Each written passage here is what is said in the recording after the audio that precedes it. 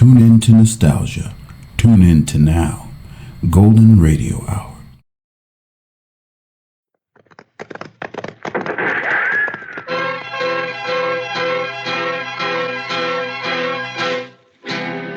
Around Dodge City and in the territory on West, there's just one way to handle the killers and the spoilers, and that's with a U.S. Marshal and the smell of GUNSMOKE.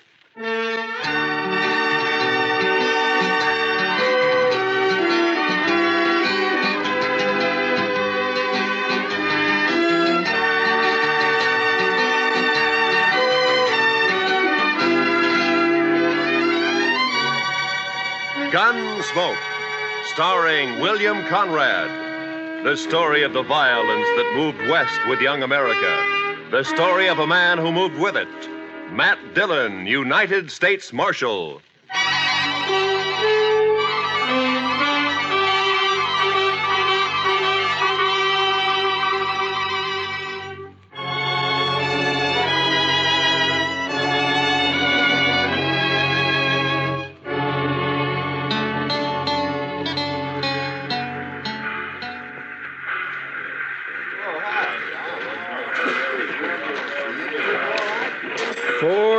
p.m. We got in right on time, Mr. Dillon. Yeah, the railroad's getting better every month, Chester. Looks like they're going to civilize this prairie yet. Well, I'm glad to hear it. All right, let's go. Well, Abilene sure don't change much. Looks about like it did the last time I was here. Now, we're getting most of the cattle at Dodge now. Boom's leveled off here. Still a rough town, though, I suppose. You think he'll put up a fight? I don't know, Chester. He's pretty mean from all reports. He may. We'll try to avoid it, though. Of course, we're only guessing anyway. He might not even be here. No, he always heads for Abilene when he gets in trouble. It's his hometown. He'll be here. One good thing, it's Bill Hickok's town, too. At least we'll have the local sheriff on our side for once. Yeah. I suppose that's some help. Some help? Well, I'd rather have Wild Bill along than anybody I know. I suppose. Chester, what's the matter with you? You're acting like a man at his own funeral. Mr. Dillon, I've had an uneasy feeling ever since we left Dodge. Kind of a hunch, you might say. It's nonsense. They're going to pick up a killer and take him back for trial. That's all. Maybe. And maybe not. Look, Chester, any man who lives by a gun knows down inside that he's going to die by one someday. But if he's got any sense, he keeps from thinking about it. Of course, he can't help getting a hunch now and then. I had plenty of them myself. Mostly wrong. Come on, Chester, let's walk down to the Last Chance and I'll buy you a drink. As a matter of fact, I'll buy us both a drink.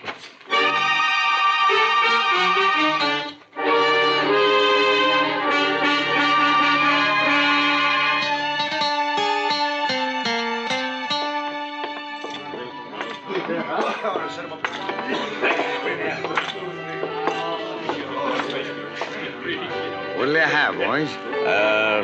Rye for me. Yes, sir. You can make mine the same. A bottle of rye and a couple of glasses. Quite a crowd in here for this time of day. Yeah. I've been looking around for Wild Bill, but I don't see him. Suppose the Daggett kid might be in here, Mr. Dillon? How he spent most of his time hanging around the saloons while he was in Dodge. Here you are, boys. Drink up. Thank you. Oh, by the way, bartender, do you happen to know a kid around town by the name of... Who, mister? What? Oh, never mind. Well, he's here, Chester. Down there at the end of the bar. Yeah, that's him, all right. Well, sir, Mr. Dillon? He's what we're here for. We gonna wait for Mr. Hickok? No.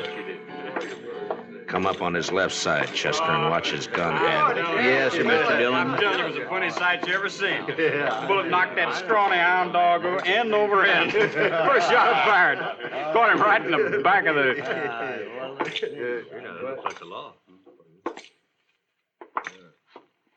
You're Jack Daggett, aren't you? That's right, mister. What about it? My name's Dillon, U.S. Marshal from Dodge. You're under arrest. You're kind of out of your territory, aren't you? Marshal's territory's anywhere. I'll take that gun of yours now. You will, huh? All right.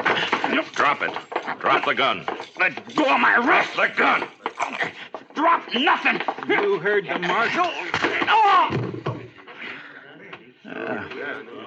That was easy, Mr. Dillon. A lot easier than what I thought it'd be. All right, Chester, put the cuffs on him. Yes.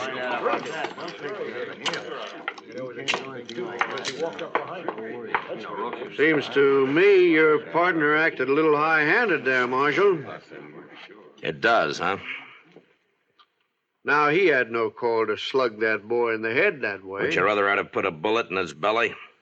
Chester saved his life, that's all. He was drawing on me. Well, now, if you'd come around and seen me before you started anything, you wouldn't have had this trouble. My name is Rourke. I'm the town constable here. I see. Young Jack here told me all about that shooting out in Dodge. Said they ganged up on him in a poker game, tried to cheat him. Forced him to shoot his way out. That's a good story. It's too bad it didn't happen that way. All right, Chester, let's get him on his feet and go find the sheriff. I reckon you won't be finding him, Marshal. Why not? Hickok's up in Topeka. Won't be back for a week or 10 days. Meantime, I'm the law in Abilene. And I got a favor to ask from you. I'd like to use one of your jail cells until 9 o'clock. That's when the next train leaves for Dodge. I'm sorry, Marshal. I got no authority to do anything like that. What difference does that make? If Wild Bill were here, he'd let me do it. But Wild Bill ain't here. I see. A lot of us folks here like to run our own town. We don't like outsiders coming in and taking over. It's 4 hours till that train leaves, Marshal. I think you're going to find 4 hours is a long time. Meaning? This young fella you arrested has got a couple of older brothers. The Daggett boys. You probably never heard of them, but you're going to. They're not going to like this. I don't care much what they like. Maybe they'll teach you to care when they hear about this. And they'll hear. Like I said, 4 hours is a long time. Look, I want you to get this straight. I came here to arrest the killer and take him back to Dodge to stand trial. I got him under arrest now, and I'm going to take him back. Maybe. All right, Chester, let's get him out of here. Get hold of his other arm there. Lift him up. Yes, sir. Take him out if you want. Mr. Dillon, What is it, Chester? maybe it was too easy.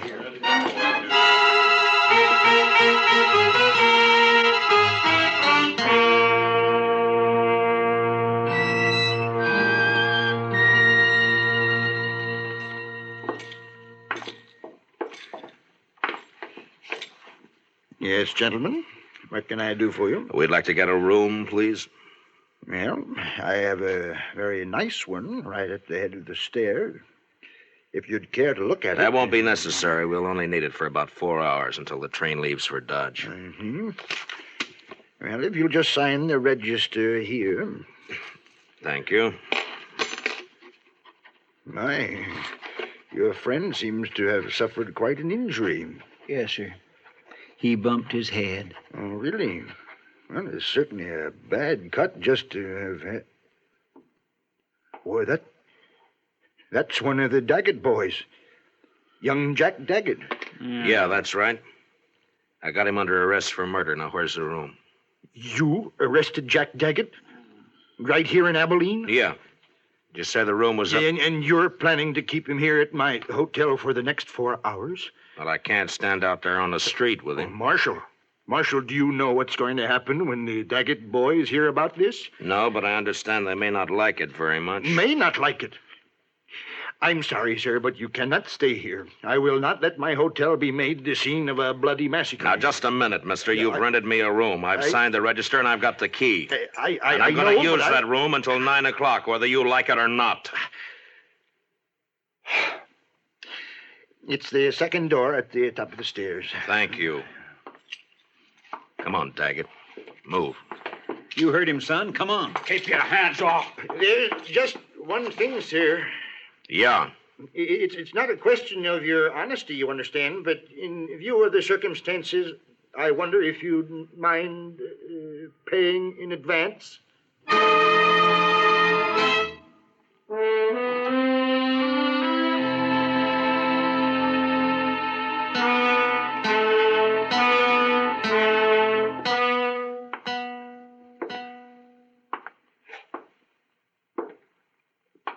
What time is it, Chester? It's 6:23, Mr. Dillon. I thought it was later than that. Yes, sir, I know. It goes pretty slow when you're waiting for something like this. I swear I wished it was 9 o'clock. I wished we were leaving on that train right now. You're not leaving on no train. Not alive. You got a one-track mind, Daggett. So have my brothers, Dillon. What they think about all the time is hands off the Daggets. That goes for you or anybody else. Reckon we ought to stuff a pillow in his mouth, Mr. Dillon? Might not be a bad idea. You won't think it's funny when they come around. But maybe they won't come around. Maybe they decided. Cover the door from the other side, Chester. Yes, sir.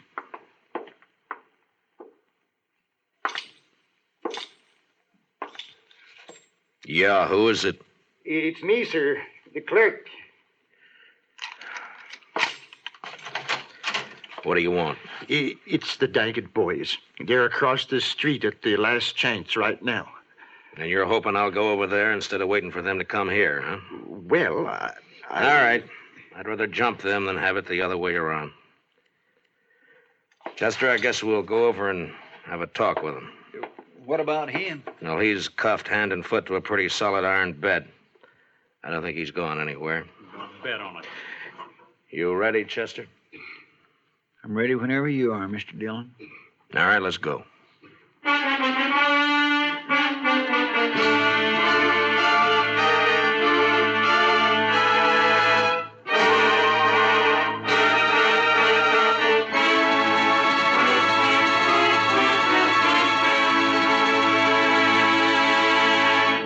We will return for the second act of Gunsmoke in just a moment. But first, this Monday night on most of these same stations, be sure to be with us when Lux Radio Theater raises the curtain on its full-hour adaptation of the exciting screenplay Phone Call from a Stranger. Shelley Winters and Gary Merrill recreate their original screen roles in this dramatic thriller about the experiences of a lone survivor of an airplane crash in bringing the tragic news to families of the victims. Remember, it's on Lux Radio Theater this Monday night on CBS Radio. Now for the second act of Gunsmoke.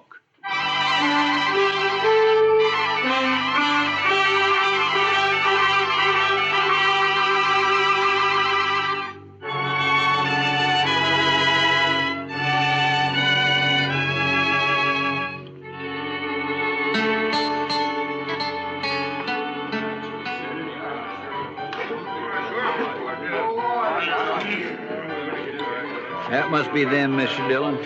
Across the room there. Yeah, I guess so.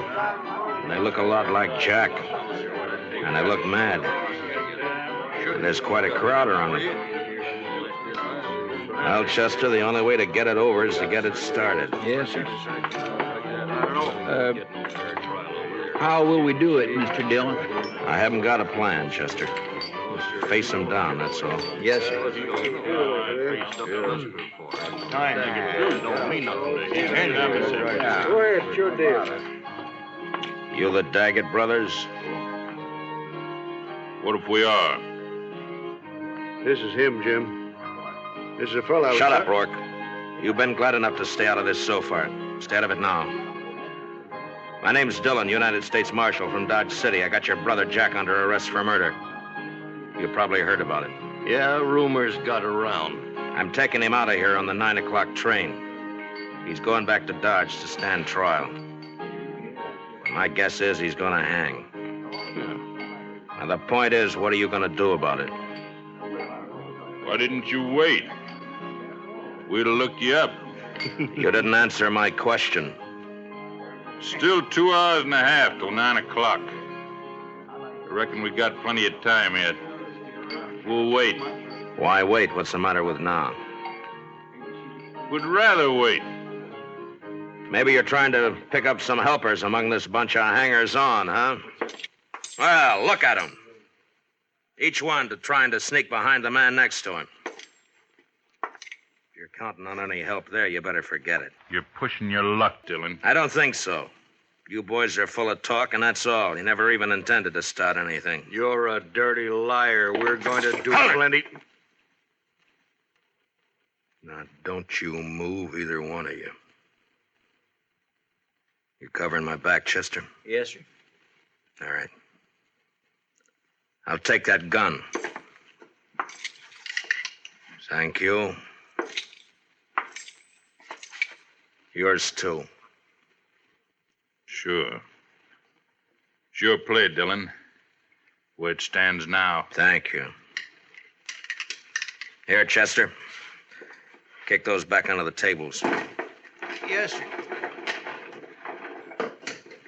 All right, folks, just leave them lay, please. Don't nobody touch them. Here, Chester. Now hold on to my gun. All right, Mr. Dillon. Now just keep them off my back. Yes, sir. You. Come here. Sure.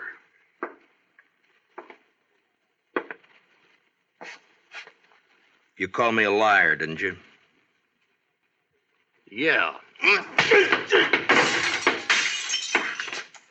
Why, you cheap tin horn, you... Who are you?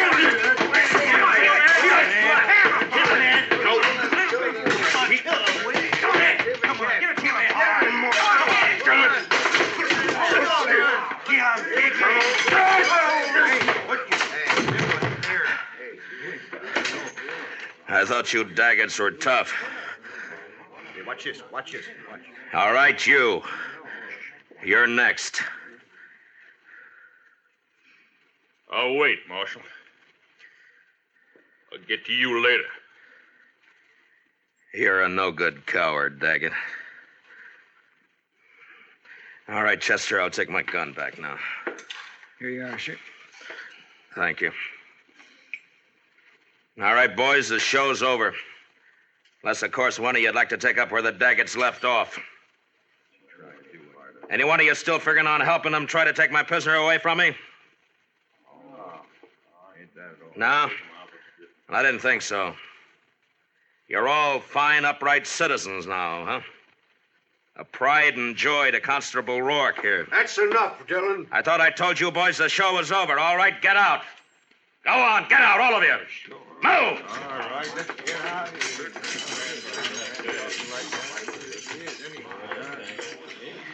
Marshal, I'd say you overreached yourself there.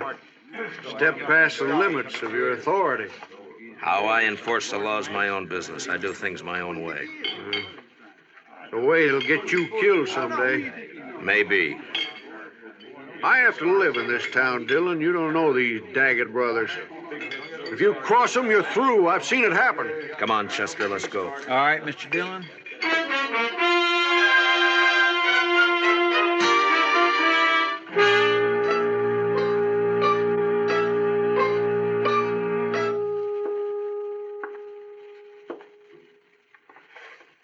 What time is it, Chester? It's 7:45, Mr. Dillon. Yeah, the time's dragging. Yes, sir. It's still an hour and 15 minutes till that train leaves. What difference does it make? You're not going to be on it. Neither one of you are. The way I'm figuring, Jack, we'll all three be on it. You wait and see. You'll never get to that train. My brothers will take care of you. They don't seem to be in any hurry about it. You wait. I sure do wish I hadn't had such an uneasy hunch about this trip. Forget it, Chester. They'll stop you. You just wait.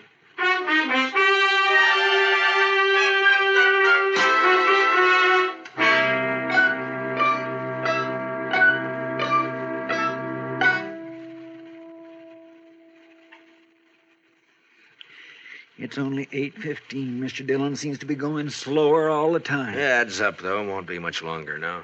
45 minutes, if the train's on time. And if we're lucky enough to get on it. Chester, you're wearing yourself out. Why don't you sit down and relax, huh? I just can't seem to set my mind to it, Mr. Dillon. No Daggett will ever leave this town wearing handcuffs as long as the other two are alive. Well, I'd think that's up to them, Jack. Sure. And they'll take care of it, too. I swear and declare, Mr. Dillon, I almost wish they would try something and get it over with. The waiting's always the worst part, Chester. You find out what the worst part is. I could slug him, Mr. Dillon. No, let him talk. Let him talk, Chester. He's only got a few more weeks to do it in. They'll never hang me. I'll never even stand trial. You wait and see.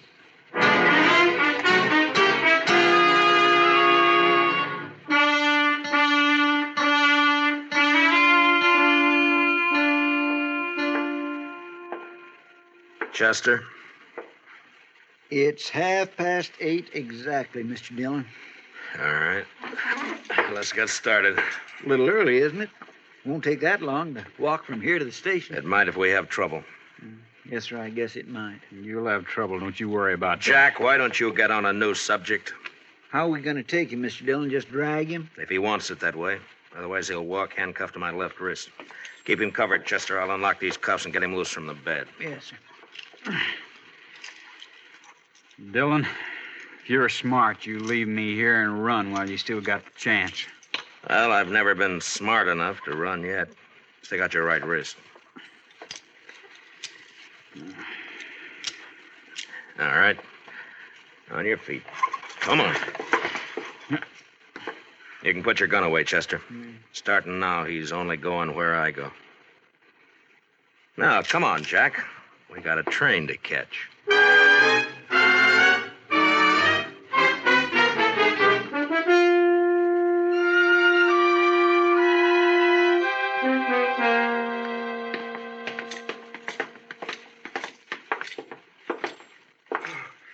Thank heaven, gentlemen, you're leaving. Yeah, we're leaving.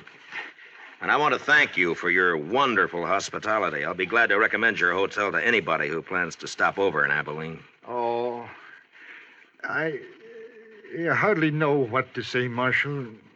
You simply don't understand. You don't know these Daggett brothers. No offense personally, Jack. I have to live in this town, and I... Come on, Jack. Now, you boys must run quite a bluff. You got everybody in town jumping sideways. You'd be smart if you did, Dillon. Good luck, gentlemen. Best of luck to all of you. All of us. Well, that's hedging his bet. Up there, Mr. Dillon. Not a soul on the street. Quiet as a graveyard. Yeah. They're going to make a play, Chester, somewhere between here and the depot. We can count on that. Yes, sir, I kind of figured they would. Especially after getting beat up over there at the saloon. Well, they would have anyway. And jumping them like that did one good thing. It scared the pack off. At least we only have to worry about the Daggets, not a mob. You'll think it's a mob Shut by up. the time... Now, from here on, you keep your mouth shut. If you don't, so help me, I'll slug you and drag you to the depot. All right, now let's go.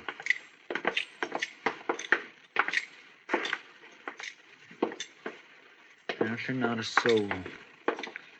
I never thought I'd see the main street of Abilene deserted at this time of night. It's not deserted, Chester. They're inside, behind the shutters. But at least they're staying out of it. I wonder if coyotes are as lonesome as they sound, Mr. Dillon. They couldn't be, Chester. Watch that left side up ahead of us, sir. It's pretty dark along there. Yes, sir. They might jump us from behind. I don't think so. Too many people watching. They gotta keep up their reputation. I hope you're right.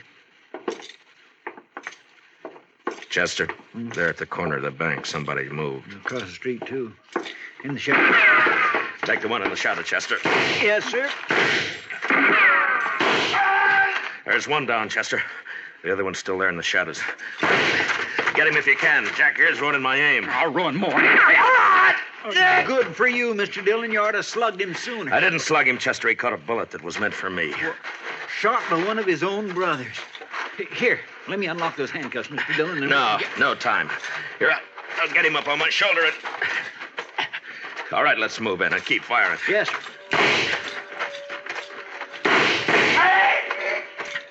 Hold it, Chester. Well, I guess we got the other one. Here, let me get him off my shoulder. Get these handcuffs off.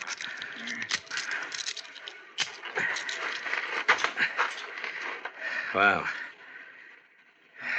there's our prisoner, Jack Daggett. Wanted for murder, killed by his own brother. Let's take a look at the others.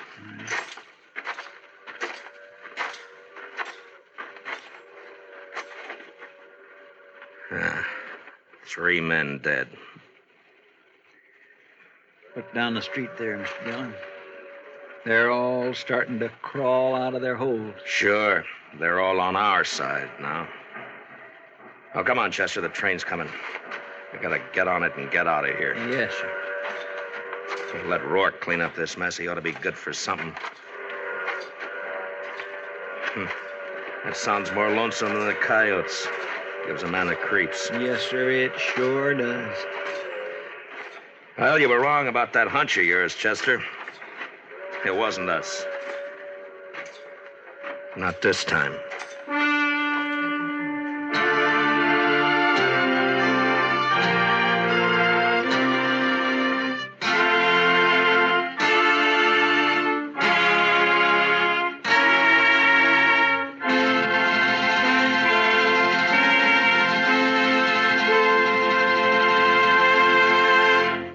Gunsmoke, under the direction of Norman MacDonald, stars William Conrad as Matt Dillon, U.S. Marshal. Tonight's story was specially written for Gunsmoke by Les Crutchfield, with music composed and conducted by Rex Corey.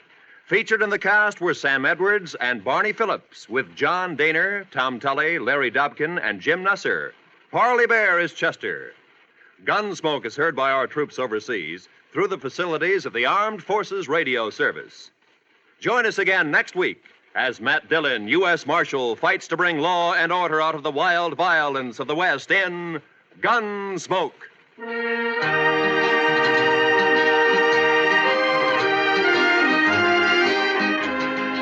Tomorrow night, Lionel Barrymore and your Hallmark Playhouse invite you to enjoy another Hollywood cast bringing you another drama in the tradition of this fine program. Every week, your Hallmark Playhouse features Lionel Barrymore as host. Frequently, Mr. Barrymore stars as well. Historic dramas, stories about the human side of patriots, presidents, pioneers, and adaptations from literature. Enjoy them on Hallmark Playhouse over most of these same stations, presented by CBS Radio. This is Roy Rowan speaking. And remember, for thrilling dramas of escape, listen Sunday nights to the CBS Radio Network.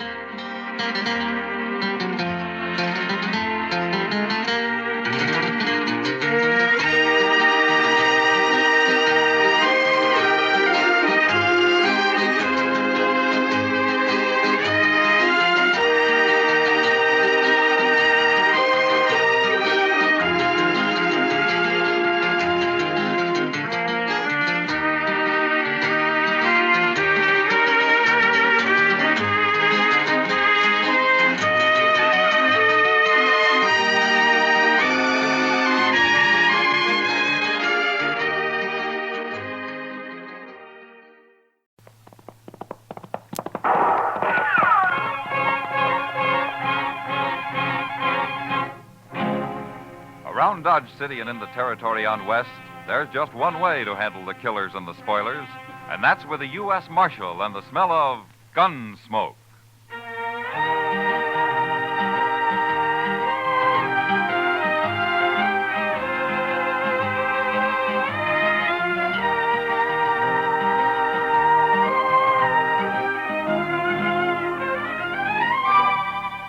Gunsmoke, starring William Conrad. The story of the violence that moved west with young America. The story of a man who moved with it. Matt Dillon, United States Marshal.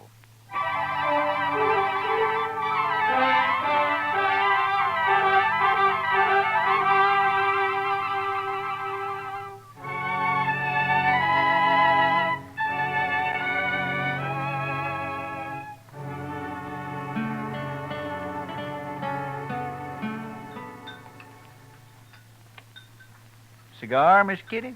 You know I don't smoke in public, Chester. Oh, excuse me. Mr. Dillon? Thanks, Chester. Yeah, I believe I will. You know, for a Cowtown restaurant, this place serves the toughest steak I ever ate. Oh, you should have had the calf fries, Kitty. Next time, I certainly will. Say, that reminds me. When are we going fishing, Mr. Dillon? You said last week we might take a day off soon. All right. How about now, this afternoon? You mean it? Well, sure. You want to go, Kitty? Oh, thanks, Matt, but there's a new girl at the Texas Trail. I told her I'd help her make a dress today. I'm late now. Huh? Well, I'll have to drop by the office first, Chester. All right. If you want any help eating those fish, let me know. You know how to cook catfish? You bet I do. We'll be around then. Hey, Mr. Dillon, look at those men down there by the jail. Huh? Now, what's so curious about a wagon load of buffalo hides, I wonder? Maybe they got a white one. If they have, I want it. See you later, Matt. Chester? So long, Miss Kitty. Kitty.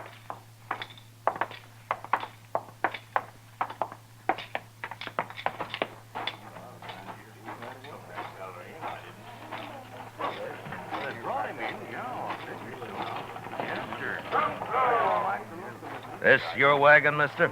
No, Gatliff's. I skinned for him. Oh, what are you doing here? What's the crowd for? Just curious. The other Skinner got hurt, and we brought him into the dock. Oh? What happens? He hurt bad? Bad enough. Gatliff didn't see any sense in bringing him into town at all. Me and the cook, we made him, though. Oh? Here's Gatliff now. Chester, go up to Doc's. Maybe you can help, huh? All right, sir. How is he? Doc will take care of everything, Toby. Never mind that. How is he? Dead. Now, let's drive these hides on down the shed. I want to get them sold and pick up our supplies. Come on. Just a minute, Gatliff. Some other time, Marshal. I'm busy. So am I. But you come into my office anyway. I want to talk to you. All this busy, bothering people. That's my office right over there. You and the cook go get them hides unloaded, Toby. I'll be right along. Yeah.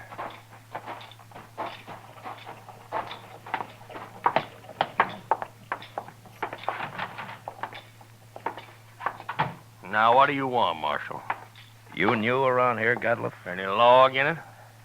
It depends. What happened to your Skinner? Billy? He hurt himself, that's all. He's dead, isn't he? Yeah, he's dead. Look, Gatliff, anything you don't want to tell me, I can ask Doc about. There's nothing to tell, Marshal. He got hurt and he died, that's all. When did he get hurt? Last night. And why didn't you bring him in last night? Why, them other fellas, the cook and Toby, they figured he was done for anyway and didn't want to bother, I guess. Is that so? You're the boss, aren't you? Sure, I am. But you know how men are when they get out in camp, Marshal. You don't want to push them too far. They get touchy, kind of. What happened to him, Gatliff? How'd he get hurt? I don't rightly know, Marshal. He was alone in camp, and when we got there, he'd gone and burnt himself. Burned? Burned with what? Hot lead, Marshal. Spilt it all over him. Oh, you mean lead for bullets, huh? That's it. Cooking up lead in a fry pan. That was one of Billy's chores, to make my bullets. He always was a mite clumsy. He sure messed himself up this time. There must have been a lot of lead. 50, 60 pound, I reckon. Oh, there you are, Mr. Gatliff. Doc Adams is looking for you. What does he want? Well, see, that man of yours, Doc's all through with him. He says you can bury him now. Oh, no. I ain't paying for no burial. He's just a Skinner I hired. Don't even know his last name. You're his boss, aren't you? You brought him in. And that's all I'm going to do for him. I ain't paying you $1. Not $1. Nobody's asking you to pay me. But you can't just leave the man in Doc's office. Somebody's got to bury him. He's just a bum who worked for me. He's not my father. Well, all the stingy Hold it, things Chester. All right, Gatliff. We'll take care of him. You can go now. He's caused me trouble enough. I don't want to hear any more about him ever. Well, that's about the most unfeeling man I ever did come across. What about that Skinner, Chester? Tell me. Oh, I swear it was terrible, Mr. Dillon. He was burned all over his head and his face and across his chest. Doc said he don't know how that fellow lived as long as he did. Could he talk? Oh, Doc told me he couldn't say a word.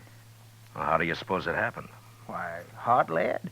Had a whole pan full of it, from what I hear. Yeah, 50 or 60 pounds of it. That much? Well, I can believe it. I can't. What man's going to pick up 60 pounds of molten lead and spill it in his own face? That's the most stupid story I ever heard. Well, say now, I hadn't thought of that. Mr. Dillon, you're right. Of course, there's another way it could have happened. What's that? Somebody could have pushed his face down into it. Oh, my goodness. Who? I don't know. Gatliff, or maybe Toby. You know where Toby went? Well, no, I don't. But him and the cook probably went over to the Alfraganza to drink up their wages. All right. Go do something about burying that man, Chester, will you? I'll be back later. All right, sir. I'll tend to it.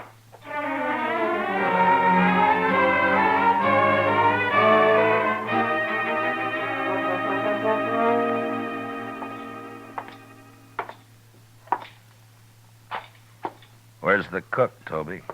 Oh, hello, Marshal. Cook, he went to get him some boots while he still had the money. Come on over to a table. I'll buy you a drink. You will? Well, I mean, sure, Marshal, sure. Sam, set out a bottle of rye and another glass, will you? Yes, sir.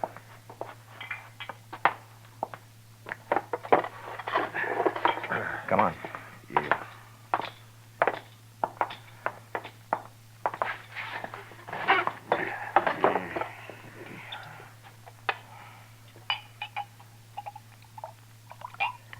Yeah, here you are. Thank you. Well, here's to your friend, Billy. He's no friend of mine, but he died a bad death. I'll drink to him.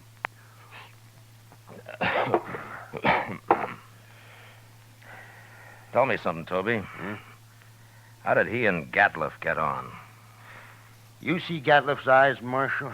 Yeah, I did. He's got powder specks shot into them. They look like turkey eggs. Yeah? You don't get on with a man like that.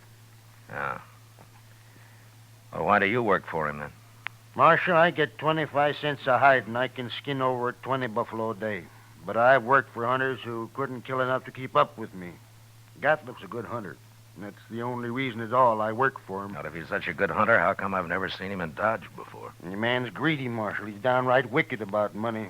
He figures he can save time and make more money by selling his hides to buyer's agents on the prairie. Nah. He gets less out there, but he can kill and sell more that way. That Gatliff never stops killing buffalo. He came in with a load of hides today. Just 'cause we made him come in with Billy. And another thing, we've been out 4 months, Marshal. He must owe Billy $800. Oh?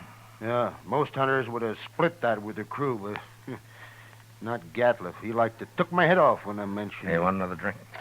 Oh, yeah, sure. Tell me about the accident, huh? Well, Billy was melting lead in a fry pan, and the way I figured he must have tripped somehow, fallen smack into it, and when we rode in, we found him rolling around on the ground. That's all I know. When who rode in? Me and the cook. The cook skins on days Billy's making bullets. Now, where was Gatliff? Oh, he went in just ahead of us. How long ahead of you? Not long, maybe about 20 minutes. Then he found Billy first, is that it? Yeah, so he did. Hey, I hadn't thought of that before, Marshal.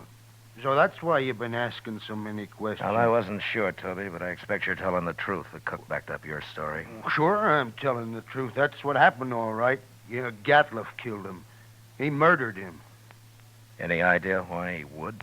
Well, sure I do. There's only one thing Gatliff wants, and that's money.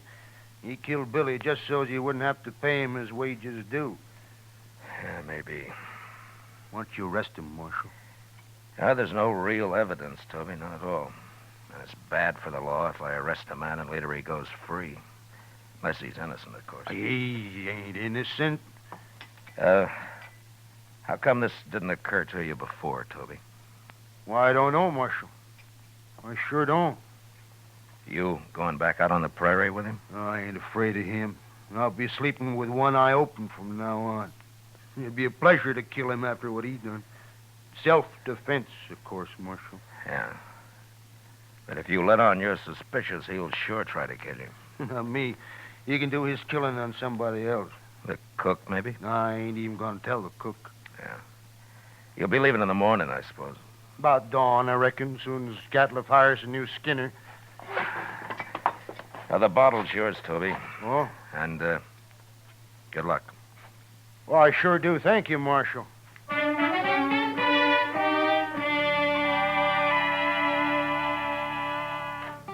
Later in the day, Chester and a couple of other men buried Billy out on the hill.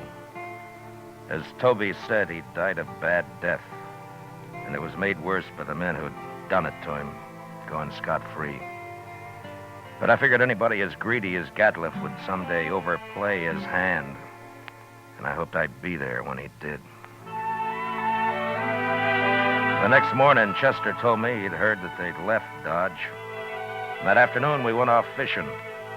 When we got back, Kitty cooked up our catch for supper, and she did a real good job of it. Yeah, that was fine, Miss Kitty, just fine. Anytime, Chester. You catch 'em and I'll cook 'em. Say, do you know how to make antelope stew I've made it. and sourdough biscuits? Of course. Oh, my goodness. Chester, you sound like you're about to propose. Oh, my gracious. No, Mr. Dillon, my. Why, Chester, I always kind of hoped. Well, oh, I didn't mean... Well, that is... I mean... Well, mercy, well, who'd marry me anyway? You ever ask anyone to, Chester? Well, yes, ma'am, once I did. Well, what'd she say? She said she would. She said, yeah. Oh, what happened? Marshal Dillon here. Yeah, come on in, mister. They sent me after you, Marshal. Nestor camp across the river. Oh, what's the trouble? A man got knifed over there. Killed. Oh, was it just a fight or what? They don't know who knifed him, Marshal. Come on, Chester. Thanks for the supper, Kitty. Sure, Matt.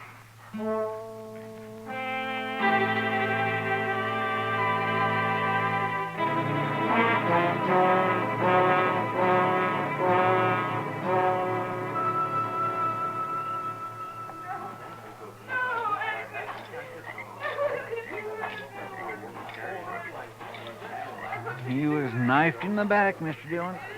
Yeah, but nobody saw it happen. No, sir.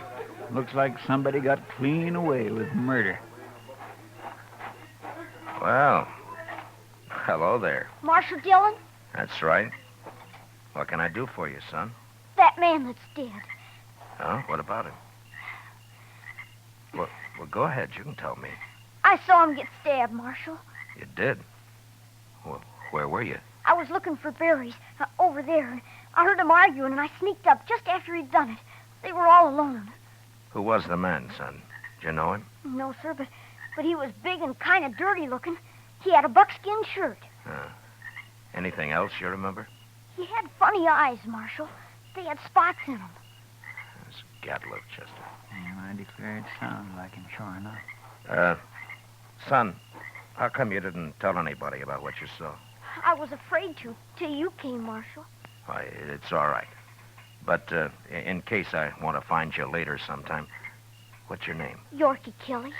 All right, I won't forget that, Yorkie. And thanks for telling me about this. Oh, sure, Marshal, anytime. Well, I hope there won't be a next time, Yorkie. Goodbye. So long, Marshal. Goodbye.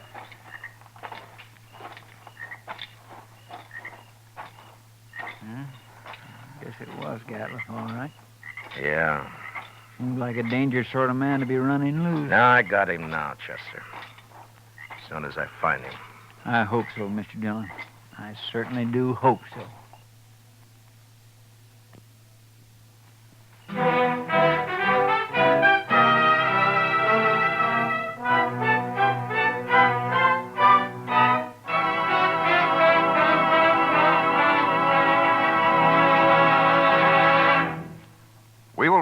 the second act of Gunsmoke in just a moment. But first, tomorrow night, Frank Lovejoy stars in the remarkable talent of Egbert Haw on CBS Radio's Theater of Stars.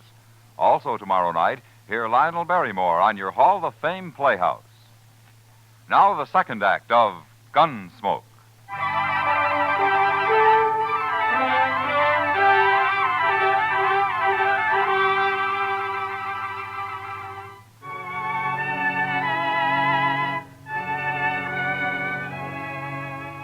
Since Gadliff would figure nobody had seen him, it wasn't likely that he'd run.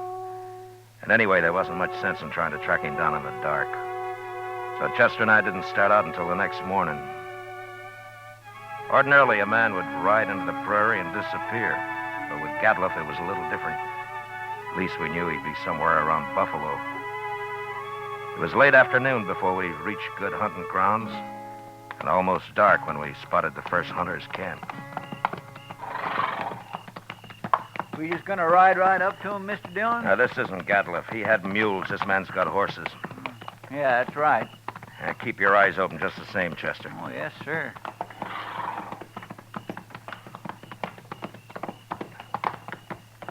Get down, stranger. Thank you.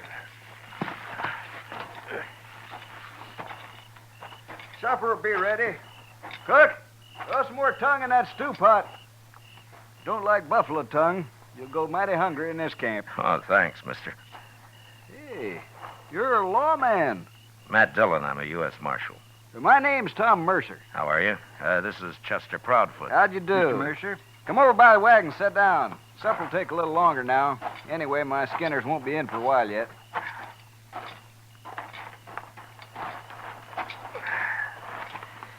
Well, how you doing, Mr. Mercer? Oh, fair, Marshal, fair. Had a stand of about 100 today.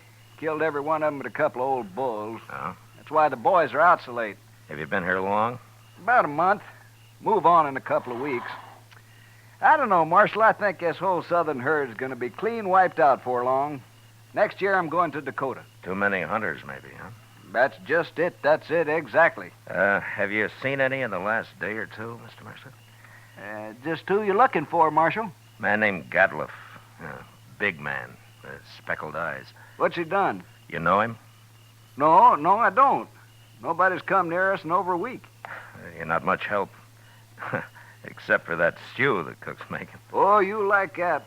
We're having dried apples, too. Oh? I mighty near could eat a buffalo raw, the entire beast. You must be part Indian. Well, no, sir. I've seen one of them eat a whole liver raw. Got propped up against a tree and ate every bit of it and then went sound asleep right there in the sun. He was sure some sight. Where'd you ever get that close to an Indian? Oh, Indians ain't always bad. Take last fall, about 20 of them rode right down into our camp. We thought we was done for, sure, but you know what happened. They were looking for meat, that's all. We let them take what they wanted, they rode away. Just as peaceful like as a man could ask. They're going to get real hungry when the herd's gone. That's so, Marshal. That is surely so. That's what makes them mad. Don't you think that's reason enough? Fella told me a couple of weeks ago he run into a bunch west of here. He was looking for scalps, all right, but good buffalo man with his old Sharps 50 can pick off Indians at 1,500 yards. They're no match for him at all. Not unless they stalk him. Oh, they've done that, sure. Hey, here come my skinners. Let's go get outside some of that stew. Oh, good. All of it. Don't you ever feed this man, Marshal? Only when he works, Mr. Mercer. Oh, now, Mr. Dillon.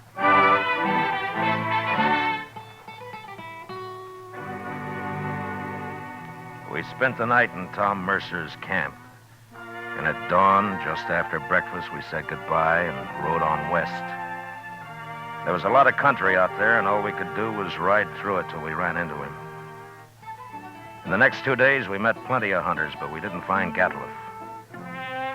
About noon of the third day, we cut the trail of a wagon train and figured that it'd be that of a hide buyer's agent who'd come into the field to do business on the spot. And an hour or two later, we saw him. A long string of ox-drawn wagons piled high with buffalo hides. And there was a man on horseback leading the train. We rode up to him. Hello there. Well, that's quite a load you got, mister. 10,000 so far. But what are you doing way out here, Marshal? I'm looking for a hunter named Gadliff. You know him? Sure I do. Just picked up a load from his Rick early this morning. Is he in trouble? Yeah, he sure is. Where is he? Straight south here a couple of miles. Can't tell you exactly. He moves around a lot. Well, that's close enough for us. Thanks a lot, mister. Sure, Marshal. I never did like him anyway.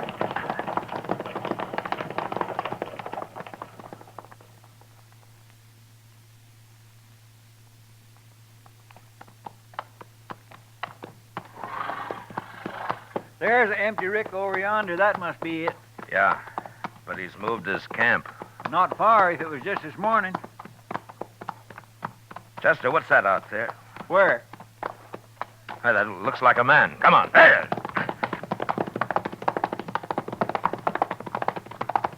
Oh.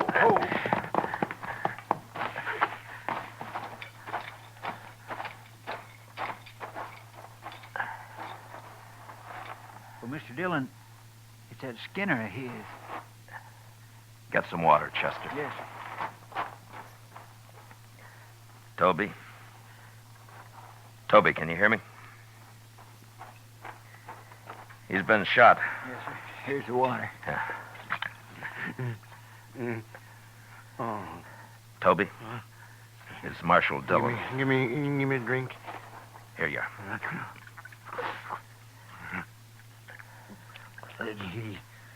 He shot me, Marshal. Oh, what happened? Where's the rest of the crew? They run off. He took his wagon and the horses. He went kind of crazy when he found out. That's why he shot me. You know where he is now? No, I don't know, Marshal. He shot me, and then he said he was going hunting. He's going loco. Going loco. Now, take it easy, Toby.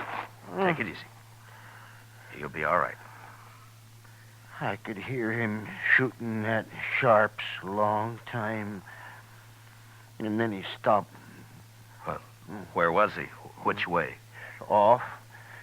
Behind me there. I could hear him.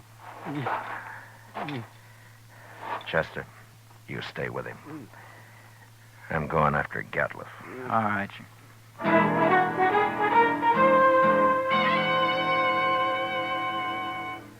Off in the direction Toby had indicated, there lay a large, isolated hollow surrounded by low ridges. When I reached it, I dismounted, and I crawled up to where I could look down into it. There was no sign of Gatliff, but lying on the prairie floor were the bodies of countless fresh-killed buffalo. It was a strange sight. The old bulls, the cows, the little calves lying there blackening the prairie grass. I got up and stood, looking at it for a long time. And then suddenly, out in the middle, I thought I saw a slight movement. And a second later, there came the familiar boom of a Sharps 50. And I dropped behind a ridge and waited. And then Chester rode up.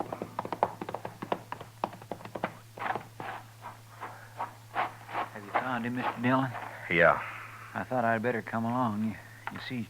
Toby's dead, is that it? Yes, sir. All right. Gatliff's down there in the middle of the hollow. But we can't get anywhere near him as long as he's got that Sharps rifle. He's killed a small herd of buffalo in there, and now he's lying out in the center of them. Well, that's the darndest thing I ever heard of, Mr. Dillon. He must have gone crazy, just like Toby said. Yeah. What's he shooting at now?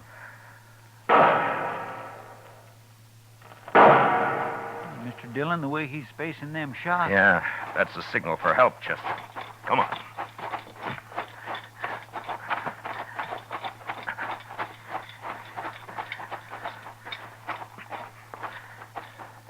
Say, maybe this is a trap.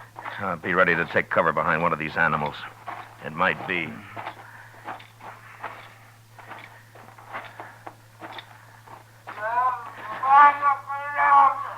Sounds like he's been hurt. Yeah. Keep your head up.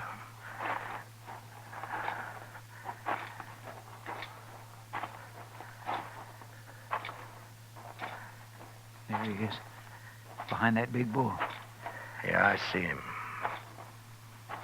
Well, Mr. Dillon, He's all... There have been horses in here. Indians. My goodness. Come on.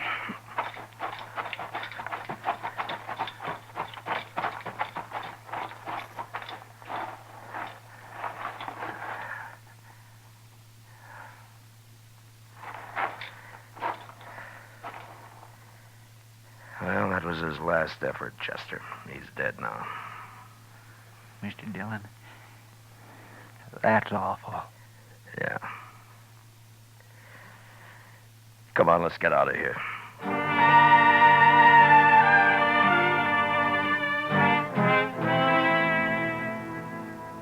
I don't know how the Indians caught Gatliff.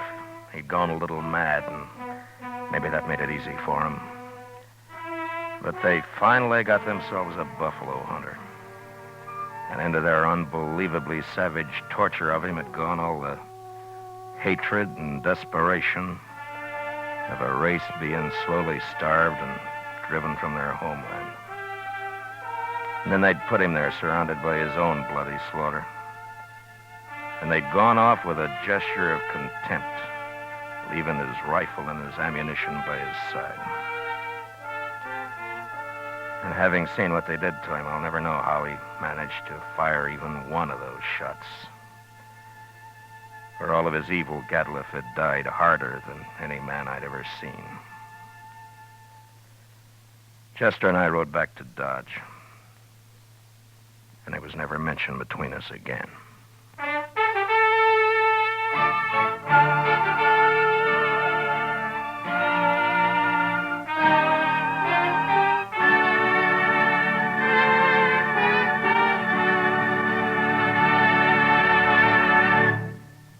Gunsmoke, under the direction of Norman MacDonald, stars William Conrad as Matt Dillon, U.S. Marshal.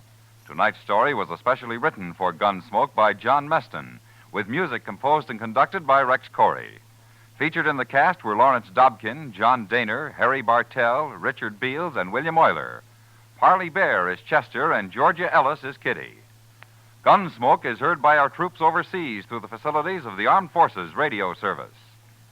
Join us again next week as Matt Dillon, U.S. Marshal, fights to bring law and order out of the wild violence of the West in Gunsmoke.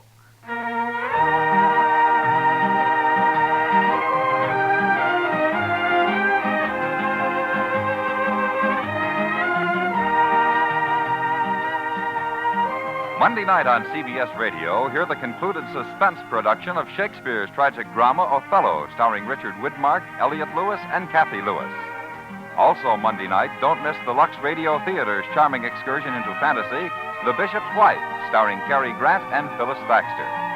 George Walsh speaking, and remember, there's fast, funny quizzing on The Bob Hawk Show, Monday evenings on the CBS Radio Network.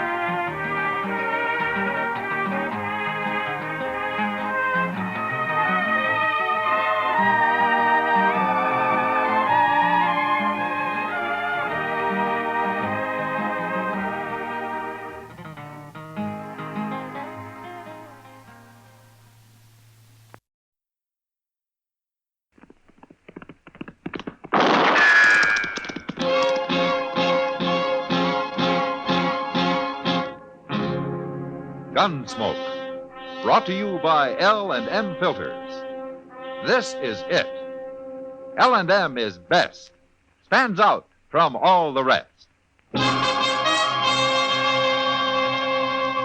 Around Dodge City and in the territory on West, there's just one way to handle the killers and the spoilers, and that's with a U.S. Marshal and the smell of Gunsmoke.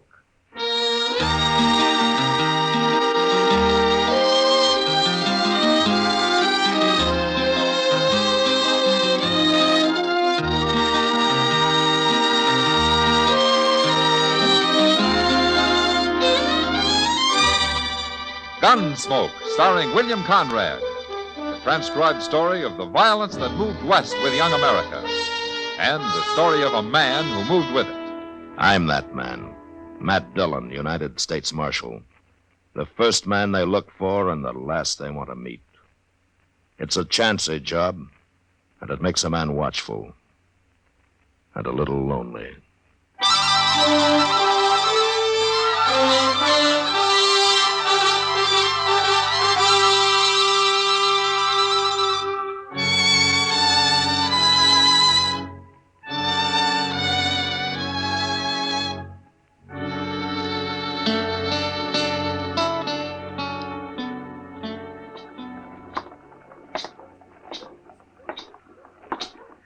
Morning, Doc. Chester. Hello, Matt. Hey, we've been waiting for you, Mr. Dillon. Oh, is there something wrong? Yes, sir, it's Mr. Doby.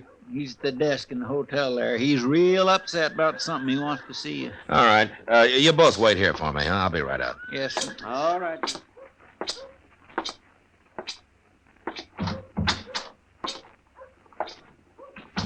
Marshal Dillon, I've sure been wanting to see you. Oh, what's the trouble, Mr. Doby? You got a riot in here or something? There'll be a riot if you don't get them people out of here, Marshal. What people? The Daggets, that's who. Well, who are the Daggets? Big Dan Daggett, he calls himself. And he is big, too, Marshal. I never heard of him. He's only been in Dodge since yesterday. He's one of them mountain men from on west. He's a hunter or something, one of them real hairy fellas. Shouldn't be allowed around other white men. Oh, why not? What's he doing?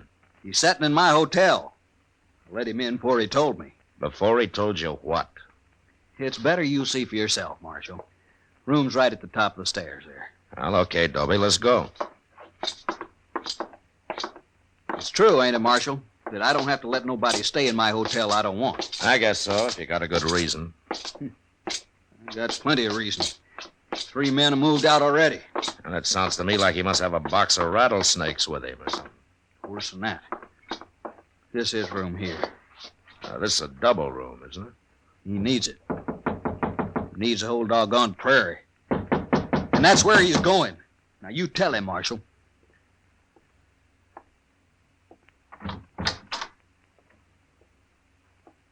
Hello? I got the U.S. Marshal with me this time, Daggett. Oh? I'm Marshal Dillon, Daggett. Doby wanted me to come over here and meet you. Come on in. Well, you were right about his being big, Doby. Man can't help being big. It's no offense. It's all right. There've been times I wished I was smaller. Not that I can't move as fast as any man. I'm easier to see is the only bad part. Tell me, Daggett, what's the trouble between you and Doby here? It ain't my trouble, Marshal. All right, Doby, I guess you better explain. There's nothing wrong here that I can see. It ain't him. It's his wife. What?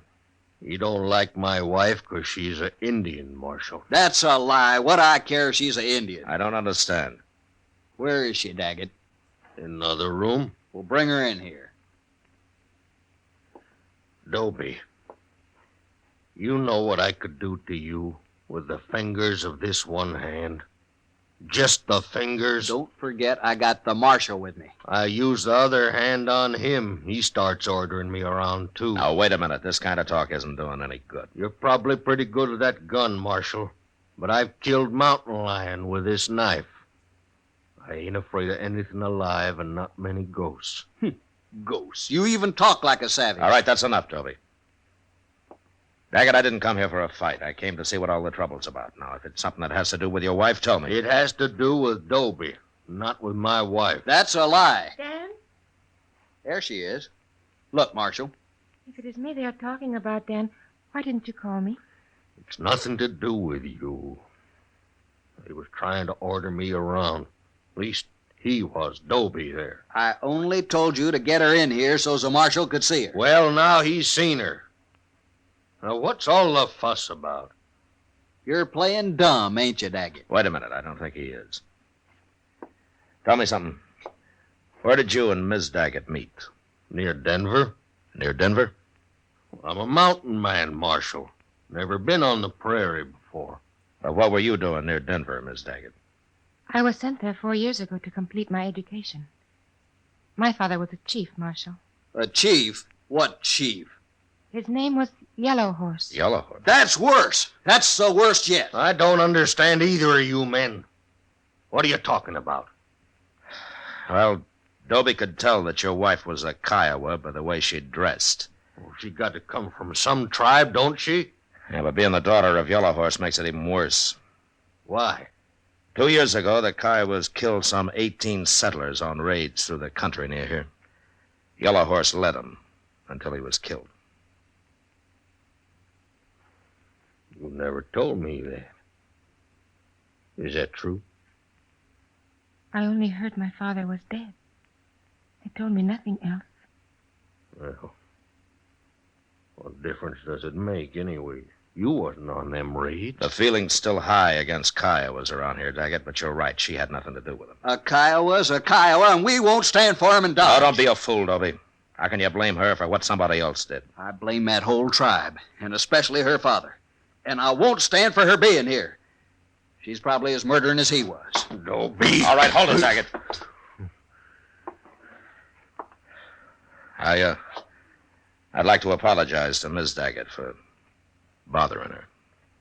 Apologize? Let's get out of here, Dobie. Now. No. You come here to throw him out, and you're going to do it. Dobie, I guess I'm a little like Dan Daggett here. I don't like taking orders very well either. All right, Marshal. If the law won't help me... The law won't help you. And don't you try anything else. Now, come on, we're getting out of here.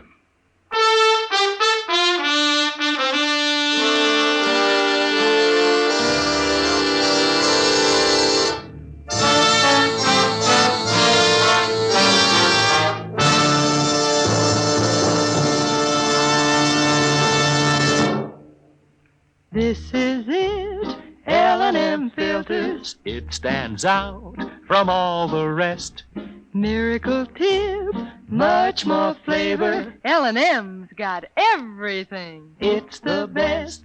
Yes, L&M is best. Stands out from all the rest. L&M stands out for flavor. Flavor. Flavor. Flavor. The miracle tip draws easy. You enjoy all the taste. L&M stands out for effective filtration. Filtration. Filtration. Filtration. No filter compares with L&M's pure white miracle tip. L&M's got everything. It's America's best filter tip cigarette.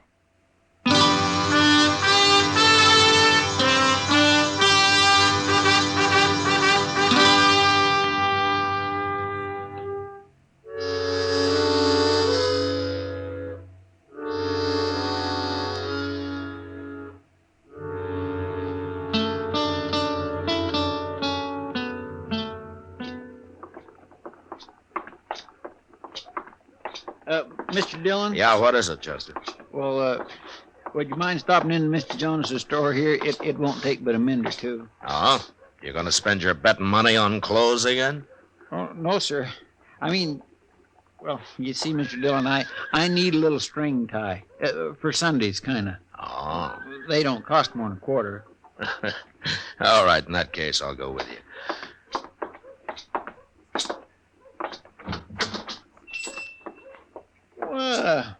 There's Miss Kitty. Hi, Miss Kitty. Hello, Chester. The ties is hanging back over there, Mr. Dillon. I won't be long. All right, Chuck.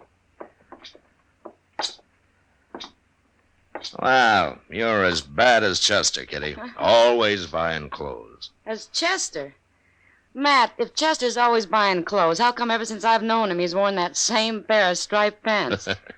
Well, he's careful with them, I guess. He never gets them torn. You'd have to go to bed if he ever did. Where's Mr. Jonas? Out back. He's showing Dan Daggett and his wife something. Oh, are they here? Sure. He introduced me to him. Big Dan Daggett. Like you said last night, Matt, he earned the name. He's a buffalo, that man. Yeah, he sure is. His wife's name's Rose. Said you couldn't pronounce it in Indian, so he made it English. She's a beautiful little thing. Ah, she's prettier than most women around here. Thanks. Oh, no, Kitty. No, you're right. She really is.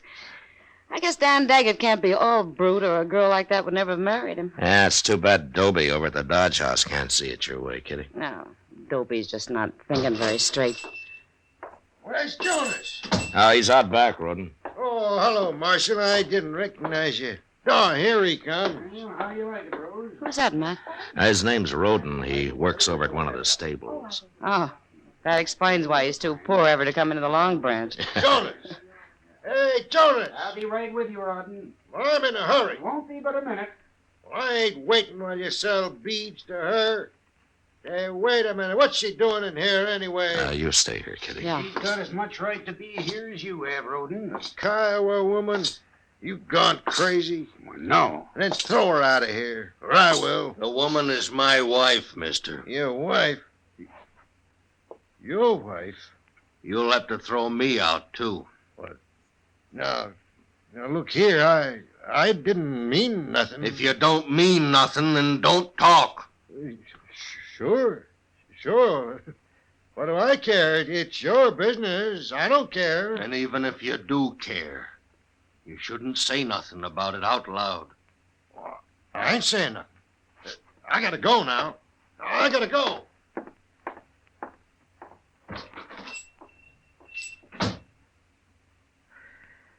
Well, it looks like you handled that pretty well, Daggett. Can't fight every man in the world. No, I guess you can't.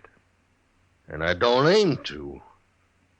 Long as they don't push me too far. Is Dobie leaving you alone? Oh, he's doing a lot of talking around. He's trying to stir up trouble. But before it comes, we'll probably be gone. Back to Colorado in the mountains. Oh? But Marshal... Yeah? You come and see us sometime the next day or so. Rose would kind of like that. Well, thank you, Daggett. It'd be a pleasure.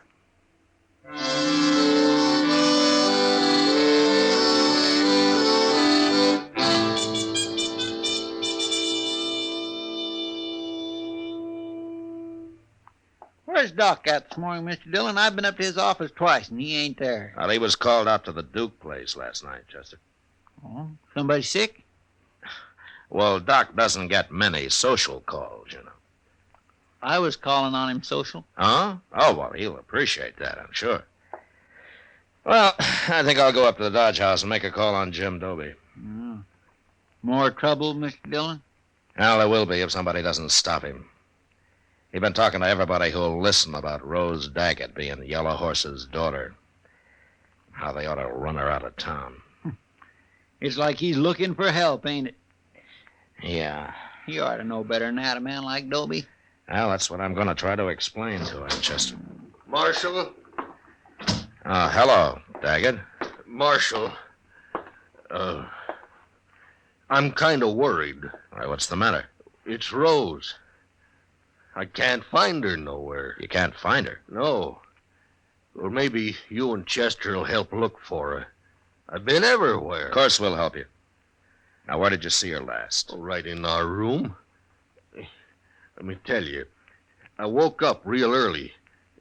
Couldn't get back to sleep. I didn't want to bother Rose, so I got dressed. I went out in the street and I walked around. I wasn't gone more than 1 hour, Marshal. Shouldn't never have left her. Well, did you ask him at the hotel? Did anybody see her leave? There wasn't nobody at the hotel. Not when I went out, not when I come back. Nobody could have seen her. Well, where could she have gone to that hour in the morning? She wouldn't have gone nowheres, Chester, not Rose. What I can't understand. Well, all right, let's start looking for her. Oh, come on. I guess we'll start with a hotel. Sure do want to thank you for this, Marshal. You too, Chester. Oh, we'll find her, don't you worry. Hey, there. Yeah, it sure is. Look, he's got somebody with him. That's Rose. That's Rose in that buggy. Rose? Rose, what are you doing there? Hello, Dan. Well, get down. Here, I'll take you. You will have to carry me, Dan. Where you been?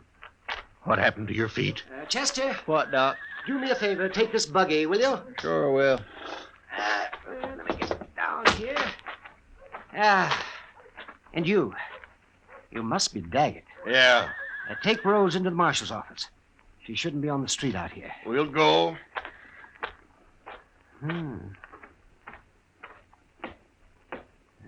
She told me about her husband, Matt, but she didn't tell me that he was that big. Come on, let's follow him. Yeah. Tell me, Doc, what was Rose doing with you? I found her out in the prairie, about 10 miles east of here. Well, what was she doing out there? I'll let her tell you that. Just you stay and sit right there, Rose. I'm all right there. Oh, Doctor, this is my husband, Dan. Well, I kind of gathered that, Rose. Glad to know you, Dan. Yeah. Good thing you come along, Doc. You feel up to telling the whole story, Rose? Mm-hmm. I expect the marshal here will be interested, too. Yes, all right. Good. And then I want you to come up to my office with me. Yes, Doctor. Has she been hurt, Doc? Go ahead, Rose. Tell me. Well, early this morning, I woke up when somebody tied a bandana over my face. Never should have left you alone. Oh, that is foolish talk, Dan. It was not your fault.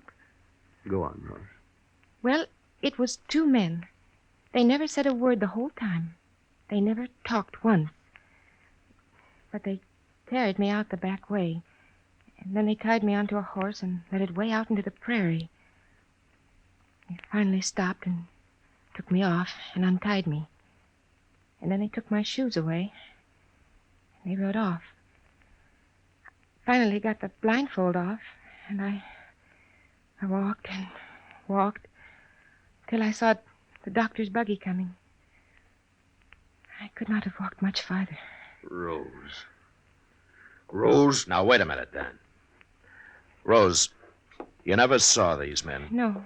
And you never heard their voices. No, but I heard them walk.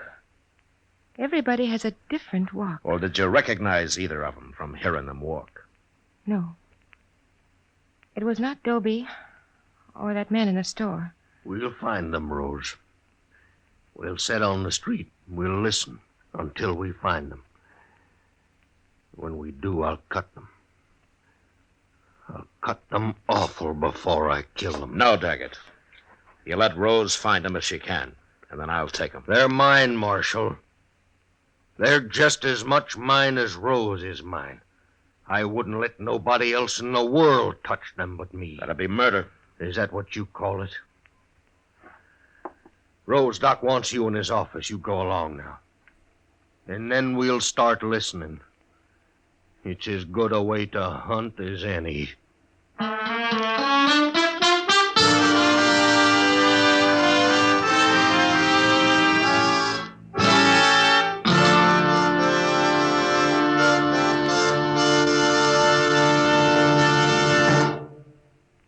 L&M is best.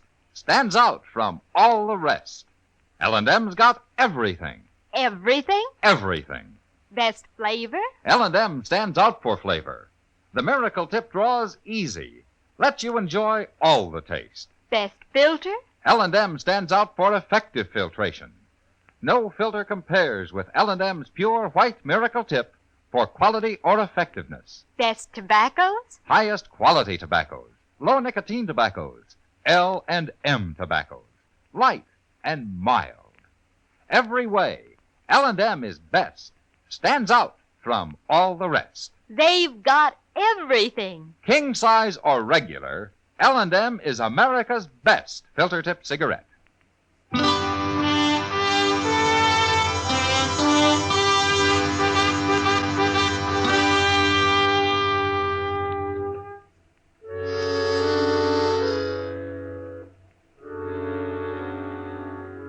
For the next few days, the Daggets took up their post on the boardwalk halfway down Front Street. Rose would sit there for hours, her head down, her eyes half closed, listening to the footsteps of hundreds of men as they passed. And Daggett would stand at her side, his bowie knife in his belt, waiting with animal patience for a sign from his wife. But it didn't come. And I began to hope that for his sake the kidnappers had left the country and nothing had happened. And then the morning of the third day, Chester and I were loafing around on the porch of the general store. Oh. Where's the Daggets this morning, Mr. Dillon? They ain't over there where they usually are. Well, I guess they haven't started yet, Chester. I swear every man in Dodge must have walked past there by now. All but two, maybe.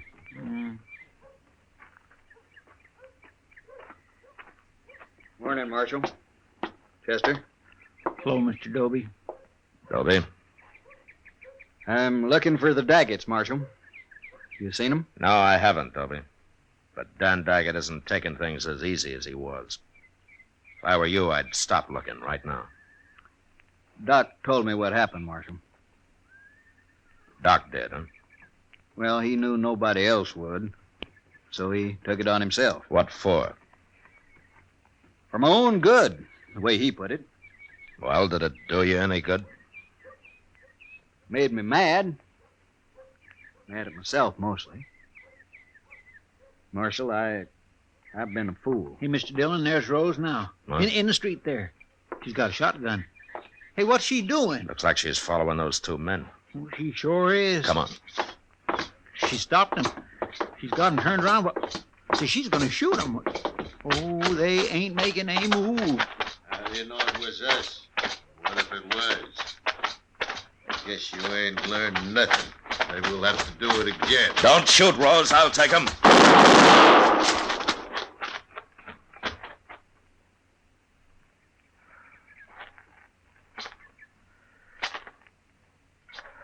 All right. Give me the shotgun, Rose. It is empty, Marshal. Why did you do it? I'd have arrested him. Dan would have found a way to kill them, even if you had. They're dead, Mr. Dillon. Both of them. Who are they, Chester? I never saw them before in my life. A couple of strangers, I guess.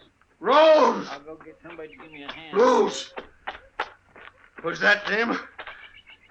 Why didn't you tell me? What'd you run away for? Why'd you kill them? They are the ones, Dan. How'd you know? Where did you spot them? They walked past our table while we were eating breakfast. And you said you was going up to our room. I did go. Long enough to get the shotgun. Why didn't you tell me? Why'd you have to kill him? I could not see you hang for what happened to me, Dan. I'd have gladly hung for it. Anything's better than your going to jail. I will not mind, Dan. It'll kill you. I won't let it happen. It ain't right. Don't try to take her, Marshal. Don't you try. I know how you feel, Daggett. But I've got to arrest her. Rose has got to stand trial. What'll they do to her? Well, I don't think there's a judge in Kansas who'd convict Rose for what she did under the circumstances. Marshal Dillon. Yes, what, Doby? I gotta say something, Marshal. All right, say it. Them two men she killed. I just looked at them, and I don't know who they are. But I've seen them. So? I seen them the other day when I was talking the way I was. They heard me. They was listening. Go ahead.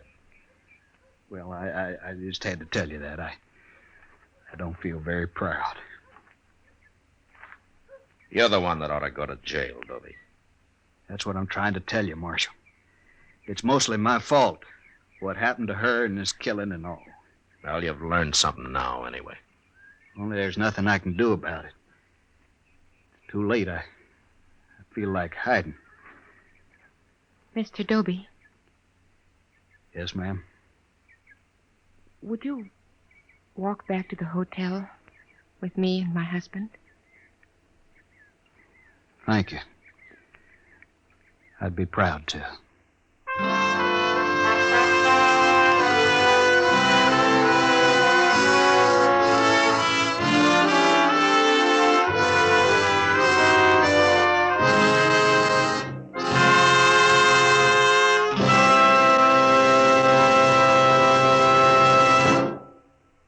Now our star, William Conrad. Thank you, George. Today, there's one filter cigarette that stands out from all the rest. L&M stands out for flavor, for effective filtration, for highest quality tobacco. L&M's got everything. That's what makes it America's best filter tip cigarette. Try L&M's king size or regular. I know you'll go for 'em.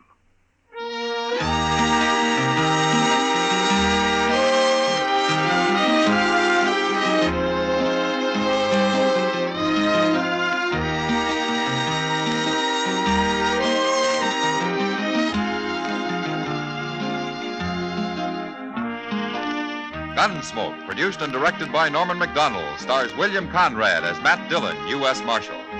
Our story was specially written for Gunsmoke by John Meston, with music composed and conducted by Rex Corey. Sound patterns by Tom Hanley and Ray Kemper. Featured in the cast were Lawrence Dobkin, Harry Bartell, Lillian Baeff, Clayton Post, and Joe Duval. Harley Bear as Chester, Howard McNear as Doc, and Georgia Ellis as Kitty.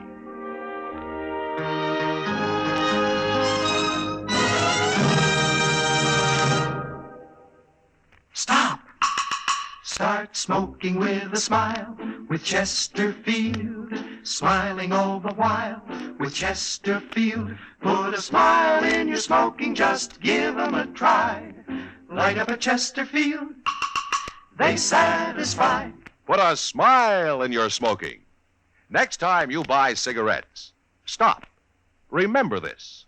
In the whole wide world, no cigarette satisfies like Chesterfield.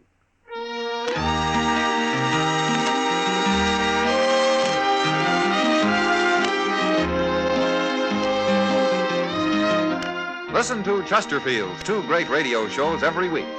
The Perry Como Show every Monday, Wednesday, and Friday, and Dragnet, Tuesday nights on another network. Remember, listen again next week for another transcribed story of the Western frontier when Marshal Matt Dillon, Chester Proudfoot, Doc, and Kitty, together with all the other hard-living citizens of Dodge, will be with you once more. It's America growing west in the 1870s. It's drama. It's Gunsmoke. Brought to you by L&M Filter. This is the CBS Radio Network.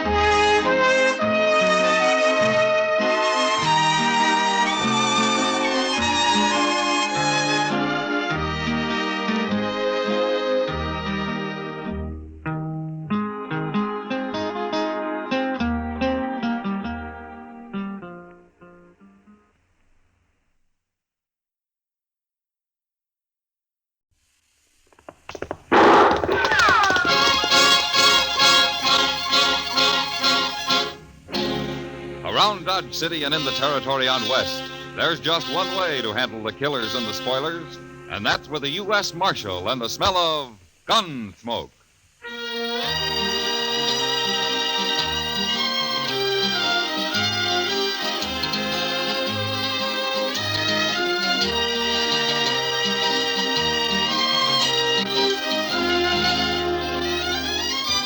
Gunsmoke, starring William Conrad.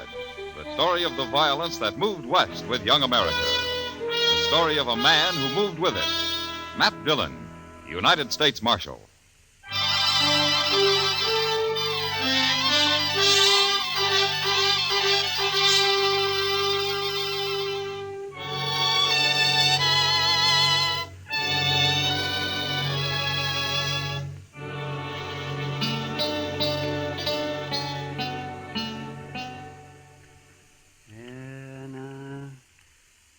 Hold tight now, Matt. That's it. I've got it. Almost. Ah! there it is, yes. Well, a little piece of lead, just as we thought. You see? Now, that took you long enough, Doc. Now, don't you blame me. You should have come here before. People never do go to a doctor until the last minute. I've carried that lead in my leg for over a year, Doc, and never did bother me any. The only reason I came up here today is because you weren't busy and I didn't have anything else to do myself. Aren't you through yet? No, I'm not through yet. I'm looking for my needle. I've got to take a couple of stitches in it first. Oh, yes. And if you're talking like that just to get my fee down, you're wasting your time. You know, it's when I'm not busy that I'm poor, and I have to charge more. There, now, that ought to hold you fine. Not much of a wound. The lead worked right up next to the skin. I could have cut it out myself. Yeah, but you didn't. And it's going to cost you $5. $5? Well, you're the only patient I've had today. I got to make out somehow. Oh, hand me my pants, Doc. How is he, Doc? Oh, he'll live, Chester. Worse luck. Say, there's a fellow in the office downstairs wants to see you, Mr. Dillon. Oh, who is it, Chester? He didn't say. All right. I'm ready. We'll finish our discussion at supper, if you like, Doc. Well, there's nothing to discuss, but I'll eat with you anyhow. Thanks. See you later.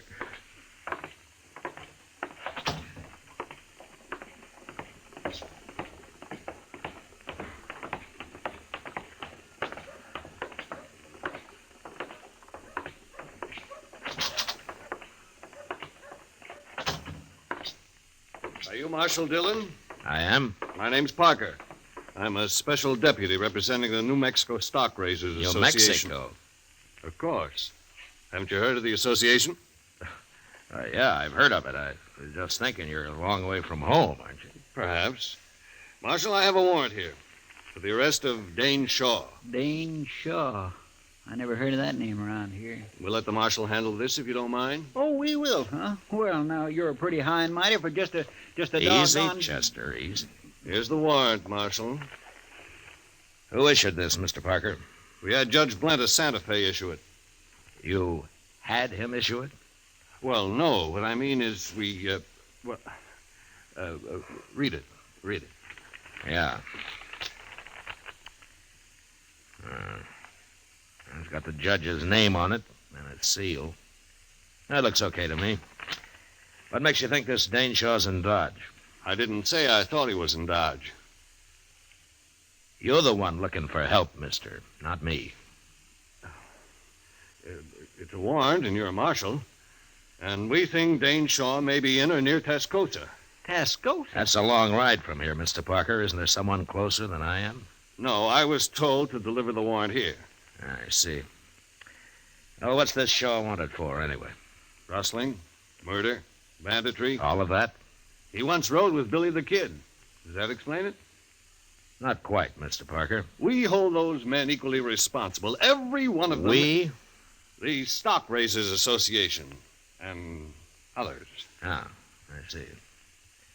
Now, you say Shaw once rode with the Kid. You mean he isn't still with him? Shaw left the gang just 2 years ago. Who told you he did? Pat Garrett. Pat Garrett? Well, if he said so, it's probably true. We've got to put a stop to that gang, Marshal. New Mexico is like an armed camp till we do. But Shaw isn't with the Kid anymore. He's of the same breed, and he'll be back, maybe with his own gang. Yeah, that's possible. In any case, the man's wanted, and you have the warrant. Why don't you come down to Tascosa with us, Mr. Parker? No, that's not my job. I'll wait right here in Dodge. Yeah, I thought so. Any idea what Dane Shaw looks like? 6 feet, black hair, about 180 pounds. That's not much help. Anything else? They say he has a knife scar across his ribs on the left side. Well, that's something. Where's he from? Who knows where any of those men come from? They all lie, anyway. Why, they say Billy the Kid claims to have been born in New York. Well, maybe he was. Oh, nonsense. How do you know? Well, I was born in New York, for one thing. And you couldn't both have come from the same town.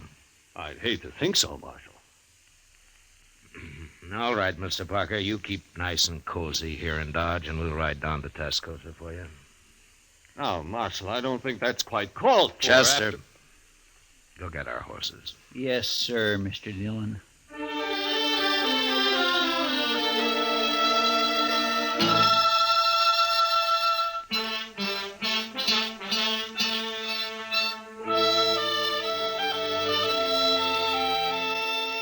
Tascosa lay on the Canadian River, a couple of hard days' ride south. Until recently, it had been a Comanchero trading point. Now it was mostly a center for cattle thieves looking for a place to spend their money. I hadn't been there for several years, and when we rode in, I was surprised to see how much the town had grown.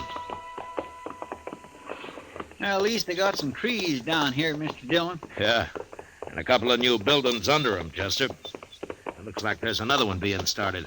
It's going to be a big one, too. Doesn't look like a house, though. I wonder what it is. Now we can ask in the saloon over there. The Red Deer. That's a pretty fancy name. Maybe we can find out if there are any respectable citizens in this town. There don't seem to be anybody here at all, sir, respectable or otherwise. How about that? Oh.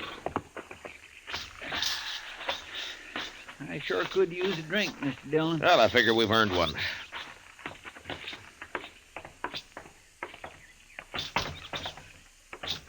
Gentlemen, what'll it be? Beer. Oh, Mr. Dillon. One beer, one whiskey. Right.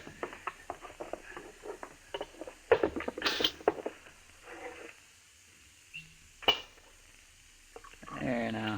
That's the best-looking thing I've seen yet in this town. Here's how. Tascosa's changed some. You been there before? Yeah, some time ago. What's the new building they're putting up? Oh, that's going to be a schoolhouse. A schoolhouse? In Tascosa? Yes, a few men have moved into town with their families. Kids need a school, so it was Nat, of course, got it organized. Nat? Nat Temple. He owns the Red Deer here. Oh, I see. He must be sort of the leading citizen here, then, huh? In most ways, I suppose he is. Mm-hmm. I'd like to talk to him. Where is he? Out back, building a fence. Door's right there. Oh, thanks. There's your money. See you later. Sure.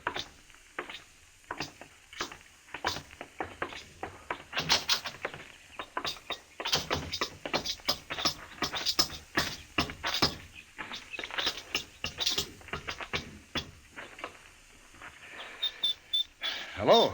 Mr. Temple? Nat Temple. I'm Matt Dillon, and this is Chester Proudfoot. I'm glad to know you. Barkeep told us that we'd find you out here. That's Mike Parsley. He's a good boy. I gathered from him that you were the right fellow to come to, Mr. Temple. What can I do for you?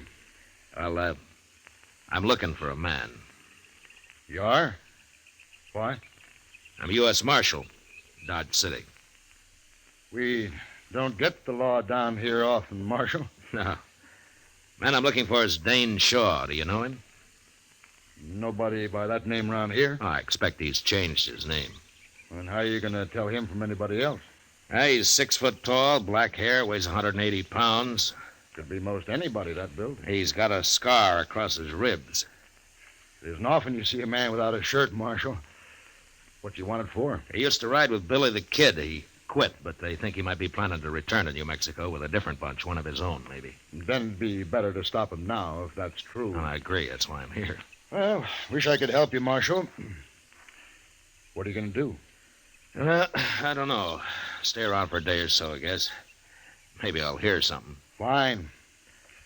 You know, it'd be too bad since that fella quit the Kid if he went back to the same old outlaw life. Sure. But he probably will. Men don't often change. Some do if they get the chance. Take Mike Postlin there, the barkeep. Oh? What about him? Mike used to carry a gun for Harry Gunter. Gunter calls himself a rancher down here, but he spreads a mighty big loop. You mean he's really a cattle rustler? Yeah, everybody knows it, but nobody's proved it yet. And one reason was because of Mike. He sort of kept everybody off Gunter. How? Mike Postle's pretty fast with a gun. I see. How come he's tending bar for you, Temple? Well, I'll tell you. He have decided himself to stop working for Gunter, and one night he was telling me about it, and I helped him decide the rest of the way. Ah. And then you gave him a job, huh? That's right, Marshal. He'll make out fine if Gunter lets him alone. Well, that was decent of you, Temple. I hope it works. But being a lawman, I suppose you don't think it will. Well, a lawman isn't all bone, Mr. Temple. Lawman could arrest Mike Postle right now for what he's done. You can't arrest everybody. But anyway, if I were handling it, I'd go after the head man, Gunter. They don't seem to think you're way over in New Mexico. Well, I hear Pat Garrett's after Billy right now, and he'll get him with any luck at all. Pat's a good manhunter. Maybe. But they also want this fella Dane Shaw. Yeah, there's a warrant for him signed in Santa Fe. Yeah. If Pat does stop Billy, there's no point in letting Shaw come back with a new gang. If that's what he aims to do. Well, he might have it in mind. Well, Marshal, that's your problem. Right now, come on inside and have a drink on the house. Oh, thanks, Mr. Temple. It'll be a pleasure. And then I'll tell you where you can get something to eat that won't poison you. Say now, I think I'm going to like Tascosa after all. Sure you are.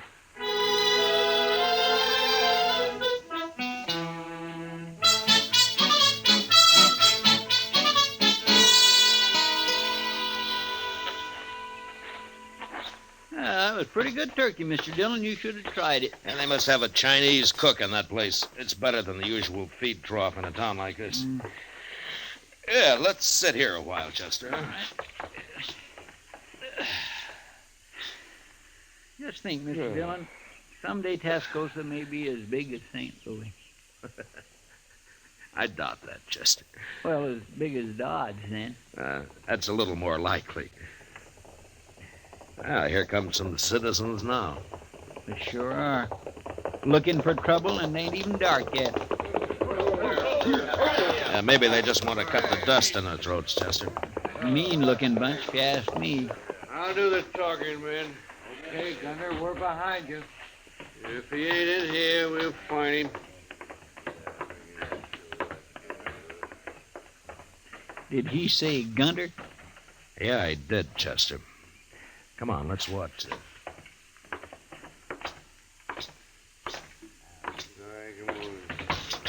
I didn't expect... Over here, Chester. Yes, sir. You come here for a drink, gentlemen? No, Postle, we didn't come here for no drink. And state your business, Gunter. You're the first man ever walked out on me, Postle. I don't like it, and I don't aim to tolerate it. That all? There's two reasons you're coming back. I'm not interested in your reasons, Gunter. One is I need your gun. I'm through selling my gun. And the other is you know too much about my business. Your business is your affair, Gunter. You know I don't talk. Maybe. But you're still coming back. That's so? Which one of you's gonna bring me back? You're pretty handy with that six-shooter of yours, Postle. Ain't any one of us fool enough to go against you. That's about what I figured. But you can't shoot the whole bunch of us. I'll sure try hard. And you'll die trying. I'm telling you, Postle, be back in camp a day after tomorrow. We ride in after you. Wait a minute, Gunter. What do you want, Timber? You've caused enough trouble already. I ain't through yet. Gunter, if you come back here, you'll have to face me. No, Temple, no. Shut up, Mike. Now just remember that, Gunter. I'll be here, too. And you'll both die. Come on, men. Who are those two? I never seen it before. Just a couple of grub line riders, I guess. Let's go up to the bar, Chester. Uh-huh. I've seen him, Marshal. That's Harry Gunter. Well, Gunter's not my business, but I wish you luck with him. Mike and me will face him down.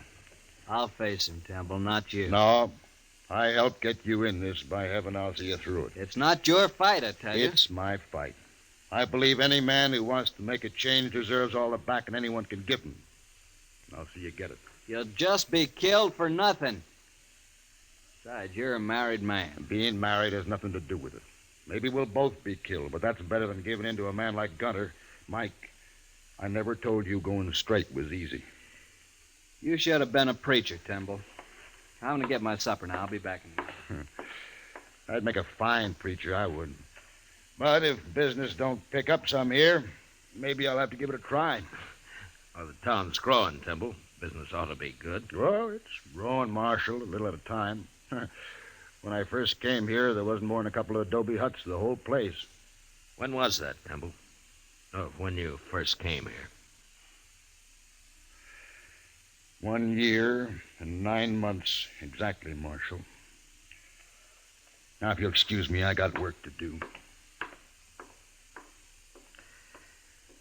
Let's get some air, Chester. All right.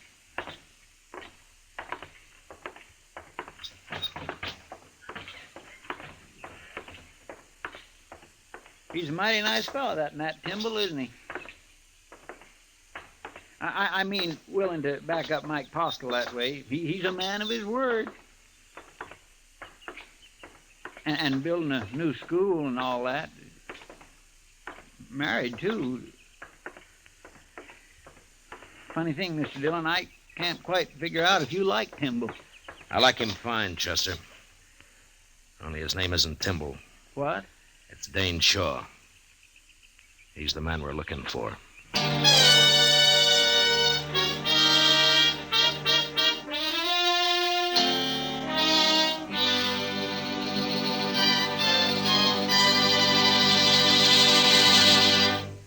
We will return for the second act of Gunsmoke in just a moment. But first, tomorrow night on most of these same stations, CBS Radio presents Dick Powell in the role of Richard Diamond, private detective. Remember, Richard Diamond, private detective, calls on you via CBS Radio tomorrow night. Now the second act of Gunsmoke.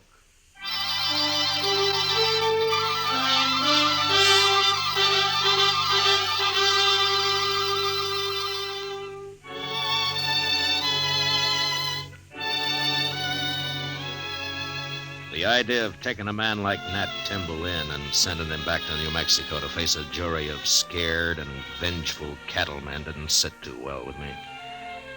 Anyway, I decided I had to wait it out at least until Harry Gunter made his play. 2 days, Gunter had said. And the night before the final day, Timble asked Chester and me to a little dance they were having to celebrate the start of the new schoolhouse. And there we met Ms. Trimble. A fine-looking woman with a strong face and steady blue eyes. If you'd like some punch, gentlemen, my husband's serving it right over there. Yes, I might enjoy sampling a little, ma'am. I'll be right back. Chester. Yes, sir? Huh? Oh, my goodness. Oh, excuse me, ma'am. I'd also enjoy fetching you a cup of that punch. Oh, thank you, Chester, but I'll have some later. Well, sure, ma'am. Anytime. I'll be right back. I'd be foolish not to take advantage of your husband's being busy, Miss Timble. Would you do me the honor? No offense, Marshal, but I'd rather get a breath of air outside. Why, certainly, ma'am. Would you accompany me? Why, of course.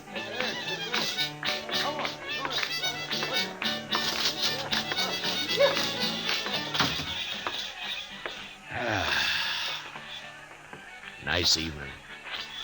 You think it'll hold, Marshal? Oh, it won't rain. Not for the next couple of days, anyway. That's not exactly what I meant. I was wondering how nice tomorrow evening will be. Afraid I don't quite follow, ma'am. After Harry Gunter and his gang ride in. Oh. Well, now, I wouldn't worry about that, Miss Timble. My husband's involved, Marshal. I'm bound to worry. Of course. It's not that I don't want him to back Mike Postle and fight alongside him. He's got to do that. But I don't want him killed. He's the finest man that ever lived, Marshal. Yeah, sure, Miss Timble. He believes that a man's got a right to change, and he's willing to die for that. I know. Tell me, do you think he's right, Marshal Dillon? In spite of what the law might say, do you think he's right? I think he's right, ma'am. I had a feeling you would. But maybe things will work out all right tomorrow. Maybe everything will be fine. I hope so, Marshal. Anyway, I'll bring our son up to know his father for the rare kind of man he is. Oh? I didn't know you had a son. We haven't yet. What? I haven't even told Nat. But we're going to have one, Marshal. Oh, I see. Shall we go in now? And I'll be your partner for the next dance, if you like. What? I'd be proud, Miss Timble. Real proud.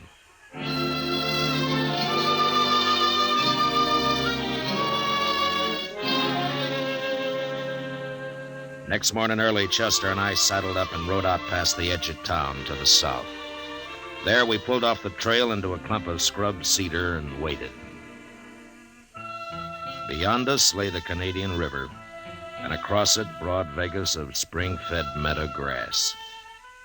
As we watched, a buffalo, cow, and calf came to the river and drank. And then they suddenly moved off upstream and disappeared in the mesquite. And a moment later, 6 horsemen came out of the distance, riding hard for the river and for Tascosa. I reckon that's them, Mr. Dillon. You, don't have to do this, Chester. I know it. Any objections to me using a rifle? There are no rules in this game. I'll feel a mite cozier behind the Winchester. Eyes open, Chester. Yes, sir. Come on.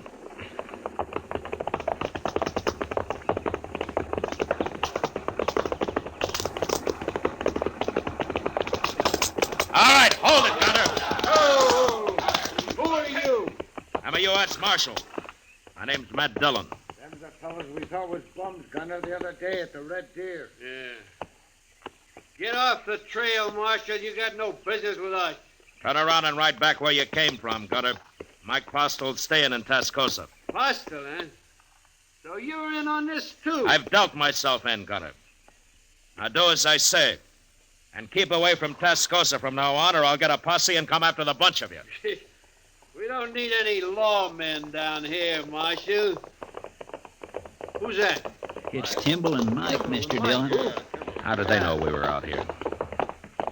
Looks like we won't have to go into Tascosa, Marshal. We can settle this right here. You were missing this morning, Marshal. I kind of figured we'd find you hereabouts. You and Timble both ought to stay out of this. This is my trouble. It's a little late for that now, Postel. Well, the odds are down, Gunner. They sure are. I ain't facing all them. Come on, Gunner. We'll catch Postel later when there ain't such a crowd. Here we are. Not me. I'm going. Shut up. Timble, you're responsible for this. I'm proud of it, Gunner. Get him and Postel, men. Get Stop them. it, Gunner!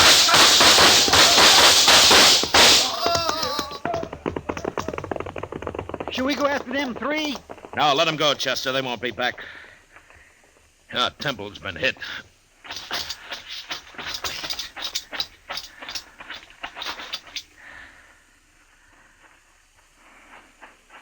How is he, Marshal? He got hit bad. Chester, go see if Gunter and those other 2 are really dead. Yes, sir. I told him not to come along. He wouldn't listen to me. Here, let me pick him up and get him back to town. No. No, it's no use. He's done for, Postel. Are you sure?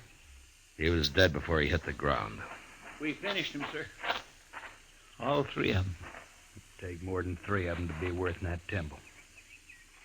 I'm sorry, Postel. Done enough for me already. Why'd he have to come here? This was my fight, not his. No, Postel, not the way he looked at it. You see, Timble himself went straight a couple of years back. He did? Yeah. I came down here carrying a warrant for his arrest. You ain't gonna be able to take him in now, are you, Marshal? No, I'm not. You know, I'm kind of mixed up about you. Coming down here to arrest him and then meeting Gunter and them out here today. I'm not important, Postel. Just you remember what kind of man Timble was. I ain't likely to forget. I'll swear to that, Marshal. Good. Look, you and Chester stay here. I'll send a wagon out from town. I'm going in to see Ms. Tyndall.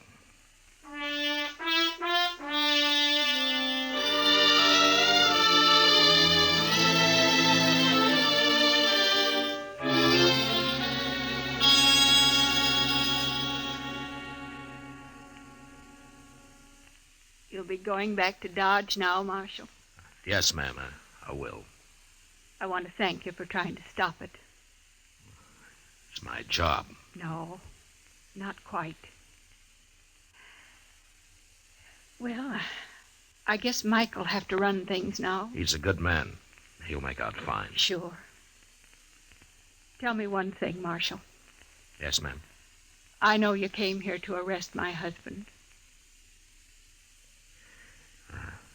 I figured you did. If this hadn't happened today, would you really have taken him back? Miss Temple, I don't know. But I tell you one thing. If I had, it'd have been my last act as a lawman. You mean you'd have quit after? I'd have quit. If you're around in Tascosa again, Marshal, come and see us. Me and the baby. I'd be proud to, ma'am. Real proud.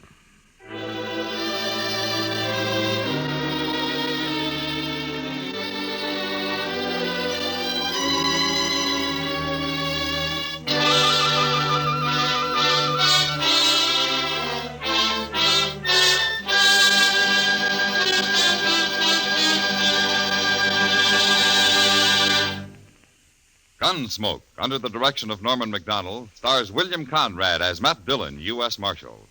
Tonight's story was specially written for Gunsmoke by John Meston, with music composed and conducted by Rex Corey.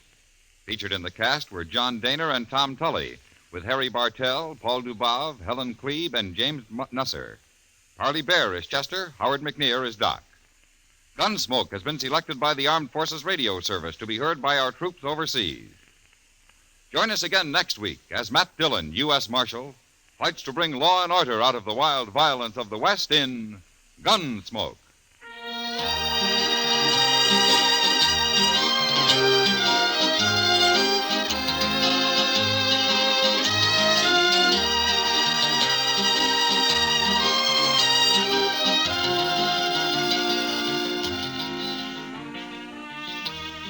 Tennessee and Virginia are the home states for CBS Radio's Saturday Night Country Style just a bit later tonight.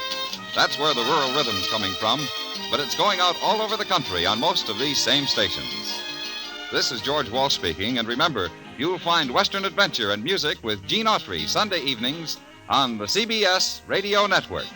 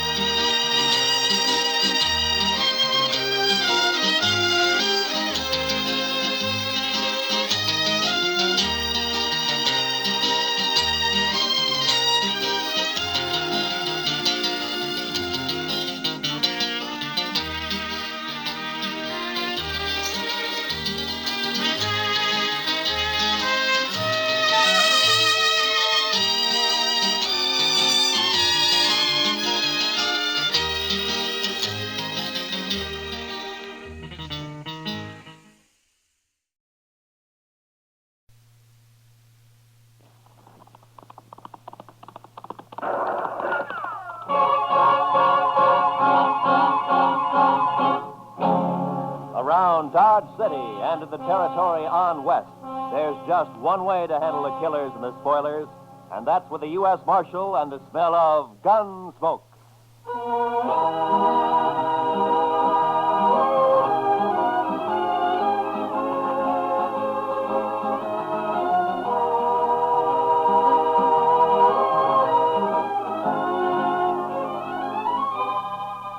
Gunsmoke, starring William Conrad, the transcribed story of the violence that moved west with young America. The story of a man who moved with it. Matt Dillon, United States Marshal.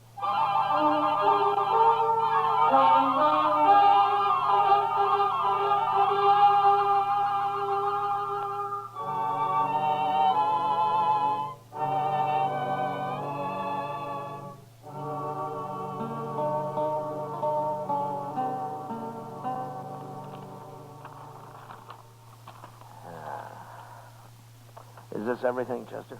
Well, there might be more later when they finish sorting the mail. Hey, where's that telegram? Oh, what telegram? I thought I put it right on top. Let me take a look. Oh, yeah. Here it is. Might be important. Oh, we'll soon see. Oh, that's from Bill Hickok. Up in Abilene? Yeah.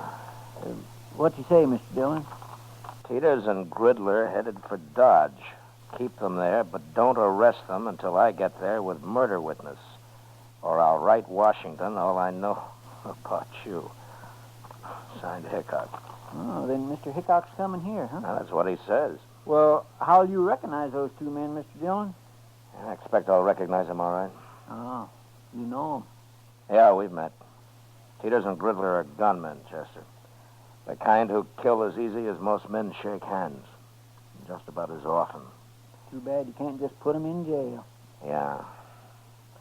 Well, we'll start meeting the trains. There's one in at noon, sir. Good. Then we'll meet it.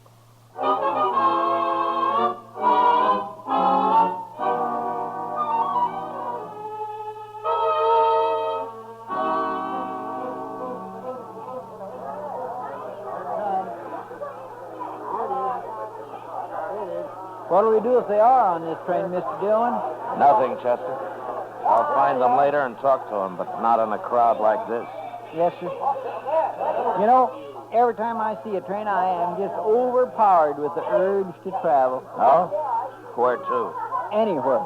Anywhere but Kansas. Well, I don't think you'd like it back east any better. Why not? You just have the urge to come out west again. I know your kind. I suppose you're right, sir. But still, it'd be good to walk down a street that wasn't all heat and dust and that wasn't crowded with a lot of grimy men looking for trouble.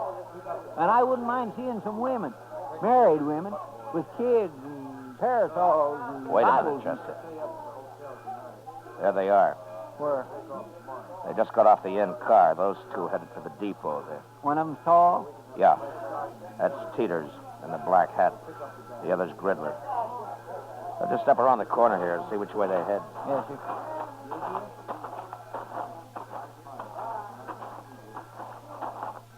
There they are. Yeah. Looks like they're going to the Dodge house. Now, let's follow them.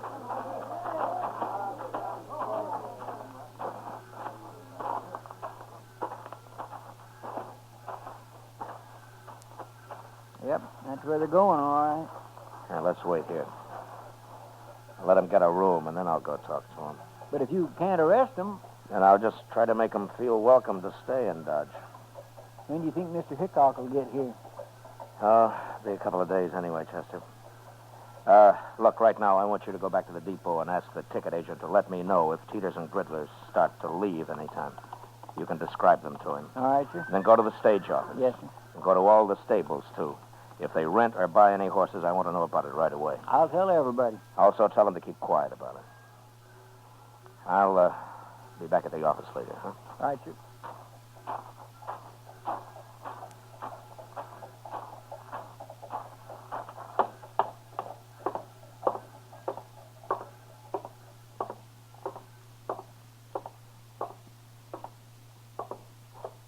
What can I do for you, Marshal? Two men came in here just a minute ago. One of them was tall, black hat. Well? Well, what, Marshal? You were here. Did you see him? Those were gunmen. I could tell. The tall one's Teeters and the other one's Gridler. Those the names they gave you? Yes, but there'll be trouble if you try to arrest them here, Marshal. Can't you wait until they're outside in the street someplace? No. What if they're after you? I've got nothing to do with men like that, Marshal. There's no reason in the world that Now, they... just take it easy. They never heard of you, and I'm not going to arrest them. But since you're a good, helpful citizen, maybe you can tell me what room they're in. Certainly, Marshal, certainly. Number 25. Up the stairs and turn to your left. Thank you very much.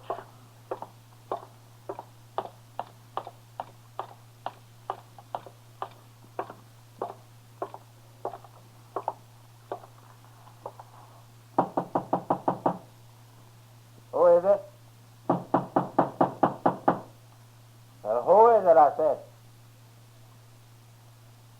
All right, open it, Gridler.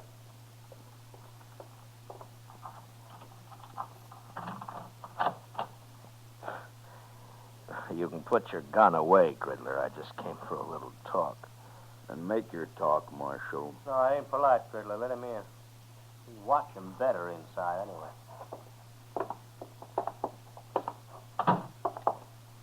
Hello, Teeters. What's on your mind, Marshal? I'm just trying to think. Last time I saw you men was in, let me see, was it Tascosa? Never mind all that, Marshal. Why are you here?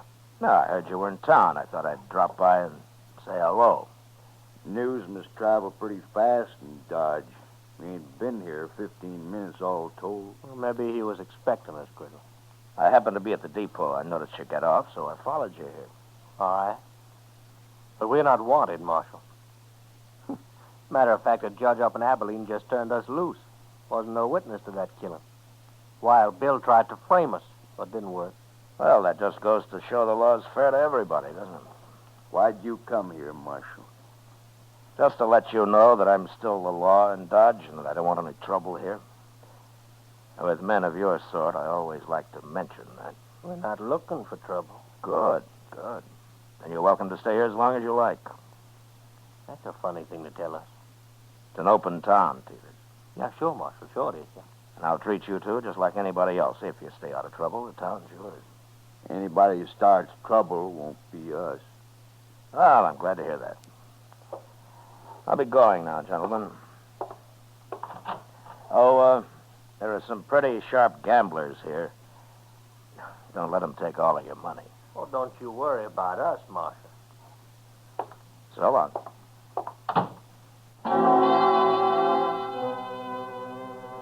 There was no way of figuring how long Teeters and Griddler might stay in Dodge. If they took a notion to do some gambling, it might be a week or two, or they might move on in an hour. That night, however, they were still in town, bucking faro at the Alafraganza. Everything looked fine until Chester came into the office about 10 o'clock.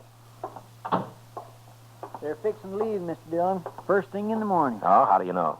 Jim Bunch at the stage office. He just told me they came in and paid their fare to Sharon Springs on the morning stage. Sharon Springs, huh? And then they're headed for Denver. Looks like it, sir. All right, Chester. Go tell Jim that I'm going to be on that stage tomorrow, too. If he likes, I'll ride shotgun for him. One of the boys can have a little time off. I'll tell him, sir. But are you going all the way to Denver? I'll follow him all the way to San Francisco if necessary. You can tell Hickok that when he shows up. Too bad he won't be here before they leave. And it'll be another day before he can get here. But I won't be too far behind us. Stage leaves at 8, right? Yes, sir. I'll be there to see you off, Mr. Dillon. Fine. We'll meet at the Dodge House for breakfast if you like. All right, sir.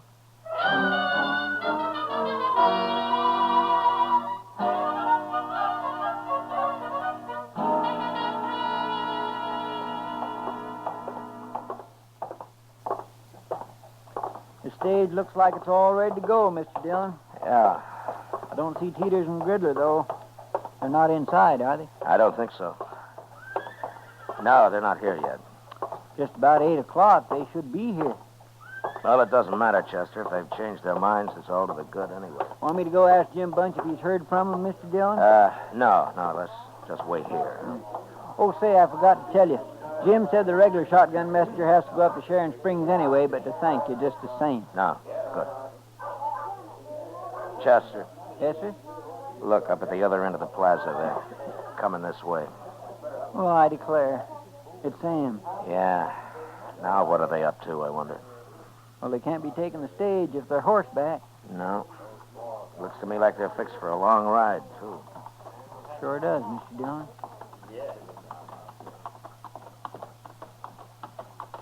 You're up early, Marshal. Yeah. So are you, Teeters.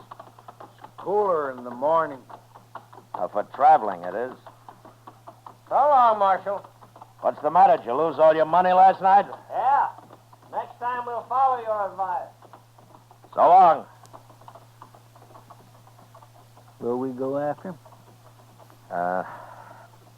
Chester, you stay here and explain things to Wild Bill. I'll be on their trail. As soon as they're out of sight, I'll get my horse. You can tell Jim I won't be taking the stage. All right, sir. I'll leave as clear a trail for Hickok as I can. Yes, sir, I'll tell him.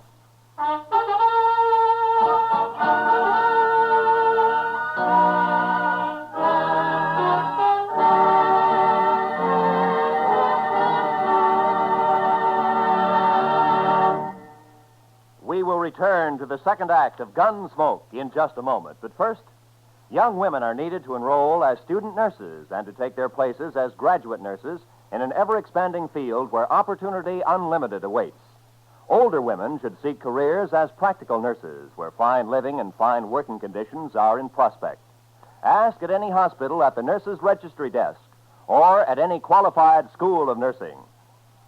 And now, the second act of Gunsmoke.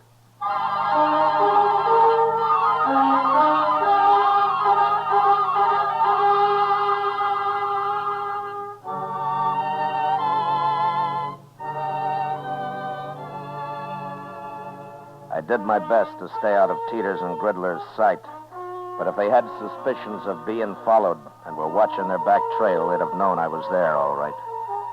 The land was flat, and we frequently crossed great patches of powder-dried dirt that smoked the air with dust under the horses' feet. After an hour, they began to swing slowly north, and by noon it was clear that for some reason they were riding in a great half-circle. They'd left Dodge, headed west, and sure enough, just after sundown, they rode back into town from the east. I waited until dark, then came in. Put my horse up. The office was empty, so I walked up to Delmonico's, where I found Doc having supper. Oh, Matt. Oh, sit down. Oh, thank you, Doc. Oh, you look hungry enough to even eat this food. It's been a long time since breakfast, Doc. Yeah, a man ought to eat 3 meals regular, Matt. You'll get run down if you don't. Yeah, sure, Doc. Only sometimes you have to eat when you can. Oh, that's so. Did you have a hard day, Matt? Yeah, I've been riding, Doc. Riding around in circles. Oh, is that what the government pays you for? Oh, I'd like to have your job, man. I wouldn't be too sure of that, Doc. It isn't always this easy. Yeah, I know, Matt. Chester told me. What happened? You lose them? No, I didn't lose them. As a matter of fact, they're coming in here right now. Huh? What do you mean they're coming? Those two? Yeah, They're pretty hard-looking fellas. they are. Evening, Marshal. Oh, hello, Teeters. Gridler. Marshal. This is Dr. Adams, gentlemen. How are you? Hi, Doc. Yeah, how are you? Well, what's on your mind? You are, Marshal. What? That was you trailing us all day, wasn't it? Yes, it was. Why? I didn't want you to get lost. That's a lie. Then let's say that I didn't want you to get into any trouble. You're going to tell us what it's all about, Marshal? Well, you're not exactly the most reputable citizens in Kansas, and I just wanted to have an eye on you, that's all. You sure do. Because like I told you, you keep out of trouble, and you're welcome to stay here. Just remember one thing, Marshal. There's two of us. And next time you follow us, you might not come back. Well, taking chances like that's part of my job, Mr. Teeters. That's a poor job, then. Yeah, sometimes I think so, too. Come on, Teeters, let's get out of here. Yeah. Well, they're not very polite, are they? No, but they're smart. Smart enough to figure something's wrong, anyway. Well, you think they might bolt, Matt? It depends on how smart they really are, Doc. Right now, they're so curious, they might stay around just to see what it's all about. Oh, Mr. Dillon? Oh, hello, Chester. Oh, Pull up hi, a Doc. chair. Pull up a chair, Chester. I won't have time. Hey, we better get right over to the depot. Oh, why? What's happened? Well, sir, I saw them ride back into town. The first thing they did was go to the depot and ask about a train. Oh, were you there? No, sir, the agent came and told me like he'd promised. Train goes at 7:30, doesn't it? Yes, sir. And it's just about that now. I've been looking everywhere for you. Doc, if that waiter ever does come around, tell him to hold a steak for me, will you? I might just be back for it. Sure, Matt. Yes, sir. And good luck. Yeah, thanks, Doc. Come on, Chester.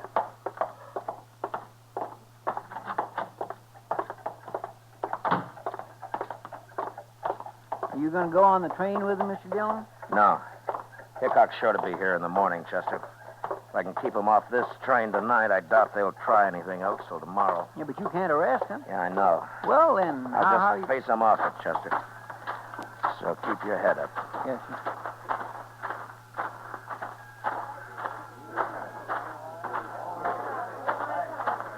Now, there they are. Come on. You come just to say goodbye, Marshal? Not exactly, Teeters. Oh? You can take the train tomorrow if you like, but not this one. Why tomorrow? Well, I've got orders to keep you in sight till then. Orders from who? It doesn't matter. But you have your choice. You can have the run of Dodge tonight, or you can spend it in jail. No, you talk pretty loose for just one man, Marshal. Your friend there doesn't look like a gunman. Well, now, you can't always tell by looks, mister. I can. You said you didn't want trouble, Marshal, but you sure starting it. There won't be any trouble. You do what I tell you. And if we don't? I'll kill the first one of you that moves for that train. You can die that way, Marshal. Maybe. But you won't both get on that train. Gridler. You know me. You know I'll do it. We can still make it, Gridler. No. It's not worth it. We can go tomorrow. All right. Marshal, tomorrow it'll be different. Yeah, sure. Tomorrow it'll be different.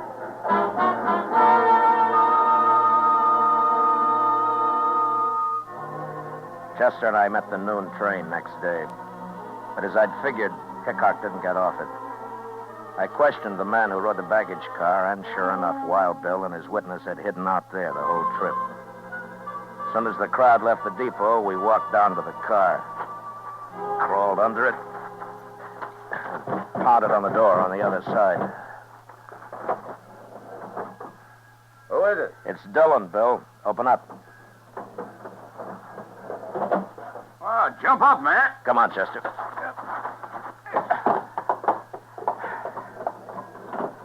Oh, Matt, how are you? Oh, fine, Bill, fine. Oh, this is Chester Proudfoot. How do you do, Mr. Hickok? Chester. Sam, come over here. This is my witness, Sam Trumble. Howdy, Mr. Trumble. Are you still here, Matt? Yeah, but we better move fast. Matt, that judge up at Abilene's crazy, but he's still the judge. And he says Trumble here has to identify Teeters and Gridler before I arrest him this time. But, Bill, they can't be tried twice for the same crime. I know that, Matt, but I'm after them for a second murder they did.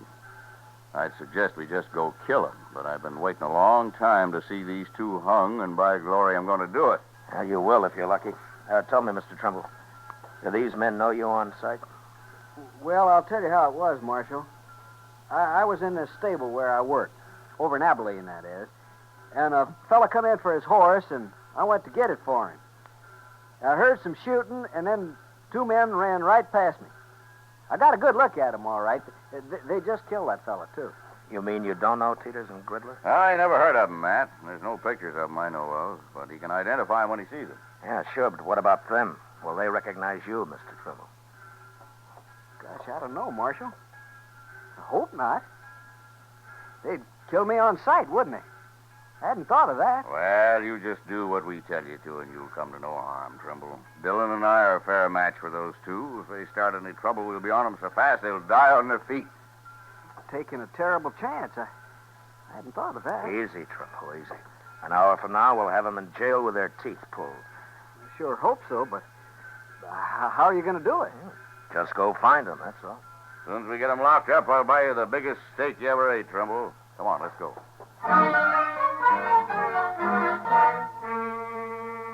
I took Hickok and Trumble over to the Texas Trail, where we decided we'd wait while Chester located Teeters and Gridler. Then we'd just walk in on them and get it over with fast. I introduced the two men to Kitty, and we ordered a couple of drinks for Trumble, who was getting jumpier by the minute. What are you two heroes doing? Getting this poor man drunk enough to fight him?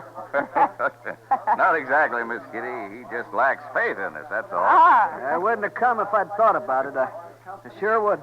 Look, Trumble, it isn't often a man has both mine and Matt Dillon's guns behind him. You're as safe as you'd be in church. I don't go to church. Here, Mr. Trumble. Have another drink, huh? I will in a minute. I'm going out back first. Whatever you're up to, it's making him mighty nervous. Yeah. Well, I'll admit he usually leads a quieter life. He'll brag big, though, once he's back in Abilene. Yeah. Tell me, Bill, do you plan to stay in Abilene long? Oh, I don't know, Matt. Charlie Utter keeps talking to me about Deadwood. Oh, It's as dusty up in Deadwood as it is in Kansas. Yeah, I know, Miss Kitty, but Charlie thinks some of that dust is made of gold. Hey, what's that? I don't know, but I'm going to find out. I'll go with you, Matt. All right, stay in here, everybody.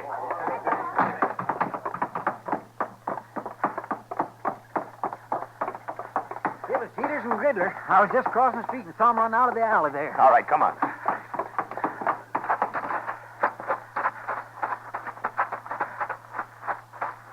There he is.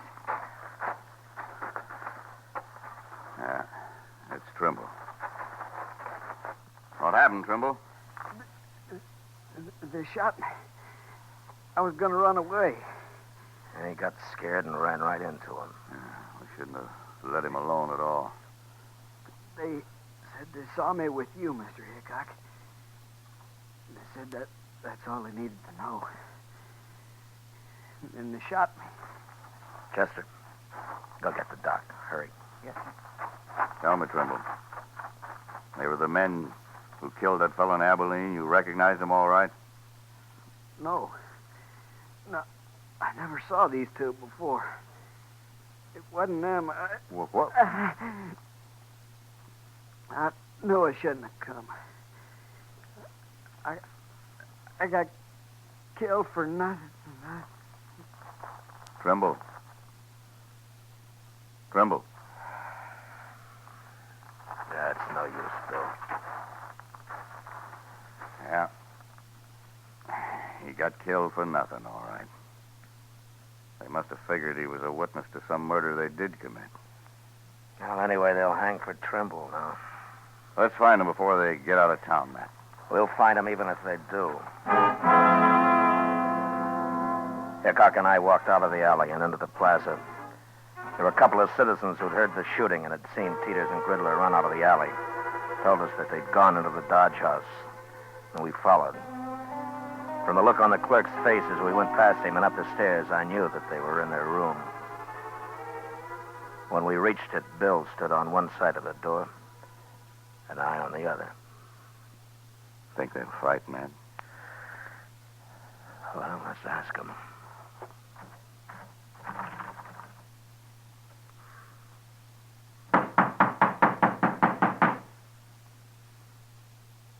I told you they'd follow us, Peters. Now we're trapped sure. Shut up, I said. And it got us to the street on the line. Open the door. Throw your guns out. There's no use trying to fight. There's no use in hanging neither, Marshal. You can just take us the best way you can. No. Our chance hanging. We got off once. Billy, get away from that door. I've listened to you enough. I ain't facing Dillon and Hickok both now. Hold your hands clear of that door. Peters, you shouldn't have...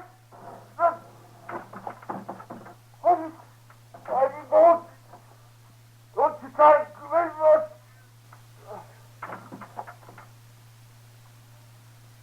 Wait, Matt. Could be a trick. No, I don't think so, Bill. Look. On the floor there. Yeah, he's been hit all right.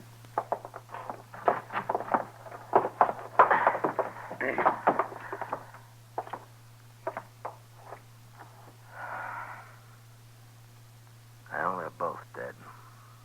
Well, I sure never expected this. Saved us doing it, maybe. Riddler lost his nerve, blast him. Shooting was too good for these two. I wanted to see him hung. How things don't always work out, Bill. No, they sure don't. Not lately, anyway. Matt, I think I'll go up to Deadwood with Charlie Utter right soon after all. Maybe I can find me a little peace and quiet.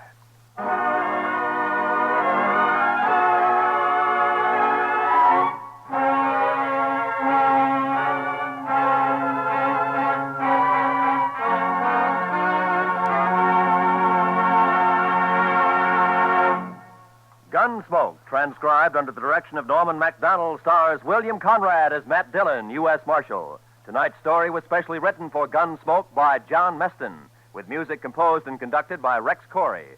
Featured in the cast were John McIntyre, Lawrence Dabkin, John Daner, Joe Duvall and Harry Bartell. Parley Bear is Chester, Georgia Ellis is Kitty, and Howard McNear is Doc. Gunsmoke is heard by our troops overseas through the facilities of the Armed Forces Radio Service. Join us again next week as Matt Dillon, U.S. Marshal, fights to bring law and order out of the wild violence of the West in Gunsmoke.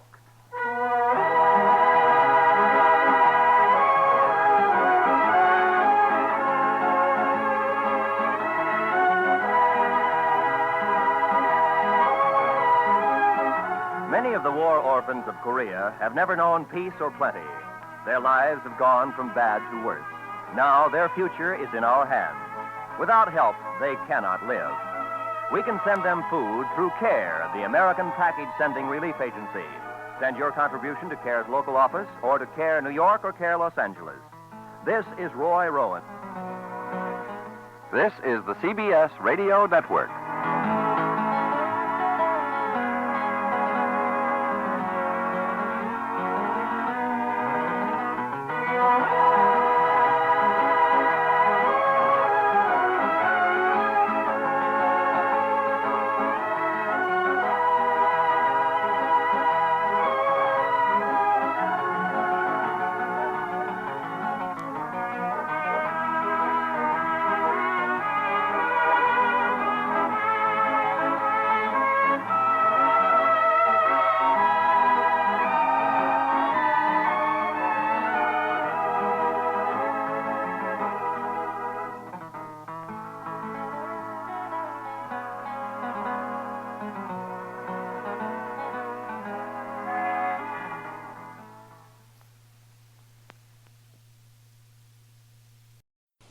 Now, Sugar Crinkles, the sugar rice treat that's just right sweet, is proud to present Gunsmoke.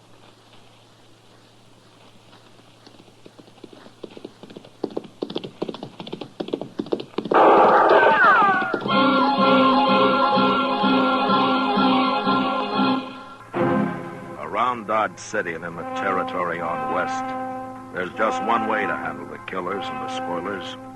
And that's with a U.S. Marshal and the smell of gun smoke.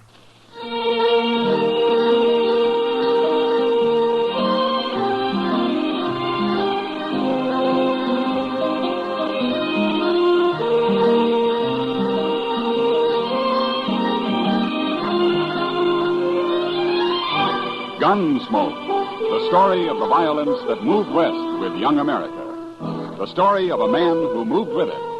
Matt Dillon, United States Marshal. Take it easy, Mom. You know your young folks are going to eat when you give them sugar crinkles for breakfast. Yes, boys and girls love sugar crinkles. And no wonder. It's the sugar rice treat that's just right sweet. Makes breakfast more fun than a circus. Now, the reason sugar crinkles suit young folks to a T is this. Some sugar-coated cereals they've tried seem too sweet. Others don't seem sweet enough. But when they dip their first spoonful of sugar crinkles, they've discovered a sugar-coated cereal that's just right sweet. And say, those young folks of yours love to dip into the pack and eat sugar crinkles as a snack, too. So better get several packages. And now, Gunsmoke, starring William Conrad.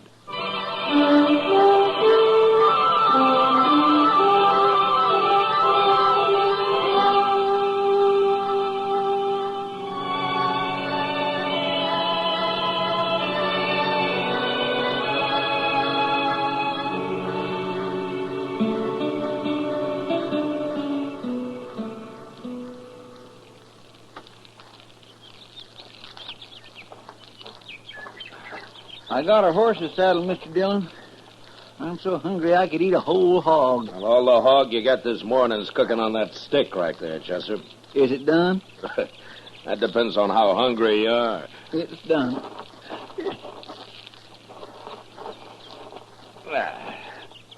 Sure will be good to get back to Dodge tonight and sleep in a bed again. Well, civilization's made you soft, Chester. Maybe so, but I get mighty tired of using my back for a mattress and my belly for a covering. Obviously, Chester, you were born for greater things than rooting around on the prairie and living in the rain. It hasn't been raining, Mr. Dillon. No, it hasn't. But it will, Chester. Sooner or later, it'll rain. Yes, sir. Wish we'd brought some more bacon. Say, don't old man Granby live around here? Maybe we could borrow a little from him. Well, according to what I've always heard, old Granby wouldn't loan anybody anything. You really think he's a rich miser, like they say? Oh, I don't know, Chester. Sometimes a man's entirely different from his reputation. I only met Granby once or twice. He seemed like a nice enough old fellow, though. Well, I wouldn't want to live out here all alone with nothing but a few horses for company. Oh, he's used to it. Well, even if he does have a lot of money hid away, there's no place to spend it out here. Granby's pretty old for the pleasures Dodge has to offer, Chester. Well, I hope I am never that old. At the rate you're burning yourself out, Chester, you never will be, so don't worry about it. Oh, now, Mr. Dillon, I live mighty quiet for a young fella who's free and still full of blood. Sure. Hey, look over there. Huh? That string of dust laying right on the ground there. Yeah, I've been watching it, Chester. It's not on the ground, though. There's a dry wash runs along there. Somebody's driving stock down it. Maybe it's old man Granby. That may be. Let's go say hello, huh? All right, sure.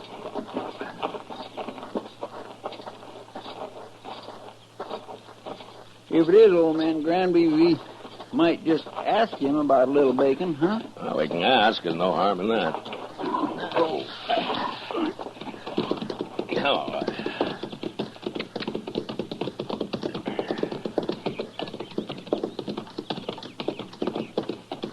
Now, that's horses down there, Chester. Yes, sir. I can see their heads now. I don't see anybody driving them. Now, he'll be along in a minute. Now, let's wait here.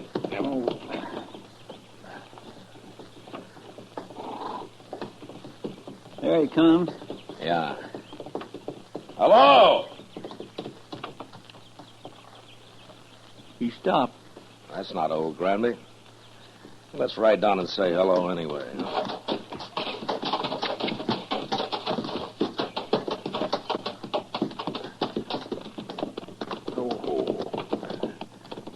Now, that's Granby's brand on those horses, though.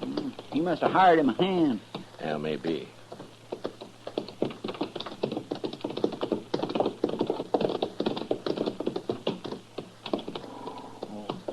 Hello? Hello? Are you working for Granby? I ain't working for nobody, mister. Oh? And where is he? Where's who? Granby. I don't know no Granby. Well, those are his horses you're driving. Oh, they are? Yeah. I ain't driving them. What do you mean? They got ahead of me in the wash here, that's all. I see. You a cowboy? Yeah, sure. I'm a cowboy. Well, you don't look like one. You don't ride like one, either. You're asking the questions, mister. No decent cowboy would run another man's horses down a dry wash just because he didn't want to get up on the bank and ride around them. I told you, they got in front of me is all. How come you're not carrying a gun? Does a man have to carry a gun? No. I'll bet you're the only man within 1,000 miles of here who isn't carrying one. Maybe I got a better conscience than the rest of you. Maybe. Look, mister, you've run those horses about 5 miles off of old Granby's place. You want to give us a hand, we'll run them back. I'm in a hurry. It won't take long. The old man might be a couple of days finding them if we don't.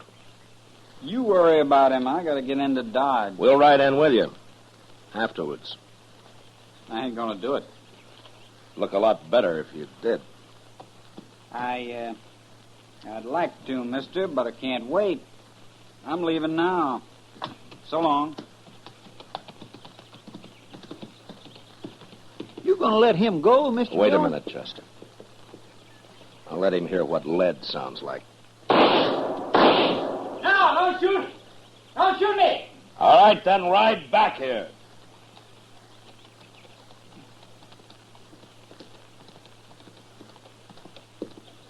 Don't kill me, mister. I'm not going to kill you. Unless you try to run away. Why would I try to run away? You just did. Chester. Yes, sir? Ride down the bank and have those horses off. Start them back up the wash. We'll be out of here by the time they're back. All right, Mr. Dillon. You stay right close to me, fella. And don't try anything smart. When we get to Granby's, if he says it's okay, then you can go wherever you like. I don't know Granby. Never been there. Well, we'll show you the way. Come on, let's get up on the bank.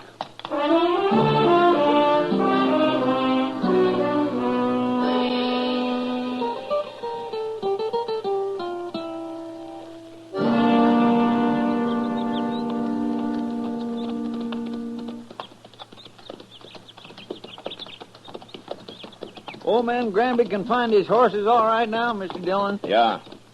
But I want this cowboy here to meet him. We'll see if he's in the house. I'll wait for you. Get off that horse, fella. Go on. That's better.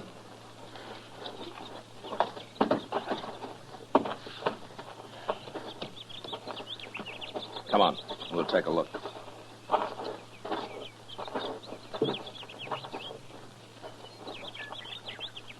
Well, what are you waiting for? Nothing. You go ahead, Chester. Yes, sir, Mr. Dillon. Looks like I'll have to herd this man in.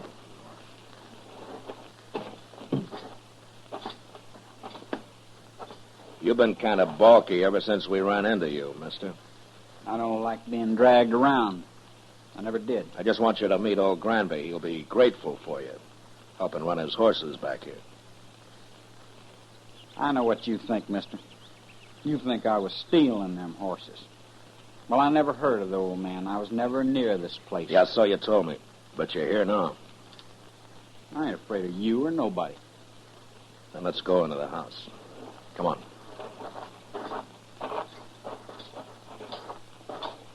Mr. Dillon? Yeah, what is it, Chester? Old man Granby, he's in there. Oh, what's wrong? Right in the room there, Mr. Dillon. He's hanging there. What? Somebody's gone and hung him right in his own house. I don't want to see him anymore. You go take a look. Pull your gun and hold it on this man, Chester. If he makes a move, shoot him. Yes. Now, you just stand there real quiet like. I ain't gonna do nothing. You sure ain't.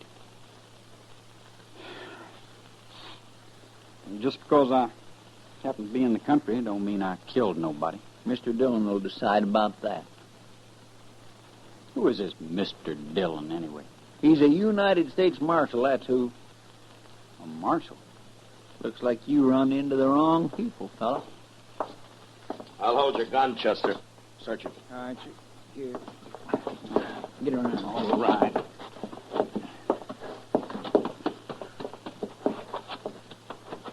Turn around. The house is all torn up. He must have been looking for old Granby's money. I was never in that house. There's nothing on him. Not a thing. All right, Chester. Here's your gun. Catch it. Thank you. All right, now, what's your name, fella? Trumble. Joe Trumble. Where you from? Up north. Up north where? All over. What are you doing down here, Trumble? Making a change. Yeah, sure. And some cowboy you ran into told you about Granby being rich. So you came here and kicked the old man around and hung him. And then tried to find the money. That's a lie. This is the first time I was ever near the place. I'm sure you did it, Trumble, but I wish I had more evidence. A court of law just might not convict you the way things stand. You gonna let me go? No. I'm arresting you. And you're gonna stand trial. And I'll do my best to see you hung. I didn't do it, I tell you. And I'll go free, too. You'll see. There's something mighty wrong about you, Trumble, and I can't figure it at all. But I'll sure find out.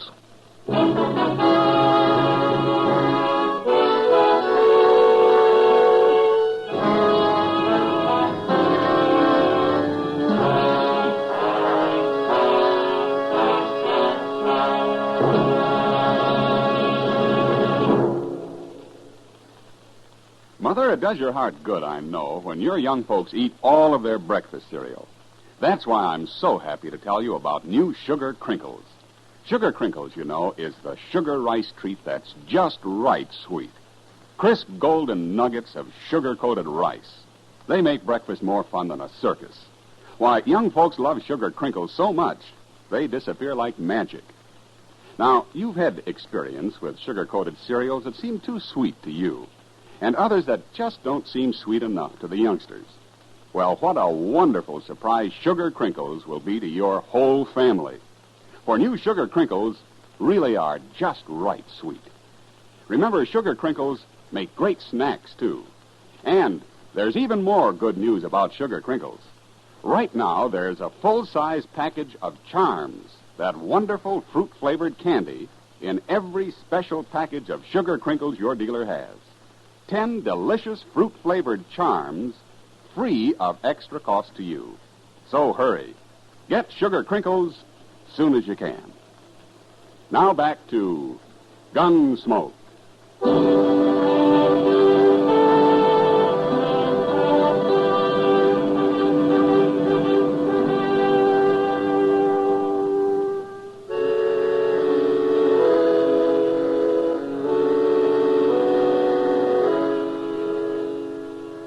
We let Joe Trumble dig a grave up behind the house. Then we laid old Granby in it and covered him with dirt. I was pretty sure now that the old man had never had an extra dollar in his life and that he'd been killed for no reason at all. Anyway, Trumble had done a pretty thorough job looking for the money, and he'd found nothing. On the ride into Dodge, I tried to figure out just what he was, but he didn't seem to fit anywhere. He wasn't a cowboy or a hunter or a gambler or even just a drifter. After we got him locked up in jail that night, Doc and I went over to the Texas Trail for a drink with Kitty, and I was telling him about it. Now then, this fella Trumble, how old is he? Oh, around 25, I guess, Doc. Mm-hmm. Then he couldn't be running away from home. No, he's a little old for that, Kitty. Well, anyway, they'll hang him. Well, I hope the judge agrees with you, Doc. Why shouldn't he? All I got so far is circumstantial evidence. But then you should have shot him out on the prairie. It's a good thing you're not a lawman. Well, maybe if I were, there'd be fewer killings around here. I doubt that, Doc. You going up to Hayes for the trial, Matt? Yeah, I'll have to, Kitty. That'll take a week, I suppose. Oh, about. Why do you ask? Nothing, only you've just been away for 10 days. Well, I have to earn a living, Kitty. You could make more money gambling right here in Dodge. Oh, now, Kitty, don't start that. Good evening, Marshal. Oh, Major. It's Kitty, Doc. Evening, Major. How do, Major? I'd like a word with you, Marshal. Sure, Major. We can go over to the bar then. All right. I'll be back, Kitty, Doc. No hurry, Matt. Doc's got a lot of money. Oh, now I'll buy you one drink, Kitty. Just one drink, and that's all. Well, it's a start, Doc. Let's go, Major. I had to come to Dodge on other business, Marshal. But I wanted to pass the word to you that we're looking for a man. Oh? The Army? Yes, a deserter. Oh? Not from Fort Dodge.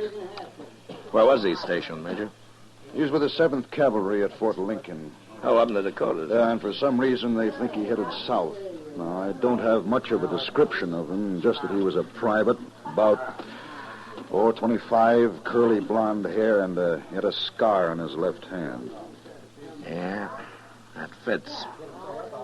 What's his name, Major? He enlisted as Joe Gould, but he's known to have used the name Trumble. Uh-huh. Well, he's right here in Dodge. What? I got him locked up in jail.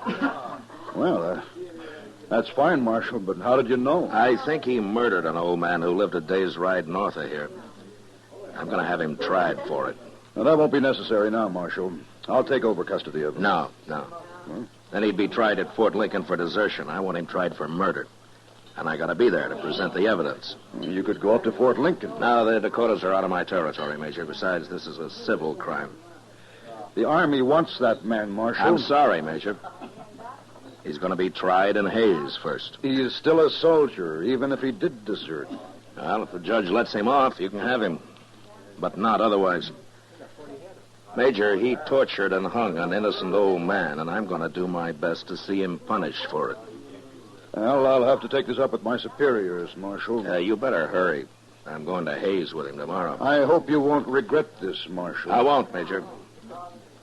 Not if Trumble is properly punished. I won't.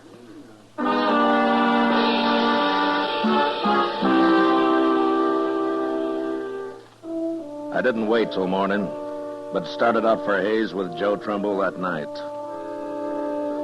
The trial lasted a week, and in spite of all the arguments I made, a judge finally decided that there wasn't enough real evidence to convict him. I even tried to make Trumble confess, but he was too smart for that. So there was nothing to do but bring him back, turn him over to the Army. I sent word to Fort Dodge, and the next morning, the Major himself appeared to take him into custody. Well, Marshal, it looks as though you didn't have much of a civil case after all. He killed old Granby. I know he did, Major. But after all, the law's the law. Yes, and in the Army, orders are orders. I'm just sorry your judge didn't convict him after all. Oh, is that so? Chester. Yes, sir? Bring Trumble out, huh? All right, sir. Major, I'll give the Army credit for one thing. What's that? Trumble and I rode back some 80 miles yesterday, and when we got here, he wanted to sit up and play cards with Chester. Well, there may be some bad men in the cavalry, Marshal, but they're all tough. Here he is, Mr. Dillon. Well, he's yours, Major. Private Trumble, sir. You're under military arrest, Private. Not privileged to salute. Besides, you enlisted as Private Gould, not Trimble. Yes, sir. Report to the guard outside. Yes, sir. Just a minute, Trumble. You, know that you're mighty lucky, don't you? You should have died for what you've done. I told you I'd go free, Marshal. It'll catch up with you someday, Trumble. It always does somehow. That's all I wanted to say. Yes, sir.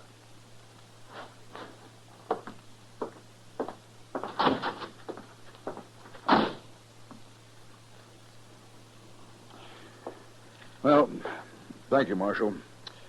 I'll be getting along. Oh, Major, you said that you were sorry that the judge didn't convict him. Why have you changed your mind? Well, I have orders from General Terry to return him to the Dakotas, to Fort Lincoln. Well, he'll be tried there, but he won't be hung for just desertion. Well, oddly enough, Marshal, he won't even be tried. For some months, anyway. He won't? No. It seems that the 7th Cavalry needs every man available. They're leaving Fort Lincoln on an expedition against the Sioux and the Northern Cheyenne. Oh, the Sioux, huh? Yeah. I wonder if old Sitting Bull is still the chief medicine man with them. Sitting Bull? Yeah. No, I never heard of him. But I expect the 7th will be heading into Montana territory. Well, if they're after Sitting Bull's tribe, they will. He's always had a large camp over on the Little Bighorn. That's so? Yeah. Oh, by the way, who's in command of the 7th Cavalry now? Oh, an officer I served under a couple of years. I never did care for him.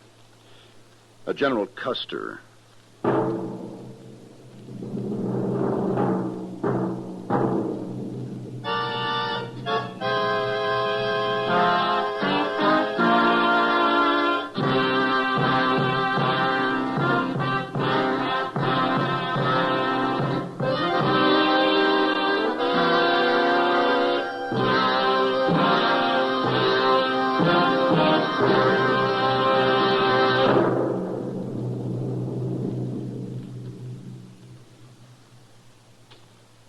In just a moment, we'll tell you about next week's adventure on Gunsmoke.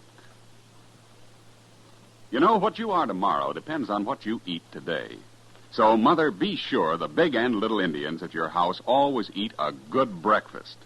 And tell me, what could be better for breakfast than Post Toasties? Post Toasties, you know, are the heap good cornflakes. The best thing that's happened to corn since the Indians discovered it. But all of the talking in the world couldn't tell you how downright delicious Post Toasties are.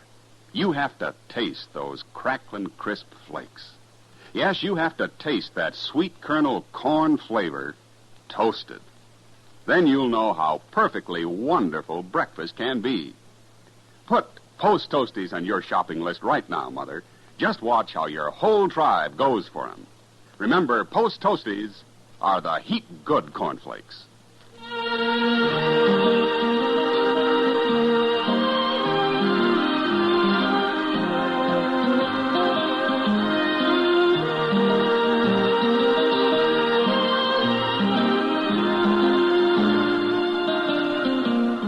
Gunsmoke, under the direction of Norman MacDonald, stars William Conrad as Matt Dillon, U.S. Marshal. Tonight's story was specially written for Gunsmoke by John Meston, with music composed and conducted by Rex Corey. Featured in the cast were Sam Edwards and John Daner. Parley Bear as Chester, Howard McNear as Doc, and Georgia Ellis as Kitty. Ken Peters speaking. Join us again next week as Matt Dillon, U.S. Marshal, fights to bring law and order out of the wild violence of the West in Gunsmoke.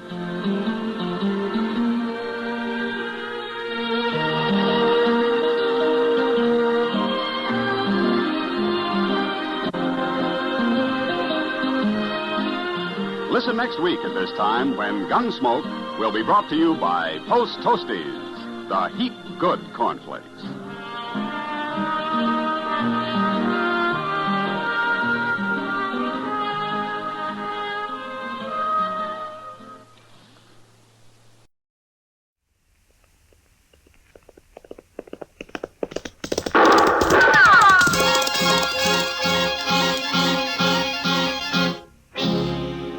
Dodge City and in the territory on West, there's just one way to handle the killers and the spoilers, and that's with a U.S. Marshal and the smell of gun smoke.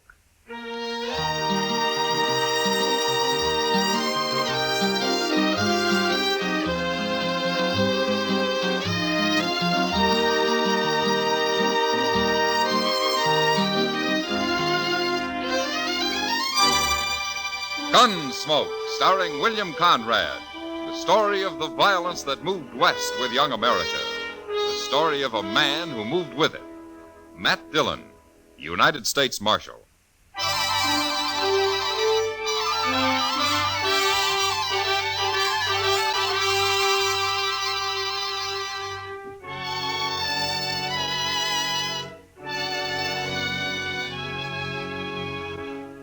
The first time I saw Lena wave, I should have resigned my job and gone to Texas on the fastest horse I could find.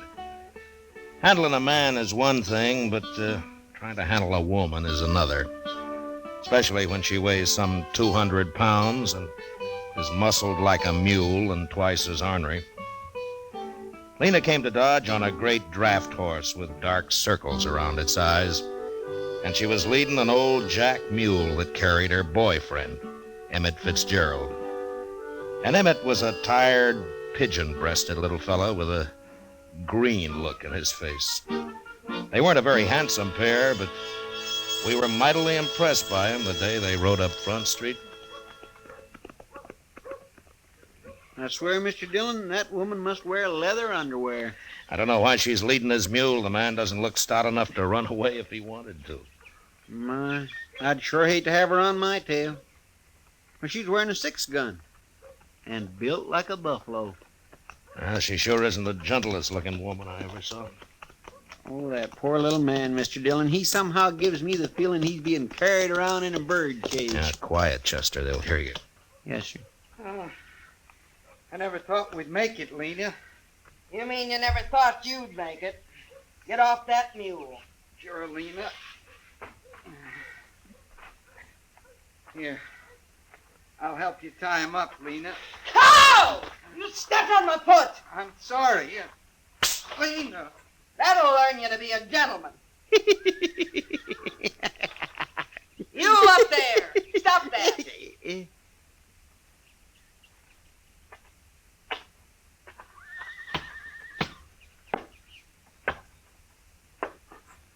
Who you laughing at?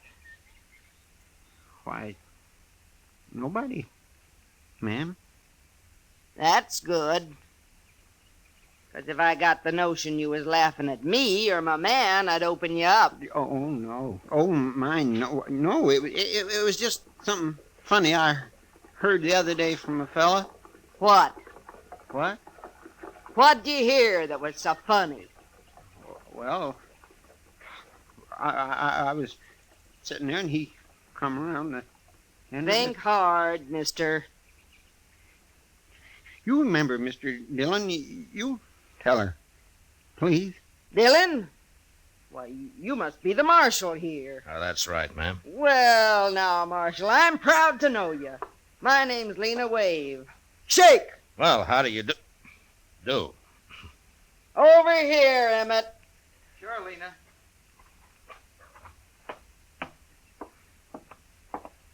Marshal, this here's Emmett Fitzgerald. Emmett? Glad to know you, Marshal. Emmett's a gambling man. Oh, is that so? I want you to know he's honest, Marshal. Ain't you, Emmett? Sure, Lena. Say it. I'm honest. I only caught him cheating once, Marshal. Ain't that right, Emmett? I was in bed 2 weeks. She liked to kill me. Well, I'm glad to know that. About your being honest, I mean. Emmett'll be running a game tonight. Right over there's as good a place as any. The Texas Trail. Sure. Glad to have you sit in, Marshal. And you can come, too, if you watch your manners. Yes, ma'am. Thank you. Emmett, I'd better feed you so you can get enough strength back to kneel them cards. Come on. Sure, Lena.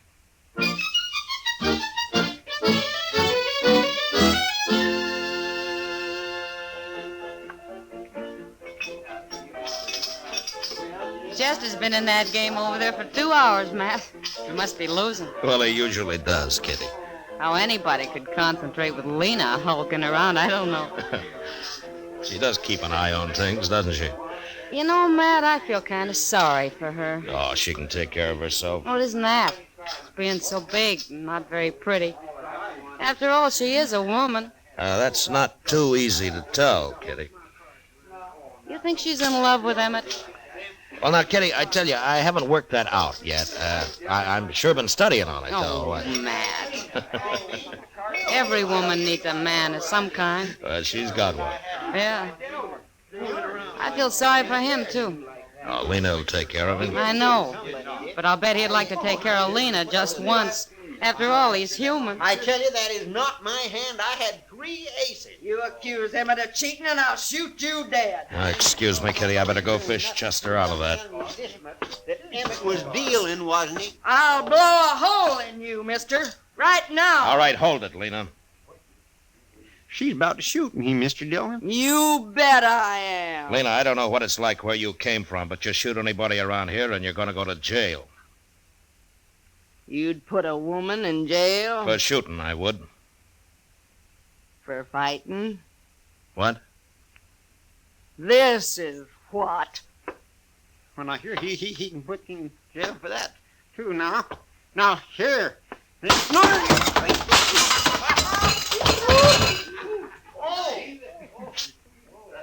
game's closed, gentlemen, for half an hour. I need some beer, Emmett. Come on. Sure, Lena.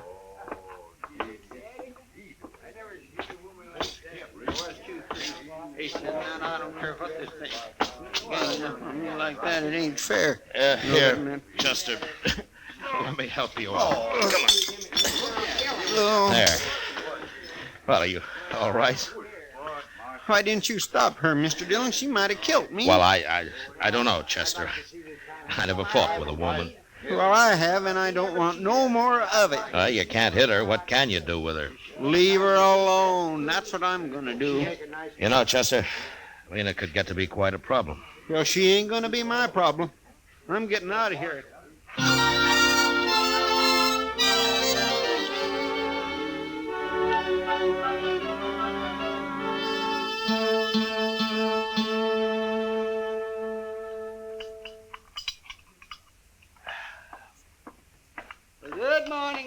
Oh, hello, Doc. Hey, you gonna have some breakfast? Oh, no, I've already eaten. We'll have some coffee, though. Oh, good. They had me up real early this morning. No? Who did? A couple of men Lena Wave got mad at. Huh? She used a bottle on them. Oh, were they hurt bad?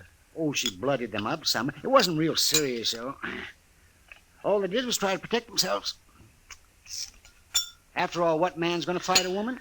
Yeah, that's true. But one of these days, some drunk's not going to realize she is a woman, and he'll shoot her. The one that hasn't happened already. Oh, say, I hear Chester caught it all right when he accused Emmett of trying to cheat him. Well, he found out later that wasn't true, Doc. The other boys were just playing a joke on him. They switched his cards while he was under the table looking for some chips that he'd dropped. If you ask me, a man that'll leave his hand while he crawls around on the floor deserves anything that happens to him. Well, just about everything did. Mr. Dillon? Oh, here he is. He'll tell you. Mr. Dillon? Oh, say, you better come too, Doc. What's the trouble, Chester? Lena Wave, she just shot a man over at the Dodge house. What? Oh, say, we better get... Is the man dead, Chester? He sure is, Doc.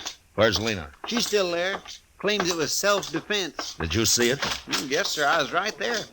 Lena was getting her room key at the desk, and this buffalo hunter come in and grabbed her. Well, he was pretty drunk. Drunk? At this hour of the morning he was drunk? Well, I guess he'd been up all night, Doc. Anyhow, he tried to kiss her. He must have been drunk. He got her gun hand behind her back, and then he pushed her up against the desk. Oh, she was swearing at him something terrible. Well, how did she shoot him, Chester? Well, sir, she just ooched around and squirmed herself along the desk till she'd rubbed her 6-gun around on the other side. Then she just pulled it out with her free hand and shot him in the belly. She did? Oh, my, she's quite a woman, ain't she? She sure is. She's waiting with Emmett right inside here, Mr. Dillon. Everybody else took cover. They're scared to death of her. What are you here for, Doc? Eh? You can't do him no good. Well, I just come to take a look at him. Let's see. Oh, yes, he looks dead, all right. He's dead. Why did you kill him, Lena? Well, I had to protect myself, Marshal. Nobody else would, including Emmett here. I figured you'd take care of him yourself, Lena. You always do. Sure. But if you was a man, you'd do it for me. Now, Lena, look how big he is. He ain't very big anymore. All it takes is a gun, Emmett. Sure, Lena. There are too many people carrying guns around here already. I'm going to take yours, Lena. What for? I killed him in self-defense. He wasn't even armed, except for that Bowie knife. You're forgetting something, Marshal. What? I'm a woman. So? So? You mean to tell me a woman ain't got the right to protect her virtue in this town? What do you men come to, anyway? Well, yes, she's got a point there. Ain't no judge in the world that wouldn't call it self-defense. No, you're right, Lena. I keep forgetting. You know I'm right. Emmett, we ain't had breakfast yet, and I'm hungry. Come on. Sure, Lena.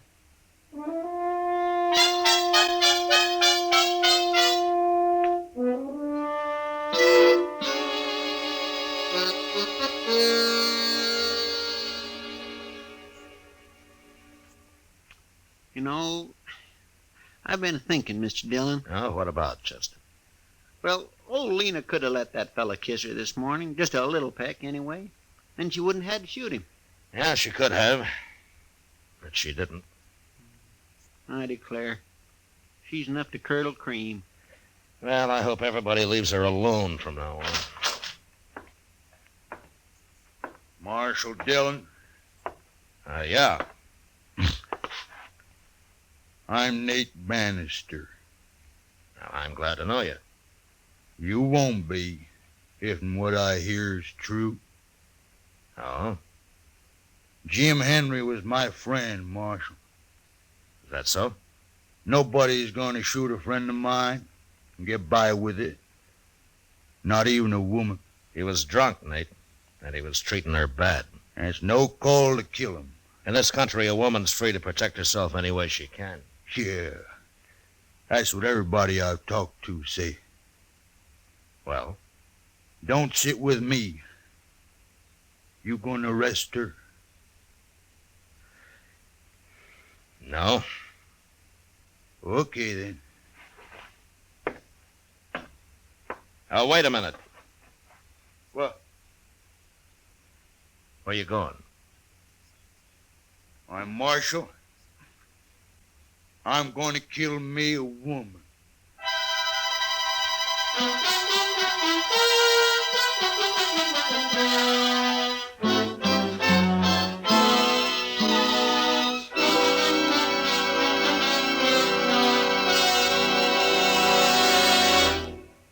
We will return for the second act of Gunsmoke in just a moment. But first, this Monday night on CBS Radio's Suspense, hear Jeff Chandler in Death at Skrikerud Pond. It's an exciting trial in which a young man faces death because of his decisions made as a member of a World War II underground. It's a fascinating study in suspense, and it's yours to hear this Monday night over most of these same stations at the Star's address. Monday, Suspense. Now the second act of Gunsmoke.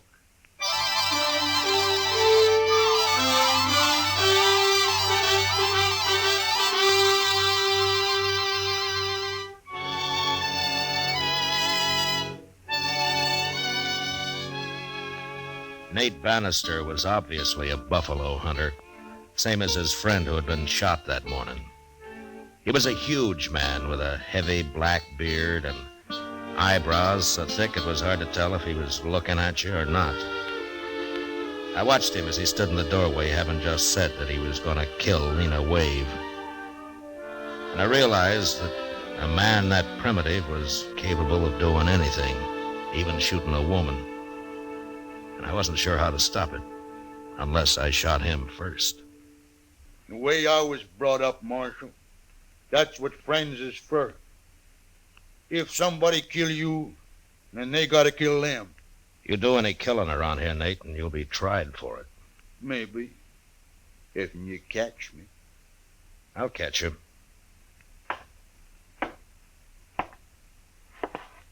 Why you gotta protect women, Marshal?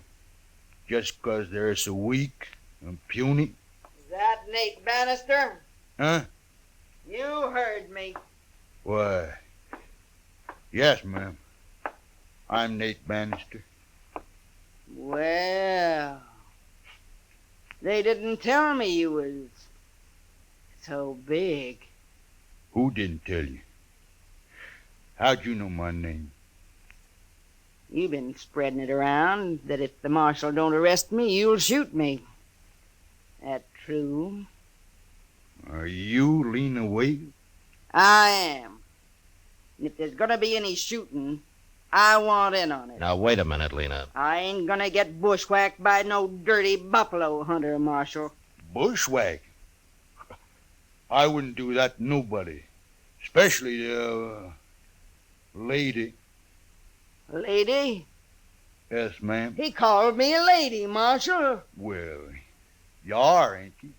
Of course I am. Yeah, what's the matter with calling you one? Nothing. I kinda like it. Just 'cause you ain't pale and skinny like an ordinary woman. No. Of course I ain't. Why, I never seen a woman like you nowhere. You're kinda admirable. Listen to him, Marshal. Ain't he a one? Oh, I mean it. I sure do. Oh. I sure do. No, you don't. I'm too big. Too big? Why, you want to be like all them little scrawny women? They can't do nothing. They're no good. They ain't? Oh, no. A real man needs someone, better than that. He does? Of course he does. Like me? Yeah. Like you. What? What? You was gonna shoot me a minute ago. Oh, no. I didn't mean nothing by that. Hey, come on. I'll buy you beer. We'll talk about it. Well, okay. Go along, Marshal. Yeah. Don't you worry about nothing, Marshal.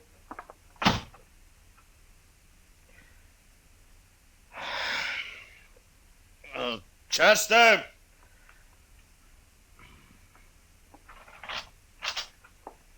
Yes, sir. That jug of corn whiskey's still out back.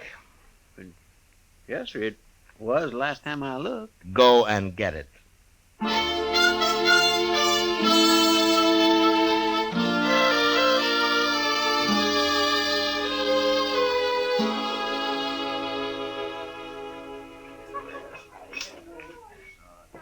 Those two make quite a couple, Matt. Look at them. They've been sitting there most all day. Yeah, pretty shaggy pair of lovebirds, if you ask me. How's Emmett taking all this? Well, he didn't find him till a couple of hours ago. No, what happened? Oh, where is he? Nate ran him off. He probably had done more, but Lena wouldn't let him. You know, Matt, I think underneath she's real fond of that little Emmett. Yeah?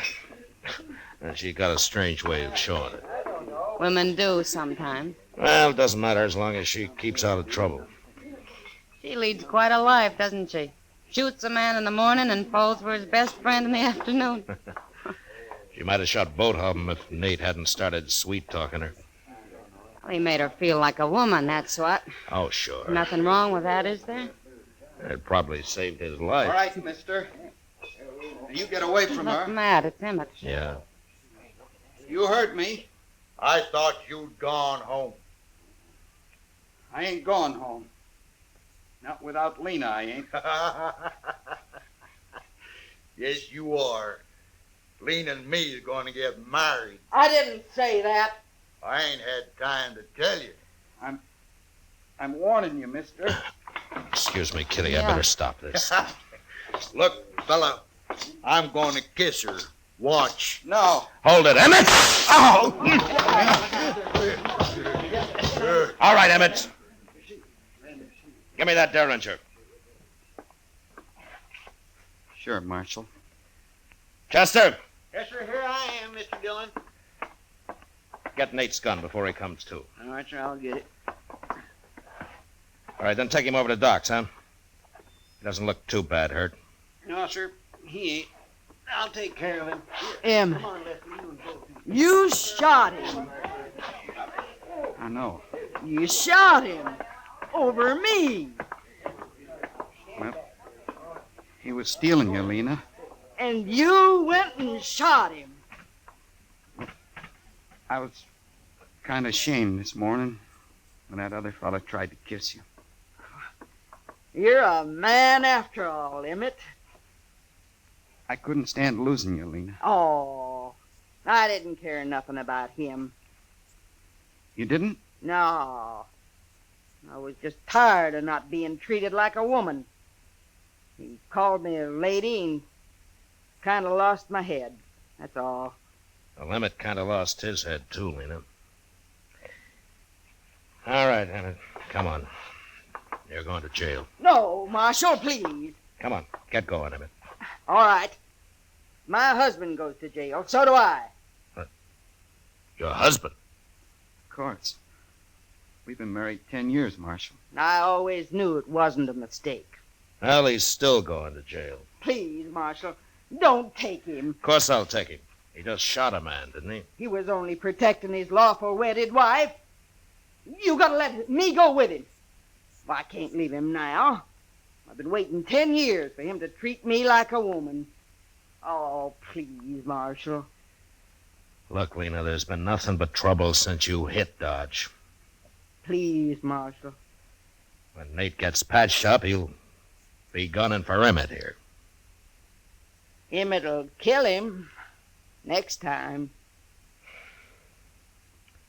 All right, Lena. Look, I'll tell you what I'll do. Get out of Dodge, both of you. Right now. You mean it? If you hurry. Oh, thank you, Marshal. Let's go, Emmett. Wait a minute. Huh? Take my arm. All right. Now, Lena. Come on. Sure, Emmett. Sure.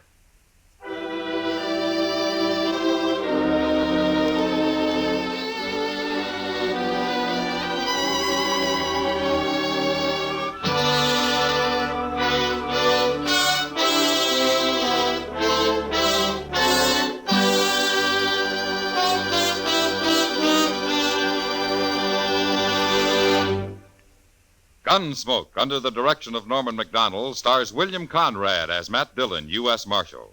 Tonight's story was specially written for Gunsmoke by John Meston, with music composed and conducted by Rex Corey. Featured in the cast were Virginia Gregg with Vic Perrin and John Daner. Parley Bear as Chester, Howard McNear as Doc, and Georgia Ellis as Kitty. Gunsmoke has been selected by the Armed Forces Radio Service to be heard by our troops overseas.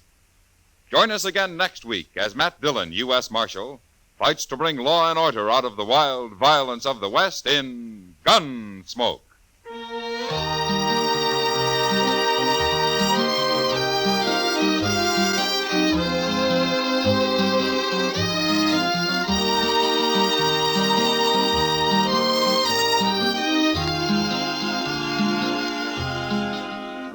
Mr. and Mrs. North of CBS Radio get into an arty crowd, an artful crowd, too, when mixed paints and mixed emotions make murder. Here, collector's item, Ham and Jerry's latest thriller, leading them a merry chase mid works of art before they nab their killer. It's on most of these same stations Tuesday night. On the same evening, you have a date for thrills with John Lund as yours truly, Johnny Dollar. Don't forget. George Walsh speaking. Eve Arden as our Miss Brooks teaches you how to laugh Sundays on the CBS Radio Network.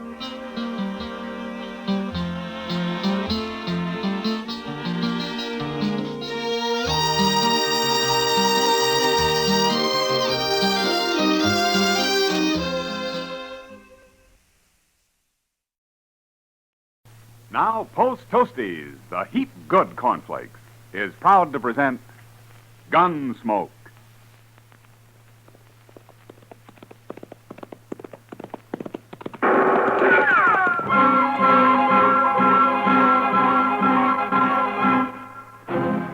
Around Dodge City and in the territory on west, there's just one way to handle the killers and the spoilers, and that's with a U.S. Marshal and the smell of gun smoke.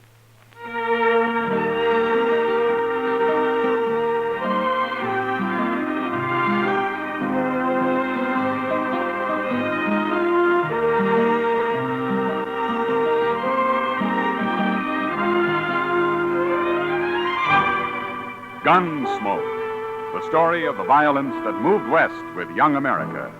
The story of a man who moved with it. Matt Dillon, United States Marshal. It's easy to do your whole tribe a big favor, Mother. Just pour every big and little Indian in your camp a breakfast bowlful of Post Toasties. Post Toasties, you know, are the heap good cornflakes. They're the best thing that's happened to corn since the Indians discovered it. Fresh as fresh can be. Say, Post Toasties are cracklin' crisp. Sweet kernel corn flavor, toasted. That's Post Toasties. Post Toasties are packed with nourishment, too. A bowl of Post Toasties with sugar and milk helps your big braves and little Indians start the day right. Get Post Toasties soon. And now, Gunsmoke, starring William Conrad.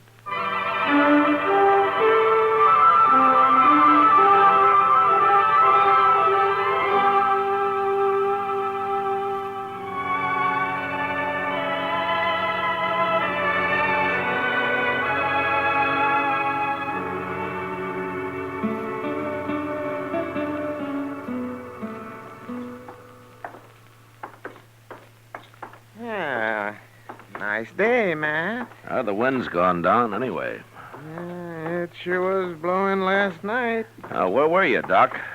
Out at the Caldwell place. Mrs. Caldwell's expecting. Still? There was a false alarm last night. Oh, you ought to get some sleep while you can, Doc. Yes, I know. That's right where I'm headed.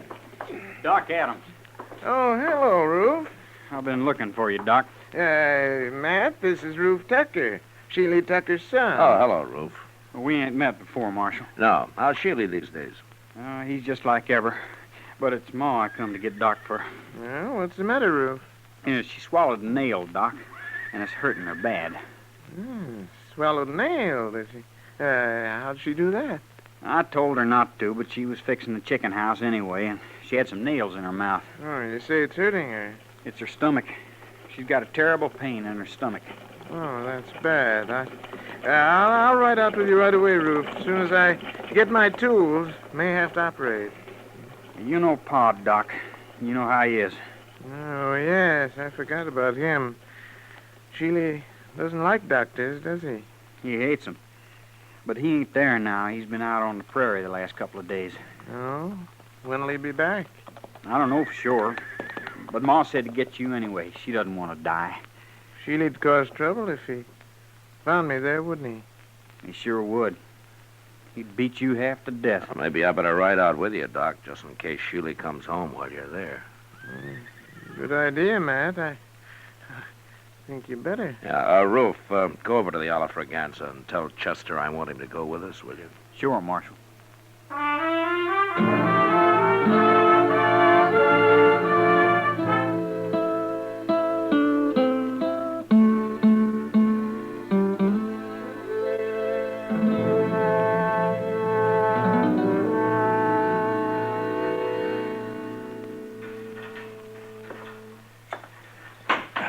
How is she, Mr. Dillon?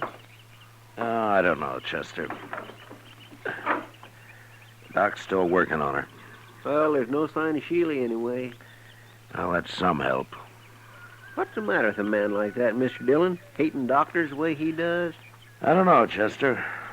Probably there weren't any doctors around when he was young.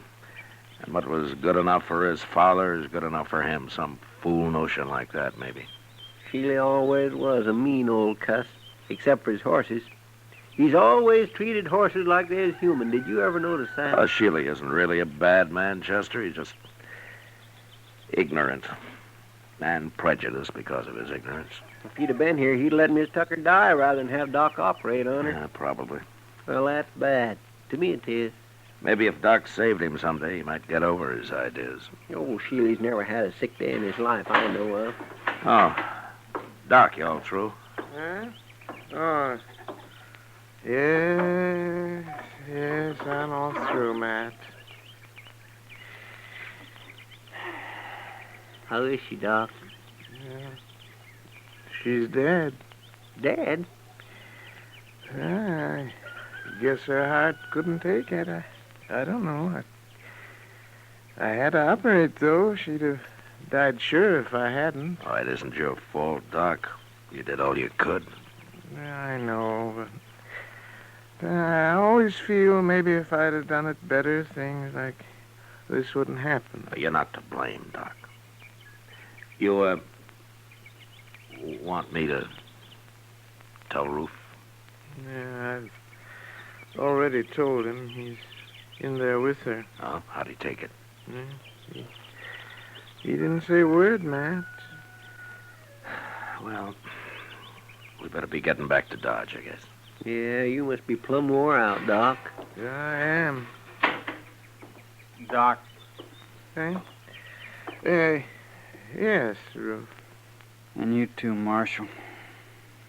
You're going to have to help me. Well, we'll help you, Roof. What is it? It's about Pa. I don't know what to tell him when he comes back. Say, that's right. I kind of keep forgetting about him. Just tell him the truth, Roof. Doc tried to save your mother, but he wasn't able to. Nobody could have. You don't know Pa very well, I guess. He just won't stand for it. Well, there's nothing he can do about it now. It's all over. Not for him, it won't be. What do you mean, Roof? Well, when Pa says a thing, he means it. And he said none of us was ever to go near a doctor. Roof, do you agree with your Pa's thinking? No. And neither did Ma. But we didn't dare cross him when he was around anyway. I'm afraid of him, Marshal. You'll have to stay here and tell him. Yeah, well, I can't stay. I have to get over to the Caldwell place. That baby's due any time now. But you can't go. All right, Roof, all right. I'll stay here till he comes back. Chester, you better ride into town in case anybody's looking for me, huh? All right, sir, Mr. Dillon. Yeah, it's a funny thing how a doctor can lose one life and maybe bring another into the world all on the very same day. Yeah. Come on, Chester. We can ride partway together.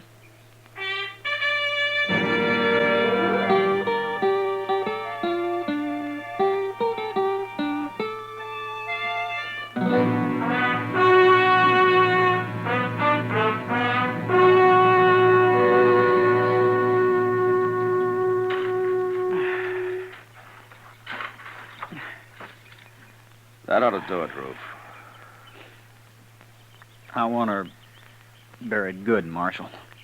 How about a cross? You want to put up a cross? I'll let Pa decide that. Oh, my gosh, Marshal. Here he comes now. Yeah, looks like he's been riding pretty hard. Pa always rides hard, but he takes mighty good care of his horses all the same. He's never hurt one yet. I know. Oh, there, Marshal. How are you, Sheely? What are you doing out here? What's this? Sheely, your wife died. Ruth and I just finished burying her. She died? Just a few hours ago. We didn't know when you were going to get back, so we went ahead and buried her. What'd she die of? She was holding some nails in her mouth, and she swallowed one of them. Oh. Ruth, take this horse into the barn and dry him off. Sure, Pa. Rub him good now. I will, Pa. Don't let him near no water yet. I won't. What are you doing out here, Marshal? I came out with Doc. With who? Doc Adams. He did everything he could to save her life, Sheely. He cut on her, didn't he? He tried to get the nail out, if that's what you mean. She'd have died from it if he hadn't. Cutting on her, that's what killed her. Look, Sheila, your wife was dying, and Doc tried to save her. That's how it happened, no matter what you think. I got no use for doctors. They're all croakers. That's what my old man called them, croakers. I kind of figured that's where all this came from. Sheila, have you ever thought that your old man might have been wrong? Not about them, he wasn't. Hey, how'd Doc get here anyway? Who told him to come? Your wife wanted him. After all the times I've told her to stay away from doctors? I guess she didn't want to die, Sheila. She wanted a chance to live. Yeah, sure. And he come out here and killed her. Poor defenseless woman. Doc Adams will pay for this, Marshal. I'm telling you right now. You lay a hand on Doc, and I'll run you out of the country, Sheila. Maybe it won't be a hand I'll use, Marshal. Try anything like that, and you'll hang for it. I'll find you no matter where you go. He killed my wife with his bungling butchery. He's a murderer. There isn't a man in Kansas who'd believe that. Doc's a pretty valuable citizen around here, Sheila. Not to me, he ain't. It's an eye for an eye, Marshal, like it says in the good book. You even try it, and I'll throw you in jail. I don't try nothing. Then you'll hang. Will I, Marshal?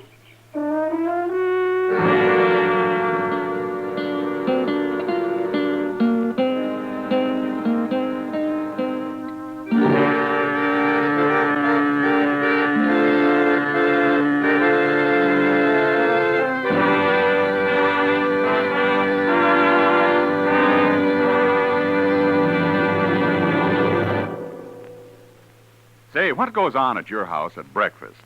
Well, you can take it from me. The best thing that can go on your breakfast table is Post Toasties. Yes, sir, Post Toasties, the heap good cornflakes. Those golden crisp cornflakes are the best thing that's happened to corn since the Indians discovered it. You know how to prove it? Just pour out breakfast bowlfuls of Post Toasties for your whole tribe, and then watch how they enjoy 'em. Post Toasties are crisp and tasty. From the first bite down to the last spoonful, that sweet kernel corn flavor makes your breakfast. So always ask for Post Toasties, the heap good cornflakes. Post Toasties, heap good cornflakes. The best thing that's happened to corn since the Indians discovered it. Heap good cornflakes. Post Toasties, heap good cornflakes. Remember, Post Toasties is one of the famous triple-wrapped Post cereals, guaranteed fresh or triple your money back. Now back to Gunsmoke.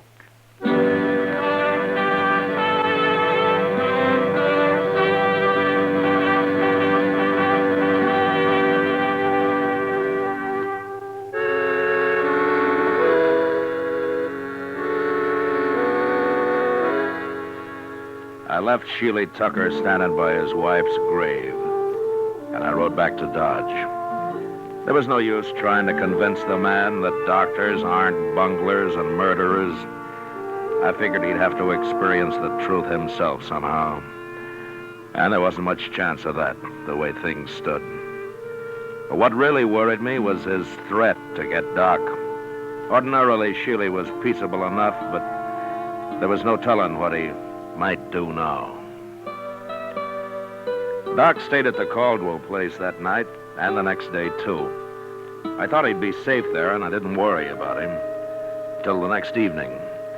Kitty and I were having supper at the Dodge House. Matt, for a town that lives on the cattle trade, you'd think we'd be able to eat decent steaks. You should have had the prairie chicken, Kitty. It didn't have to walk all the way from Texas. That steak I had got carried. It was too old to walk. I've never eaten prairie chicken, Matt. What's it taste like? Oh, a little chicken, a lot of prairie. If I didn't know you better, I'd say you've been drinking. If I know you, you'll order steak next time anyway. I don't give up easy, Matt. Yeah, I know. Remember it, then. Sure. You don't know much about women, do you, Matt? Well, I'm learning. Yeah. But at the pace you've set, I'll be in my grave before you're out of first grade. Well, it took me 10 years to learn how to handle a six-gun. Well, that's the nicest compliment I've had all day. Drink your coffee. I gotta get out of here. Yes, sir, Mr. Dillon. Oh, here's Doc. Hello, Matt. Kitty. How's Mrs. Caldwell, Doc? Yeah, gave birth to a 12-pound boy this afternoon. Ah, that's fine. Yes. That's not what I came to talk about, Matt. Somebody tried to shoot me on the way back from the Caldwell place. What? Who was it, Doc? Yeah, I didn't see him, and since I didn't have a gun, I rode straight ahead. Fast. Where did this happen? Yeah, about a mile the other side of the grove. I should have come out and ridden back with you, Doc. You should have, huh? Well, then, you know something about this? Yeah. Sheely Tucker, huh? He came back after you and Chester had left, Doc. He made some threats. Yes, I might have known it. But I'm not going to be a target for Sheely every time I go on a call in the country. I'm going out and see him, Matt. We'll have this out face to face. I don't think you can change his mind, Doc, but I'll go with you. And if he admits shooting at you this afternoon, I'll bring him back to jail. Maybe I'll bring him back anyway. Well, I should hope so. People around here'd be in an awful fix without Doc. Well, then there's me too, Kitty. Oh, sure, Doc. I was thinking of you. We'll ride out in the morning, Doc. Yeah, good.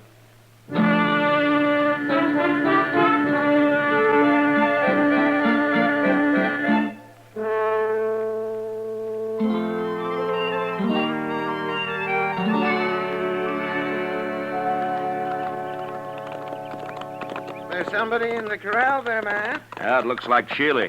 Tis. Him and Ruth both. Oh. Well, let's leave them here. They'll stand.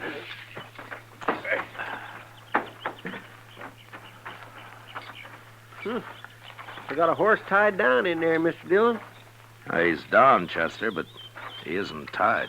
No, by golly, he ain't. Oh, say, look at that. Yeah, broke his leg. Now, that's too bad. Well, here we are. Doc, I'll go first in case Sheely gets excited. Oh, all right, man. Yeah. Go ahead, I'll close it.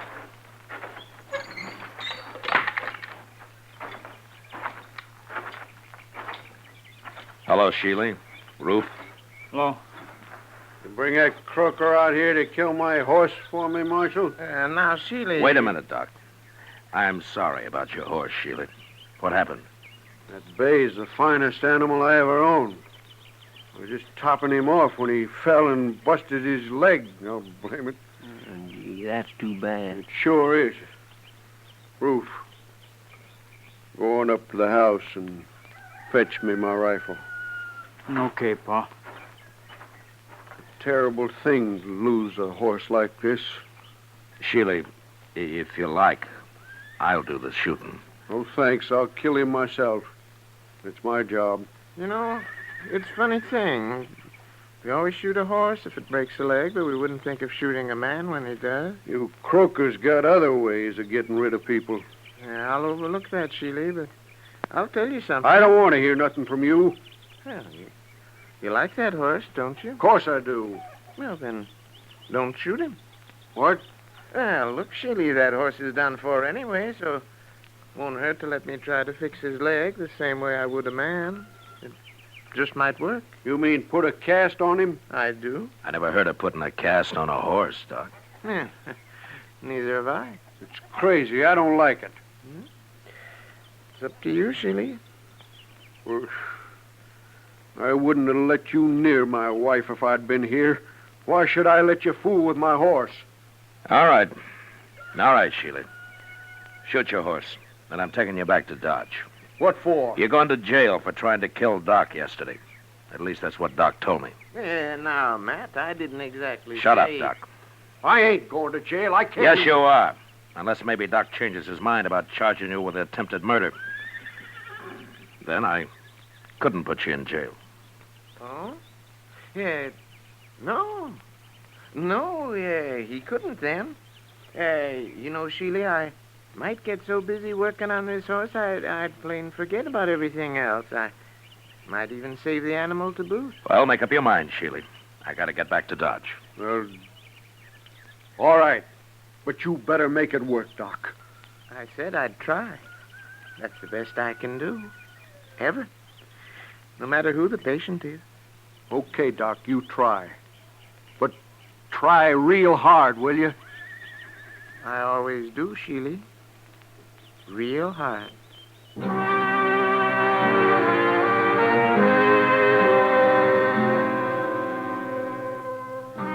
Chester and Ruth made a fast trip into Dodge for plaster of Paris and some muslin to go under it. And when they got back, Doc went to work.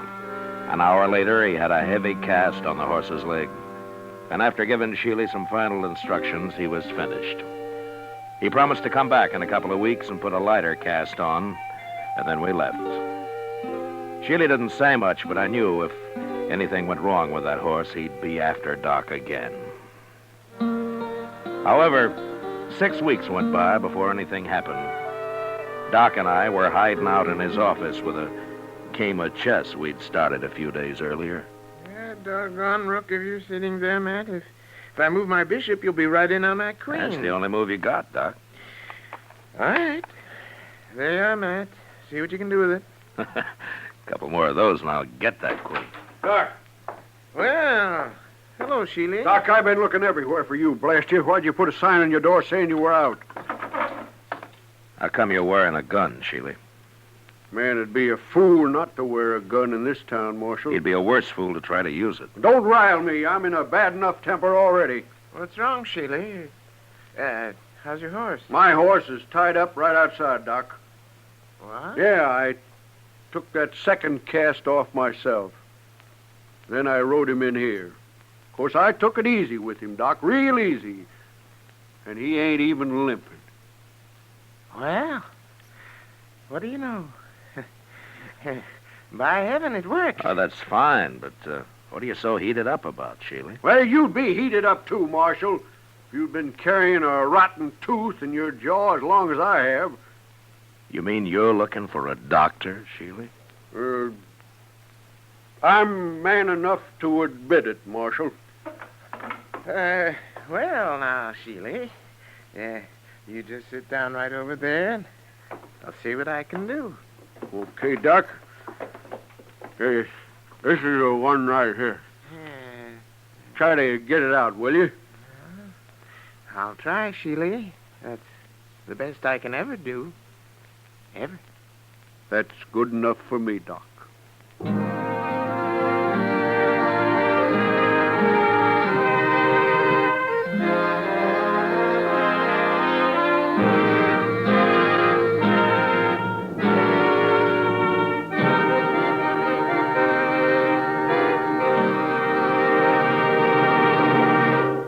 In just a moment, we'll tell you about next week's adventure on Gunsmoke.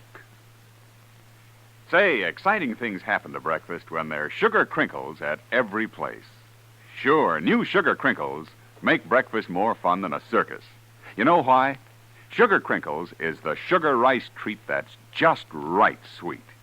Not too sweet, the way some sugar-coated cereals seem to be, and not like others that aren't sweet enough. Sugar Crinkles, every golden crisp nugget of them, is just right sweet. So try starting your day off just right with new Sugar Crinkles. And don't forget, when you're listening to the radio or watching television, Sugar Crinkles make great snacks. From the bowl or from the pack, for your breakfast or a snack, Sugar Crinkles are more fun than a circus. Try Sugar Crinkles soon. They're the sugar rice treat that's just right sweet. So better get several packages.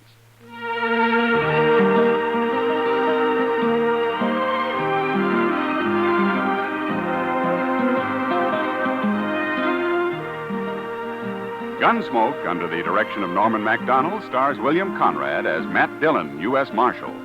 Tonight's story was specially written for Gunsmoke by John Meston, with music composed and conducted by Rex Corey. Featured in the cast were Sam Edwards and Tom Tully. Parley Bear is Chester, Georgia Ellis is Kitty, and tonight Paul Frees played Doc. Ken Peters speaking. Join us again next week as Matt Dillon, U.S. Marshal, fights to bring law and order out of the wild violence of the West in Gunsmoke.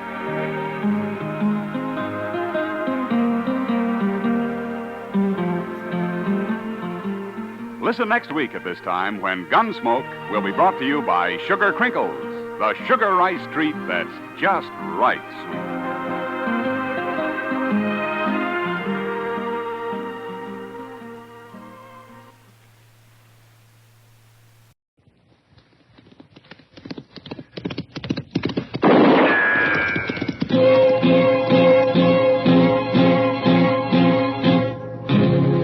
Gunsmoke, brought to you by Chesterfield. Chesterfield packs more pleasure because it's more perfectly packed, thanks to Accuray.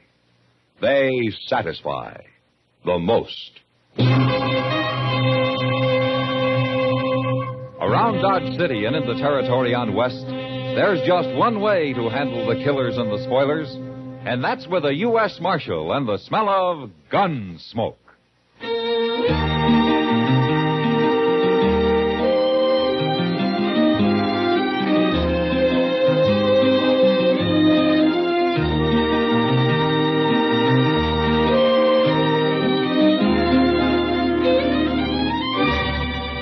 Gunsmoke, starring William Conrad. The transcribed story of the violence that moved west with young America. And the story of a man who moved with it. I'm that man, Matt Dillon, United States Marshal. The first man they look for and the last they want to meet. It's a chancy job, and it makes a man watchful and a little lonely.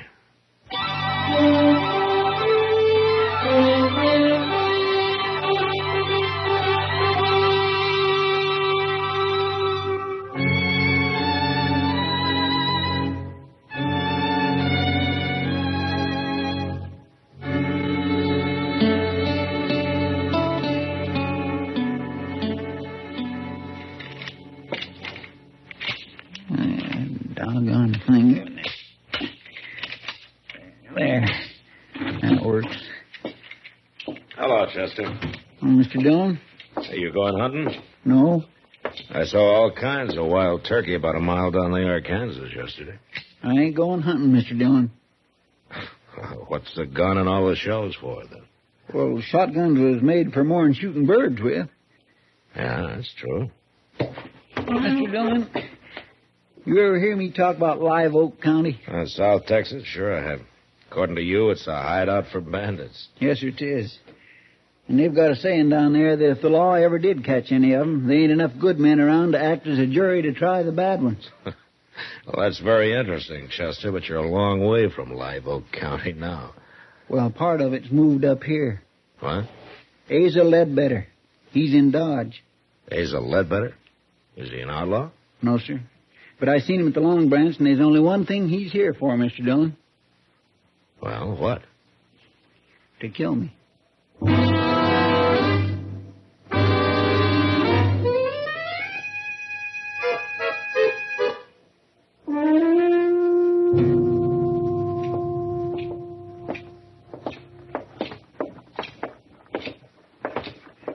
right, Chester. Are you going to tell me why Asa Ledbetter is here to kill you? It don't matter why, Mr. Dillon. Okay. I'm going to go in there and talk to him. I'd as soon you didn't. I don't like people getting killed in Dodge, Chester. Even you. Now, you wait here, huh?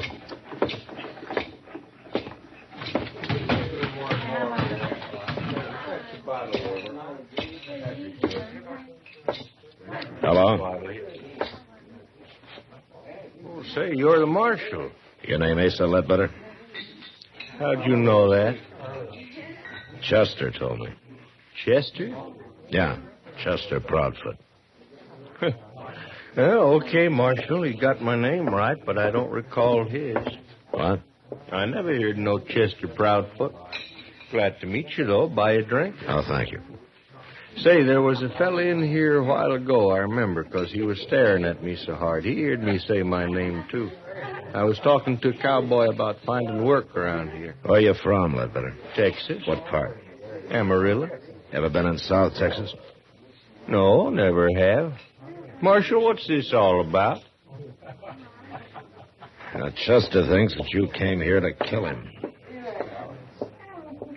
Now, just look here, Marshal. I don't know this Chester fella. Never even heard of him. I don't go around murdering people. I hope that's true, Ledbetter. Of course 'tis. And I don't like nobody dragging down my good name, Marshal. Nobody is. So long. You just asked anybody from Amarillo about me, Marshal. They can tell you.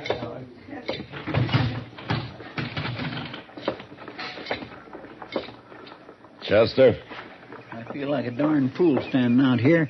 Are you sure you haven't got Asa Ledbetter mixed up with somebody else? Not hardly. He claims he never heard of you.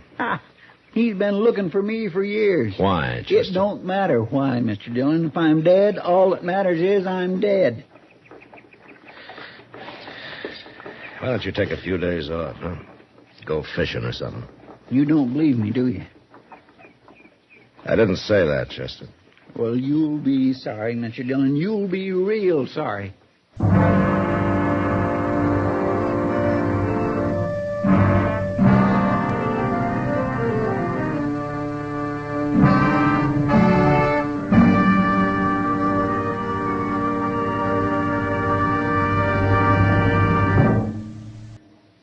That whistling man, Bobby Haggart, really started something. Tonight, the Calypso Boys join in. Ready, amigos?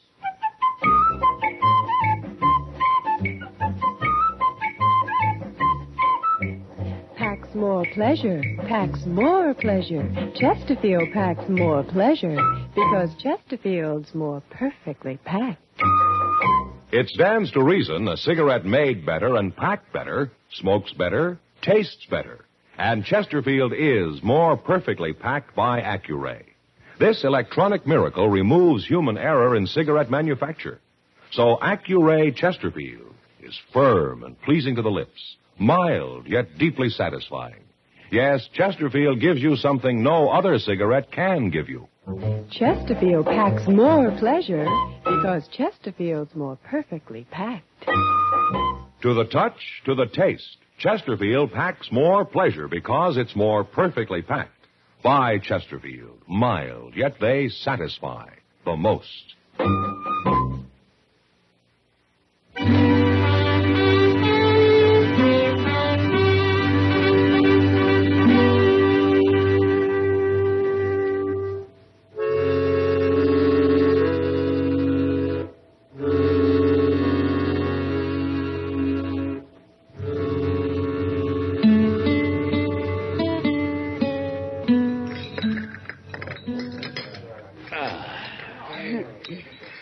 Well, Kitty, that was a real good dinner. Mm-hmm. And thank you. Thank me. Well, I thought you were paying for it. You're the one who needs a vacation, not Chester. Oh, but you're a rich woman, Kitty. Let's talk about Chester. Does he really think Asa Ledbetter's after him? Well, that's what he says. It's not like Chester to make up a thing like that. No. Matt? You stay here. No, I'm going with you.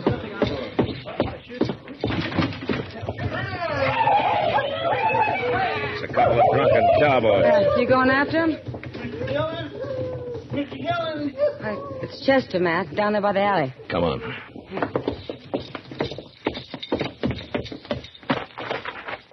What's the matter with his arm? Looks like he's been hurt. Yeah. He shot me, Mr. Dillon. He shot me. One of those cowboys? No, Asa Ledbetter. What? I seen them cussed cowboys coming, so I ducked in the alley here. And Ledbetter was down at the end of it, just waiting for me. I think he just hired them fellas to set up a commotion so he could get a shot at Here, me. let me see that arm. Bullet went right in here, Mr. Dillon. It didn't break nothing, though. Ah, Chester, you've been hurt worse than this a dozen times. Now, look, if you ducked in the alley, you were probably facing the street, weren't you? Yes, it was. All right, then Ledbetter wouldn't have been behind you. The bullet entered from in front. It was him, I tell you. Or the wild bullet from those cowboys. Do you think I'm lying? Well, I think you're worrying yourself into seeing things. I'm going up to Doc's, if I can make Now, it. wait a minute, Chester. Where's Ledbetter staying? Well, he told me the Dodge House, Matt. All right, I'll go talk to him. Sure. You go talk to him. How many times do I have to be shot around here before anybody believes me?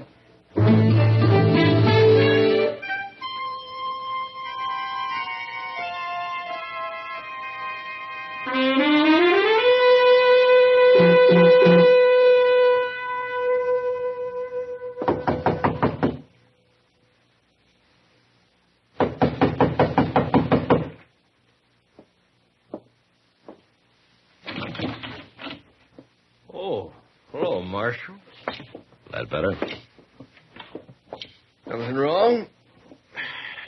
How long you been in your room here? Oh, I've been taking a nap, Marshal. Up until them drunks out there woke me up. Now, Chester says you tried to shoot him a few minutes ago. Now, Marshal, I'm getting sick and tired of this Chester. What's he trying to do, anyway? He's pretty certain about it. Bound and determined to get me into trouble? I'm doggone if I know why.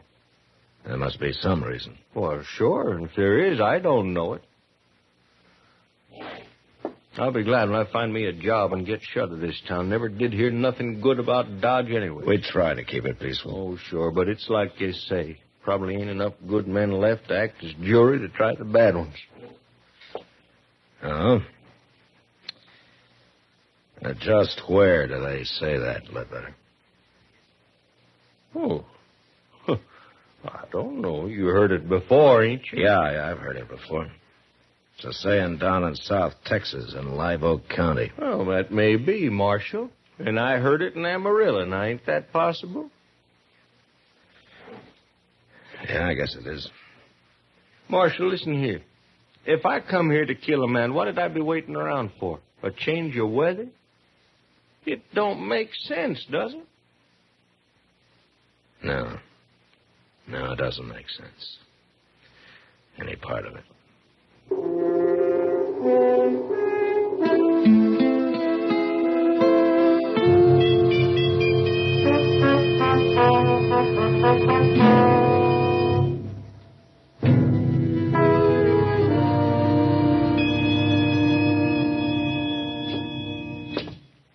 How does it look, Doc?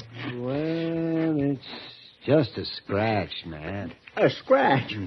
I suppose if I come in here scalped, you'd say the barber just give me too tight a haircut. Now, Chester, be brave, boy. Yes, there we are. In a week, you'll never know you got hit. Well, it's a mercy it wasn't my gun arm. Chester, I told you Asa Ledbetter was in his room the whole time. You mean he told you? I asked the desk clerk on the way out. Then he was lying, too. Chester, how long since you've had a good night's sleep? Now, Doc, don't you start that. Well, you admit you didn't actually see Ledbetter in that alley. But next time you'll see him all right, won't you? Yeah, whether he's there or not.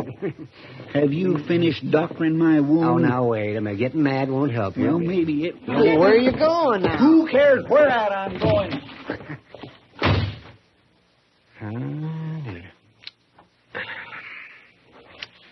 He'll get over it, Doc. Yeah, I hope so. The only thing I can figure is that he's got this Ledbetter mixed up with somebody else. Yeah. But it'd certainly help if he'd say why he thinks he's after him. Because... Matt? Yeah, what is it? Come over here at the window. Huh? What's going on? Look, down in the street. That's Asa Ledbetter. And Chester's standing there about to shoot him. Yeah. I'd better hurry, Doc.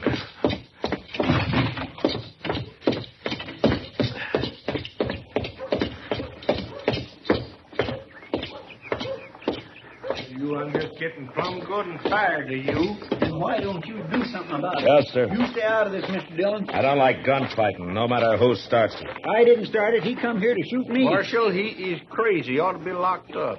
Sure, I'm crazy. I should have called you out before. Now, you going to fight or not? No, I ain't going to fight. You scared?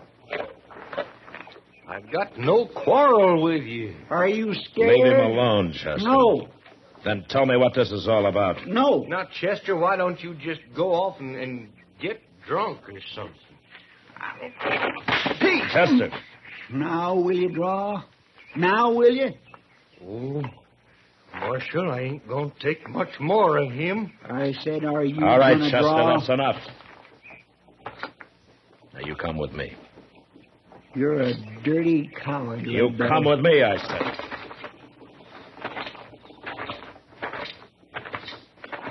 You're with him, ain't you?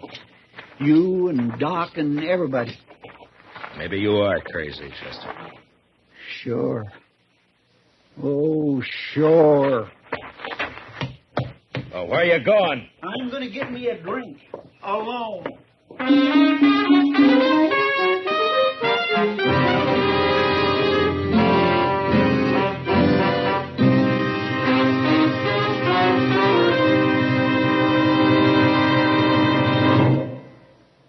Say, where are you listening to Gunsmoke? In your car? Getting ready for dinner? Oh, I see. Just relaxing in your favorite easy chair. Well, I'd say you're in a good spot right now to really enjoy a Chesterfield. You see, Chesterfield packs more pleasure because it's more perfectly packed. It stands to reason. A cigarette made better and packed better smokes better, tastes better. And Chesterfield is more perfectly packed by Accuray. This electronic miracle removes human error in cigarette manufacture.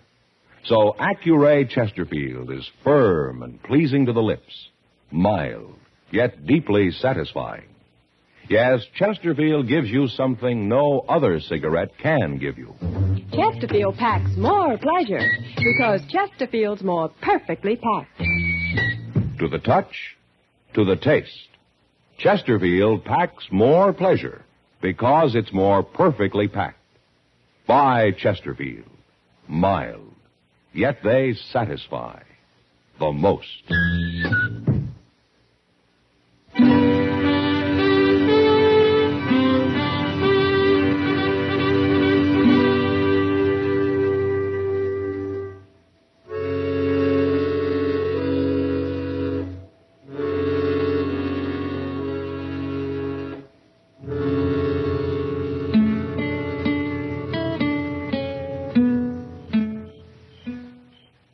Doc?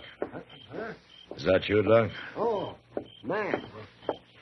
Why, it's 3 o'clock in the morning, man. Yeah. You been on a call? Well, I haven't been romancing the ladies. Yeah, is Chester asleep? Yeah, he's asleep. But not in the office. Well, why not? Where is he? I locked him in a cell out back. You locked him in... What? He got drunk, Doc. By sundown, he was as drunk as I ever saw him. Well, maybe he needed it, Matt. Maybe it'll bring him out of all this. Well, something's got to. Yes, it does. Well, I'm going to go to bed, Matt. You better go, too. Yeah, I am, Doc. I think I'll use Chester's bed in the office tonight. I'll see you tomorrow. Yeah, good night, Doc.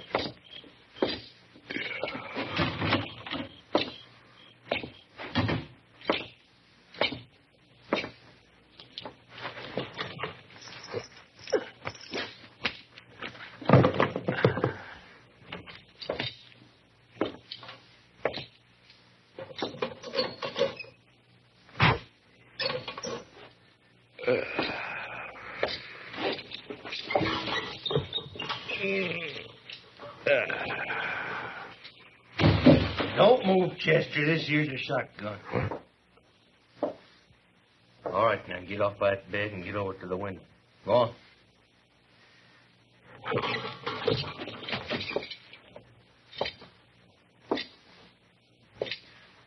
better. I'm going to sit down here and light the lamp now. But you just stand steady. The shotgun's right across my knees.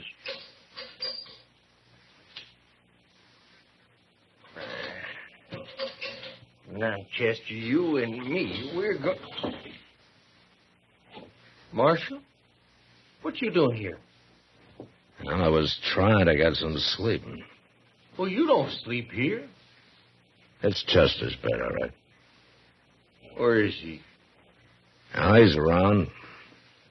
Somewhere. Where you going? Stand still. Marshal, stand still. I mean it. Well, I was just going to close the back door here. You left it open. I want it open. All right. I'll open it wide. Here, Marshal. No call for that. All right, where's Chester at?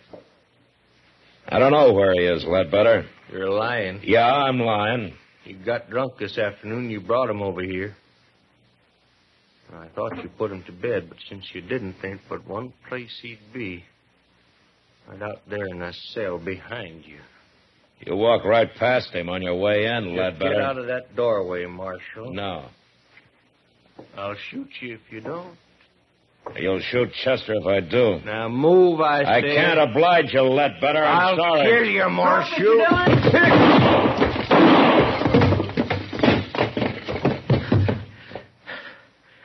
Don't shoot again, Chester.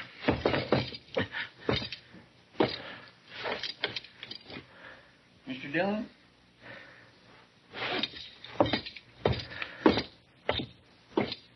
Is he dead? Yeah. You hit him in the head with the first shot, Chester. Pure luck. I heard you kick that door. It woke me up. So I wonder anything could wake you up tonight. Well, I don't feel so good, but I ain't drunk no more. Hey, you got me locked in here. Yeah, I thought of that, but I forgot to take your gun away from you. That was mighty careless of you, Mr. Dillon. Well, it doesn't matter now. You knew I had it. You was going to let him shoot at you so it'd wake me up and I'd have a chance at him.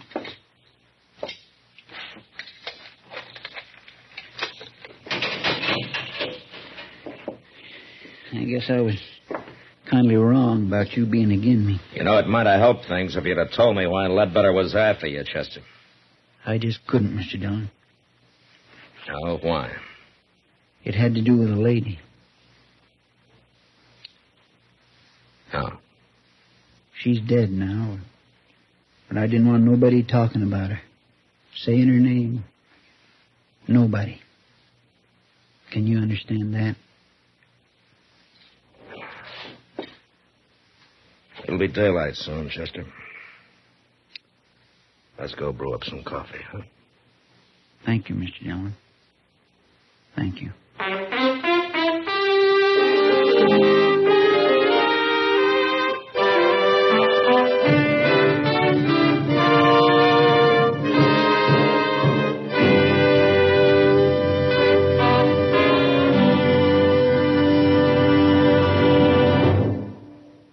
In a moment, our star, William Conrad. Vacation coming up soon? Here's how to pack more pleasure. Make sure you have a couple of cartons of Chesterfields in your suitcase or in your car's glove compartment. A touch tells you Chesterfields are firm, packed full. Your taste tells you they satisfy the most. So when you do your vacation shopping, ask your dealer for Chesterfields by the carton. You know, the early frontier years were lusty and brawling, and men happily fought each other as a matter of course. But next week, it's the man who refuses to fight that causes all the trouble. And that was the West. Good night. Gunsmoke. Produced and directed by Norman McDonald, stars William Conrad as Matt Dillon, U.S. Marshal. Our story was specially written for Gunsmoke by John Meston, with music composed and conducted by Rex Corey. Sound patterns by Tom Hanley and Bill James. Featured in the cast was Lawrence Dobkin as Asa Ledbetter, Parley Bear as Chester, Howard McNear as Doc, and Georgia Ellis as Kitty.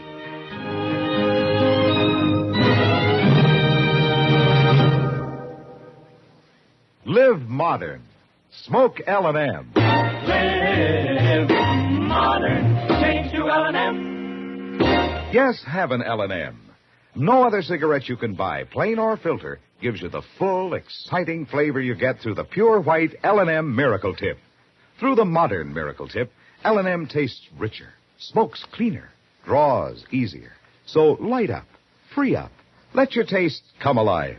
Live modern. Smoke L&M. Join us again next week for another specially transcribed story on Gunsmoke.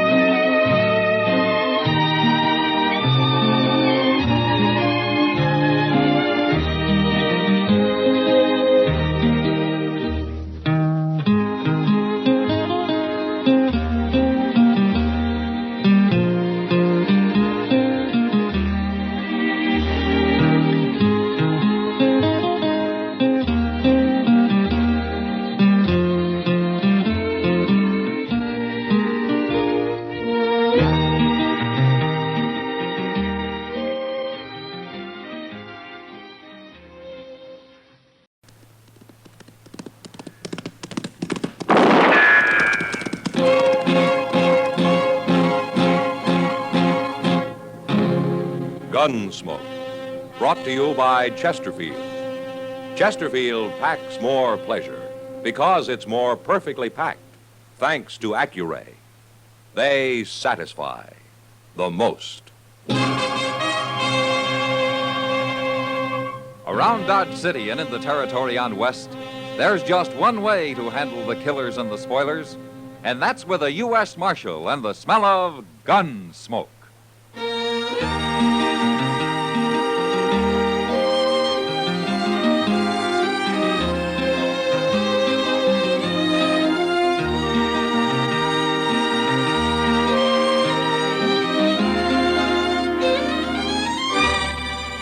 Gunsmoke, starring William Conrad.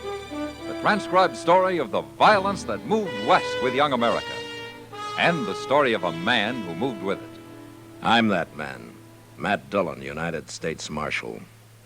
The first man they look for and the last they want to meet. It's a chancy job, and it makes a man watchful and a little lonely.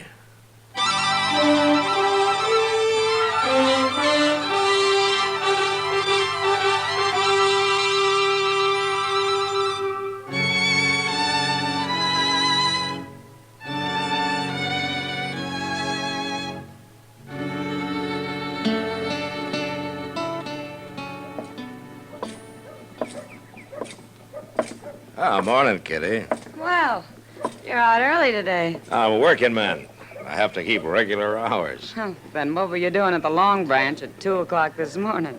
Well, sometimes it's a regular 24 hours, just like you. Well, at least I make good money at it. Kitty, would you really like to see me settle down and run a saloon? You might get to like it. All right, I'll do it. When? When I'm about 50. I thought so. Good morning, Miss Kitty. Oh, hello, Chester. Here's a letter for you, Mr. Jones. Oh, thanks, Chester. The envelope says it's from Judge Rambo over in Wichita. Mm-hmm. Anything important? Yeah, it's a court order for eviction. Yeah, seems Brandon Teague didn't file legally on his land over by Wagon Mountain. Did you say Brandon Teague? Oh, do you know him, Kitty? Everybody knew him around Abilene.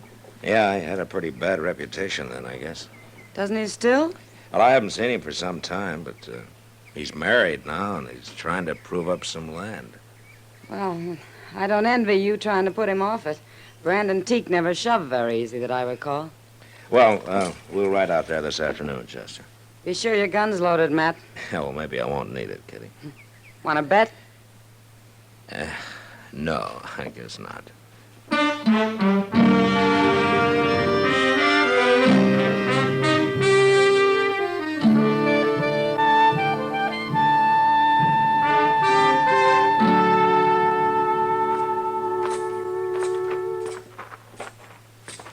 You ask me, Teek's gone build himself a mighty nice place out here, Mr. Dillon. Yeah, he's doing fine.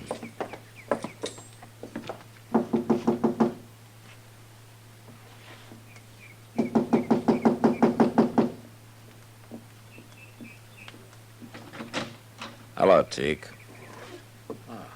Hello, Marshal. Chester? All right, Teek. What brings you out this way? Well, here, you might as well read it yourself. What's this? Court order. Immediate eviction. What's this all about, Marshal? I got my deed to this place. Yeah, but you failed to register it at the land office, Teek. Nobody told me about that. I'm sorry. You'll be a whole lot sorry you try to put me off this land, Marshal. Brandon, who are you talking to? You stay inside, Sarah. It ain't nothing. Well, then it won't hurt if I come out. This is my wife, Marshal Dillon and Chester Proudfoot. How do you do, mister? Ma'am? Is there trouble, Brandon? They say we got no legal right to this place, Sarah. I didn't register the deed or some fool thing. Oh, No, no. don't you worry. Ain't nobody gonna move us off, law or no law. It's a court order, Teek. I ain't wore a gun since I got married, Marshal, but I can sure go put one on. We're going to have a child, Marshal. Most any day now. And we ain't moving. We ain't starting over again. Oh, if we have to, we can do it. I'd rather die and see you go to fighting again, Brandon. Now you think on it. It's a hard thing for a man to swallow, but I can't go again her. I ain't putting on my gun. Now, why don't you go in and tell her that? When'll I tell her we got to get off the place? Oh, there's no hurry. What about that immediate eviction? Well, I'll be responsible for that. I guess I ought to be grateful to you. No, Teek, not to me. Well, goodbye. Bye, Marshal. Chester. Bye, Teek.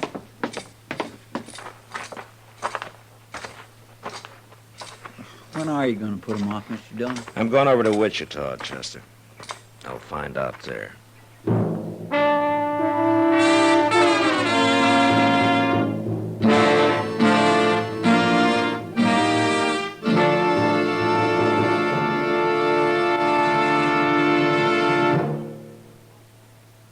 You've heard Bobby Haggard whistling it on radio and television. Right now, a country-style version. Okay, partners?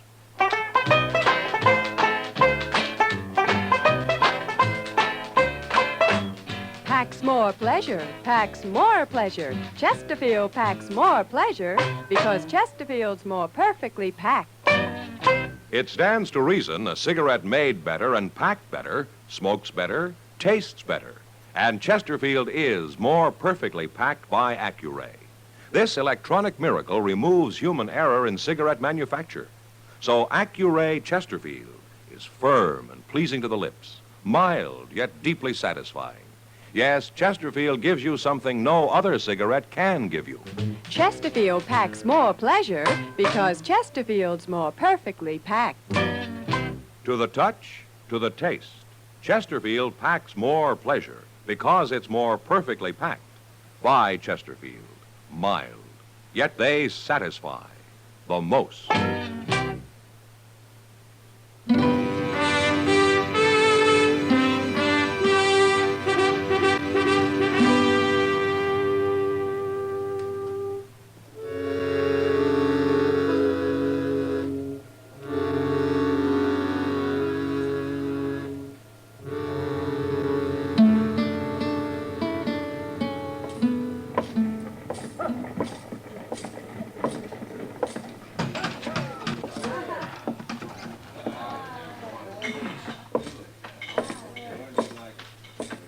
Hello, Judge. Marshal Dillon, what are you doing in Wichita? Well, I came to see you. Oh, that's so? It's about that court order you sent me, Judge. Which court order, Marshal? The one to evict Brandon Teek off his land near Wagon Mountain. Oh, that. Yes, I remember. What's the trouble? Is he putting up a fight? No, he isn't. Well, he sure must have changed. I remember Teak around here. He was a wild one. Well, he's married now, Judge. As a matter of fact, they're expecting a child any day. A child? Mm-hmm. So, I told him that they could take their time about moving. Take their time? Yeah. That order was to evict them at once, Marshal. Yeah, I know that, Judge. There's no room for sentiment in the law, Marshal Dillon. What's right is right, and what's legal is legal. Look, Judge, Teak's been on that land for over a year. How come this business about failing to register his deed just came up? It was only recently brought to my attention. And who brought it to your attention? Lee Sprague. Not that it makes any difference. Lee Sprague, huh? He owns a lot of land around Wagon Mound, doesn't he? And he's filed on this. There's nothing irregular about it, Marshal, if that's what you're thinking. Well, legally, I'm sure everything's correct, Judge. You can't argue with facts, Marshal. Now stop being a sentimental fool and go do your duty. Brandon Teak's a changed man, Judge. He's done more than prove up that land. He's proved himself up, too. Homestead Act, 1862, paragraph 12. After 1 year, if the deed to such land is not duly recorded at the nearest government never office... mind, Judge. I know how it reads. Well, then start acting like it. I can hold even a United States Marshal in contempt of court, you know. Yeah, sure you can. You got a lot of power, Judge. But there's only one thing wrong. And what's that? You never learned how to use it.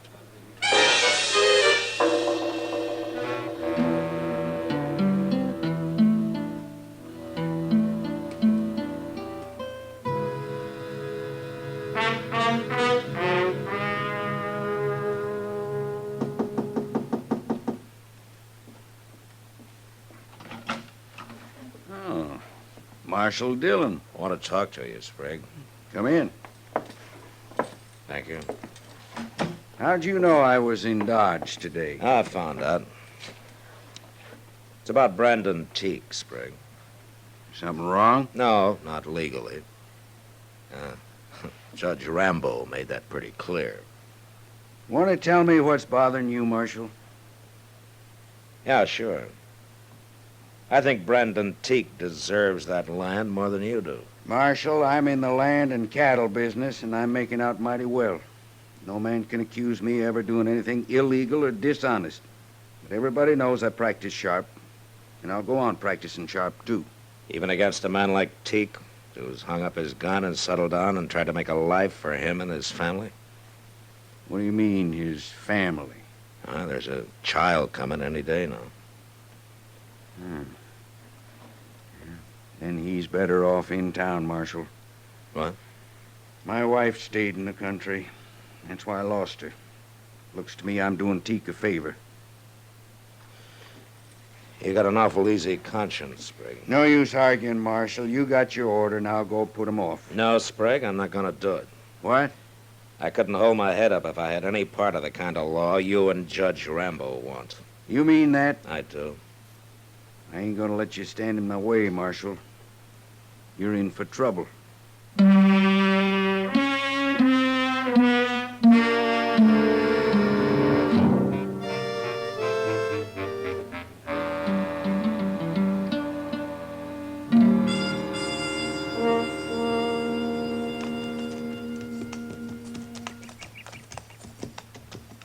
It's Brandon Teak and his missus both talking to that fellow, Mr. Dillon. You recognize him, Chester?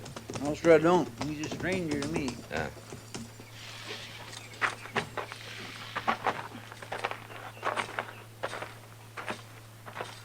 Looks like they're all head up over something, don't it? Yeah. Miss Teak hadn't ought to be standing out in the heat of the day this We'll way. let Marshal Dillon settle this, Haley. He's got nothing to do with it no more. Ma'am, How to do, Marshal? what's the trouble here, Teak? You told me there was no hurry about our leaving, Marshal. Wait a minute. Where'd you get that badge, mister? Who are you? I'm Jim Haley, Marshal. Deputy Sheriff from Wichita. Wichita? Well, how'd you get here? I took the Santa Fe to Dodge, then I rented me a horse. Answer me, Haley. Judge Rambo sent me. I guess he felt the law needed a little enforcing down this way. He's got a court order, Marshal, just like the one you had. It's plumb legal. And I want you people to pack up and be out of here by tomorrow. Just a minute, Haley. I can take care of him, Marshal. No, Brandon, there'll be no fighting. Now, Sarah, You ain't gonna do nothing except move, Teak, and right now. No. Woman, you let go my arm! Sarah!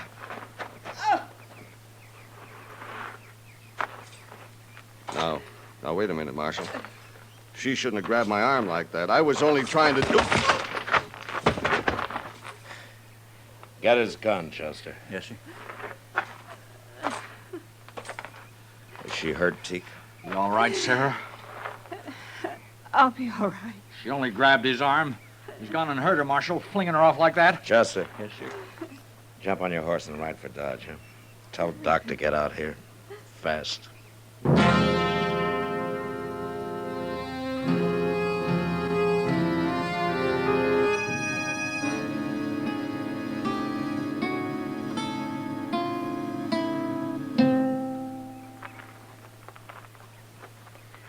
Ain't Doc never coming out of that house? It's been a long time, hasn't it? She shouldn't have grabbed me. I didn't mean to hurt her. Haley, why don't you keep quiet? Nobody wants to hear from you. Look, Mr. Dillon, there's Doc. Huh? You don't look none too happy. Well, Doc? The baby's dead, Matt. Oh, my. That's too bad. Well, I didn't do it. I only pushed her a little. I told you to shut up, Haley. There wasn't a chance of saving the baby. It's her I've been working on. And she's going to be all right now, Matt. Yeah. Well, good for that, anyway. Hey, Doc tell you, Marshal? Yeah, Teak. I'm sorry to hear it. I'm sorry, too, but you can't blame me for it. Haley, I just now promised my wife I wouldn't kill you. Don't make me break it. Come on, Haley. I'm taking you to Dodge with me. Hey, now, look here. Ain't you forgetting I'm a lawman, too, Marshal? I'd like to forget it. It doesn't make me very proud of being one. I come here to do a job, and I'm going to do it. I promised her I wouldn't kill you now, Haley, but you come back here, and I promise you I will. A man can only take so much. I'll be back. No, you won't. I'm throwing you in jail for a while. Jail? Teak, as soon as your wife's better, you come see me, huh? I don't know what I can do, but things aren't going on this way.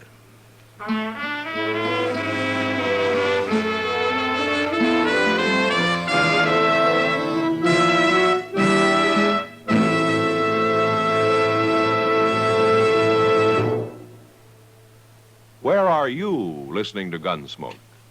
In your kitchen? Getting ready for Sunday supper? Maybe in your living room, relaxing? Or out driving? Say, be sure and watch the road. But remember, there's pleasure ahead when you smoke Chesterfield. When you satisfy yourself with Chesterfield's better taste and mildness. It stands to reason. A cigarette made better and packed better smokes better, tastes better. And Chesterfield is more perfectly packed by Accuray. This electronic miracle removes human error in cigarette manufacture. So Accuray Chesterfield is firm and pleasing to the lips, mild, yet deeply satisfying. Yes, Chesterfield gives you something no other cigarette can give you. Chesterfield packs more pleasure because Chesterfield's more perfectly packed. To the touch, to the taste, Chesterfield packs more pleasure because it's more perfectly packed. By Chesterfield. Mild, yet they satisfy the most.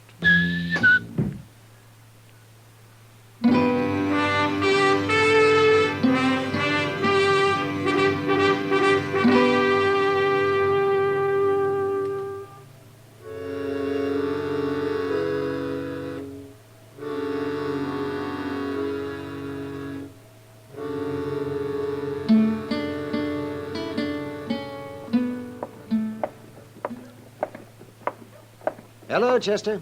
Hello, Doc. Where's Matt, Chester? In the office, talking to Lee Sprague. Sprague? It's a little late to be talking to him, isn't it? I'd say so. You sure Brandon Teague's coming to Dodge today, Doc? That's what he told me. There's a neighbor woman staying with his wife.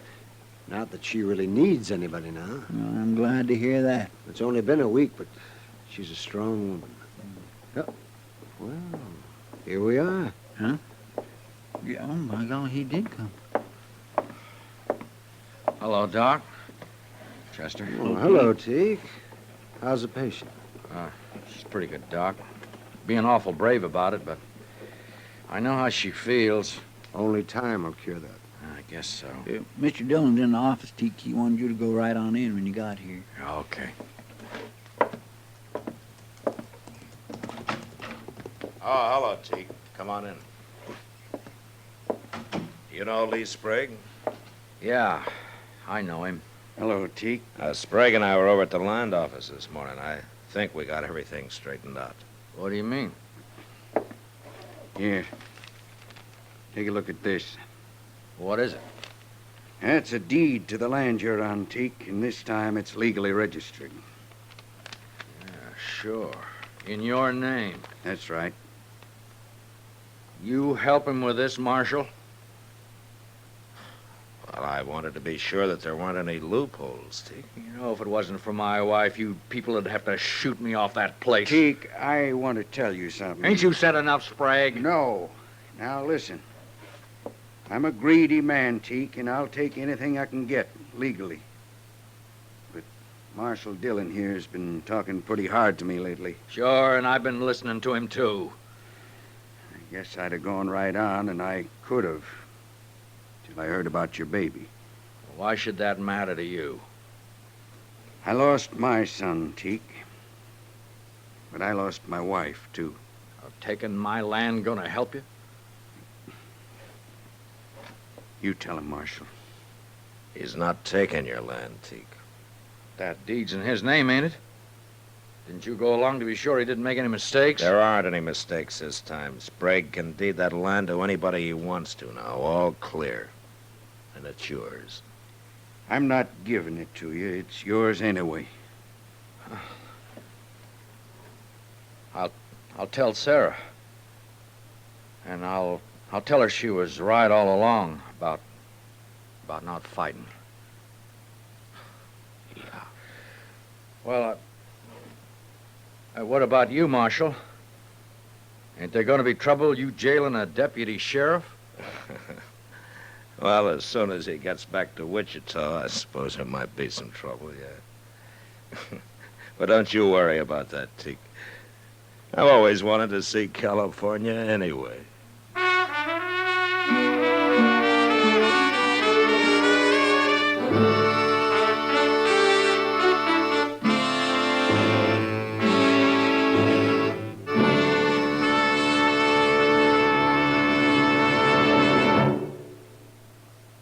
In a moment, our star, William Conrad. What's your idea of vacation pleasure? Mountains? Seashore? Lake? Wherever you go, here's an idea for your smoking pleasure. Take along a couple of cartons of Chesterfields.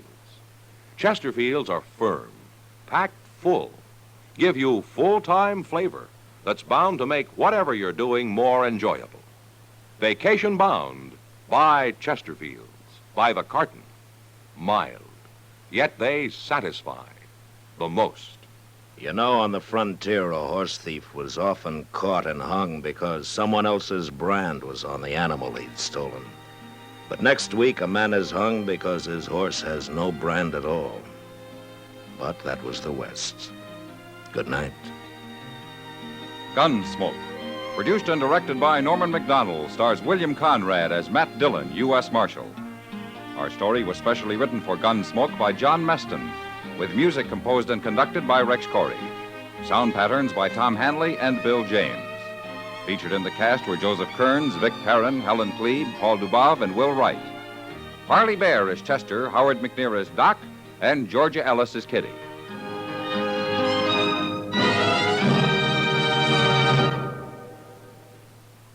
Live modern. Smoke L&M. Live modern. Change to L&M. Only with L&M can you enjoy the full, exciting flavor of today's finest tobaccos through the modern miracle of the pure white Miracle Tip. So light up, free up, let your taste come alive. Live modern.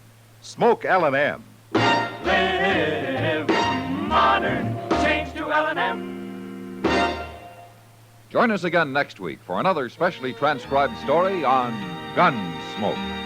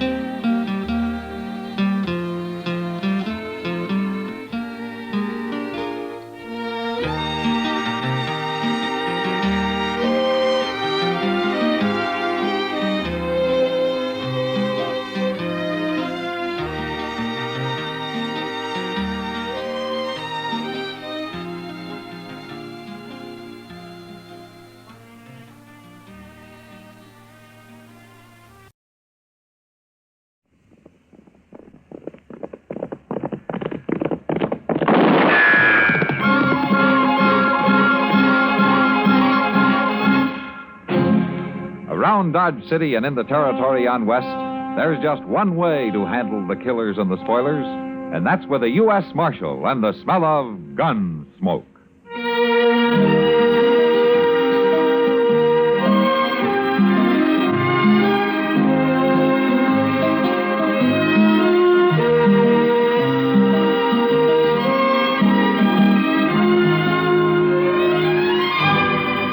Gunsmoke, starring William Conrad, the story of the violence that moved west with young America, and the story of a man who moved with it.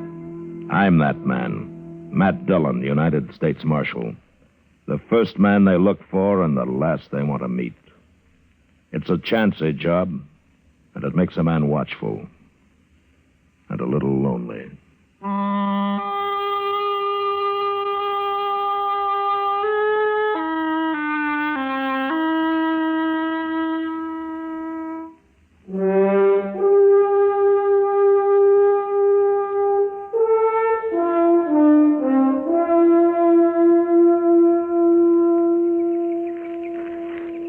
I got our horses saddled, Mr. Dillon. I swear I'm so hungry I could eat a whole hog. Yeah? Well, the hog you got this morning's cooking on that stick right there, Chester. Is it done? Well, that depends on how hungry you are. It's done. Thank you. That's hot, ain't it? It sure will be good to get back to Dodge tonight and sleep in the bed again, won't it? You know something, Chester? Civilization's made you soft. Well, maybe so. But I get mighty tired of using my back for a mattress and my belly for a covering. Obviously, you were born for greater things than rooting around on the prairie and living in the rain. It ain't been raining, Mr. Dillon. No, it hasn't, Chester. But it will. Sooner or later, it's bound to rain. Yes, sir. Wish we'd brought some more bacon.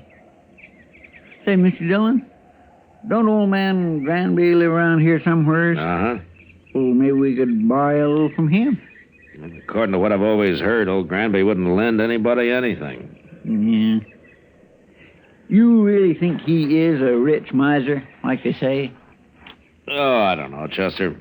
You know, sometimes a man's entirely different from his reputation. I only met Granby once or twice. He seemed like a nice enough old fella. Just the same, I wouldn't want to live out here all alone with nothing but a few horses for company. Yeah, well, he's used to it. Yeah, but even if he does have a lot of money hid away somewhere, there's no place to spend it out here. Granby's pretty old for the pleasures Dodge has to offer, Chester. Oh, by Jing, I hope I ain't never that old. You know, at the rate you're burning yourself out, you never will be, so don't worry about it. Mr. Dillon, I live mighty quiet for a young fella who's free and still full of blood and stuff. Sure. Oh, I do. Look over yonder. Huh?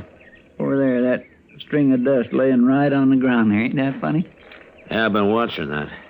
It's not on the ground, though. There's a dry wash that runs along there. I think somebody's driving the stock down it. Maybe it's old man Granby. Maybe. Why don't we go over and say hello, huh? All right. Mr. Dillon? Yeah. If it is old man Granby, maybe we could just ask him about a little dab of bacon, reckon? Well, there's no harm in that. Oh.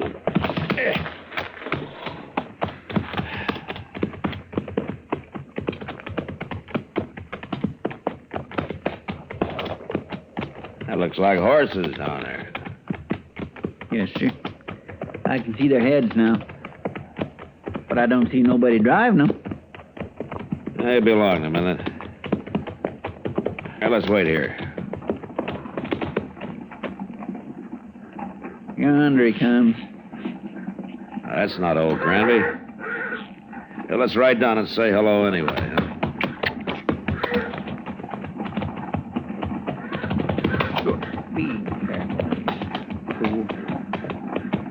That's Granby's brand on those horses. You must have hired him a hand. Yeah, maybe. Hello. Hello. You working for Granby? I ain't working for nobody, mister. Oh? And where is he? Where's who? Granby. I don't know no Granby. Those are his horses you're driving. They are? Yeah. I ain't driving them. What do you mean? They got ahead of me in the wash there, that's all. I see. You a cowboy? Yeah, sure. I'm a cowboy. Somehow you don't look like one. You don't ride like one, either. You're asking the questions, mister. And no decent cowboy would run another man's horses down a dry wash just because he didn't want to get up on the bank and ride around them. I told you, they got in front of me, is all. How come you're not carrying a gun? Does a man have to carry a gun? No. But I'll bet you're the only man within 1,000 miles of here who isn't carrying one. Well, maybe I got a better conscience than the rest of you. Maybe. But look, mister, you've run those horses about 5 miles off of old Granby's place. You want to give us a hand, we'll run them back. I'm in a hurry. It won't take long. The old man might be a couple of days finding them if we don't. You worry about him. I got to get into Dodge. We'll ride in with you afterwards. I ain't gonna do it. It'd look a lot better if you did. I'd like to, mister, but I can't. I'm leaving now. So long. Well, forevermore, Mr. Dillon, you just gonna let him go? Wait a minute, Chester. I'm gonna let him hear what lead sounds like. Don't shoot! Don't shoot me! All right, then ride back here.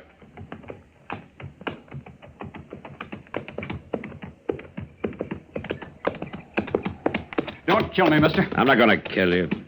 Unless you try to run away. Why would I try to run away? You just did, Chester. Yes, sir? Ride down the bank and head those horses off. Start them back up the wash. We'll be out of here by the time they're back. All right, sir, Mr. Dillon. You stay right close to me, fellow. Don't you try anything smart. When we get to Granby's, if he says it's okay, then you can go wherever you like. I don't know Granby. I've never been there. And we'll show you the way. Come on, let's go.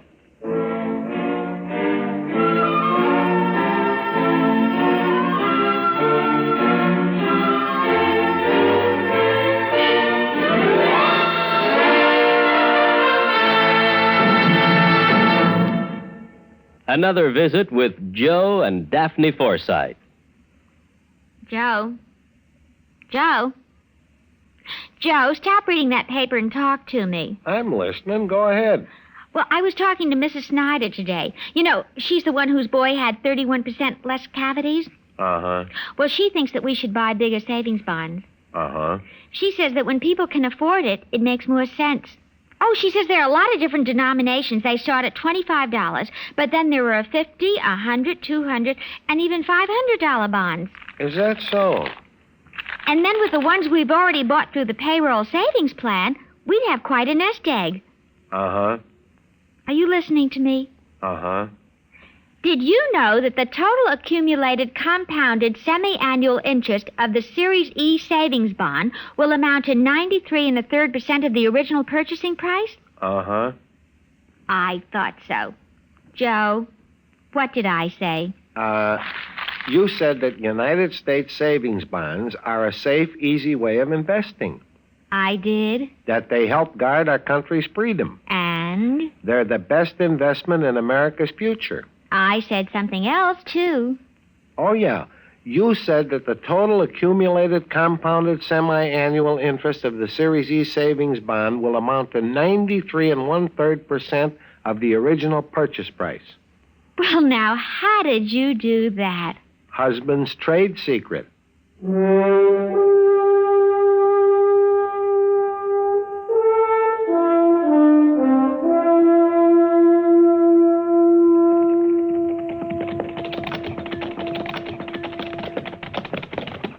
Old man Granby sure can find his horses all right now, Mr. Dillon. Yeah, but I want this cowboy here to meet him. Now we'll see if he's in the house. I'll wait for you. Get off a horse, fellow. Go on. That's better. All right, come on. We'll take a look.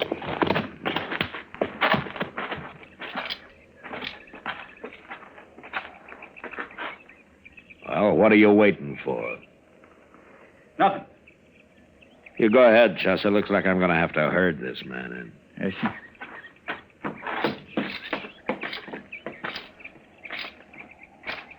You've been kind of balky ever since we ran into you, haven't you? I just don't like being dragged around. I never did. Well, I just want you to meet old Granby. He'll be grateful for your helping run his horses back here. I know what you think, mister. You think I was stealing them horses. Well, I never heard of the old man. I was never near this place. So you told me, but you're here now. I ain't afraid of you or nobody. And let's go into the house. Come on.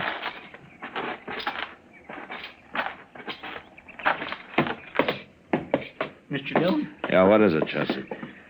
Old Granby, he's in there. Oh, what's wrong?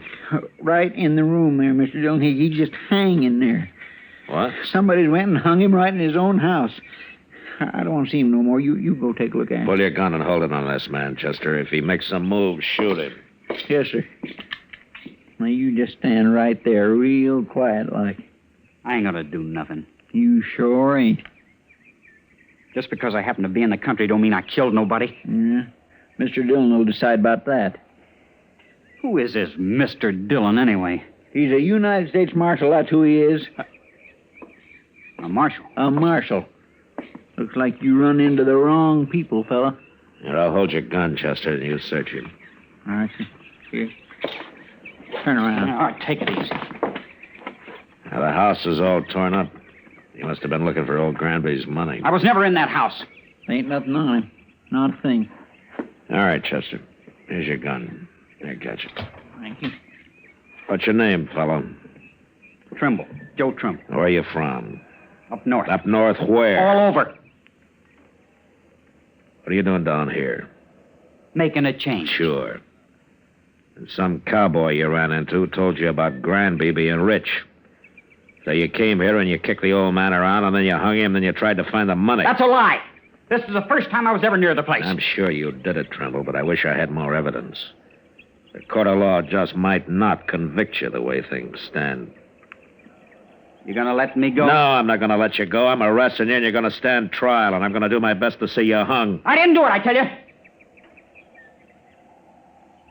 And I'll go free, too. You'll see. Now, there's something mighty wrong about you, Trumble, and I can't figure it at all. But I'm sure gonna find out.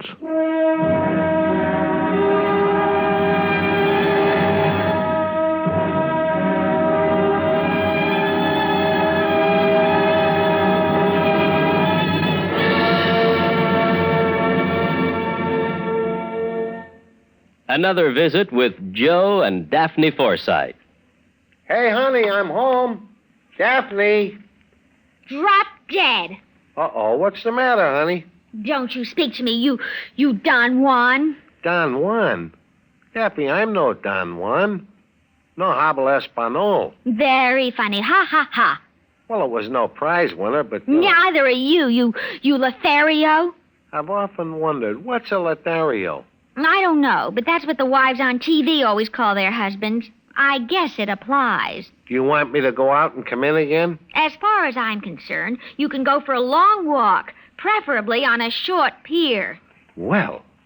Oh, come on, Daphne. What's wrong? Your good friend Harry called, and he spilled the beans. Which beans? He said, quote, "Tell Joe he was right about those blondes. They're great," unquote. Blondes? That's what he said. Well? He didn't say blondes. He said bonds. Savings bonds. What? Sure. I buy 'em on the payroll savings plan. And I told Harry he ought to do it, too. Savings bonds have a guaranteed interest that pays back $4 for every 3, which is a pretty good investment. That's a pretty good story, too. It's true, so help me. That's why Harry's so happy. Savings bonds are great. Well, maybe you're right. You wouldn't really fool around with blondes, would you? You're too faithful and sweet and kind and... Fast talking.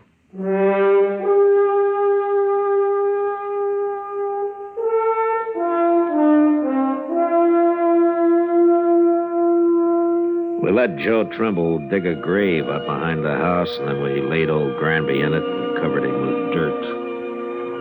I was pretty sure now that the old man had never had an extra dollar in his life, and that he'd been killed for no reason at all. Well, anyway, Trumble had done a pretty thorough job of looking for the money, and he'd found nothing.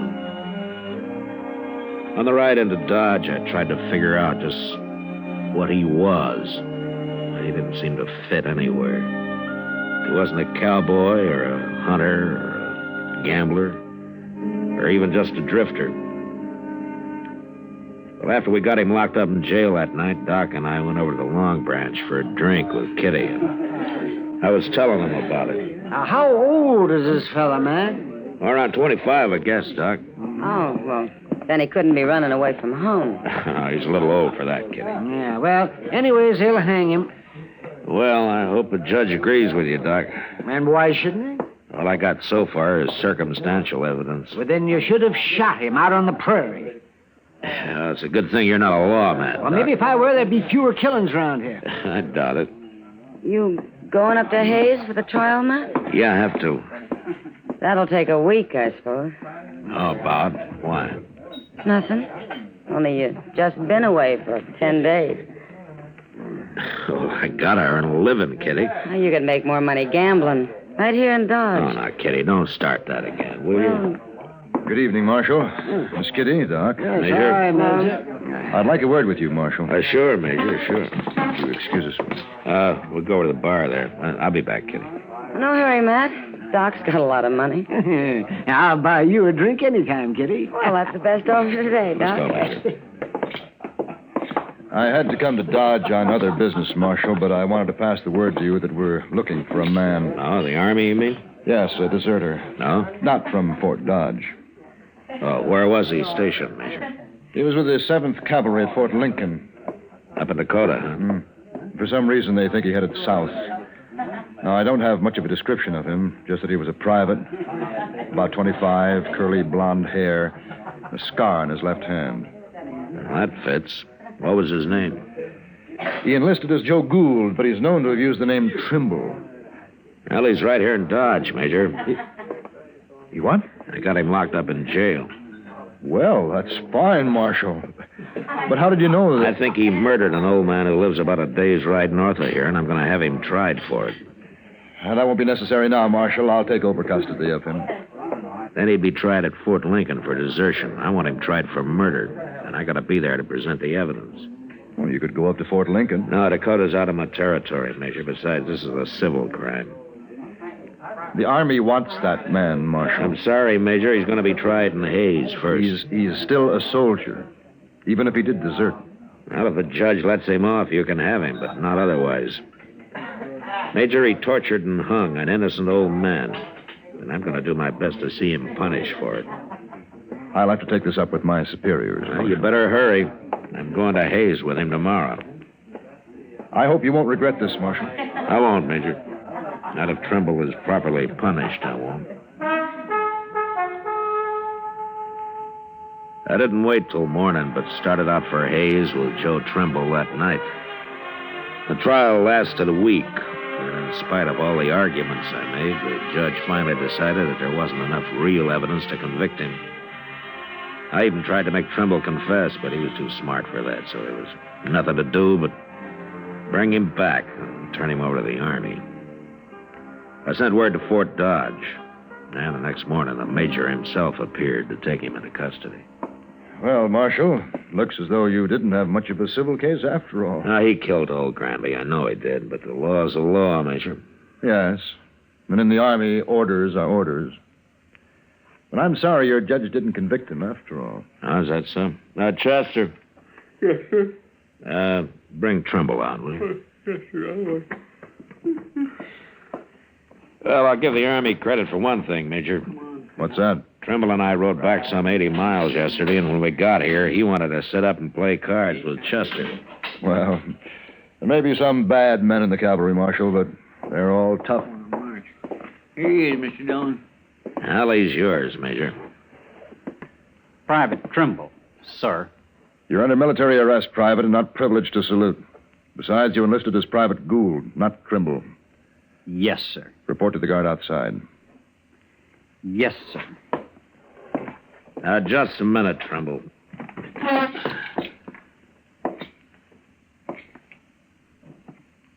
You know that you're mighty lucky, don't you? You should have died for what you'd done. I told you I'd go free, Marshal. It'll catch up with you someday, Trumble. It always does, somehow. That's all I wanted to say. Yes, sir.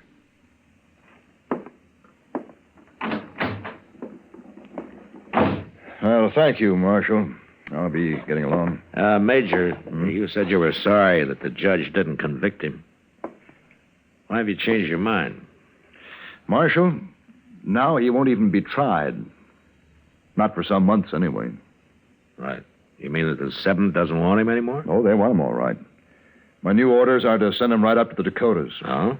Seems that the 7th Cavalry needs every man available. They're leaving Fort Lincoln soon on an expedition against the Sioux and the Northern Cheyenne. The Sioux, huh? I wonder if old Sitting Bull is still the chief medicine man with them. Sure he is. But at any rate, the 7th will be heading into Montana territory. Yeah. Well, if they're after Sitting Bull's tribe, they will. He's always had a large camp over on the Little Bighorn. Yes, I know. By the way, who's in command of the 7th Cavalry now? An officer I served under a couple of years. I never did care for him much. A Colonel George Custer.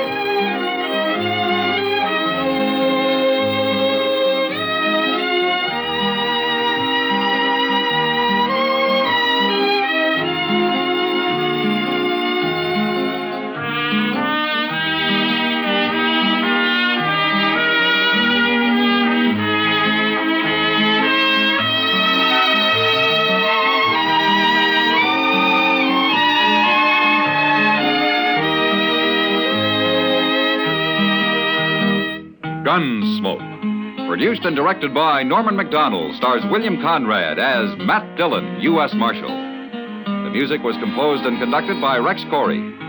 Sound patterns were composed by Ray Kemper and Bill James. Featured in the cast were Parley Bear as Chester, Howard McNear as Doc, and Georgia Ellis as Kitty. George Walsh speaking. Join us again next week for another story of the western frontier of America in the 1870s on Gunsmoke.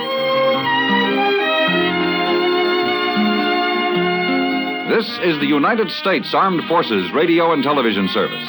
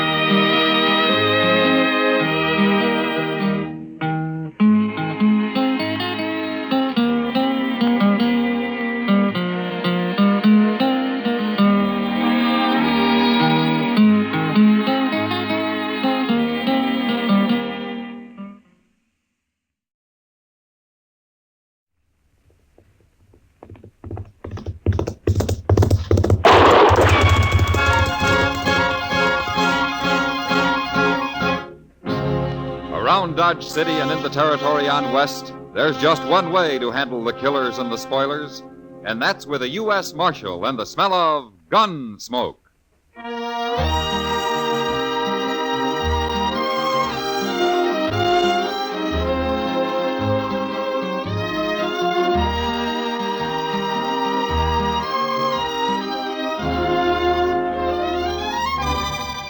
Gunsmoke, starring William Conrad. The story of the violence that moved west with young America. The story of a man who moved with it. Matt Dillon, United States Marshal.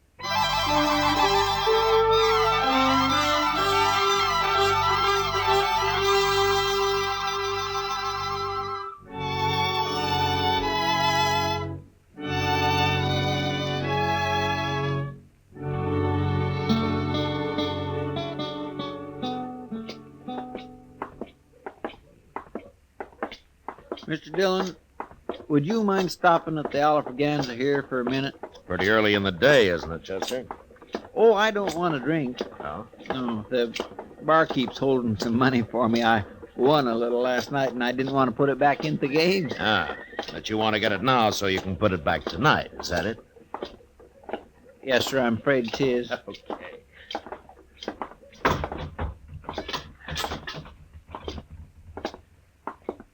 Mike? Come for your money, Chester? Yep. Hello there, Marshal Dillon. How are you, Mike? Well, here you are, Chester. 3, 4, 5, 6. Thanks, Mike. Here. Buy yourself a drink. Yeah, I sure will. See you tonight, Chester. Sure. Excuse me. Yeah. I heard the bartender call you Marshal Dillon. Well, that's right. I got something to tell you, Marshal. Go ahead. It's important. Okay. You're going to die, Marshal. Who are you, mister? Wilbur Hawkins. I'm a whiskey drummer. First time I've been to Dodge, though. I've worked around St. Louis till they sent me out here. Liked it better in St. Louis. There are lots of important people there. Wait a minute. What are you talking about? You're going to die, Marshal. I heard them saying so. You heard who saying so? Well, I don't know their names. It was dark, and they weren't there long. I didn't dare say anything, or they'd have known I was listening. And then, of course, I'd never heard of you till just now, that is. You're not making much sense, mister. Oh, it makes sense, all right. You see, I rode the Santa Fe out here from St. Louis, and one night I was all wrapped up trying to sleep, and these two men came by and stood there in the aisle. One gave the other $300.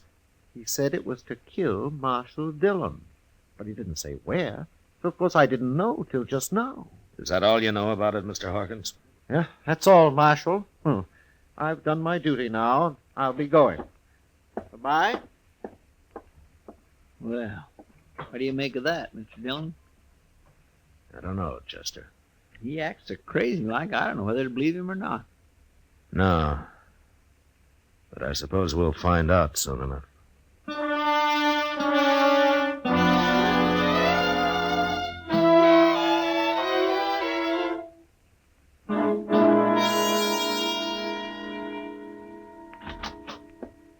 The prisoner's sound asleep already, and it's only just got dark out, Mr. Dillon. Well, he's got nothing else to do till Tom Smith gets here. Is that who you're holding him for? Well, I thought I told you, Chester. Yeah, but Tom Smith's sheriff of Tascosa, ain't he? Sure. Why? I thought this fellow was wanted in Abilene. No, they never heard of him in Abilene. That's why I wired Tom. Well, I'm going out back for a minute, Chester. I think I left my new bridle on the hitching rail out there. Yes, sir. Well, I better get this place swept up a little, Mr. Dillon. That's a good idea.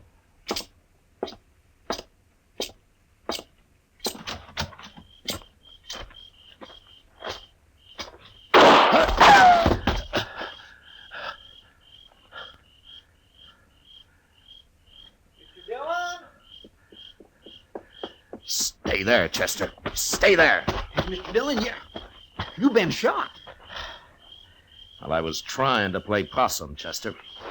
I wanted to get him to come up where I could see him. Oh. But he's gone now. You scared him away. He ran down the alley there. Oh, he'll be lost in the crowd, but now... Oh, I'm sorry. Well, it doesn't matter, Chester. What? He probably thinks I'm dead. So I'll just go on playing possum. How do you mean? Come on, let's go up to Doc's office. I'll tell you there.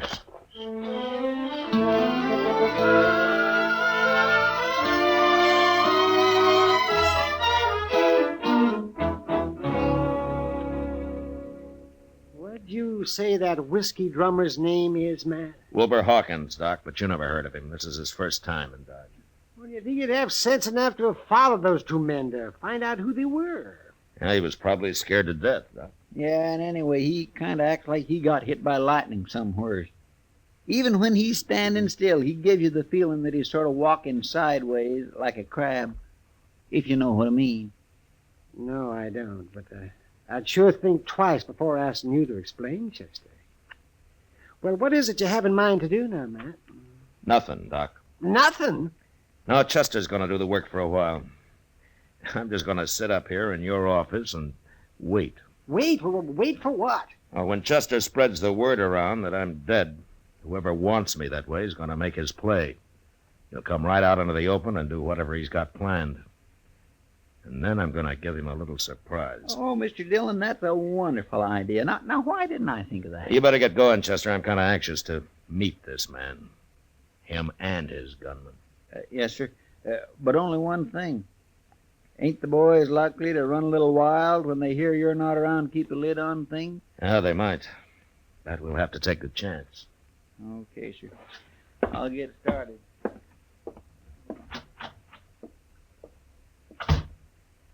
Well, I kind of think Chester's right, Matt.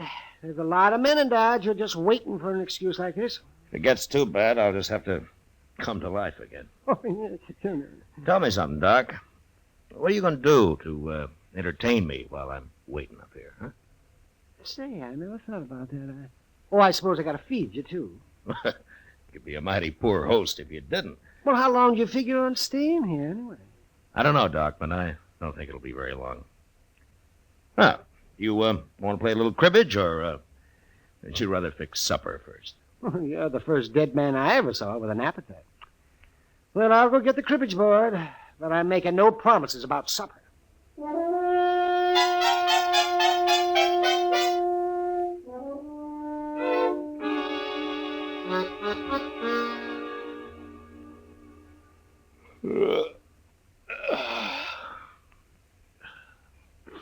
Doc, what time's it getting to be? Let me see. It's nearly midnight, man. Yeah. How long are you going to wait up? Well, till something happens, I guess.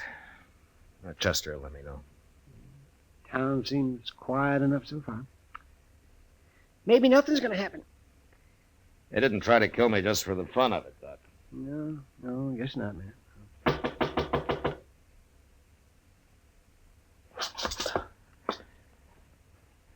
answer, Doc. After I get to the back room. Maybe it's a patient. I'll be holding a gun on him anyway. I'm coming. Kitty, what are you doing here this time of night? I might tell you if you ask me in, Doc. Well, of course. Come in. Come in. Where's the corpse, Doc? What's that? The body. I expected to find him all laid out. Oh, you mean Matt? You, don't seem too upset about the corpse, Kitty. Oh, all that talk didn't fool me. Just didn't make sense, Chester running around telling everybody you've been killed. No, why not? I know Chester too well. If you were dead, he wouldn't be acting like that. No, I guess he wouldn't. Where is he, anyway? I haven't seen him for a couple of hours, but most everybody else believes it, Matt. Now they do, huh? Mm-hmm. Good. I don't know what you're up to, but I figure someone's been trying to kill you. Is that right? Yeah? Ambush, Kitty. That's not the way he's telling it, Matt. Not the way who's telling it. I never saw him before, but there's a man standing at the bar of the Texas Trail bragging about outdrawing you. You mean he's admitting he killed me? I kind of thought you'd like to know. That's him, Matt. This is what you've been waiting for. Is there anybody with him, Kitty? No, he's alone as far as I know. Anyway, you better come to life again, Matt. There's going to be trouble if you don't. There hasn't been any trouble yet, has there? No, but they're working themselves up to it. Yeah. Well, maybe I better not wait any longer. But I'd like to take that gunman's employer along with me, though. You can find out who it is, Matt. Beat it out of him. You better come with me, Kitty, so you can point this man out. Yeah. And you take cover in case he wants to fight. Any man who's coward enough to shoot you in the dark isn't going to face you now, Matt. Yeah, maybe not, Doc, but you never know.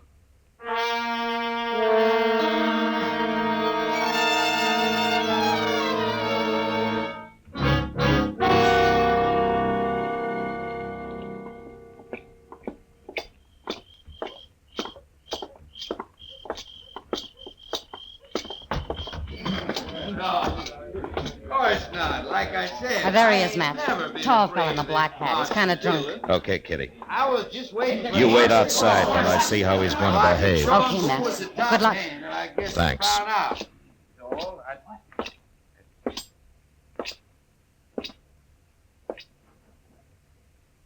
I'm Marshal Dillon, mister.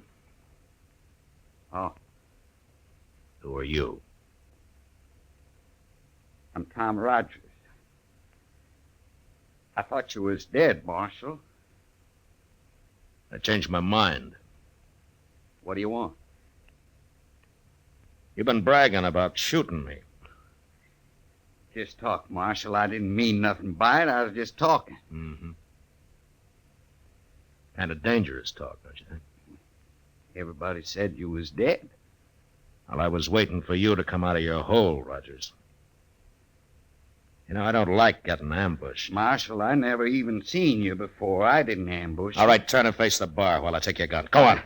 I ain't gonna try nothing. You got the wrong man, Marshal. Okay, you can turn around. You can't arrest a man just for talking. The jail's right across the street, Rogers. You lead the way. Well, it was just talk, I tell you. You can't prove nothing. Get going. Well, I swear I didn't try to kill you, Marshal. Straight ahead, Rogers. When we get there, you're going to do some more talking. I want to know who hired you. Nobody hired me. I ain't even got a job. Hey, Mr. Dillon, I want to... Mr. Dillon, what are you doing out here? Who's this fella? His name's Rogers, Chester. He's been bragging about shooting me. I was just having a little fun. I ain't no gunman. It doesn't take much of a gunman to try to ambush a man. But I didn't do it, Marshal. I heard him talking about it, and I don't know why I started saying I'd done Mr. it. Dillon? Yeah, what, Chester? Mr. Dillon, I was on my way up to Doc's. I was coming to tell you something. Well? I've been over to Alafraganza. I declare, I just don't understand it. Well, say it, Chester. Yes, sir. Well, there's a fellow over there, and he's been bragging about shooting you, too. What? Yes, sir, that's right. He's saying he outdrawed you and killed you. Of course, he's a little drunk. Yeah, of course he is. So it was Rogers here till I scared him sober. Sure. Sure, I've been drinking, Marshal. I wouldn't have talked like that if I'd been plumb sober. Here's your gun, Rogers. You turning me loose? It's like you say, Rogers. You're just a big talker. What about the fellow over at the Alfaganza? I don't even want to see him, Chester. He'll shut up fast enough when he hears I'm still around. And you go on back to the bar, Rogers, unless the men laugh you out of town. Yes, sir. I'm sure sorry I done it, Marshal. All right, get going. Sure, I'm going. I don't know what's the matter with me, Chester, not figuring this. I might have known there'd be at least a couple of drunks wanting the reputation for having killed me. Yes, sir. Doggone it. Now we're right back where we started from. Yeah. Hey, maybe that whiskey drummer was lying, too. No, you're forgetting I got shot at, Chester. And there's a man somewhere in Dodge still waiting to kill me.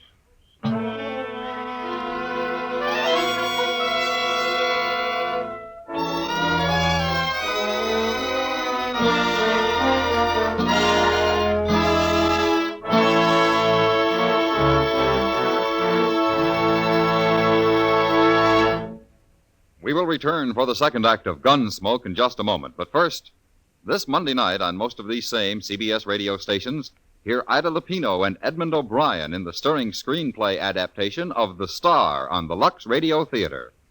It's a hard-hitting drama about a has-been who attempts a comeback in a juvenile role.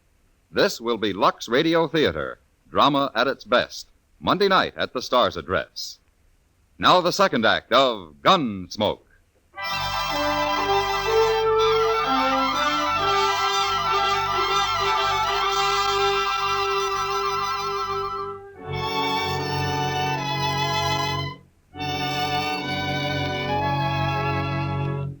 It wears a man down, living from day to day, waiting for a bullet in the back, and not knowing who to expect it from or when.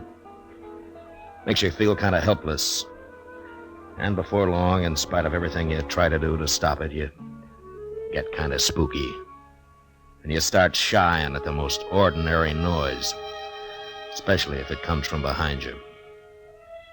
No way to stay alive, because this is the one time you need to be as calm and clear as you've ever been in your life.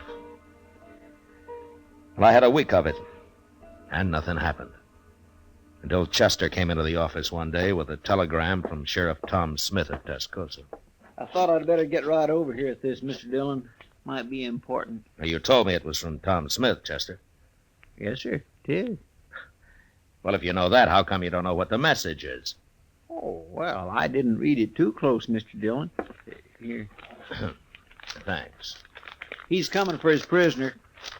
He'll be here on the stage. Day after tomorrow, the way I figure it. Now, anything else? What? Well, is that all it says here?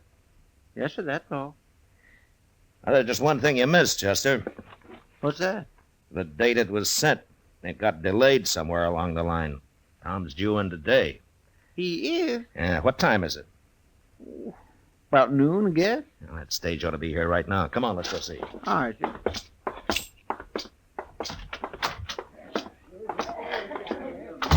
Well, there it is, Mr. Dillon. Must pulled in just a minute ago. I don't see no passengers, though. Well, that may be because they haven't got out yet, Chester. Here they come. Ain't that Tom Smith? Yeah, that's him. Who's that other fella? He looks kind of familiar. Now, that's Wilbur Hawkins, Chester, that little whiskey drummer. Oh, yes. Well, now, I've been wondering where he's been. Matt Dillon. Hello, Tom. Hey, how are you, Matt? Hello, Chester. Hello, Mr. Smith. Well, I'm sure glad that trip's over. Next time I'll come horseback. The stage is easier when you're taking a prisoner back, though. Yeah, I guess you're right at that, Matt. And I hope you still got him. I'd hate to make this trip for nothing. Oh, he's there. Anytime you want him. Hey, where's Wilbur Hawkins going? Ain't he even going to say hello? You know that little fella? Oh, yeah, we know him. He told me he's staying at the Dodge house. Crazy talkingest man I ever run into. I told him, Hawkins, if you tried thinking it a little first, you might make a whole lot more sense a whole lot faster. Well, he means well, Tom. Maybe. But he tells some mighty strange stories. Oh, what do you mean? Well, Of course, it could be true, but he told me he heard a couple of men in a bar talking about me. He didn't know who they meant till I introduced myself on the stage and he recognized my name. Well, what are you looking like that for, man? No. Go ahead, Tom. What did Hawkins hear? Well, he said this one fellow was going to give the other fellow $300 to shoot me. Ain't that the darndest thing? Yeah, that sure is. I don't know, Matt. There's a lot of men who'd like to kill me, but I don't believe they'd be standing around talking about it that way. I kind of think he made it all up. No, he didn't make it up, Tom. Not quite. Huh? You know something about this? You mean someone is out to shoot me? Yeah. Who? I'll tell you about it on the way over to the Dodge House.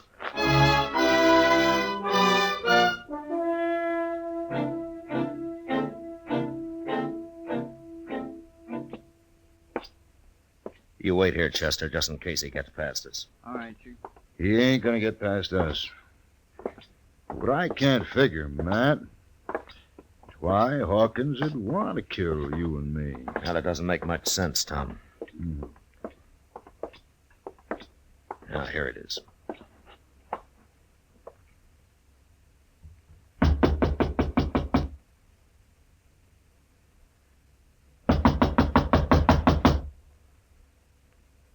Who is it?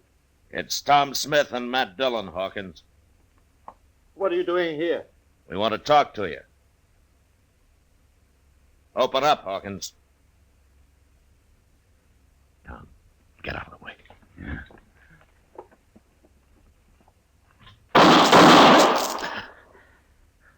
How'd you know he was going to shoot, Matt? Well, I just sensed it, I guess. Look, I can kick that door open with one foot. Then you cover me. All right, you ready? I'm ready. Okay. I kill you! You kill him, Matt? Well, I tried not to.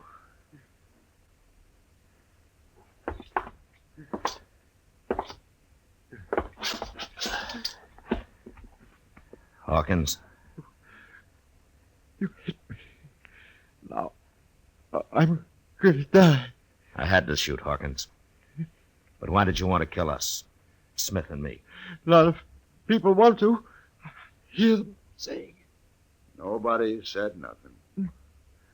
You made all that up, Hawkins. You took a shot at me last week, didn't you, Hawkins? Didn't you? No, Dan. I can't kill anybody now. Why? Why did you want to, Hawkins? Tell me. I killed other men. Important men. I told them about it first. And then I killed them. But why, Hawkins? I don't know. I had to. I had to do it. Die.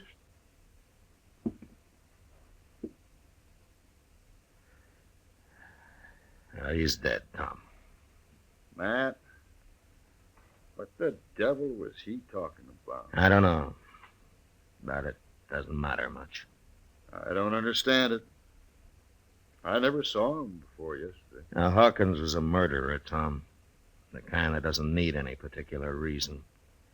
Nobody will ever know why he did what he did. Yeah, he was crazy, if you like. Sure was crazy. You think he's done a lot of killing, Matt? Yeah, probably. That's the most dangerous kind of man there is, Tom. A murderer with no reason at all.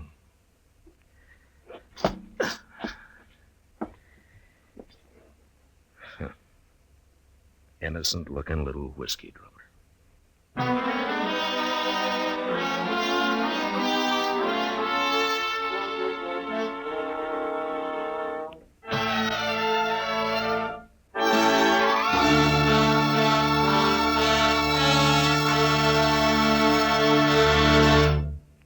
Gunsmoke, under the direction of Norman Macdonnell, stars William Conrad as Matt Dillon, U.S. Marshal. Tonight's story was specially written for Gunsmoke by John Meston, with music composed and conducted by Rex Corey. Featured in the cast were Edgar Barrier, John Daner, and Vic Perrin, Parley Bear is Chester, Howard McNear is Doc, and Georgia Ellis is Kitty. Join us again next week as Matt Dillon, U.S. Marshal, fights to bring law and order out of the wild violence of the West in Gunsmoke. You've heard fictional crime cases many times, but there's nothing like the real thing. We're talking about Night Watch.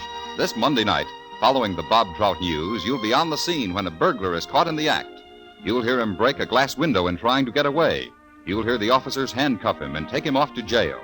You'll hear this authentic case unfold from beginning to end on Night Watch Monday night. George Walsh speaking. John Lund, as yours truly, Johnny Dollar, brings you Colorful Mystery Tuesdays on the CBS Radio Network.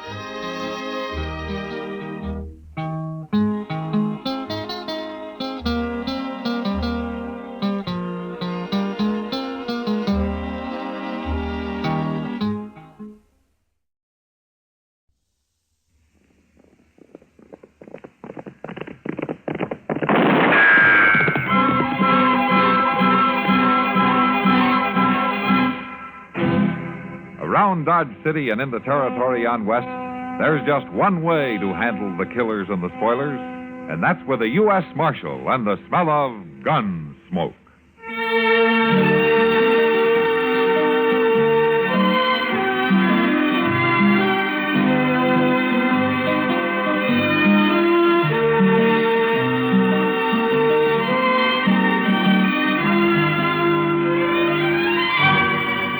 Gunsmoke, starring William Conrad, the story of the violence that moved west with young America, and the story of a man who moved with it. I'm that man, Matt Dillon, United States Marshal. The first man they look for and the last they want to meet. It's a chancy job, and it makes a man watchful and a little lonely.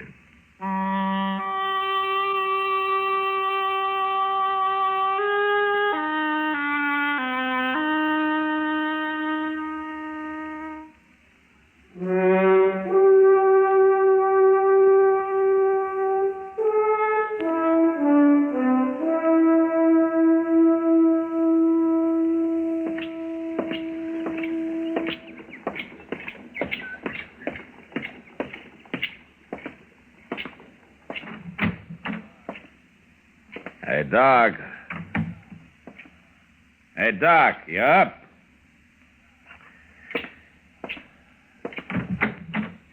Hey, Doc. What? Yeah.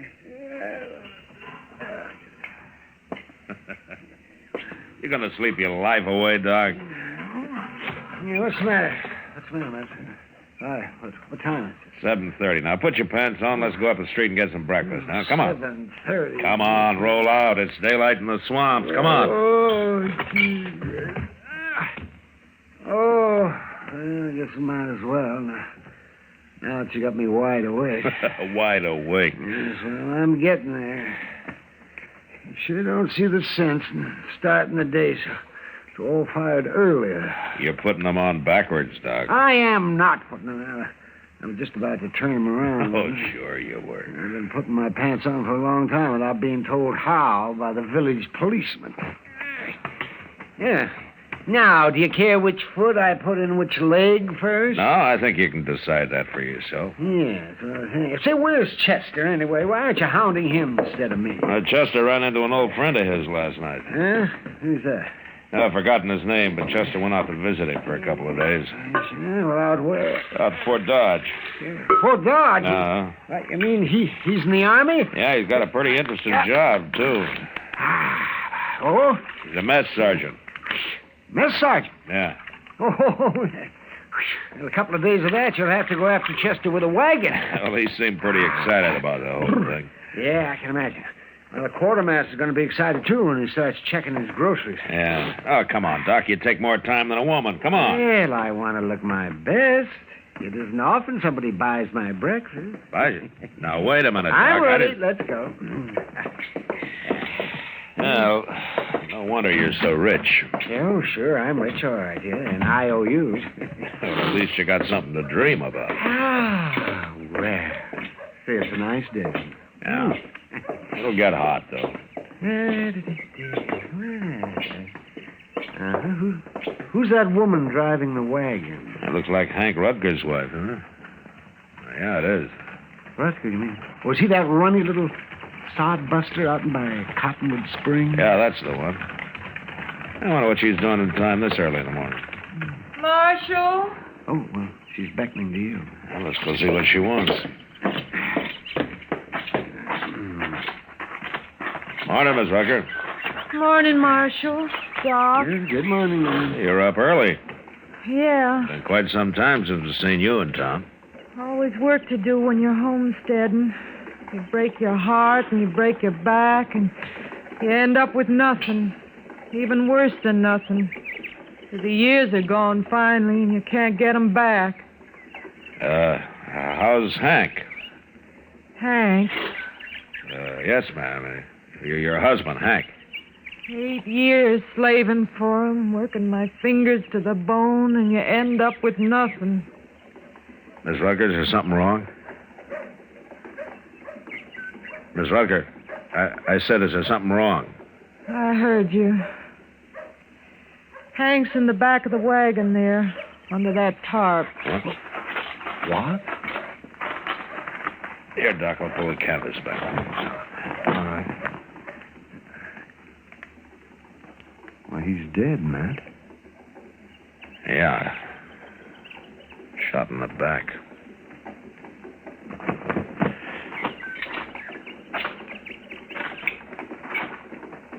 How'd it happen, Miss Rucker? I don't know about things like this. What you're supposed to do, I mean. So I loaded him into the wagon and come into town. I figured you'd be the one to see. You figured right, but what happened? It wasn't me, Marshal. I didn't shoot him. Who did? I don't know. You don't know? I mean, I don't know his name or nothing. He was a stranger. Stopped by the place yesterday evening just before sundown. Wanted to water his horse. Hank wasn't there. This fella kept looking at me and talking kind of funny. Then he saw Hank coming and he rode on. Maybe then he's the one that Late last night, Hank woke up, heard something outside. Thought it was an animal bothering the stock. Went out, and pretty soon there was a shot. How do you know it was the same man? Because they come by the house after. But I run him off. Ah. What does this fellow look like? I don't know. Like any other man, I reckon. Nothing special. Except for his shoulders. Oh, what do you mean? There's the biggest shoulders I ever seen on a man. Mighty powerful. Look, Miss Rucker, why don't you go across the street there to the Dodge house and take a room and get some rest, huh? You'll leave the wagon here, and Doc and I'll take care of things for you, huh? I'm all right, Marshal. You go on now. Feels strange being alone. Hank wasn't much, I guess. Didn't treat me good, but at least he was always there. A woman needs a man. All right, I'll go now. Thank you, Marshal, for taking care of things. I'll stop by later, Miss Rucker. All right, Marshal. Well, what do you think, Matt? I don't know, Doc. That woman's got something in mind she isn't telling us about.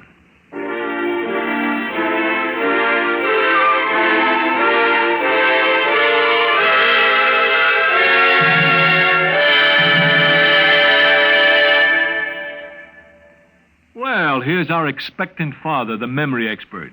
And how do you feel, sir? Lousy. Oh? Why? You ever take care of 8 kids while your wife is in the hospital having number 9? No. Take my advice. Don't. I haven't had a good night's sleep in days. I think my kids are part sponge. Oh, really? Why? Well, they drink enough water to irrigate a desert, and mostly in the middle of the night. Well, at least you don't have to worry about your wife. She and the baby are getting good treatment at the hospital, and thanks to Medicare, there won't be any expensive bills for you to pay. That's what bugs me, man. Why? It's such a bargain. You know no woman can resist a bargain. If your wife is bargain-minded, better get the pamphlet on Dependents Medical Care Program fast.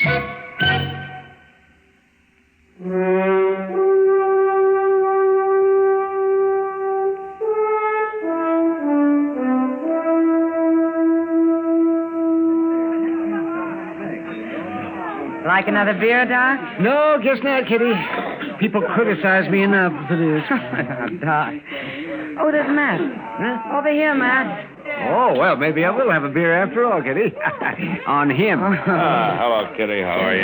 Sit down, Matt. You look tired. Yeah, I am tired. If it gets any hotter, they're going to have this country. Any luck, man? No, Doc. I checked every rooming house in Dodge, every liver stable. I even talked to some of the homesteaders out south of town. And nobody's seen a stranger who matches Miss Rutger's description, if you can call it a description. Did she remember anything new? No, not much. I talked to her late this afternoon. She thinks that he had reddish brown hair, but she's not sure. Oh, just those shoulders, then. Yeah, that's all she's sure of. I guess she'd remember that, all right. Well, Matt, maybe you won't have to look any farther. Oh, what do you mean? That man over there at the end of the bar. What? We've been keeping an eye on him till you showed up. Oh. Who is he, Kitty? I don't know. Tonight's the first time he's been in here. Been staying to himself pretty much, just drinking and not talking. But he's got the shoulders, all right. Yeah. I think I'll go have a word with him.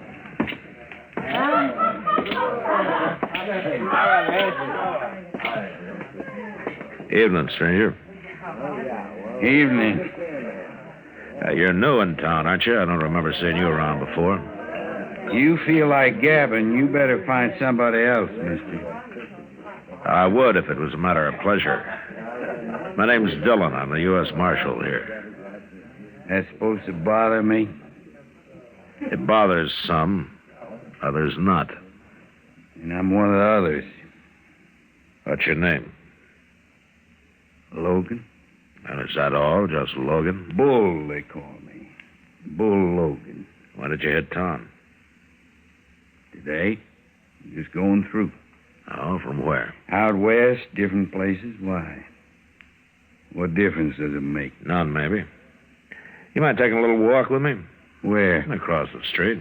Yeah. I'll carry your gun before you. What's the idea? You arresting me for something, Marshal? No, I'm just asking you to walk across the street. What's over there? A woman. You trying to get me into some kind of trouble? Logan, if this woman recognizes you, you're in plenty of trouble. Now, come on, let's go.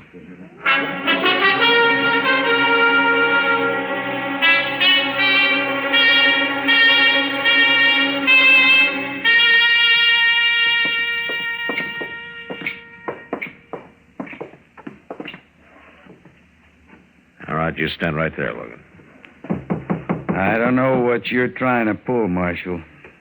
But you're all wrong. That's possible. Oh, Marshal, I couldn't... Is this the man, Miss Rucker?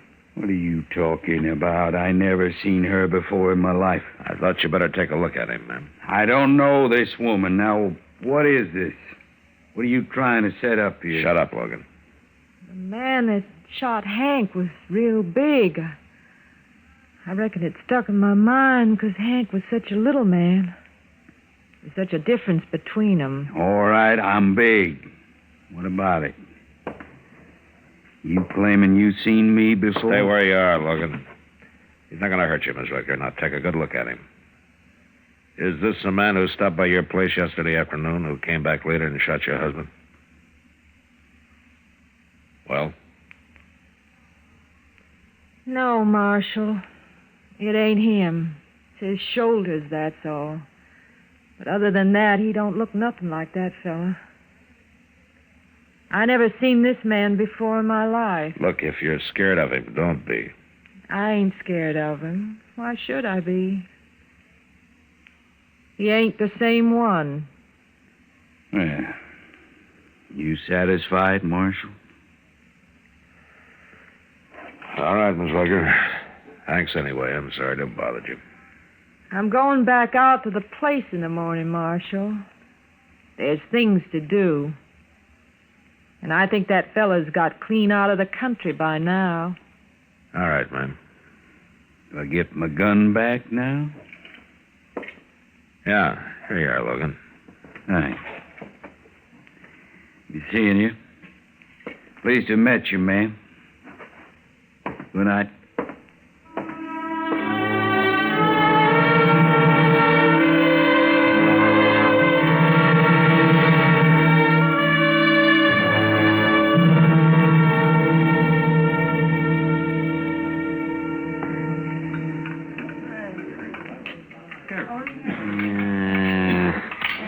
This food. I'll tell you something, Matt. The mark of any civilization is its food. Oh, is that right, Doc? Dang tootin' is right. Now, you take France, for instance. Paris. Paris, France, you know.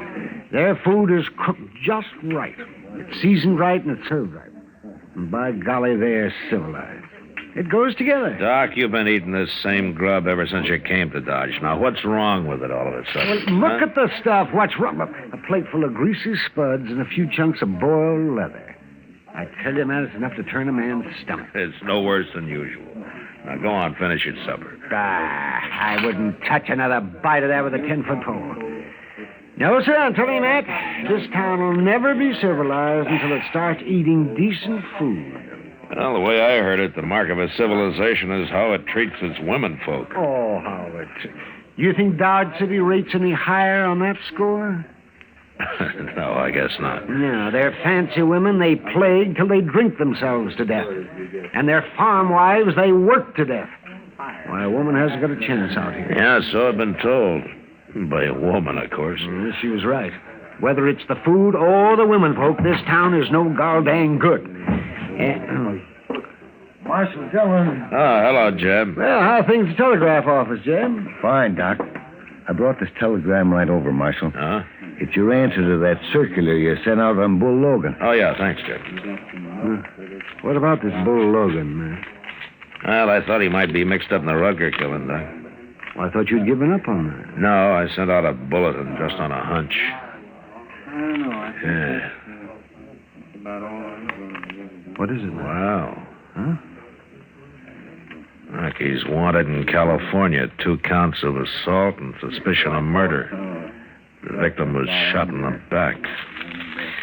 I should never have let him leave town. Well, he didn't go far, Marshal. Now, what do you mean, Jeb?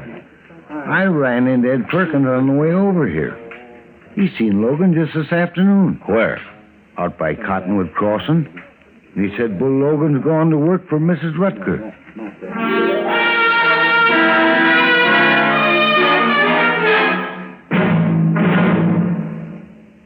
Another visit with Joe and Daphne Forsythe. Joe, what are you doing? Oh, hi, Daphne. Just eating a midnight snack. What is that mess? That mess is a liverwurst, salami, lettuce, and peanut butter delight. Nightmare is more like it. What woke you up? My stomach was growling. What woke you up? You. And I was dreaming such a pleasant dream. Oh? What? I dreamed all of our savings bonds had matured and we were cashing them in. That's kind of a dream I can appreciate. We were planning a trip around the world, and you bought me a fur coat, and I bought you that fishing tackle you want. Oh, it was gorgeous. Well, it doesn't have to be just a dream. Some of our savings bonds are ready to mature now. Joe, maybe we shouldn't cash them in. They can go on earning interest, you know, and it adds up fast. I know. That's why we started buying savings bonds, remember? With a bond a month on the payroll savings plan, our money is saved automatically. Stop waving that sandwich under my nose. You're making me hungry. Well, fix yourself a sandwich, ma'am. I got all the makings right over here. All right. Move over, you bond-buying midnight maverick. I'm going to fix myself a humdinger.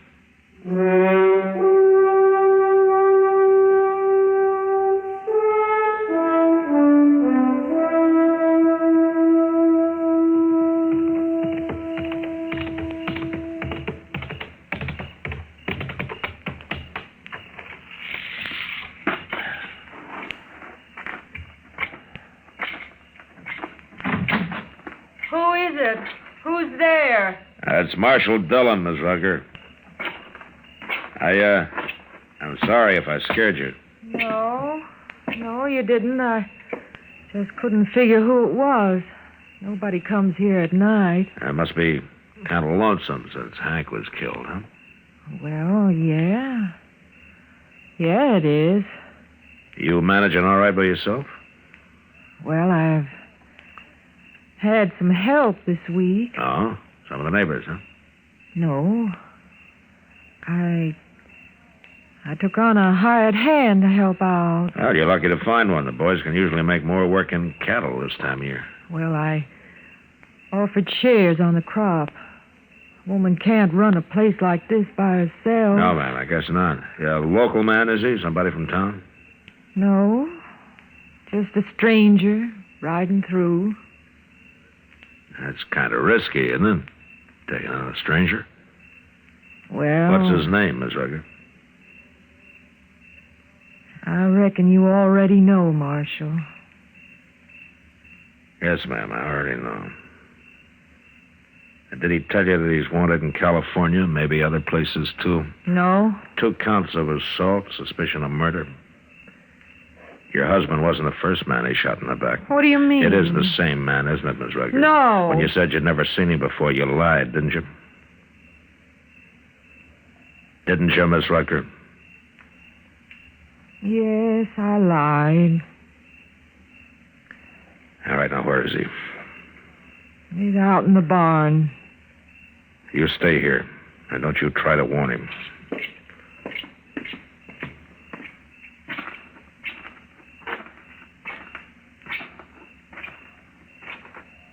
That you, Martha? I said, is it? Well, Marshal, you're a long ways from town. You're under arrest for murder, Logan. So she told you about me after all. Not yet, but she will. I just got word back from California. It seems you're wanted out there. Now, don't try it, Logan. You're not taking me now.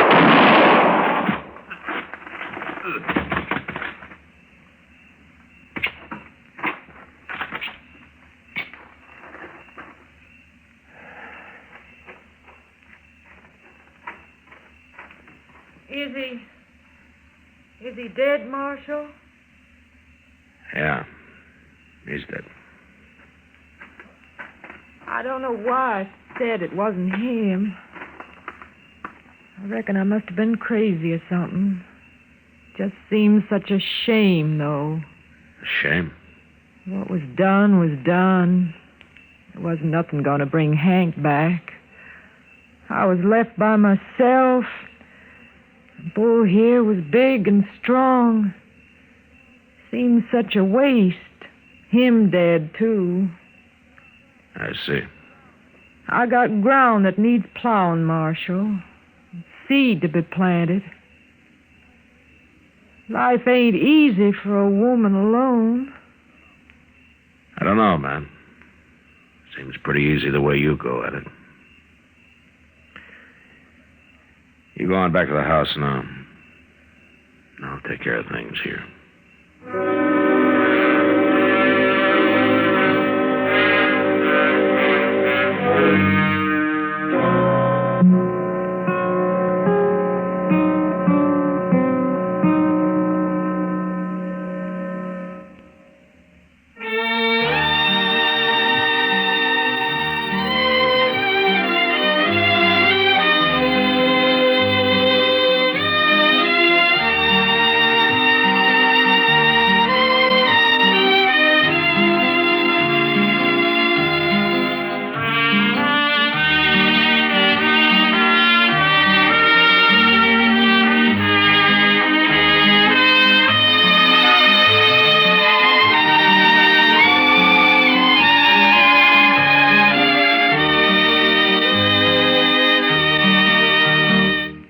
Gunsmoke. Produced and directed by Norman MacDonald.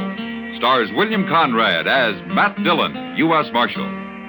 Featured in the cast were Parley Bear as Chester, Howard McNear as Doc, and Georgia Ellis as Kitty. George Walsh speaking. Join us again next week for another specially transcribed story on Gunsmoke. This is the United States Armed Forces Radio and Television Service.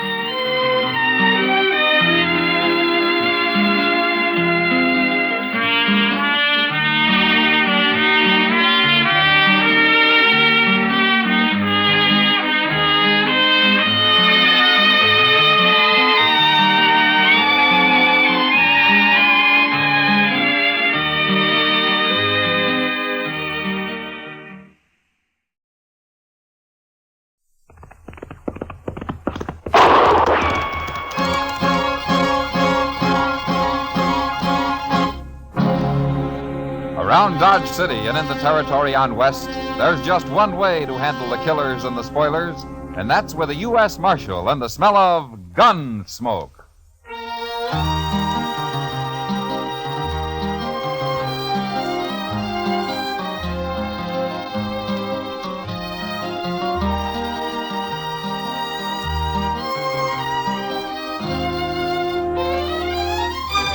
Gunsmoke, starring William Conrad. The transcribed story of the violence that moved west with young America. The story of a man who moved with it. Matt Dillon, United States Marshal.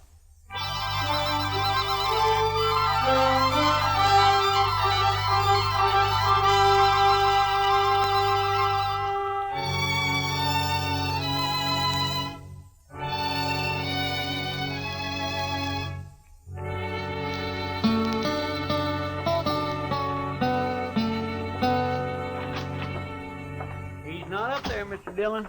He's just plain vanished. And there's no note anywhere, Chester? No, sir, nothing.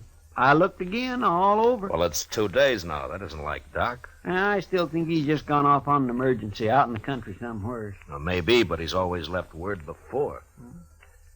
Well, what'll we do, Mr. Dillon? I don't know. Might start asking people, Chester. Try the saloons and the store and maybe the depot, huh? All right, sir. I'll go right now. Well, I do declare. What? Riding right up Front Street as big as life. What? Why, that old devil.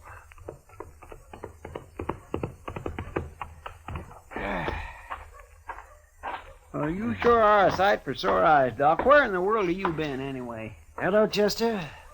Matt? Oh, you had us worried, Doc. Oh, that's so? Well, you've been gone 2 days. I know. Next time, leave word, Doc. I will. I surely will.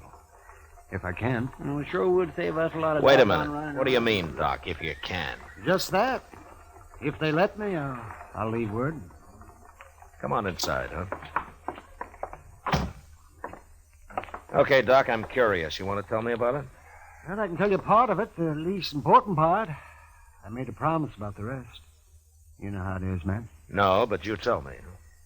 Well, the other night, Wednesday it was, I was peacefully asleep on my couch when a couple of riders tromped right into my office. They said a man was hurt bad on a place out past Fort Dodge. So naturally I got up and went along with them. Well, then why didn't you leave a note and say so? They told me not to. They told you what? Let him talk, Chester. Of course, I figured then it must be a shooting. But my job is to take care of everybody, sinner and saved alike. And so when we finally got to this place the next day... What place? That's part of what I promised not to tell, Chester. Oh, my. But like I was saying, there was a young man there who'd got himself shot in the back. The bullet lodged right in his spine. I dug it out and did all I could for him. And then I just sat there for quite a spell. And then I put my things away and I walked out into the other room. Well, Doc, how is it? I did what I could. What do you mean? He's dead. The shock of extracting that bullet was too much for him.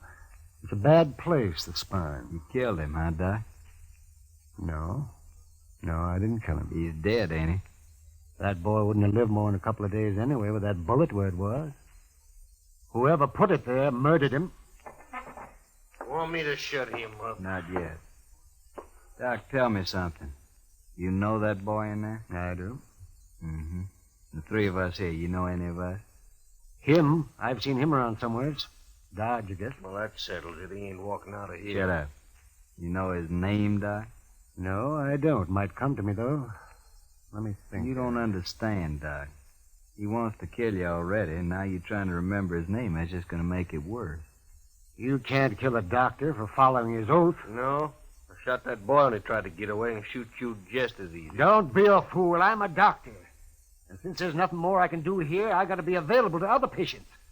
Don't you know I'm the only doctor within 100 miles of Dodge? Right now, that's one too many. Now, wait a minute. I'm kind of thinking the doc's right. You know, he ain't like an ordinary man. A doctor's, well, it's almost like he ain't quite human somehow. He's human enough to tell what he knows to that hard-head marshal they got in Dodge. The way I figured, it's us or the doc. I'm not interested in what you figure, mister. Right this minute, there may be some woman having a baby and needing me real bad. There may be several folks needing help. He's right. We can't kill him. Well, I can't. You do what I say and nothing else, you hear? And, Doc, listen to me. If I let you go, will you promise not to tell her about anybody you recognized here? And if I don't? And, doctor or no doctor, I'll kill you myself. Yes, I suppose you would.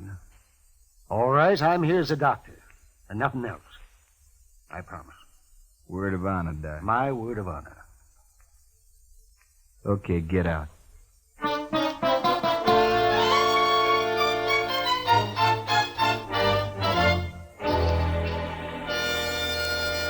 Well, that's quite a story, Doc. Oh, you played it right smart if you ask me. Who were they, Doc? But I only recognize one of them, Chester, besides the man they'd shot. Have you thought of his name yet?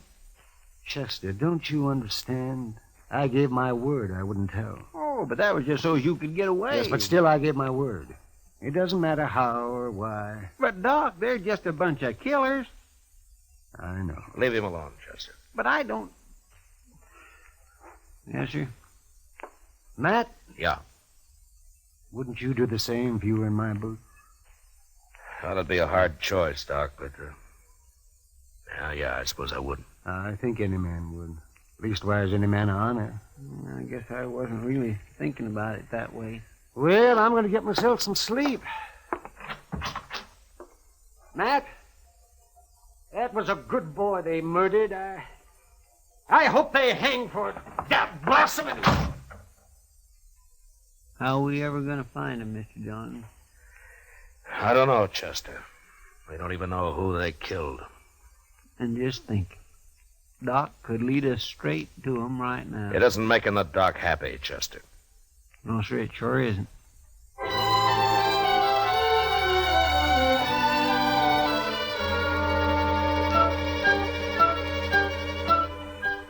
Sincerely, Matt Dillon. You... Marshal? Jake Worth. Why, you haven't come to Dodge in 6 months that I know of. I'm here now, Marshal. Oh? Trouble, Jake? I'd call it that. Well? You know that cottonwood? Big one down at Brandy Bend? Yeah. There's a hole down by the roots at the north side of it, Marshal. I put a sack in that hole this morning. It's got $20,000 in it. 20,000? Well, that's a lot of money, Jake, even for you. It isn't if Hank gets back all right. Hank? Well, that's your youngest boy, isn't it? 18 last month.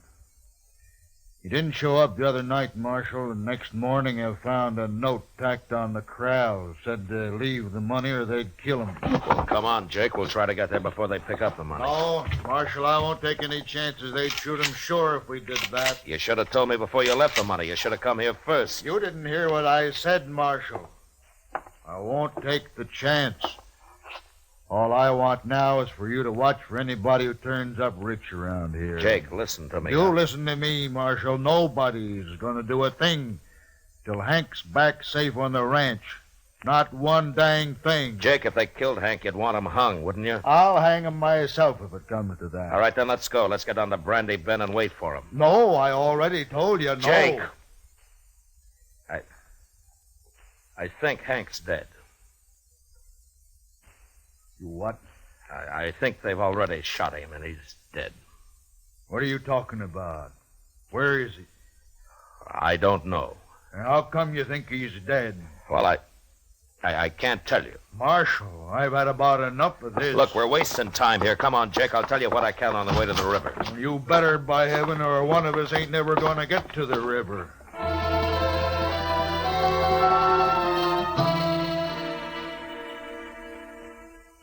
Jake Worth was known as a hard, hot-tempered man, but he was straight as they come.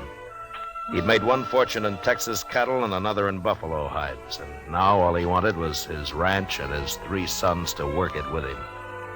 The Worths were good men. They didn't cause any trouble, and they worked hard. It wasn't easy to tell Jake, but without mentioning Doc, I said what I could.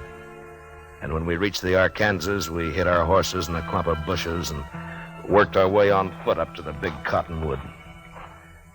And then we saw it. That's him.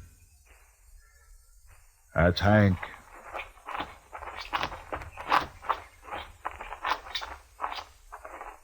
Yeah, I'm afraid so, Jake. Yeah. They killed him. They killed him all right. He was a good boy. Had his whole life to live yet. Why'd they do it? I gave them the money. Why'd they do it? I'm sorry, Jake. Marshal, I want the truth now, every bit of it. Well, that's all I know, Jake. Hank tried to break, and one of them shot him. But we'll get him. I'll take care of myself as soon as you tell me who they are. I don't know who they are. Don't lie to me, Marshal. You know a lot you're not telling me. I've told you all I can. That's Jake. my boy lying there, Marshal. He's been murdered, and if I didn't know you so well, I'd begin to think maybe you had something to do with it yourself. Easy now, Jake. Then why don't you tell me? Because the man who told me about it had to promise not to name anybody. That's why. What man? Who is he? I'll get it out of him if I have to cut it out. I know. That's why I can't tell you who he is. What kind of a lawman are you, anyway? I've told you all I can, Jake. No. No, you haven't. Marshal, I don't believe your story about nobody promising nothing. You know who done it. You're going to tell me. I'm giving you 24 hours to name those men. And me and my boys are coming to Dodge. There'll be blood spilt, Marshal. Jake, I give you my word, I don't know who did it. I don't believe you. I'll help you take your boy home now. Go on back to Dodge. I'll manage here. You're making a bad mistake, Jake. 24 hours, Marshal. I'll be there. We'll find you, wherever you'll be. Jake, So long, Jake.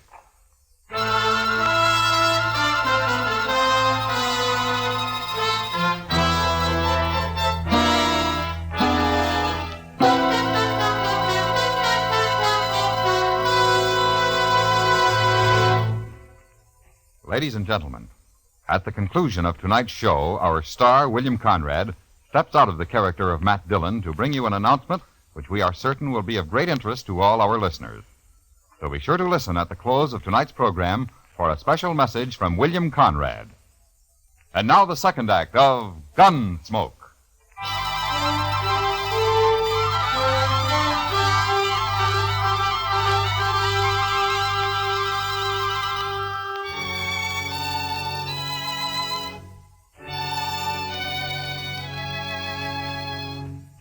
There was no use arguing with him. The man's grief had destroyed his reason. And the worst of it was, I knew his sons would do whatever Jake told them to do.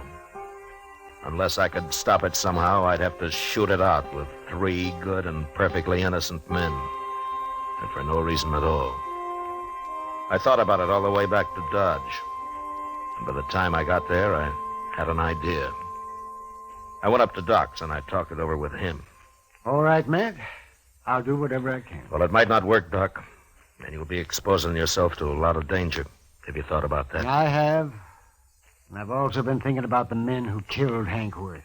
Well, we could wait till they start spending their money, or till one of them gets drunk and maybe talks too much somewhere. Yes, we could, but Meantime, you and the Worths will have a gunfight. Oh, and that'd be a terrible thing to let happen. All right, then, Doc, let's go. I want to get to the ranch before dark.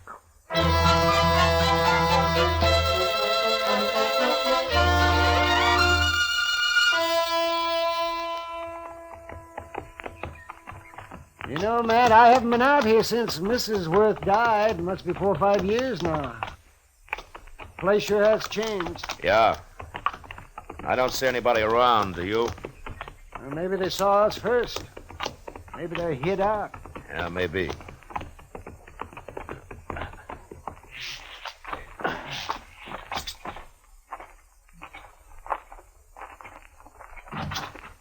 That's far enough, Marshal. Watch it, boys. If he makes a move, shoot. Yes, Jake. Jake, I came here to stop a shooting, not to start one. You can stop it, Marshal. Just tell me who killed my son. If I knew, I'd be on his trail, Jake. What's Doc doing here, anyway? Tell him, Doc. I took the bullet out of Hank just before he died. What? That's right, Jake. Now come down here where we can talk like friends, and I'll explain it. Stay where you are, boys.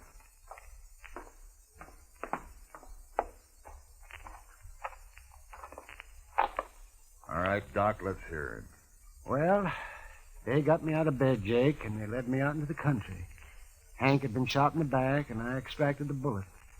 But it was no use. He'd have died anyway. There were 3 men there, and I recognized one of them. Who was he? I had to promise I wouldn't tell, Jake, or they'd have killed me. That don't matter now. Think about it, Jake. Doc gave him his word, and you're asking him to break it. Now think about it for a minute.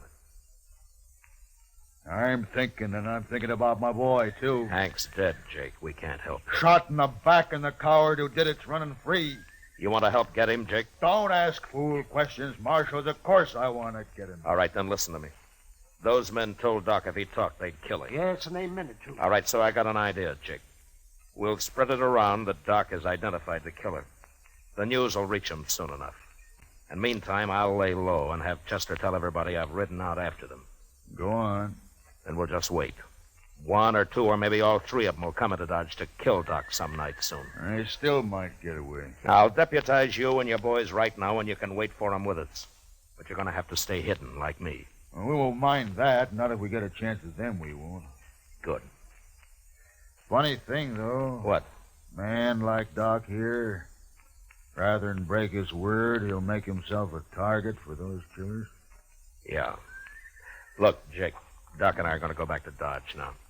I'll see that the story gets started, and in a day or 2, you and your boys can ride in, but separately, though. Otherwise, it might cause talk. I understand. And come straight to Doc's. We'll get there.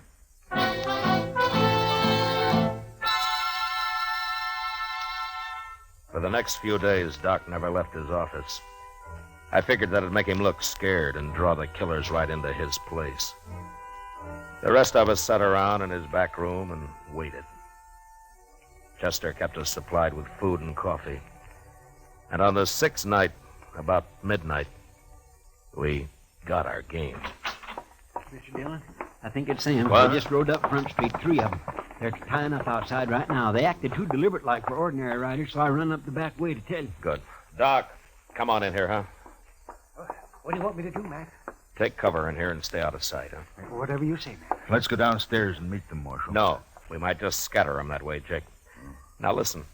One of them will probably stand guard on the street while the other 2 come up here to get Doc. Chester, you and the 2 boys go down the back way. Jake and I'll wait in Doc's office. Now, don't jump that man until we go into action up here. You understand? Yes, sir, I got it. All right, then move and move fast. All right, come on, Jake. Now what? Well, we'll just wait here in the dark. Good. I'm going to bunch up Doc's blanket on the couch here so that they'll think he's in it. What? They're on the stairs now. All right, get back in the corner, Jake, or we'll be shooting each other. Yeah. Now, quiet. And don't start shooting till I do.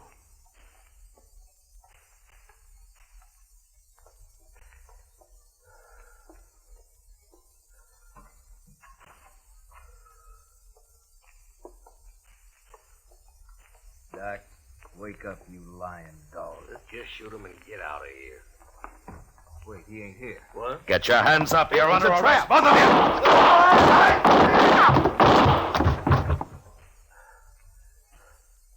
you. You all right, Jake? Yeah, I got one of them. I'm all right. Doc? Doc, come on out. They're dead. Light the lamp, will you, Doc? All right. You okay, Mr. Dillon? Yeah, come on in, Chester. Oh, we got him. He tried to get away when he heard the shooting up here, but he run smack into one of the Worth boys. He's dead. Bring the lamp over here, Doc. No, I don't know either one of these men. Now, Doc, you can tell us now, is one of these the man you recognized? This one here. I remembered later I treated him for a broken nose some time back. I never did know his name. He came up the trail with a herd, I think. Yeah. Doc, will you take care of things? Sure, man. Well, Jake? Marshal, me and the boys will be getting back to the ranch now. Sure. Marshal, What, Jake? I doubted you. I'm sorry for that. Oh, forget it. No, it's best I remembered. A man shouldn't make mistakes like that. Well, there was no harm done. The way it worked out. I'll buy you a drink before we leave, Marshal. I think I'd like that, Jake. Come on, let's go.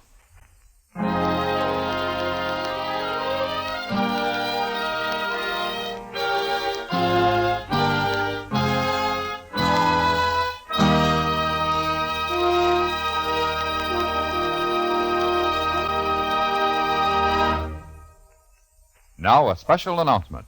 Here is our star, William Conrad. Thank you, George. You know, I believe this is the first time I've ever set aside the character of Matt Dillon to speak to you. But this is important to all of us here on the show, and I hope it will seem so to you. Starting next week, Gunsmoke will come to you at a new time, on a new day, sponsored by Chesterfield Cigarettes. Chester, Doc, Kitty, and I, together with all of our strong-minded, brawling, hard-living citizens of Dodge, who will come to you next Monday, July the 5th. So from now on, that's when you'll hear Gunsmoke, on Mondays. And we'd like to think that all of our listeners will find time this coming Monday night, July the 5th, to tune in to their local CBS radio station for Gunsmoke. Until then, good night.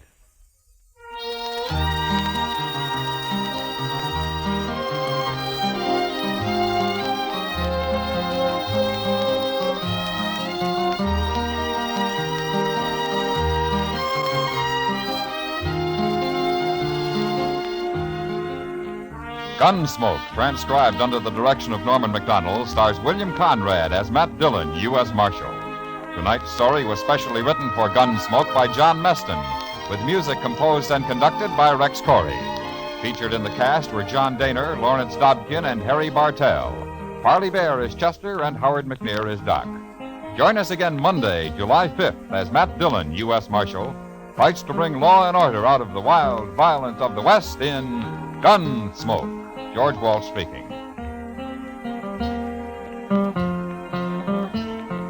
For the top tunes of rural America, hear Saturday Night Country Style every week on the CBS Radio Network.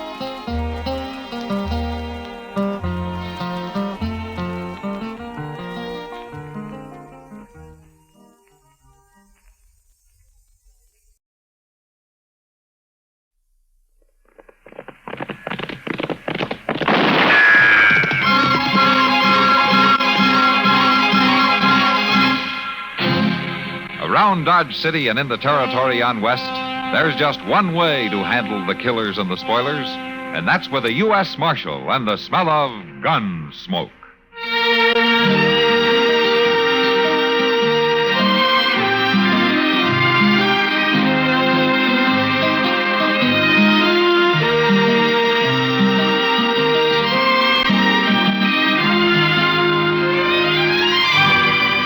Gunsmoke, starring William Conrad.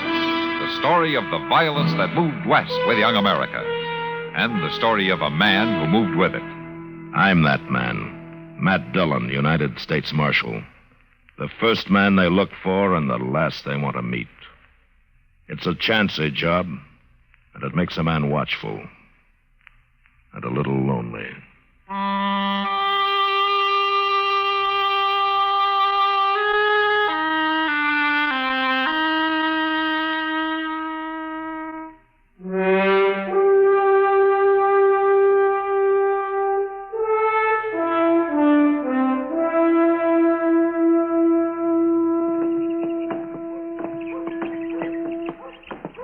You don't have to walk me all the way, Doc. Oh, why, it's a pleasure, Kitty. I don't often get to be seen with a beautiful woman. Now, Doc. Yeah, that's true. And what's more, you know it. Oh, there you go. And I was just beginning to enjoy myself. There's Matt. Just came out of his office. Let's go say hello to him. He's sitting down. We better hurry before he falls asleep. Wish I had a job like his. Say, where's Chester these days, anyway? Well, he's still visiting a friend out at Fort Dodge. Some old Army pal from the war. Is he ever coming back? Of course, he'll be back as soon as he gets tired of the cooking out there. Matt, you've got company. Hello, Matt. Well, hello, Kitty. Doc, why don't you sit down? Thank you. Just for a minute. I gotta get to work pretty soon. You been shopping? Yeah, but I didn't buy anything. What about all those clothes and stuff you told me you ordered? Well, that's different. It is. Well, sure. No. Don't explain it to me now. It's too hot today. Who's this? Huh? Who's this? I don't know. He's a stranger to me. Well, he's from Texas, that's for sure. Look at that rig.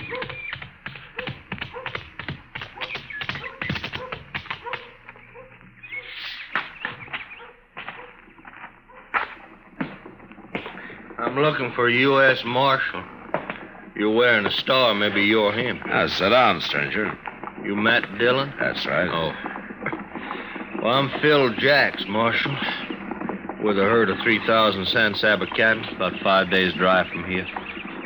Name of the trail boss is Dolph Quince. Dolph Quince? Well, he was in here last year. Give him my regards, will you? Well, he says for you to ride back with me, Marshal. What? That's all he said. Me to bring you back. Well, can't you tell me what it's all about? It's about Kansas, Marshal. Kansas? We don't like it. Oh, you're running into trouble, huh? We're about to quit driving cattle and turn into an army, Marshal. Yeah. You go get yourself a drink, Jacks. Meet me here in about a half hour. I'll go with you.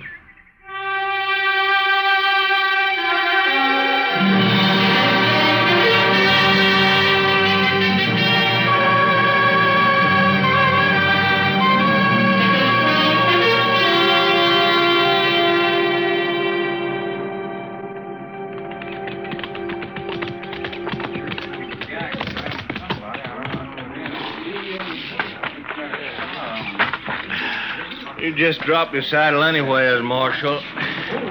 I'll turn your horse in with a remuda. All right. Thanks, Jacks. I will. And Dolph Quince will be over there by the fire somewhere. Okay. I'll find him.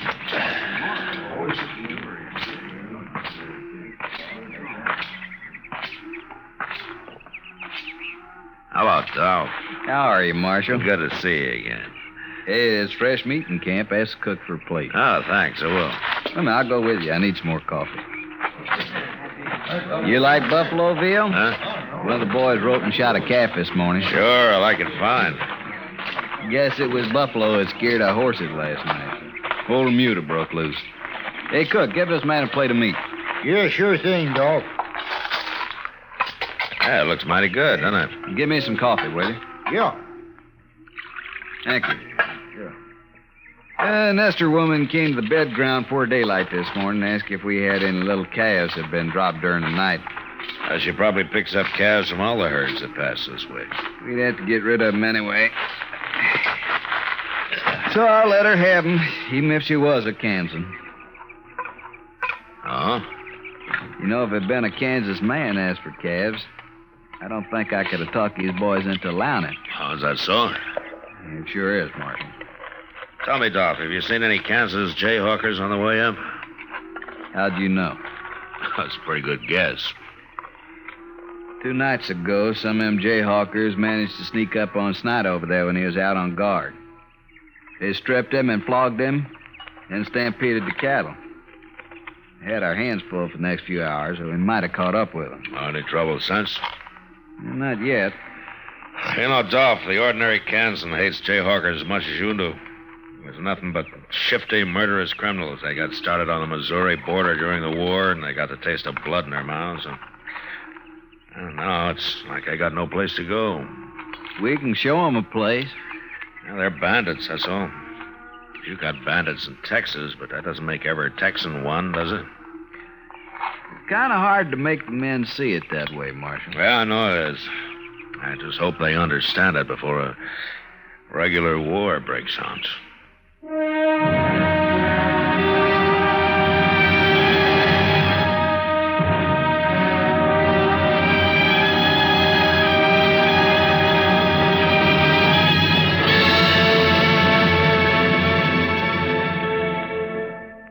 Another visit with Joe and Daphne Forsythe. Overhead, the moon is beaming. Hold it, Daphne, hold it. Oh, hi, Joe. Guess what, honey? I'm trying out for the operetta. As what? A singer. You could have fooled me. I was just practicing one of the songs. Well, I don't think you quite fit the role. Why not? Well, if this version of the Student Prince is like the version I know, that particular number is sung by a tenor. Oh, Not that you don't come close, but I think you better stick to being a housewife. but I want to be a singer. Daphne, honey, a singer you'll never be. I could take lessons. Yeah, but lessons cost money. Money better invested for us in savings bonds. You and your old savings bond. I can't help it, honey. I just can't get over the way those savings bonds pay off. $4 for every 3. That's what I call an investment. What good do they do me now? A lot. The money we put in those bonds every payday helps keep America strong and protects you and me. No bonds, maybe no operetta. Ever think of that? I still want to be a singer. Well, when those bonds start bringing in the green, if you still want to sing, they'll pay for the lessons and more. Good. Gee, if those bonds mature as fast as you say, I better start practicing now just so that I'll be ready. Overhead, the moon is beaming. Daphne, did anyone ever tell you you have a bad voice?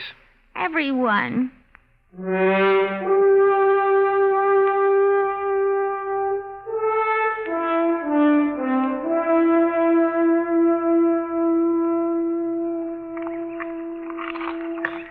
Hello, Dolph. Marshal. Jax? Join you if you don't mind. Sit down, Jax. I've been sitting here drinking coffee complaining to the marshal about our welcome in Kansas. Yeah. I heard the trail drivers buying off them jayhawkers $2-3 a head. Now, let's see. 3,000 cattle. It cost us... I'm paying nobody nothing. Well, they ain't asked us yet. But I'll kill the first one I see anyway, so... Marshal, one reason I wanted you to come down here was to ride with us a few days. Get to know the boys a little. You're in a bad temper, and when they hit Dodge, they're going to be looking for Kansas scalps. All right with you. I figured you would. See, Marshal, the way we look at it, the good citizens of Dodge are out to fleece us anyway. And on top of that, they hire gunfighters to shoot us as soon as we kick up our heels a little. Now, all in all, it makes for a bad feeling. There's some misunderstanding on both sides, I guess. Yeah, you and I know that. But Oh, they say, don't. Dolph, I near forgot. What? Stranger just rode up to Bermuda over there and asked for a job. I told him to eat first. Where is he? Well, I'll go get him. Say, Dolph, I'd like to stand a guard tonight. Oh, there's no need for that. Well, if I'm riding with you, I'll do my share of the work. All right. You go out with the second watch. Frank will give you a night horse. Thanks. Here he is, Dolph. This here's Dolph Quince, trail boss. Mr. Quince. Quince will do. Well, my name's Studer. Carl Studer. You lost? I don't know what you mean. Well, you know we're only 4 days' drive out of Dodge. I was wondering, could you use a hand? For 4 days? That'd help. You must be awful hungry. I thought maybe you'd be driving past Dodge. I'm not. But we'll feed you from here to Dodge if you work. I won't pay you anything, though. I haven't got the money. I don't need a hand anyway. Fair enough. Hey, by the way, where are you from? Colorado. And you ain't a Kansan? No. Good. Maybe the boys won't tear you apart. You'll be on the third watch tonight, Studer. All right. He's the sort of man spends his whole miserable life just looking for salt pork and sundown. Yeah. If that's all he's looking for. What do you mean? Just an old habit of mine, Dolph. I wouldn't be alive if I trusted everybody on first sight. You don't trust this fellow? Oh, he's probably all right. Still, I'd keep him in camp unless it's daylight. I wouldn't put him on night guard. All right. Marshal, I always thought I led a hard life. Till now. I think you beat me. I just get shot at more than you, so... Maybe that's it. Hey, you better stretch out somewhere. You'll be out singing to those cow brutes in 2 hours. Yeah.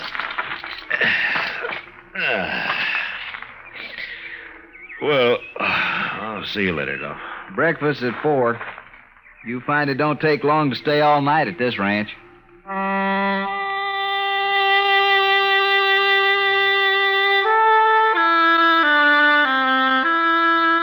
I didn't have much chance that night to get to know the boys on guard. 2 of us rode around the herd in opposite directions, singing or humming a little to let the cattle know where we were. And after 2 hours, we were relieved by the third watch.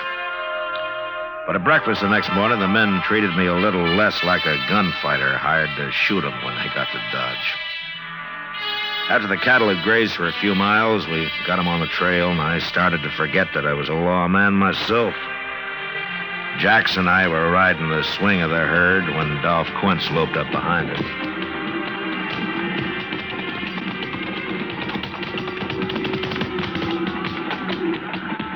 Hey, how's it feel to be a trailhand, Marshal? There's nothing to it if I could sleep all winter like you do. Where would you spend your money? I already offered to trade jobs with him, Dolph. Hey, look, you two crossed the Cimarron yesterday. What's it like? Now, the water's gone down. You won't have any trouble. I was also thinking about the sand. Well, it was sound where we were, Dolph. Yeah, then we'll cross right there. You go up ahead and ride point, Jax, and lead us to it. All right. Take that new fellow Studer with you. I don't need him. I want him up front where I can see him. Oh, okay.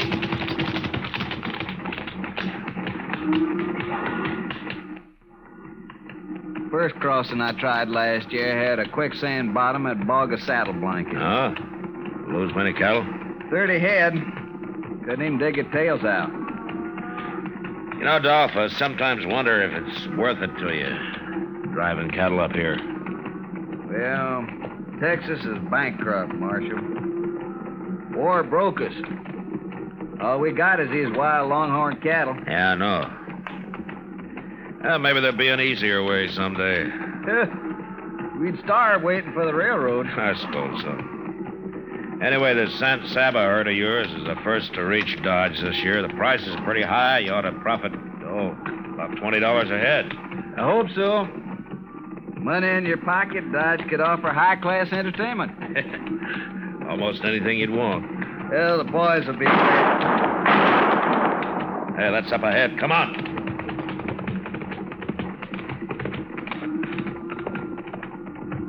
Look, he got a blanket. He's starting to stampede. Yeah. Is that Jack's horse running loose? Yeah, and here's Jack's lying on the ground. They shot him, Marshal. That man with the blanket, that's Studer. I'm going after him, Dolph. You take care of Jax. You throw the cattle there off. Get him, Marshal. Get him alive. I'll get him.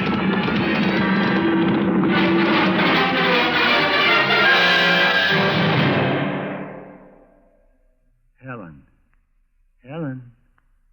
Helen. Helen. Hi there. What are you doing? I'm memorizing my wife's name. You, a memory expert? What happened? I called her Joanne. Oh. Yeah, I was nearly a hospital case. Which brings us to the subject of Medicare. I knew you'd work it in somehow. Well, why not? Sooner or later, Medicare comes into the lives of every serviceman and his dependents. Well, you sure got it into mine a lot. Excuse me, I got to get back to my memory work. Hazel. You know, I've got a hunch somebody is going to need medical care real soon. To learn how Medicare helps your family, get the pamphlet Dependents Medical Care Program. Marilyn.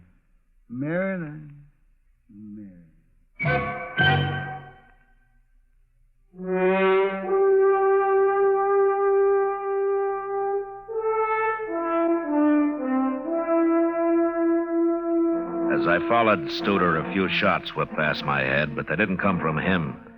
They came from behind a small rise he was headed for. Whoever was shooting was still too far away from me for me to worry about. I wanted to take care of Studer first, and slowly the distance between us closed. I pulled my rifle out of the boot and I snapped one off at him. He threw up his hands and pitched forward out of the saddle. I glanced at him as I rode past and crossed him off as one jayhawker less. When I reached the rise, I jumped off of my horse and I ran up it on foot, and near the top I got down and I crawled. When I poked my head over, there was only one man in sight. The other jayhawkers, if there had been any, had disappeared. This one was afoot and running for his horse. So I took my time and I put a shot into the cantle of his saddle. Horse bolted and the man dropped behind a rock and lay there.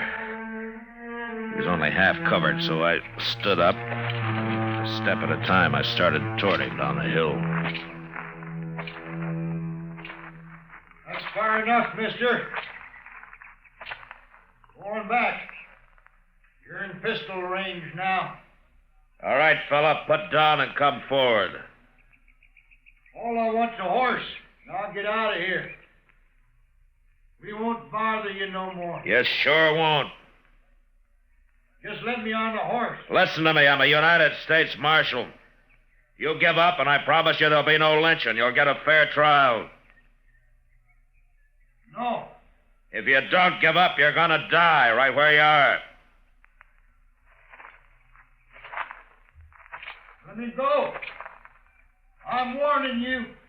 I'm coming after you. No.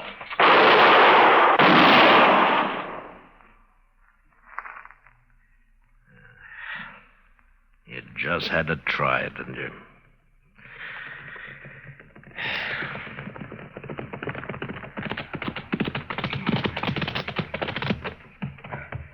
You leave a bloody trail, Marshal. Yeah. I brought Snyder with me. After the whipping they give me the other night, I figured he deserved to be in on this. Guess I'm too late. Looks like the marshal's done taking care of everybody. Be glad you don't have to kill a man, son. I don't think I'd mind, Marshal. Yeah, I know. Tell me, Dolph, how's Jax? There. Oh. Dude has shot him in the back of the head.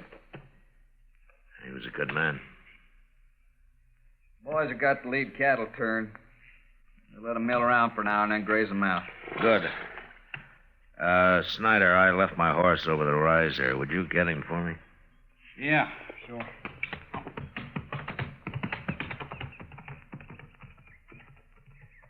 Looks like you walked right down onto this man. Well, I tried to take him alive like you asked. I just wanted to hang him myself. Anyway, I'm glad he's dead. Yeah, sure. Marshal, we'll be burying Jax out here. I'm wondering if you might know how to do it. Maybe a prayer or something? Well, I tried, Dolph. Just get back in.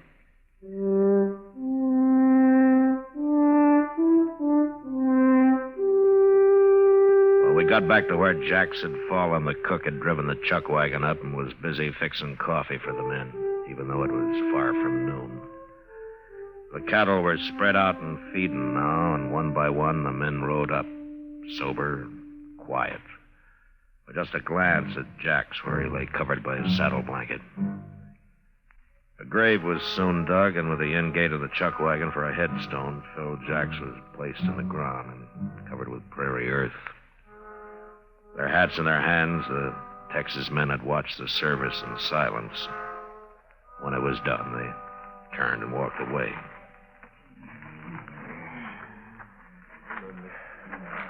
Oh, Snyder. Yeah? I want you to do something for me, huh? What? I smuggled a quart of Wagon Yard whiskey out of Dodge when I came down here. The cook's got it hid in the chuck wagon. Well, now, Marshal. It's not much, but it'll cut the alkali in your drinking water. Why don't you get it and pass it out to the men, huh? Mighty decent of you, Marshal. All as wants a drink of the Marshal's whiskey, get on over to the chuck wagon.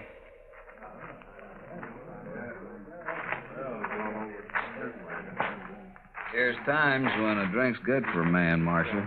I guess this is one of them. I think Jack should approve. He sure would. By the way, the boys all know how you handle them jayhawkers. Oh?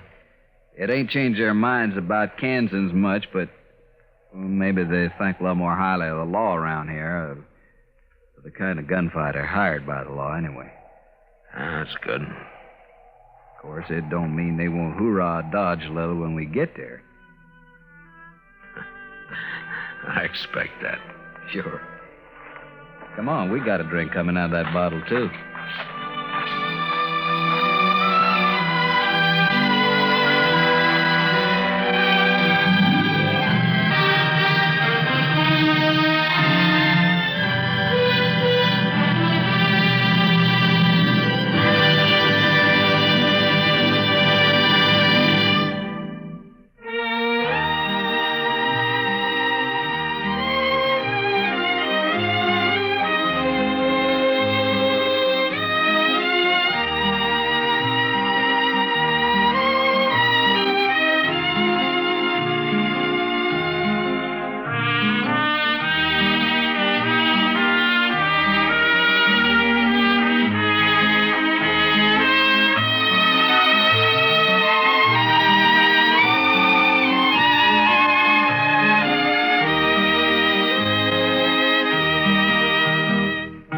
Gunsmoke, produced and directed by Norman McDonald, stars William Conrad as Matt Dillon, U.S. Marshal. The script was specially written for Gunsmoke by Les Crutchfield, with editorial supervision by John Meston. The music was composed and conducted by Rex Corey. Sound patterns were by Ray Kemper and Bill James. Featured in the cast were Parley Bear as Chester, Howard McNear as Doc, and Georgia Ellis as Kitty. George Walsh speaking. Join us again next week for another specially transcribed story on Gunsmoke. This is the United States Armed Forces Radio and Television Service.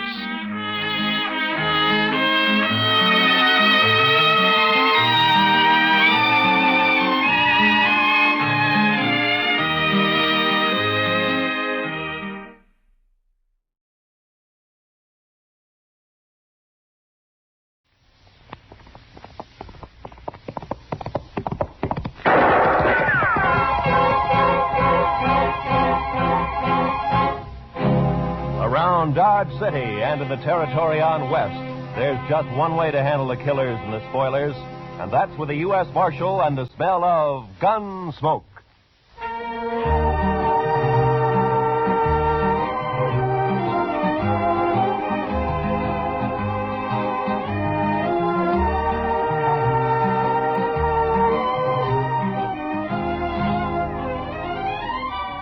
Gunsmoke, starring William Conrad. The story of the violence that moved west with young America. The story of a man who moved with it. Matt Dillon, United States Marshal.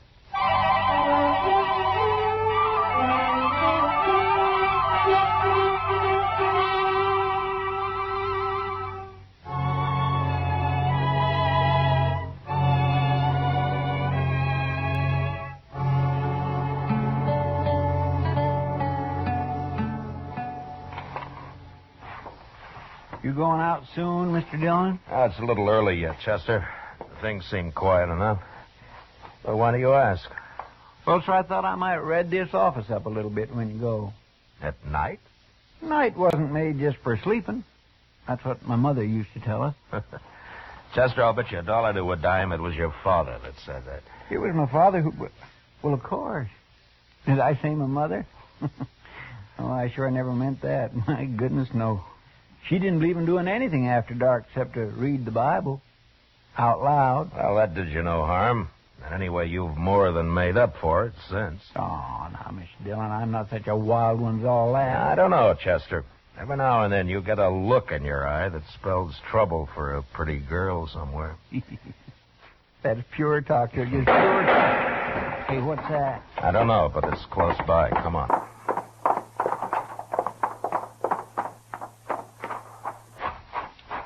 There. Look, right in the street. Yeah, I see him. There's no one else around. Take a look down the alley, Chester. Yes, sir. Oh, it's Shaw. Shaw? Shaw, you bad hurt. Shot me right in the back, Marshal. Must have been in the alley there. Any idea who it was? No, sir. None at all. I'm bleeding some, Marshal. Yeah, I know. Well, we better get you right up to Doc's. He can work on you better there. All right, a couple of you men, pick him up and follow me, huh? All right, yeah. Take it easy, Charlie. All right, you go now, please.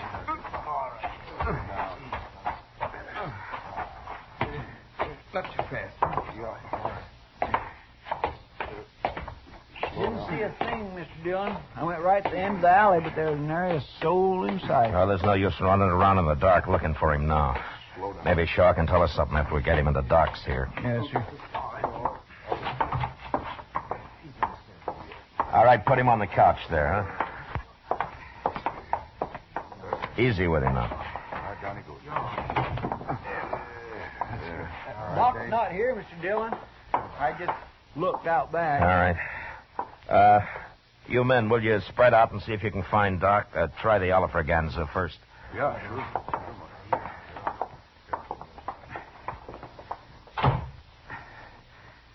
Do something for me, Marshal. Now, don't you worry, Shaw. Doc will be here soon, and he's patched up a lot of men worse off than you are. Is there anything I can do, Mr. Dillon? Yeah, here's his coat. Put it on the chair over there, huh? All right, sir. Shaw, do you mind if we talk while we're waiting for Doc? Well, if you're wanting to know who did it, Marshal, I haven't an enemy in the world to know. Yeah, I know. But has anybody at all said anything lately or done anything that might have led to this? No. Well, did you see him at all? No, sir. But I did hear him say something about Stone, Marshal. That's all I heard. Stone. Is that a man's name? Could be. Anyway, that's all I heard. Maybe he thought I was somebody called Stone. I don't know. Well, I don't know of any Stone. Not around here, anyway. No. Do you, Shaw? No, I don't. I'll see who that is, Chester. Yes, sir. Now, you let me know if there's anything I can do for you, Shaw. Sure will, Marshal. Thank you. I'll give it to him. Bye. Fella found a hat out there, Shaw. Figured it must be yours. No. I'll put it over here with your coat. Is that your hat, Shaw? Yeah, it's mine, all right. Hey, they found him, Mr. Dillon. He's coming across the street right now. Hey, Doc! Hey, Doc! No, he can't hear you, Chester. The window's closed. Oh. Yeah. Come on, let's get out of here. The Doc will be right here, Shaw. So long, Shaw. So long.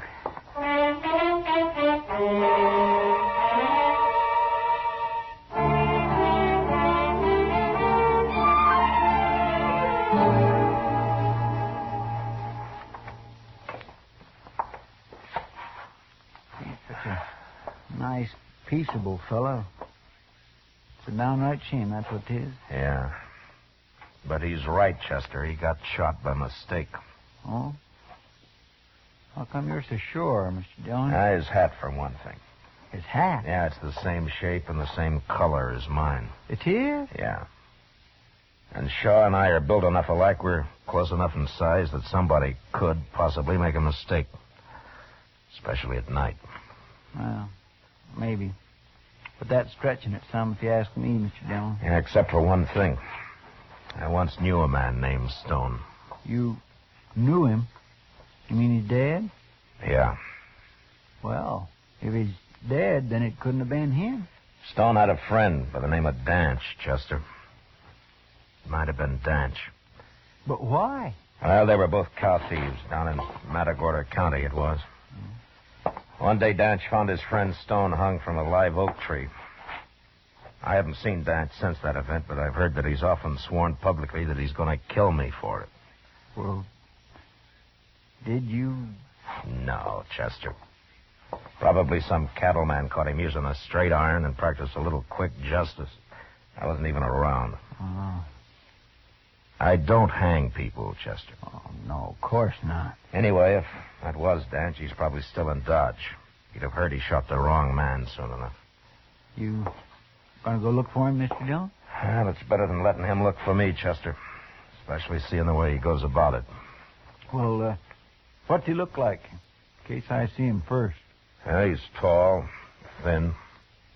He's got one mark you can't miss.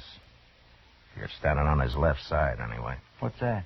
He had a fight somewhere, and he got his ear chewed off. Well, unless he's growed another one, that ought to make him easy enough to spot. I might wander down and see if he's been around the Dodge house any, Mr. Dillon. All right, Chester. I'm going to make a round to the saloons. I'll be at the Texas Trail last. Yes, sir.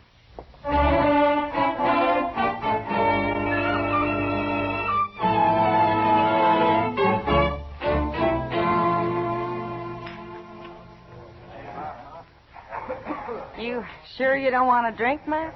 No, not tonight, Kitty. You must be expecting trouble. Yeah, maybe. Kitty, tell me something. Have you heard the name Danch around here lately? Dance? Yeah. No, I haven't. What's he look like, Matt? Well, he's a tall man. He's missing an ear. Oh, yeah. I saw a fellow like that a couple of nights ago. He was in here real late. Was that so? Yeah. You haven't seen him since? No, but I could ask the other girls. Hi, Mr. Dillon. Hello, Miss Kitty. Hello, Chester. Mr. Dillon, you know that cheap rooming house out the edge of town, the one they call the Prairie Dog Hole? Yeah, what about it, Chester? Well, sir, I went to every other place, and then I tried it just on a chance. Sure enough, he was there. You mean you saw him? Oh, no, sir, he's gone. They said he rode in after dark last night, and he left before dawn. He hasn't been back since, and he took his horse with him. Yeah. Yours. Oh. I'll put it over here with your coat. Is that your hat, Shaw? Yeah, it's mine. I think I'll keep sniffing the air just the same.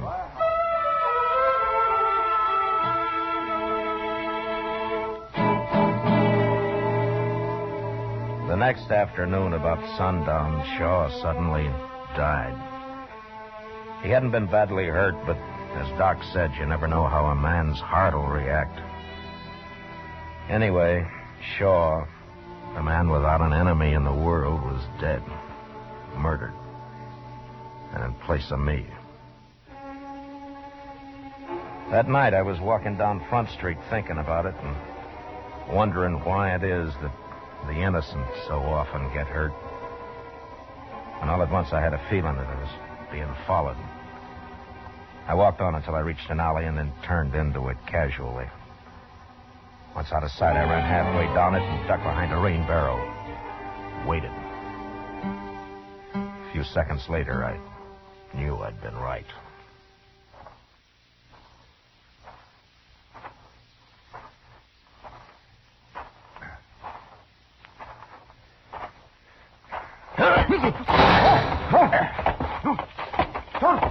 Don't kill me.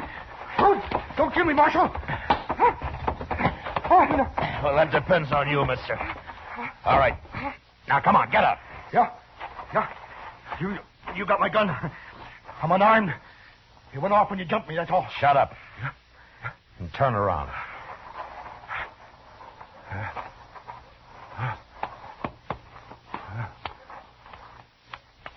All right. The jail's right around the corner. Walk ahead of me. And walk careful. I will. Sure, I will.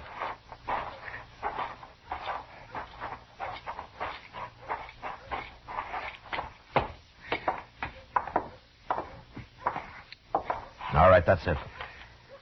Now open the door and go right on in. Sure, Marshal. Well, who is this, Mr. Dillon? I don't know. Who are you, mister? My name's Lee. Lee what? Bill Lee. All right, Lee. Now, why did you follow me down that alley with a gun in your hand? Oh, I wasn't following you, Marshal. No? Well, what were you doing? Well, I was just... it was dark down there, and I didn't want to take any chances. You know? All right, Lee. Did you shoot Shaw last night? Oh, that fella got shot? Yeah, that's the one. No, Marshal. Why would I shoot him? There's no reason. None at all. You made a bad mistake. Look here, Marshal. You can't drag me in here and accuse me. Shut up! Now, all I want out of you is one thing. Did Danch hire you to kill me? You got nothing on me, Marshal. I've never heard of no Danch. No? All right, lock him up, Chester. Lock me up?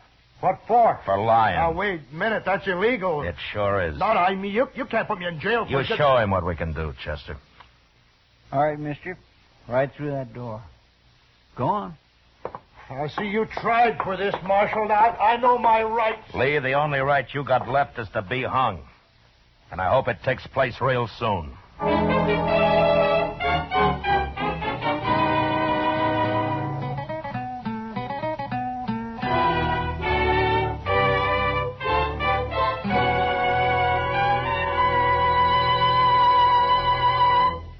We will return to the second act of Gunsmoke in just a moment. But first, a reminder to all vacation-bound Americans. Blood donations fall off in the summertime. Blood is vital to the saving of American lives. Give a pint of blood. Ask anyone who has. It's simple, painless. Make an appointment with your local Red Cross chapter. Give a pint of blood and save a life before you go on your summer vacation. Now, the second act of Gunsmoke.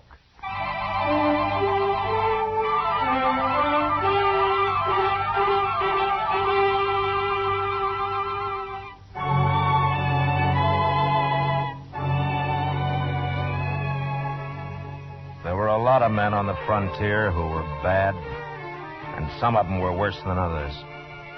But I always felt the rottenest kind was a man like Lee, whose guns could be bought.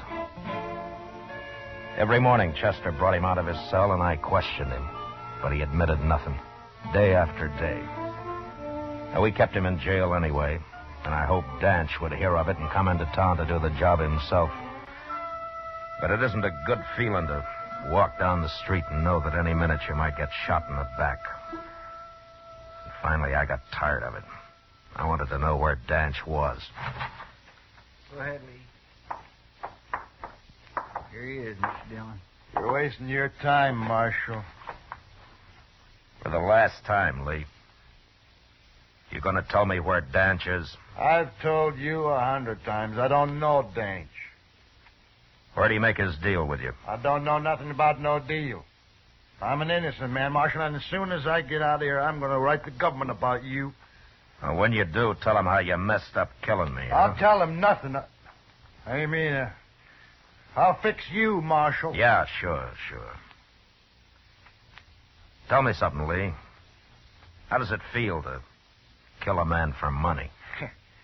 Don't look at me, Marshal. Nobody's paid me nothing. Yeah, but what about you? You get paid for shooting people. You get paid regular for it. Lee, I'm going to hit you right on the head and drag you back to your cell. Sure. I'm not armed. And I won't be armed Now, either. wait a minute, Chester. Wait a minute. Just let him be. But that kind of talk just makes me boil. Yeah, I know. But I got a better idea of what to do with him. What? Now, we're not getting anywhere this way. Lee just isn't going to tell us anything. He's got his mind made up. I don't know anything, I told you. So keeping him locked up isn't going to help. You don't mean that... Yeah, turn him loose. Oh, no. Well, about time. You can't do that, Mr. Dillon. He'll just try to kill you again the first chance he gets. Maybe. But, Mr. Dillon, I don't... All right, go on, Lee. You're free. Now get out of here. You really mean it, Marshal? You heard me. There's your gun. Take it. Don't pick it up by the butt.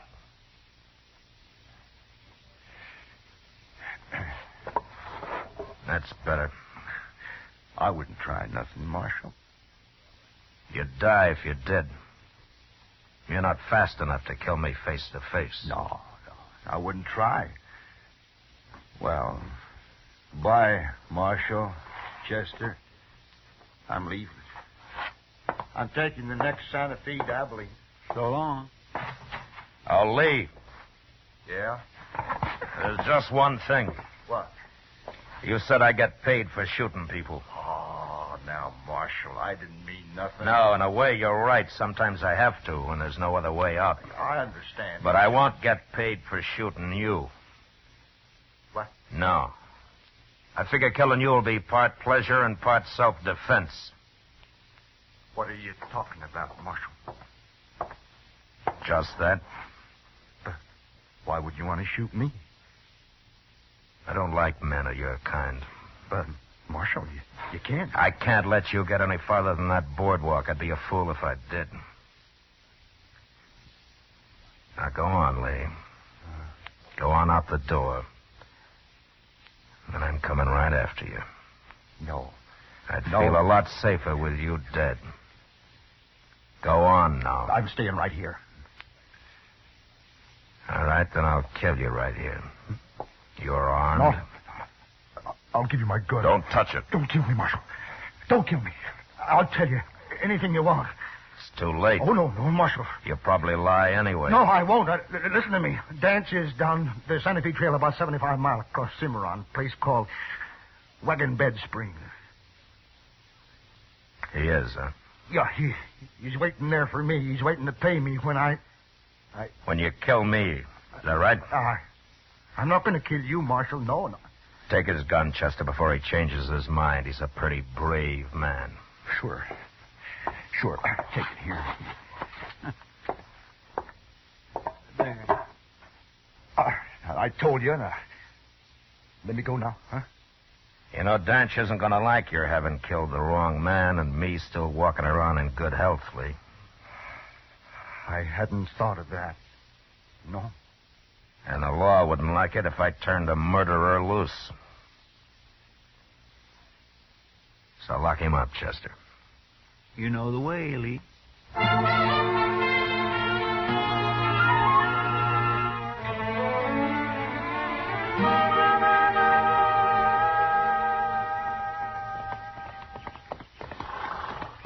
Mr. Dillon, you know what that cussed Lee told me just before we left? He said Dance had told him to yell lap for stone when he shot you. Well, I figured that. You know, I think he really believed you'd have killed him if he'd walked out of that office. Cowards are easy to bluff, Chester. Now, when we get to Wagon Bed Springs, I want you to stay out of the way when I find Danch. Yes, sir, I will. Unless he has friends there. Yeah. I suppose he really believes you hung that fella Stone, don't he? Yeah, it seems that way. All right, let's pull up here, Chester. It's just over the hill there.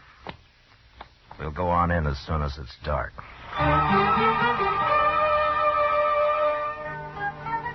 Wagon Bed Springs boasted a hotel with half a dozen rooms, a restaurant, and 2 saloons, all built of adobe.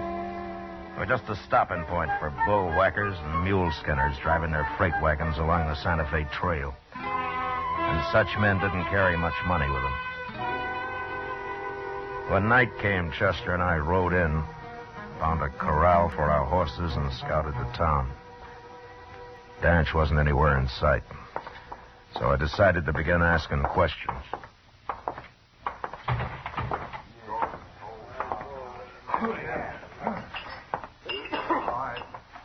Beer or whiskey, man? Beer. Same for me.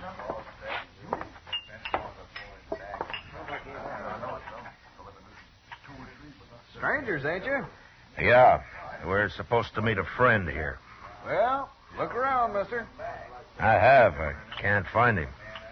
Yeah. If he's in Wagon Bed Springs, you can find him. There you are. Thank you. This ain't a big town like Dodge and them places. Wished it was. You know, I'd like to see Dodge sometime. Well, that's where my friend may have gone. Maybe you saw him when he passed through here as a tall man, one ear. Oh? Calls himself Danch. Oh, sure. I know him. Yeah, he was here quite a while. But he left. Just yesterday. He's gone to Texas, mister, not Dodge. Oh, is that so? He tell you that? That's what he said when he left. All right. Thanks. Sure. Staying here long? Not long. Here's for the beer.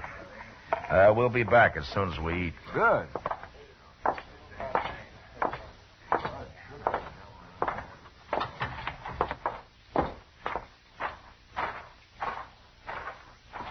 Say, did you mean it in there, Mr. Dillon? Are we really going to eat supper again? Chester, that barkeep said he'd never seen Dodge.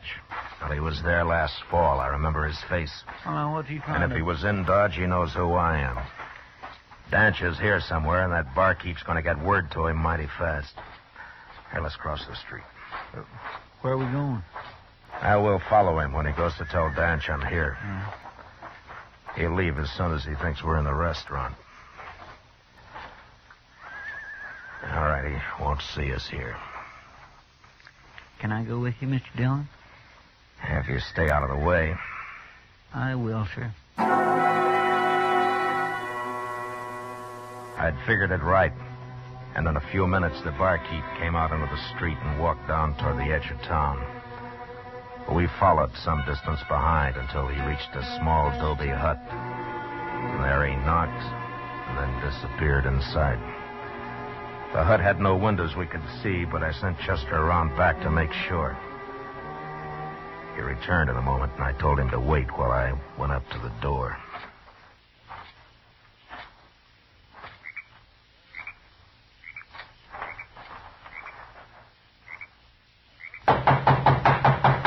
Who's that? You're trapped, Danch. Come out with your hands up. All of you here, you fool. I didn't see him. He said he went to supper. I ought to kill you. I got nothing to do with this. I'm getting out of here. Go ahead, get out. Marshal! Marshal, I'm coming out. I ain't even armed, so don't shoot. Okay. Come on. Go on. You got to open it more than that, Danch. I can't get out. All right, keep your hands up. Chester, I'll take him. keep an eye on him. Come on, you. I won't do anything. He paid me to warn him, that's all. Danch, you're in a bad spot. You can rot in there. I don't suppose you'd give me a fighting chance any more than you gave Stone one, Dillon. I was in Galveston when Stone got hung, Danch. That's a lie. It doesn't matter. How come you hired Lee to shoot me? You lost your nerve? How many cattlemen in Dodge, that's why. Yeah, I forgot your reputation with cows. And I don't care how you die anyway. Yeah, you talk big for a man who's practically buried. I'm coming out, Dillon. And I'm coming with a gun. You better not do it, Danch. I'll have to kill you. I'd hang anyway. And I just might get you. I backed off around the corner of the hut and waited. Danch opened the door wide, and he suddenly sprang out, a gun ready in each hand, expecting to face me. He stood there for a second before he realized that he'd been trapped again. And then he made his choice and started for the corner of the hut where I was.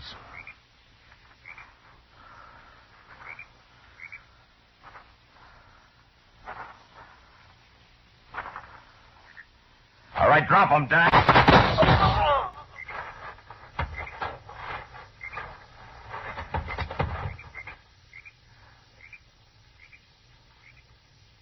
Dillon? Okay, Chester. Is he dead? Yeah. Well, he tried to kill you, Marshal. It was self-defense, pure and Oh, simple. shut up. What do we do with this man, Mr. Dillon? Let him go, Chester. He's just scum. All right, sir. And you bury him, mister. He paid you. Yes, sir. I'll take care of it. And if I ever see you in Dodge, you'll go to jail. Oh, no, sir. I wouldn't be coming in. Come on, Chester. Let's get out of here.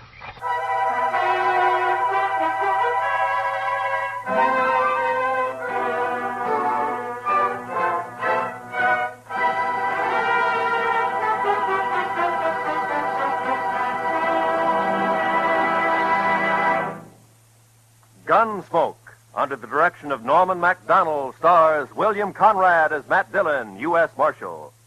Tonight's story was specially written for Gunsmoke by John Meston, with music composed and conducted by Rex Corey. Featured in the cast were John Daner, Vic Perrin, Harry Bartell, and Lou Krugman. Harley Bear is Chester, and Georgia Ellis is Kitty. Gunsmoke has been selected by the Armed Forces Radio Service to be heard by our troops overseas. Join us again next week as Matt Dillon, U.S. Marshal, fights to bring law and order out of the wild violence of the West in Gunsmoke.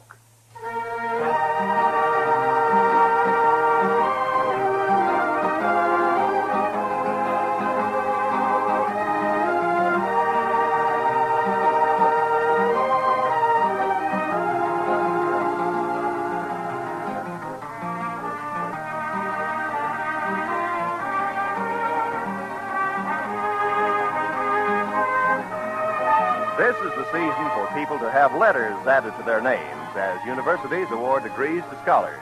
Here on CBS Radio, we're having a somewhat similar procedure.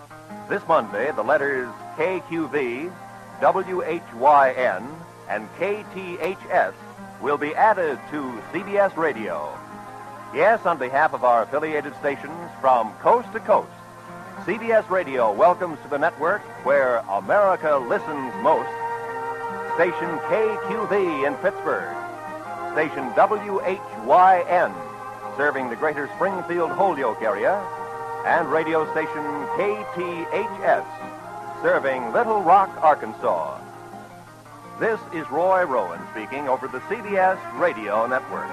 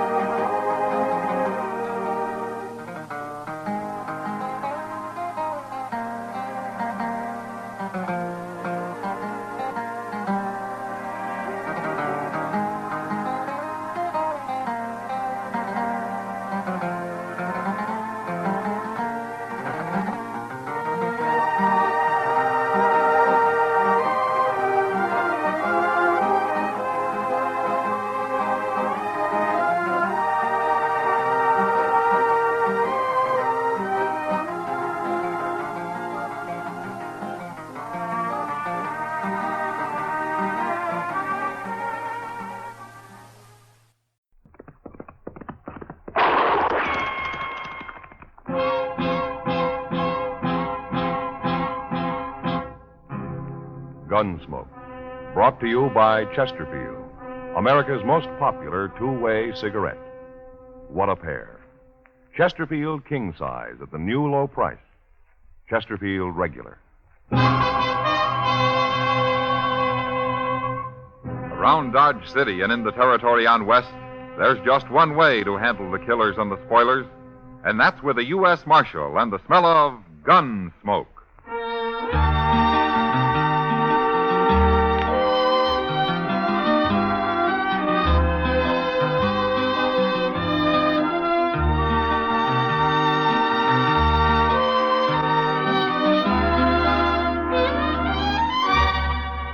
Gunsmoke, starring William Conrad, the transcribed story of the violence that moved west with young America, and the story of a man who moved with it.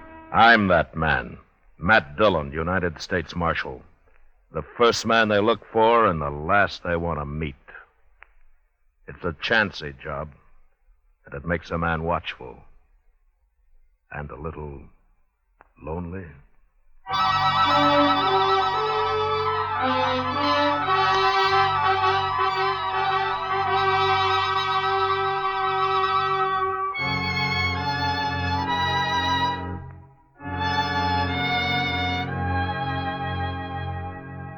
It was a long ride from Dodge up to Ponca Creek in the Dakota Territory, and I killed a good horse getting there. But I caught Lee Trumble. He was asleep in a clump of willow, and I took him without a fight. We rode his horse double into Sioux Falls, but we came the rest of the way back to Dodge in style, by stagecoach. At least I thought we were traveling in style. Lee didn't seem to care much for it. In fact, he wouldn't even talk until the stage pulled into Dodge and drove up Front Street toward the plaza. You're making a bad mistake, Marshal. Is that so? I didn't kill anybody. There are 2 witnesses say you did, Lee. They're lying. Then why did you run? My brother Dolph, he said you was after me. That's why I run. You'll get a trial. You can talk about it then. I ain't gonna stand trial, Marshal. Dolph will get me out of jail before that. Is that so? I never figured Dolph is a man to do much of anything. You've been against us Trumbos ever since we come to Dodge, ain't you, Marshal? Yeah, I have. Neither one of you is any good. See what I mean? There's your brother Dolph now, waiting to welcome you back. Well, how'd he know I was coming? I wired Chester from Sioux Falls a week ago. That bandy-legged deputy of yours? Here's the mail. Chester's not my deputy. Well, he sure acts like it. Yeah, he does, doesn't he? No. Here we are.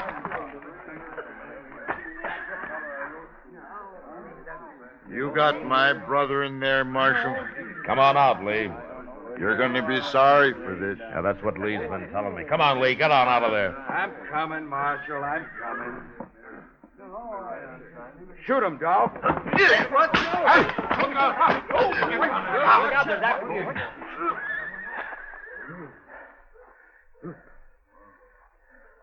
Don't look at me, Marshal. I didn't even draw. No. No, you didn't, did you, Dolph? You didn't have to kick him like that. You hurt him. He'll get his wind back.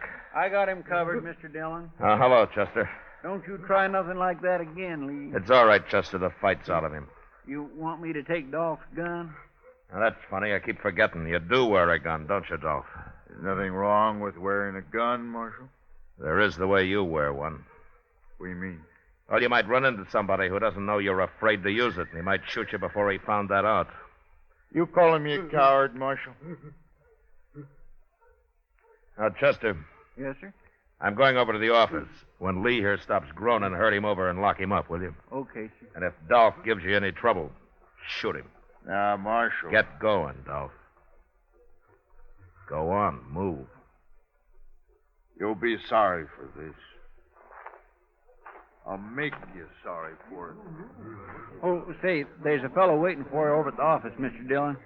He's a stranger to me, but he wanted to see you. All right, Chester. Oh, by the way, welcome back. Thanks. It's been most a month you've been gone. We sure did miss you here. Now, there were times when I missed being here, Chester. Don't let Lee get away from you now, huh? I'd hate to make that ride all over again. No, sir, I won't. Oh, I sure won't. Oh, stop breathing like that, Lee, and get on your feet. You ain't hurt. Come on. Get up here. Let me alone. Whoa. Hello, Matt. Hack Brine, how are you? Good to see you, You're surprised to see me alive, huh, Matt? Why, Hack, it's been at least 10 years, hasn't it? Man ain't born that could kill me. Leastways, I ain't run into him yet. Well, maybe you're just lucky. Luckier than you, anyways. A lot luckier sometimes, the way I recall it. Now, you're thinking about Santa Fe. Huh? Yeah. You wasn't very lucky that day, Matt. Hey, remember how it was? You backed into a corner with nothing but a beer bottle in your hand, and 3 of John Chisholm's drunk cowboys about to empty their guns into you. Yeah. And you walked in and killed every one of them. Yeah. It was real surprised, wasn't it, Matt? John Chisholm's been after you ever since, hasn't he, Hack? Oh, them was just the first of Chisholm's men I've killed, Matt. Been riding with Billy the Kid till about half a year ago. Oh? Why'd you quit? Never could make out if Billy was working for or against Chisholm. Besides, it didn't pay enough. Oh, but you're the one, Matt. When I got to Dodge last night, heard you was U.S. Marshal here, I just didn't believe it. Well, being a marshal isn't that hard a job. Oh, you can handle it all right, I know that. What I mean is it's kind of sudden. Find a man you used to know being a U.S. Marshal. Well, I got to earn my keep somehow. Oh, sure. Well, what are you doing in Dodge, anyway? I don't know, Matt. I don't know yet. I've been over to Wagon Bed Springs, stretching my legs, sleeping in a bed, doing a little gambling and the like. Yeah. Some fella here sent for me. I ain't seen him yet, but if it's a job he's got, I sure need the money. Well, good luck with it, Hack. We'll get together later and have a drink. Well, Straight ahead, Lee. Right through that door there. The Sevens is out What's back. this? Just a prisoner. What'd he do? I didn't do nothing. Shut up and keep walking, Lee.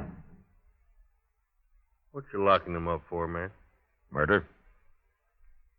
That's bad. That's real bad. Murder's always bad. I don't mean that. I mean locking a man up. I couldn't stand that, Matt. I never been in jail. I never ain't gonna be. Well, then you better stay sober around here, Hack. And you're taking it back about that drink. Oh, no. You'll be safe as long as you're with me. Oh. I don't know, Matt. I've been around you when it wasn't so safe. I'll see you later. Yeah, sure, Hack. Oh. Hey, well, come on in, mister. I'm leaving. So long, Matt. So long, Hack. Marshal Dillon? Hello, Ole. How are you? Marshal, I got something I got to tell you. It's my duty, the way I see it. Oh, what's the trouble? Hello, Ole. What you doing here? Well, I come to tell the Marshal something, Chester, but I sure don't like informing on people. You understand me, Marshal? Well, what's it about, Ole? Dolph Trumble, that's what. You got his brother Lee in jail here. We sure have. I just locked him up myself. Well, Dolph's coming to get him out. He's over at the Alfraganza right now talking it up. Talking what up? Well, there's some men at the bar there, Marshal. And Dolph's buying them drinks and telling them his brother's plumb innocent, and they got to raid the jail here and get him out. You mean he's forming a mob? That's what he's doing, and I don't like it. There's going to be trouble, sure. Ole, thanks very much for telling me this, but don't worry about the trouble. I'll put a stop to that right now. Come on, Chester. Yes, sir.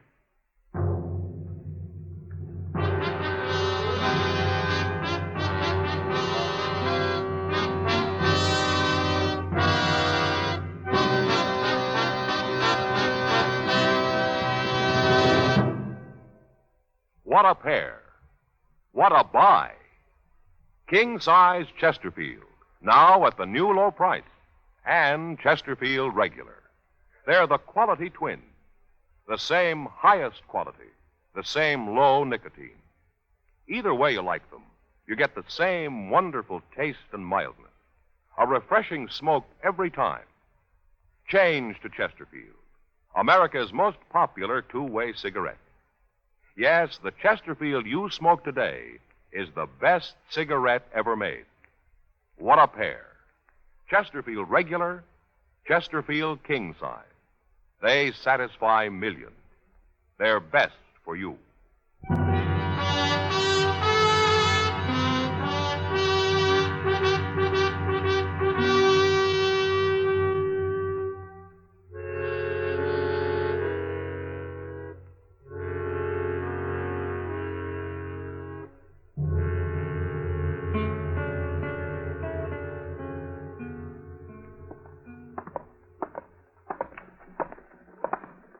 Wouldn't you know Dolph Trumble would do something stupid like this, Mr. Dillon?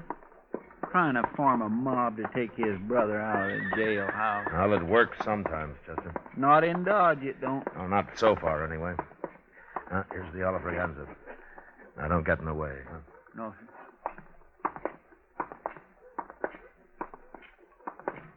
You're right, Dolph. And something else. There's nothing to be afraid of, you men. You'll be led by one of the best gunmen in the whole country. I promise you that. And we'll have justice in Dodge. Once and for all. Justice. That.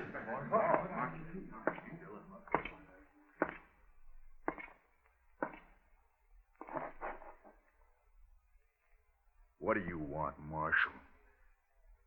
What are you doing here? Ole told you, I seen him sneak out. I just been talking, Marshal. No harm in talking, is there? Well, Lee's innocent anyway. He shouldn't be in jail. And I'm going to get him out, too. These men here are all with me. And we're going to...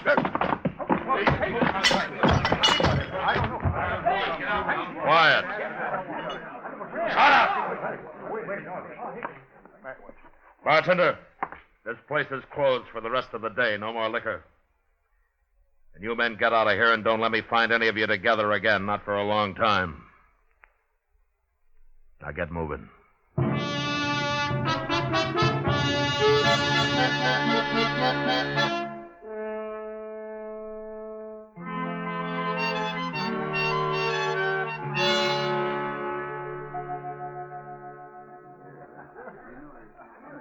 Oh, here, Chester. I'll pay for the beer. You leaving, Mr. Dillon? Oh, Kitty just came downstairs. I haven't seen her yet. I think I'll go over and say hello. Yes, sir. Like for me to go across the street and see if they're keeping the Alfraganza closed? No, it's all right. I told them they could open up again tonight. Oh, well, thanks for the beer, Mr. Dillon. Sure, Chester, sure. Welcome to Dodge, stranger. How are you, Kitty? Fine. I'd be even better if you'd brought 2 beers over instead of 1. Oh. But you can sit down anyway. Well, you can take this one, Kitty. It's kind of warm. I don't want it. Matt, do you suppose the day will ever come when having good manners will be a requirement for the marshal's office?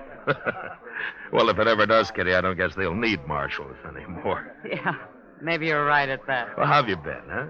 Everything okay? Well, I was making out pretty good, Matt, till I broke my toe. Broke your toe? Yep. How'd you do that? In the line of duty, right here in this saloon. I got tromped on dancing with a Texas cowboy who should have been spending his trail money on red silk handkerchiefs and soda water instead of me. He couldn't have been over 16. Darn fool kid. There's not much you can do for a broken toe, is there? No. At least it doesn't hurt when I'm sitting down. I hear you broke up Dolph Trumbo's party at the Alfraganza this afternoon. Oh? Huh? You hear just about everything, don't you, Kitty? Men. They talk more than women.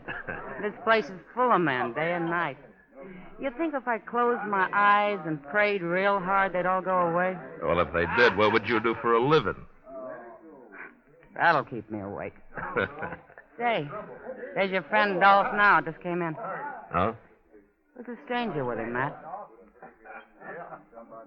Well, I'll be. What's the matter? Who is he? He's a gunman, Kitty. That's so? Yeah. I guess he's about the handiest man with a gun that ever hit Dodge. So Dolph's gone and hired him a gunman. Who is he, anyway? What's his name? He's a friend of mine, Kitty. A friend of yours? Yeah, a good friend. He saved my life once. But now I guess he's going to try to get it back. His name's Prine.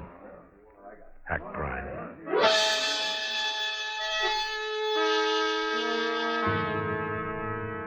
The government never did pay me much for enforcing the law in Dodge, but even if they doubled it, there were times when I'd like to have quit. I sat there with Kitty and watched the 2 men at the bar.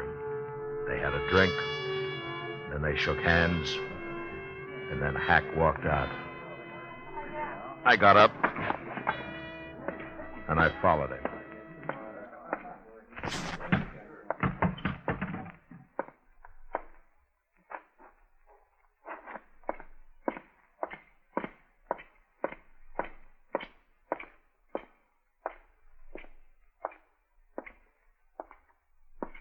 Following me, Matt?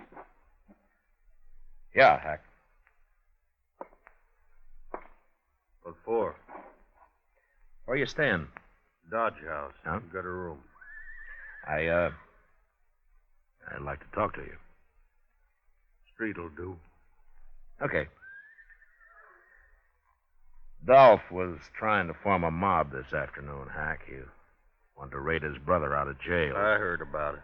When I went to break it up, I heard him saying they'd be led by one of the best gunmen in the country. Now, that wouldn't be Dolph himself. No.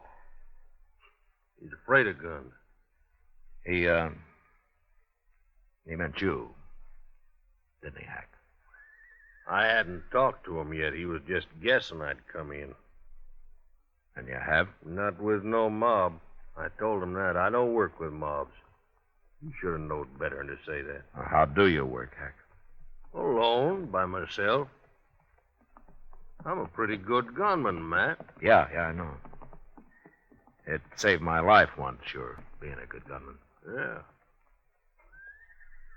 Matt, turn his brother loose. I get paid if you do. Look, Hack, Lee Trumble murdered a man. He's going to stand trial for it. I don't get paid if he stands trial. But you get paid for shooting me? That's what Dolph said. That was his deal. Well? Oh, they tell me you're better with a gun you used to be, Matt. Hack, I don't want to fight you. Afraid, Matt? How'd you get to be marshal, anyways? It's a job. I took it. Well, I've been offered a job, too, and I took it. Yeah, but you had better jobs, Hack. Well, it's been bothering me some, Matt. I took an awful chance saving your life once. Now I got to take another to kill you. That don't make much sense, does it? Look, Hack, why don't you forget it, huh? Go on back to Wagon Bed Springs. I'll lend you some money to see you through. No, it ain't that easy, Matt. I back out on this, the word will get around. Nobody'll hire me for nothing no more. My reputation won't be worth crowbait. Did Billy the Kid pay you to kill men? Of course not. Of course not. That was for pleasure. You know how I hate John Chisholm. And you come down a long way, Hack. Selling your gun. I killed a man for pay over to La Junta. Didn't bother me none. Who was he? I don't know. Some gambler. Pretty good gunman, though. Tell me something, Hack. Did Dolph say how his brother murdered that man here? Dolph claims he didn't do it at all. Well, there were 2 witnesses who saw him do it. The man was a buffalo skinner, unarmed. He didn't even have a knife on him. But he refused to buy Lee Trumbo a drink, so Lee shot him. Unarmed? That's right. Shot an unarmed man? You think it over, Hack. I'll see you tomorrow. Good night.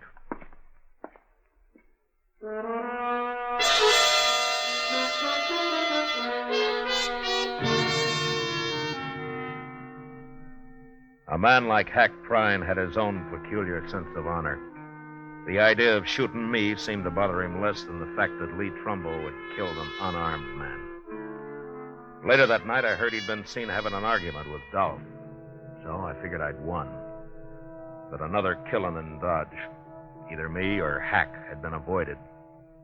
Until early next morning, word came that a man had been shot at the Dodge house. I sent Chester on over while I went up and got Doc Adams. How do you know the man isn't already dead, Matt? I don't know, Doc. Well, it doesn't matter. I'll probably make more money off of him dead than alive. Oh? Well, I get paid for autopsies, don't I? Sure. Yeah, but just try to collect for the ones I keep alive. Just you try it. And I'm glad I don't have to, Doc, but I still notice you buy a new buggy every spring. Oh, yes, and wear it out before. Racing across the prairie, delivering babies, setting bones, digging out bullets, delivering babies. Well, exercise keeps a man young, Doc. Yeah, it's a good thing I don't depend on sympathy to keep me young. Here we are. Mr. Dillon? Mr. Dillon, oh, hello, Doc. Where is he, Chester? In that room right there, number 12. And you know who it is? It's Ole. Ole? Yes, sir. And Hack Prine shot him. What? It's Hack's room, Mr. Dillon. He did it all right. Well, let's take a look. Where's Hack now, Chester? I don't know, sir. Nobody's seen him for the past hour. I kept everybody out of the room, Mr. Dillon. All right, now stand aside here, boys. Let the marshal and Doc through. Come on now, fella, let them through. Let me through. Let me through here.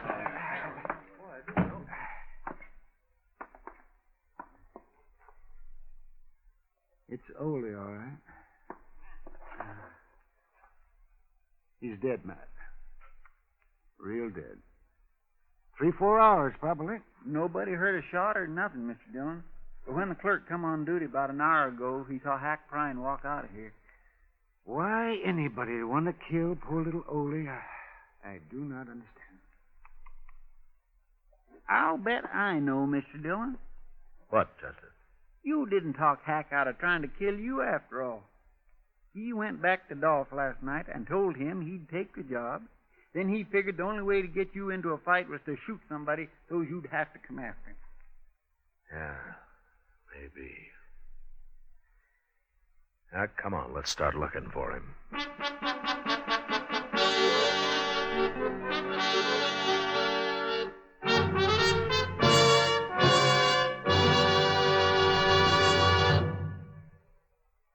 We will return for the last act of Gunsmoke in just a moment.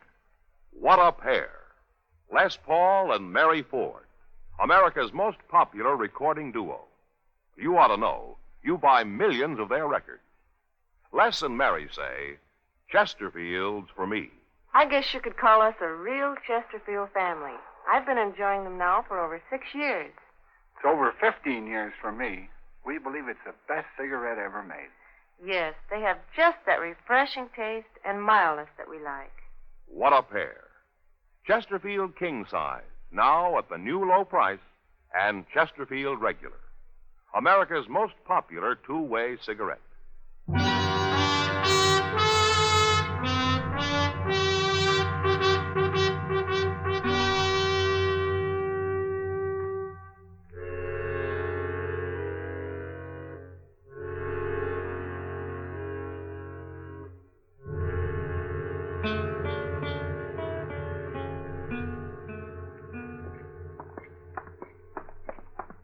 I guess the Oliver Gans is the only place we haven't looked in, Mr. Dillon. He's got to be there, unless maybe he's going to try to bushwhack you. Hack may be a paid killer, Chester, but he'll always face his man head on. Yes, sir. That come right from the Oliver Gans. Yeah. Mr. Dillon, there's Hack. He's coming out. Yeah. All right, get off the street, Chester. Yes, sir.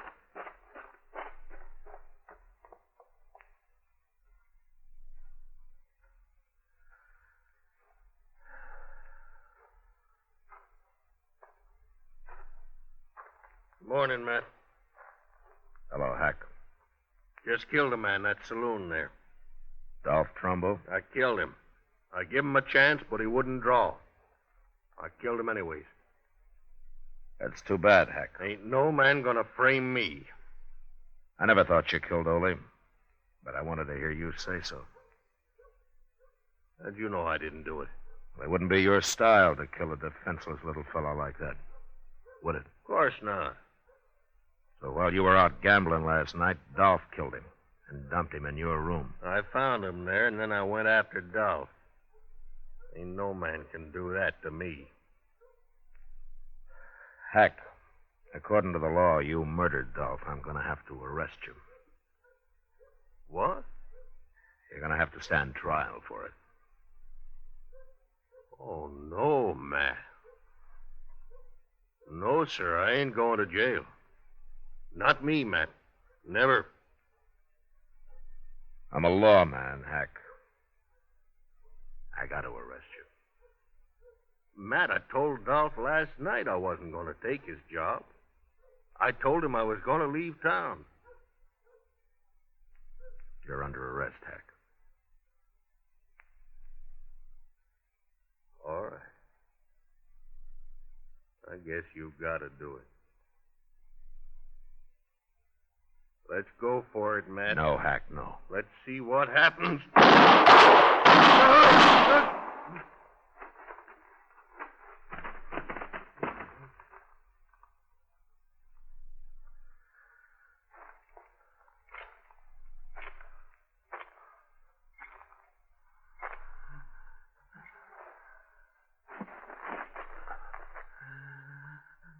Hack.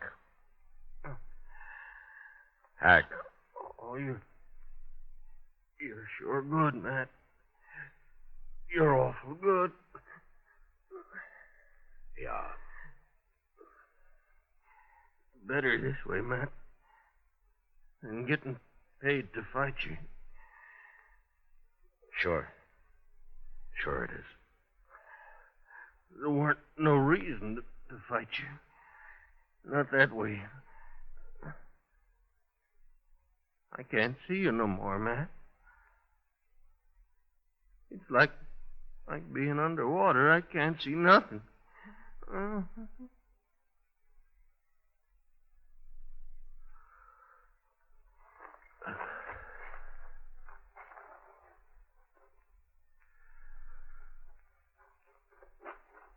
Mr. Dillon, that was awful good shooting. I never seen nothing as fast as that in my whole life. My, I'll bet he didn't know what hit him. The way he spun around there when you... Mr. Dillon? Mr. Dillon, what's the matter? Mr. Dillon? My...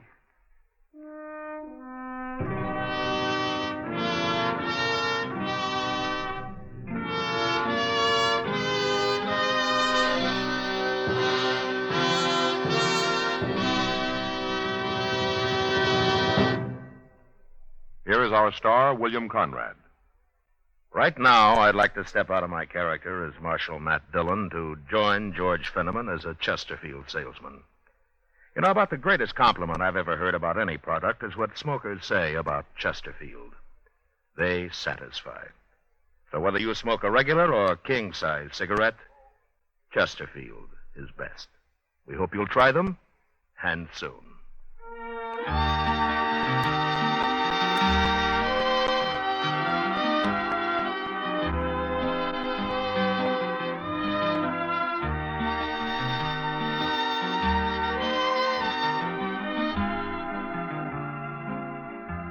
Gunsmoke, transcribed under the direction of Norman MacDonald, stars William Conrad as Matt Dillon, U.S. Marshal. Tonight's story was specially written for Gunsmoke by John Meston, with music composed and conducted by Rex Corey. Featured in the cast were Lawrence Dobkin, Vic Perrin, John Daner, and Harry Bartell. Harley Bear is Chester, Howard McNear is Doc, and Georgia Ellis is Kitty. Join us again next week as Matt Dillon, U.S. Marshal, fights to bring law and order out of the wild violence of the West in Gunsmoke. Today, L&M filters have a nationwide demand never before equaled by any other cigarette in so short a time. The reason? This is it. It's the filter that counts, and L&M has the best. L&M's exclusive Miracle Tip contains alpha cellulose to give you effective filtration. Two other things are important. L&M's have much more flavor, much less nicotine. Buy America's highest quality and best filter tip cigarette. Light and mild L&M.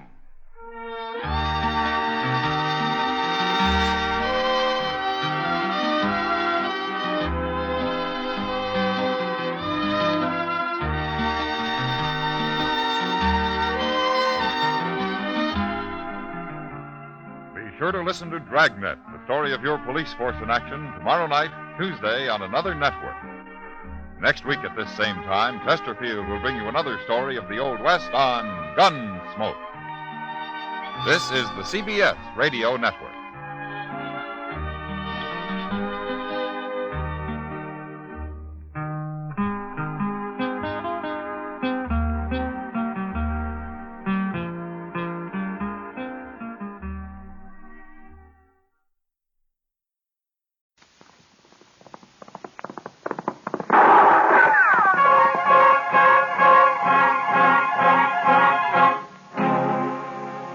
Dodge City and in the territory on west, there's just one way to handle the killers and the spoilers, and that's with a U.S. Marshal and the smell of Gunsmoke.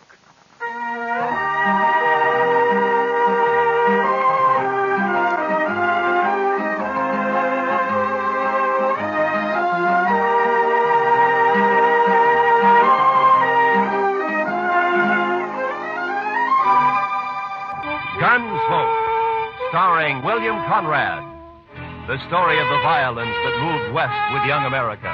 The story of a man who moved with it. Matt Dillon, United States Marshal.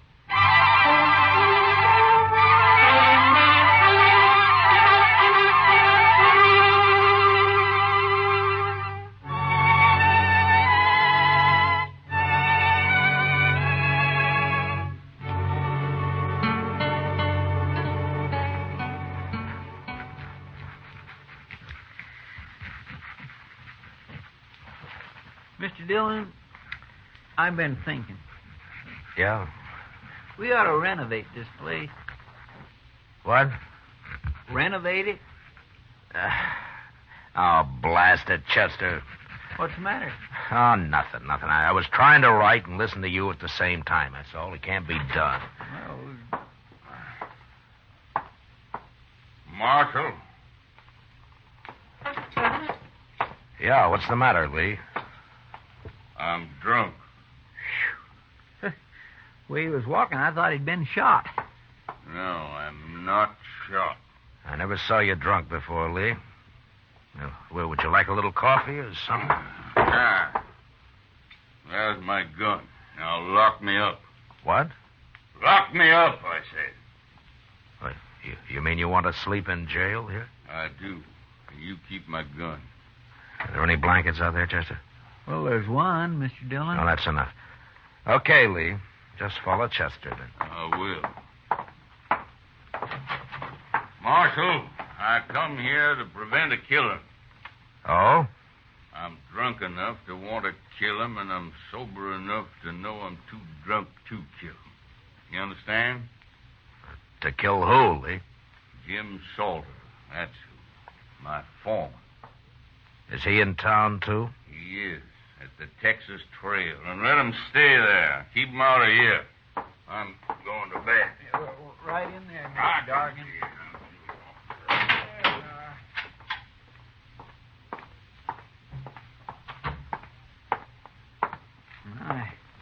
I never saw Mr. Dargan like that before, Mr. Dillon. No. I wonder what he was fighting with Salter about. Maybe Salter started it. Maybe he's drunk, too. Well, if he is, knowing him, he'll be after someone else to fight with now. I think I'll go take a look, Chester. All right, sir. Oh, Chester, if Lee wakes up, just give him another drink, huh? Yes, sir.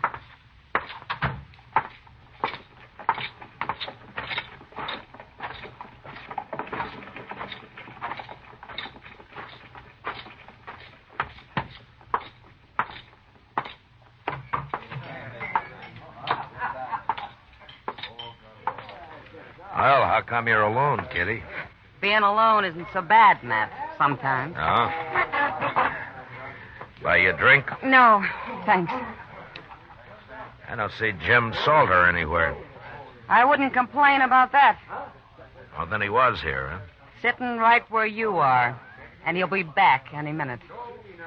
How drunk is he, Kitty? Oh, he isn't very drunk. It might be an improvement. It'd break his heart to hear you talk like that. If he has one. Here he comes now. Let's ask him. You look sober enough.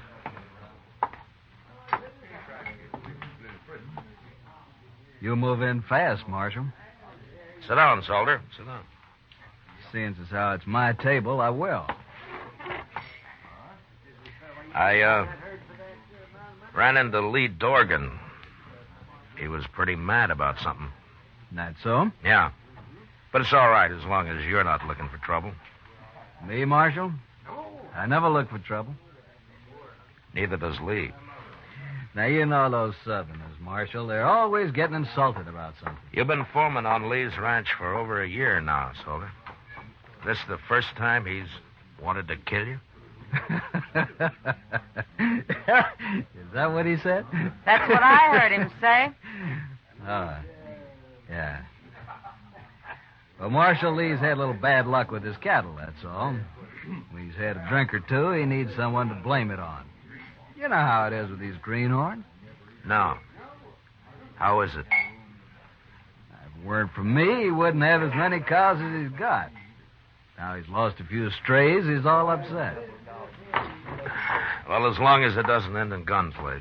Oh, me and Lee get along fine when he's sober. Yeah. You have to leave, Matt? I'm afraid so, Kitty. Then I'm going to bed. Hey, wait a minute. You can't do that. Who says I can't, mister? Good night, Matt. Good night, Kitty. Well, I'll be.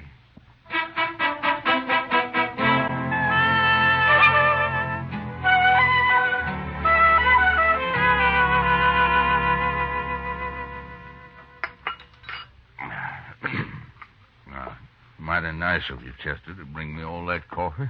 Oh, don't mention it, Mr. Dargan. I had a hangover once myself. Here's your gun, Lee. Thank you, Marshal. You, still feel like killing Jim Salter? I'll kill any man that cheats me. That's how I was brought up, and that's how I am. So? I guess it's just instinct that tells me I'm being robbed by him, Marshal. I got no proof at all. None whatsoever. What is it, Lee? Don't your cattle tally up right? Look, I came out here from Alabama 18 months ago. I bought a ranch. I'm trying to raise beef. I've learned a little, but I can see it takes years to be a cattleman. Meantime, I'm green and I'm an easy mark, but I'm not so dumb I can't count. Marshal, I branded over 300 calves last spring and fall, and more than half of them are missing right now. Stolen? I don't know, Marshal. I've asked every rancher and every buyer around here to be on the lookout for my brand that hadn't turned up once. Well, why do you think Salter has anything to do with it? Instinct, I told you.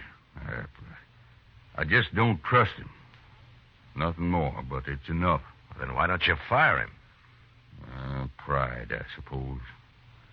I want to beat him at his own game, whatever it is. Well, good luck at it, Lee. Well, I need more than luck, Marshal. I need a little help. I just don't know enough about this business. You're asking me to help you? I am. But how? Come out to the ranch. Just take a look around. Maybe you see something I can't see. Well, I don't know. We're branding again tomorrow, Marshal. Come out then. You got to help me. I'll be ruined if this goes on anymore. All right, Lee, I'll come. But, will you promise me one thing? What's that? If Salter does prove to be guilty, you won't try to kill him? No, I can't promise that. I respect the law, Marshal, but I got my own code, too. Thanks, just... Now, wait a minute, Lee. You're stubborn, but I don't think you deserve being ruined. All right, I'll come. Thank you, Marshal. Thank you. You know, the reason I got drunk last night was because I just felt so almighty helpless. Mad and helpless. Yeah. I know the feeling. See you tomorrow.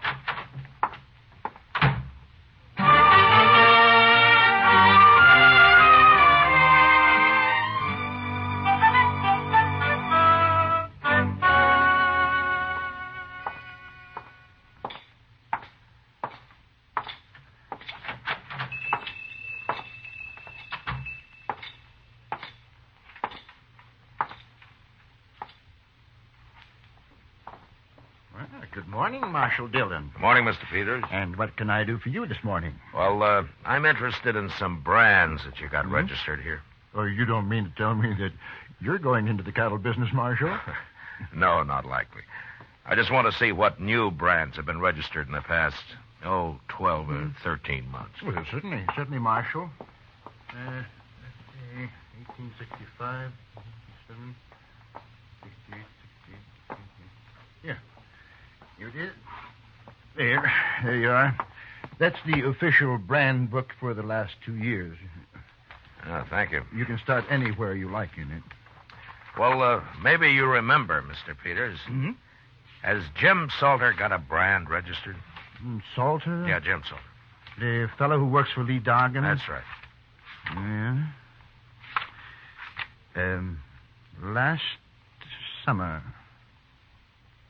July, I believe. Look there. July? Mm-hmm. Yeah, July. Yeah. Here it is. Salter, James Salter, July 14th.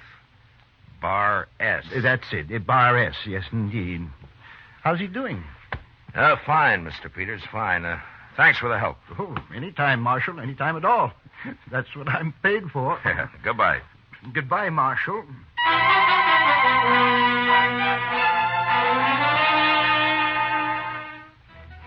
When we weren't working, most of the cattle buyers in town spent their time drinking toddy and telling lies at the Dodge House.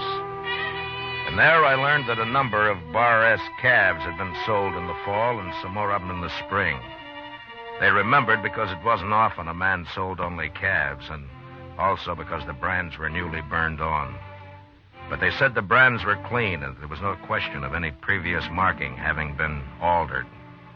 I figured Salter was a whole lot smarter than the ordinary rustler. And the next day I found out just how smart.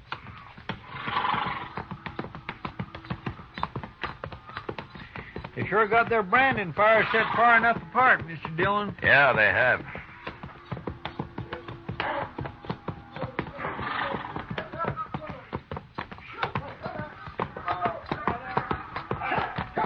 There's Jim Salter now at this first fire. Oh, we'll stop and say hello, Chester.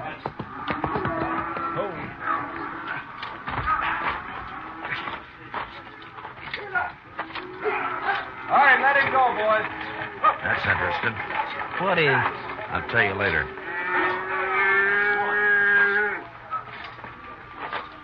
Now, you don't have to stop work just because we're here, Salter. That's all right, Marshal. Yeah, but you didn't brand that one. You just have to cut him out and rope him again. Iron's cold anyway. Oh, you got another iron there in the fire. We'll get him branded, Marshal. What are you doing out there anyway? Oh, we needed a change of scenery, so we thought we'd pay Lee a visit. Where is he? Working the fire down yonder. You sure do keep your fires separated. Anything else you fellas object to? Well, no, I wasn't objecting. I was just making an entirely impersonal observation, that's all. Well, go do your observing on Lee. You came to see him. Salter, I'd starve plumb to death before I'd ever work around you. You sure would, Chester. On, Jim. Wasting time. See you later, Marshal. Yeah. Okay, Adams, bring another one out. Okay. Yeah.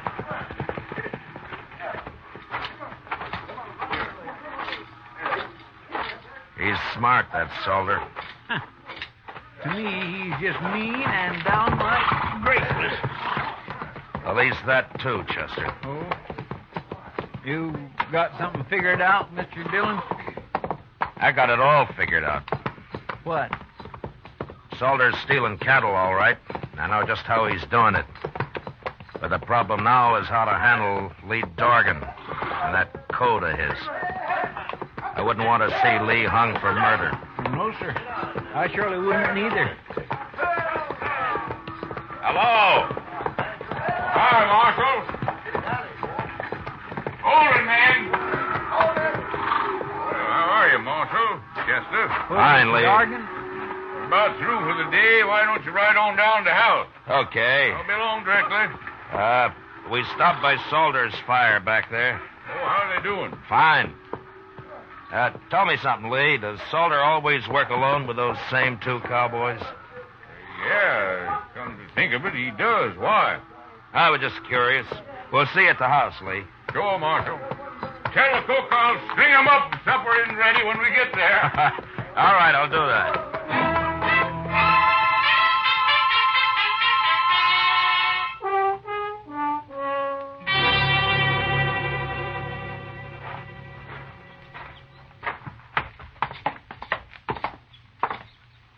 Well, not a bad house Mr. Dorgan's got here, Mr. Dillon. That's fine. Let's sit on the porch here, Chester. They'll be along soon. Yes, sir.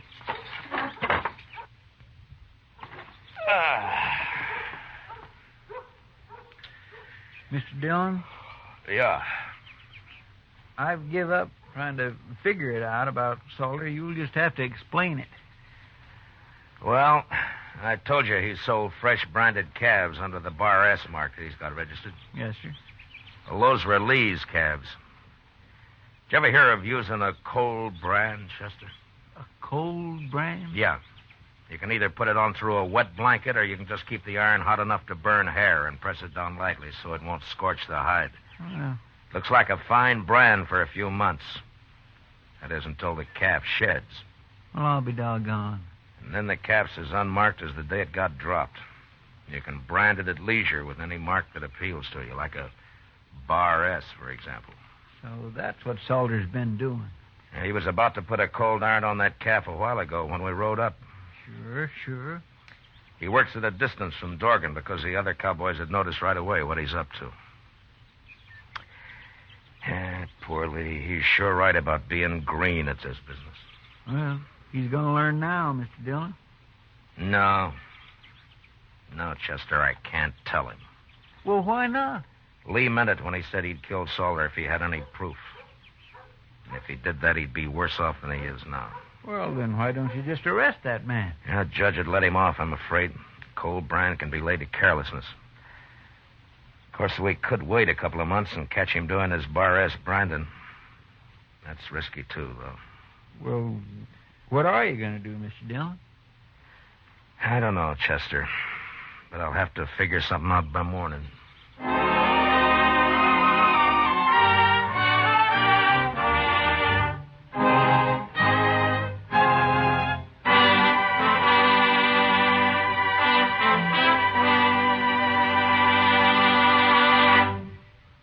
We will return to the second act of Gunsmoke in just a moment. But first, there's a lifeline that stretches from here to Korea. A lifeline that you help sustain for our fighting men when you give blood to the Red Cross Blood Donor Program. Call the Red Cross for an appointment to give blood the first thing Monday morning. And now, the second act of Gunsmoke.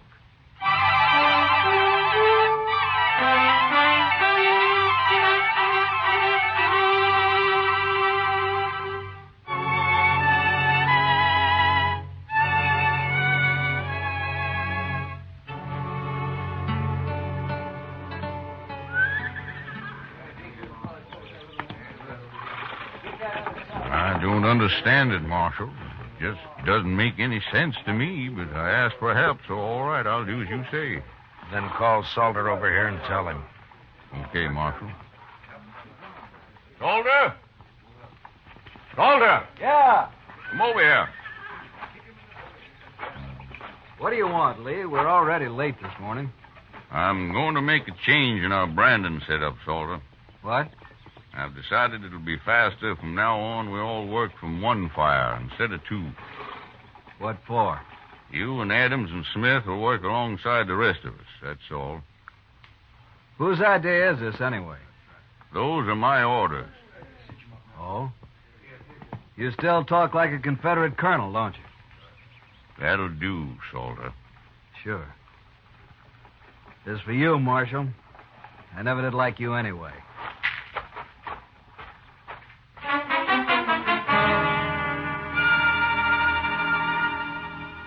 It must have been pretty hard on Salter that day, having to put a permanent brand on Lee Dorgan's calves with a good hot iron. But he had no choice, and he did it. About noon, Chester and I said goodbye and rode back to Dodge. I figured that'd be the end of Lee's trouble. But 2 nights later, while Doc and I were taking our ease at the Alafraganza, I found out I was wrong. Yeah, it's like that ignorant cowboy got a letter from his sweet girlfriend in St. Louis, Matt. Well, all right, Doc, what did the letter say? Oh, well, she mentioned that she'd found a nice room with running water. Yeah. Running water. And so this uncivilized son of the prairie wrote her back to get rid of that Indian at once, or our engagement is off. He thought that, you understand that now, don't you, Matt? Because, For that, the next drink's on you, Doc. Sure, Matt, sure. And will you get it? Ask the bartender for a couple of good cigars. As soon as I finish, say that was the fun. I thought you left Lee Dorgan out at his ranch. What? Just came in the door. Must be looking for you. He's coming this way, man. Yeah. What's that under his arm? Oh, looks like a blanket. Hello, Lee. Sit down. Marshal, Doc. Oh, how are you, Lee? What are you doing in town? You all through, Brandon? Yeah, we're through. Oh, how'd it go? Yeah. Take a look at this blanket, Marshal. Huh? It's all marked up, isn't it? It sure is. And it's burned with my brand all over. Where'd you find this, Lee? One of my men was riding by the place where Salter and his had his branding fire, Marshal. His horse kicked it up. They'd half buried it there. He showed it to you, is that it? That's it. And he explained all about cold branding to me at the same time. I see. Where's Salter now, Lee? And he got wind I was on to him and left, Marshal. I think he's in Dodge with those two who worked with him, Adams and Smith. And, you're looking for him? And I'm looking for him. But I'm telling you so's you can look, too. That blanket's enough evidence even for the law, I figure. Along with the witnesses that'd convict him. But, I'll find him, Lee. Better hurry, Marshal. I might find him first. Lee, you'll stand trial if you kill him. I'm not worried about that. So long, Marshal.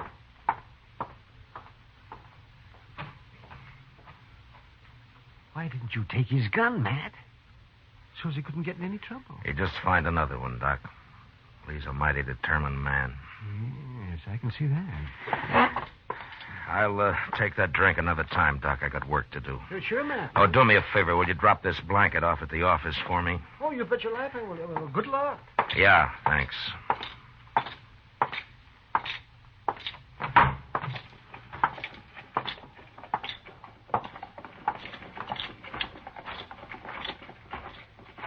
Mr. Dillon? Mr. Dillon? Yeah, what is it, Chester? There's something wrong, sir. I just saw Salter and two men walk up behind Lee Dargan over there and grab his gun. What? Well, where are they? They were headed toward Kelly's stable. I thought I'd better find you first. Come on. What are they doing in Dodge, anyway? Lee's on to him, Chester. He knows the whole story now. And they know he knows it. Well, then somebody's going to get killed, sure. It looks that way. All right. Stay behind me, Chester. That's the only door to the stable. They'll have to come out there, sir. Yeah, I know. But we're going in after them. Easy now. The entrance to Kelly's stable was open, but there was no light showing. Chester and I stepped quickly around the frame of the door, and we stopped just inside, waiting for our eyes to get used to the darkness. We could hear voices in the back where the men were saddling up. And then, suddenly, we both saw it at the same time. The first stall, Mr. Dillon. Look. Yeah. It's Mr. Dargan. They hung him. Yeah, they just did it. He can't be dead yet. Here, take my knife and cut him down. You can climb up on the feed box. I'll cover you from here now. Hurry. Yes, sir, I'll hurry.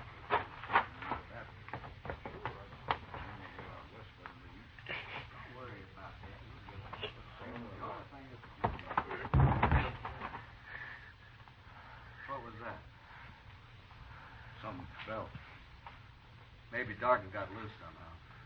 Get up front there and take a look, both of you. I'll finish saddling up. Okay, Salter. Come on, Smith. Stay in here, Chester. Don't move. Mr. Dargan's breathing. When they come up, we'll jump them. I'll take Adams. Now, quiet now.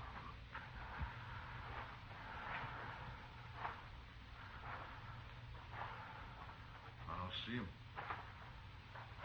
Rope must have broke. Let's hit him on the head and have done with it. Yeah, might as well. You do it, Smith. I'll wait here. Yeah, okay. I'll see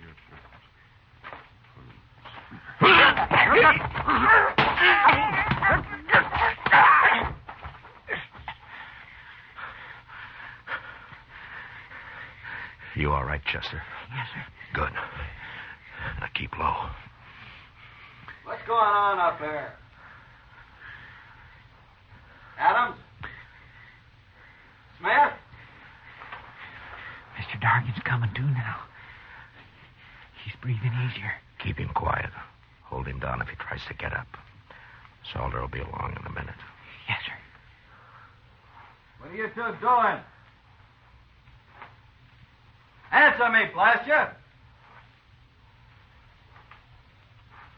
Who's in there? Throw down your gun, Salter. Who's that? It's Matt Dillon. Now do as I say.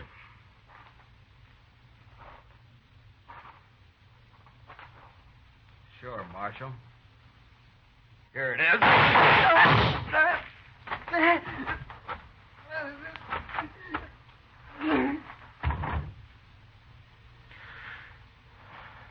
All right, Chester.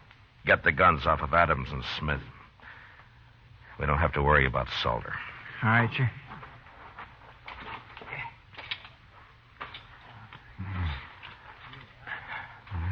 Lee? Lee, how are you? Oh, it's good to breathe again, Marshal. I was about gone. Well, you're all right. We got him. And Salter's dead. You won't have any trouble now. No. But it's not easy the way you people educate a man out here. Well, if it was easy, Lee, anyone could manage. Well, thanks, Marshal. Yeah. Sure.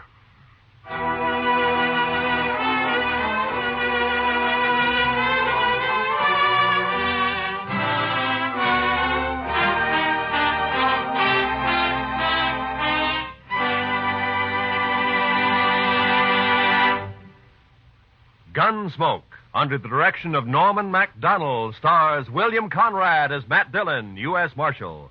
Tonight's story was specially written for Gunsmoke by John Meston, with music composed and conducted by Rex Corey.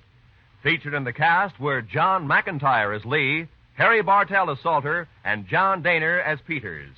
Parley Bear as Chester, Georgia Ellis as Kitty, and Howard McNair as Doc.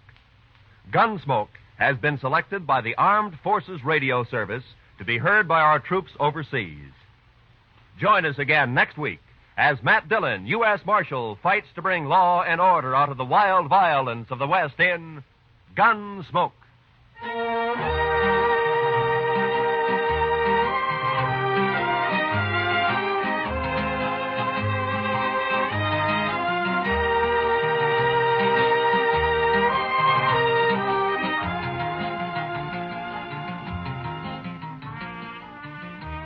A flirtation that leads to a killing interests Mr. and Mrs. North this coming Tuesday night on CBS Radio.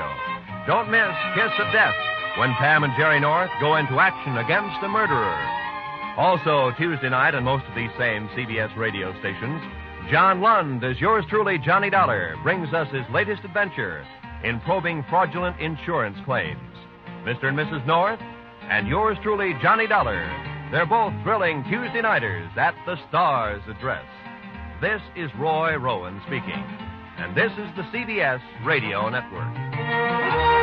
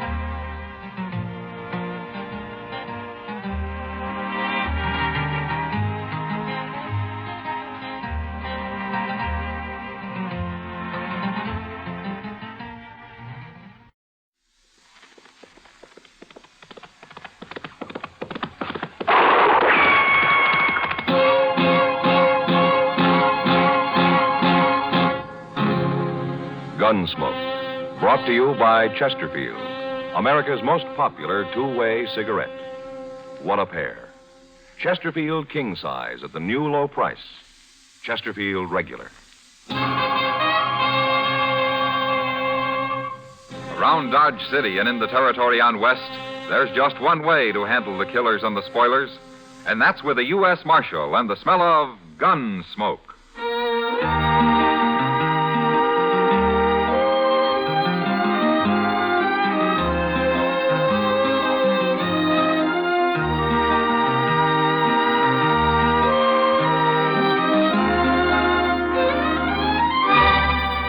Gunsmoke, starring William Conrad, the transcribed story of the violence that moved west with young America, and the story of a man who moved with it. I'm that man, Matt Dillon, United States Marshal. The first man they look for and the last they want to meet. It's a chancy job, That makes a man watchful and a little lonely.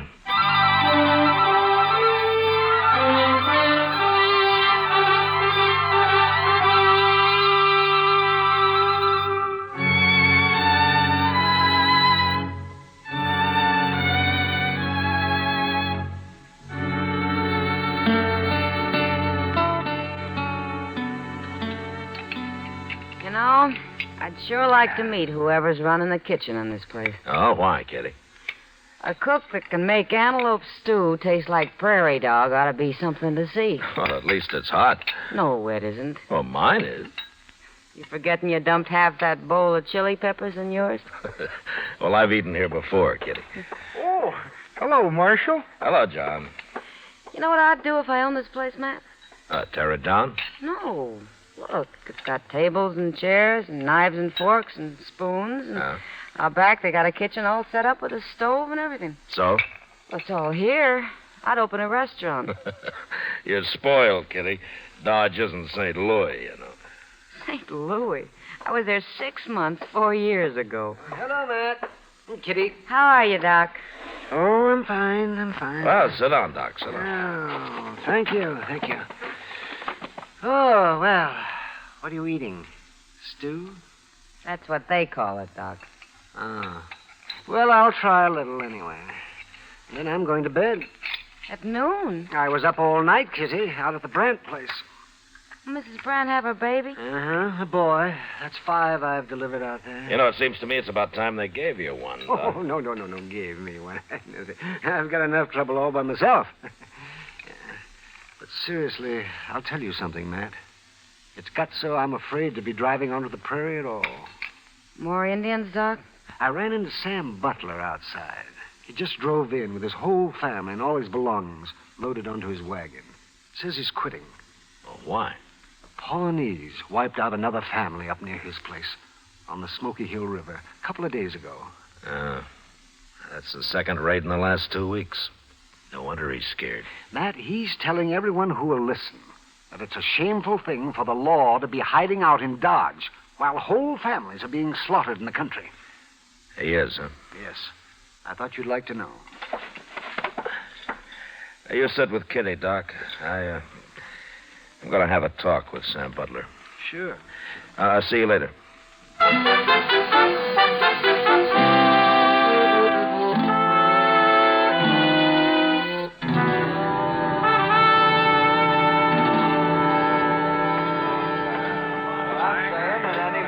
Stays out there and exposes his family to them murdering savages is plumb crazy. You can't fight a Pawnee war party all by yourself. And we sure ain't getting no help from the law around here. We can die and rot for all the law cares. Hello, Sam. Well, where you been hiding, Marshal? I hear the Pawnees made another raid up near you. If you call shooting and scalping a man and his wife and their 2 boys a raid, those men never had a chance to fight, far as I see. Men? Well, boys, but they were coming on 14 or 15, old enough to handle a rifle. But they got caught outside and never even made the house. I seen them lying there with my own eyes, Marshal. And if you'd seen them, you'd be doing something about it instead of sitting around here and dying. I'm not hired to fight Indians, Sam. That's the Army's job. And you ought to be out helping the Army. Every lawman in the country ought to. The Army doesn't need help. But there's something strange about those Pawnees. What's strange about them? They killed white men before. I'm sorry you're quitting, Sam. We need settlers out here. Not dead ones, you don't. No. No, not dead ones.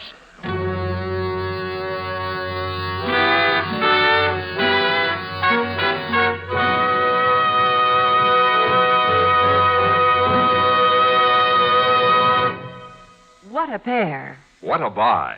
They're talking about king-size Chesterfield at the new low price. And Chesterfield Regular. They're the quality twins. Either way you like them, you get the same highest quality, the same low nicotine, the same wonderful taste and mildness, a refreshing smoke every time. Yes, the Chesterfield you smoke today is the best cigarette ever made. And it's America's most popular two-way cigarette. So buy a carton today. King-size Chesterfield at the new low price. Or Chesterfield Regular. What a pair they are. They satisfy millions. They're best for you.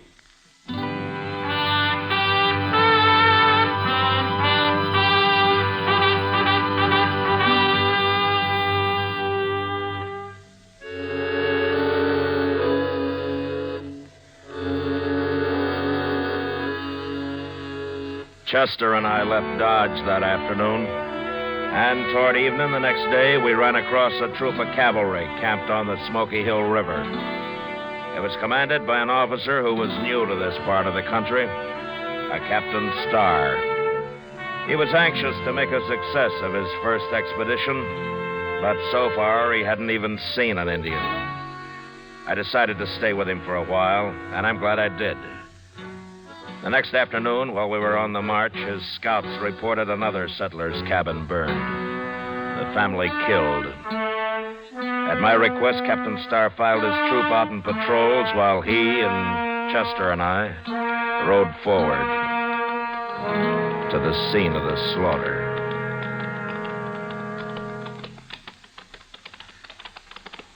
My scouts say these people haven't been dead very long, Marshal. This morning, probably. At dawn, Captain. Well, then those Indians can't be too far off. No, but Indians have a way of disappearing. There it is, Mr. Dillon. Burned right into the ground. It's just like that last cabin. Their bodies scattered around out front. Well, let's get up there. Come on. Oh.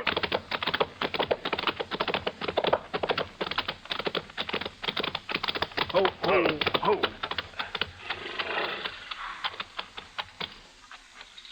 The whole family. Man and his wife and their boy.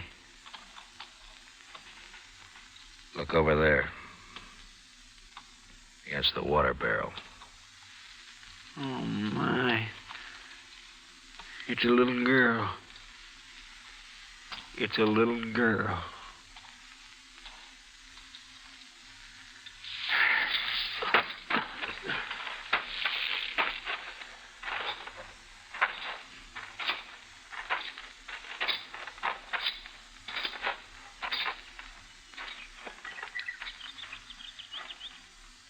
They scalped them, every one of them.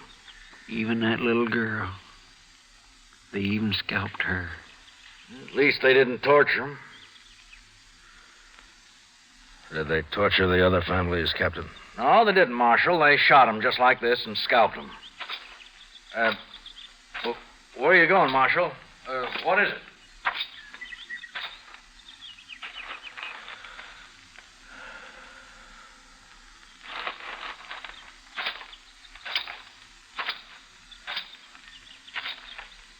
Captain Starr, last night you told me this is your first tour of duty in Indian country. That's right, Marshal. I'll take a good look around here, Captain. Well, I have. All right. All three of these settler families were killed in the open, outside their cabins. Does that mean anything to you? Those Pawnees are pretty tricky. I guess they really surprised them. Yeah, they sure did. There are not many arrows around. If these people had had a chance to put up a fight, there'd be a lot of arrows. They were shot, Marshal, with rifles. Pawnees don't usually waste ammunition, Captain. There's a reason for it here, though. Well, what reason? Look at the ground. There are no tracks. Every sign of tracks have been dragged out with a blanket. Say, you're right. I hadn't noticed that. Well, there's another thing you haven't noticed, or maybe you didn't know about. Oh, what's that? That boy there. How old would you say he was? Oh, about the same age as the boys at the last place. Maybe 12, 13. Oh, Captain, that's old enough to be a brave in a couple of years if he was a Pawnee. What do you mean, if he was a Pawnee? They usually keep a boy that age. They don't kill him. They take him and try to make a brave out of him. Oh, well, I didn't know that. I know what he's driving at, Captain. You don't think it was Pawnees that done this. Ain't that right, Mr. Dillon? Yeah, that's right. But the Pawnees are the only tribe around here we know of, Marshal. Captain, it's them tracks. Pawnees wouldn't hide their tracks. No, they wouldn't. What? A man wearing moccasins doesn't care about his tracks, Captain. He's got nothing to hide. I'm afraid I don't understand. It Marshal. wasn't Pawnees that did this. It wasn't Indians at all. It was white men. Marshal Dillon, it's impossible for me to believe white men could have done this. Is it, Captain? No white man would shoot that little girl over there and then scalp her. Did you ever hear what Chivington did to the Cheyennes at Sand Creek? Kill and scalp them all, he said, big and little. Nits make lights. Congress has repudiated that whole affair, Marshal. Well, it still happened. And it was still white men that did it.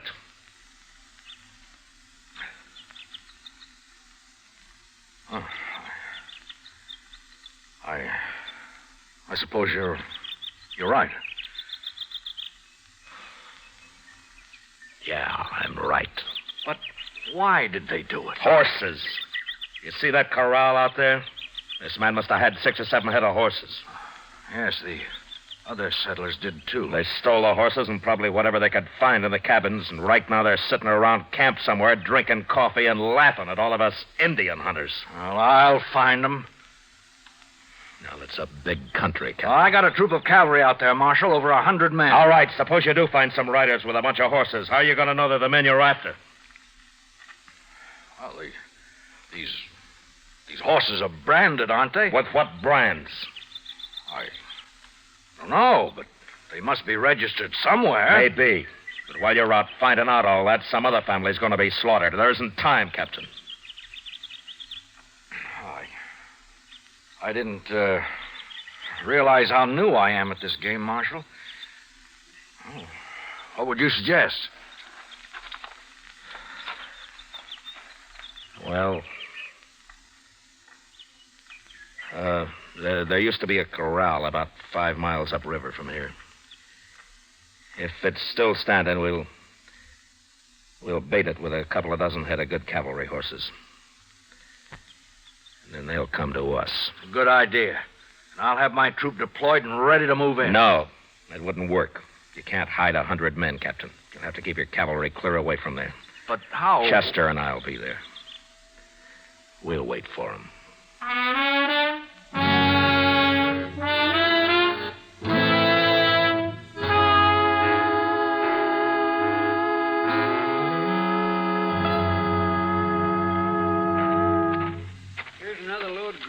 Mr. Dillon. I'll throw them on the fire, Chester. Let's have some more smoke, huh? Yes, sir.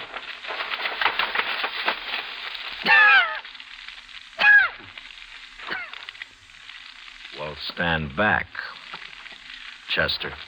Yes, sir. Well, they ought to see that if they're anywhere this side of the Rocky Mountains. They're sure to be scouting around, Mr. Dillon. They ain't stolen enough horses yet to leave the country. Besides, they're feeling mighty safe. They'll come. Mr. Dillon? Yeah. I've been thinking. Now, what's bothering you? Well, sir, there's only 2 of us. And I'm wondering how many there are of them. You want to go back and find the cavalry? I feel a whole lot safer. They'll go on, then. Oh, you didn't answer my question, Mr. Dillon.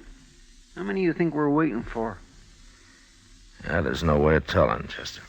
Well, if there's a whole passel of them, how in the world are we going to take them?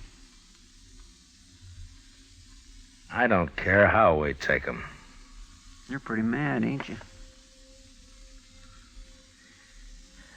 Well, I can't get that little girl out of my mind. Yes, sir, I know. Now, look up. Here comes somebody. He's all alone. Just some cowboy, probably. Maybe. Yeah, sure it is. He's seen the smoke from our fire, and now he's wondering what that old corral's doing full of horses. And he might be scouting it for the others. Those men don't take many chances. Well, how are we going to find out? Well, maybe we won't till it's too late. Heat up some coffee for him, will you, Chester? Yes, sir. I think I'll have a cup of it, too, huh? All right, sir.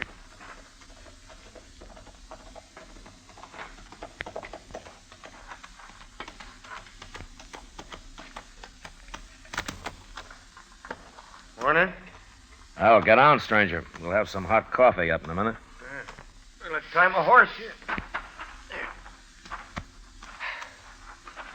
Whew. Sure used some coffee. Had to make dry camp last night. Oh? Well, you couldn't have been very far away. Why didn't you ride on down to the river here? Tell you why, mister, I was lost. I rode till after dark, and I got lost. Well, your horse could have found it for you. Maybe my horse ain't smart as yours. No offense. Sit down. Chester's bringing the coffee now. I've been sitting all morning. Here you are, mister. Oh. We ain't got no sugar. You men are traveling pretty light, ain't you? What do you mean? Here's your coffee. Oh, thanks, Chester. I mean all them horses. Mighty big remote and no wagon. Not much grub I can see. We're driving those horses to Cheyenne. There's only 2 of us. We couldn't handle a wagon and the herd both. Only 2 of you. Yeah, that's right. Well, mister, look, I'm drifting. Maybe you could use another hand. It may be. Where you from? Dakota Territory. Name of Lee Stapp. I sure would like to see Cheyenne. I ain't never been there. Well, why don't you ride up there alone? It'd be chasing a herd of horses all the way. Well, I'm broke, mister. Wouldn't have much of a party in Cheyenne broke, would I? No, I don't guess you would. I'm a good hand. I work cheap. How about it? You're a good hand, huh? Of course I am. Did you take a look at those horses we got? Yeah, I sure did. I ain't never seen none better. Well, they're good horses, and we take good care of them. Well, okay. What's that got to do with hiring me? Mister, I wouldn't hire you to herd sheep. What? You said you made dry camp last night. How come you tie your horse up without watering him while you stand here slopping up coffee? Well, it's my horse, ain't it? Sure. How's the coffee? Coffee? Is it any good? Well, yeah, sure it is. Well, then have some more of it. Hey, what's that? Chester. Yes, sir. Here, catch his gun. Got it. All right, now go get some rope. We'll tie him up while he's still out. Yeah, but Mr. Dillon, you sure he ain't just a cowboy like he said? I was pretty sure, Chester, but this made me real sure. It was sticking out of his pocket. Oh, my. I'll get the rope, and we ought to hang him with it.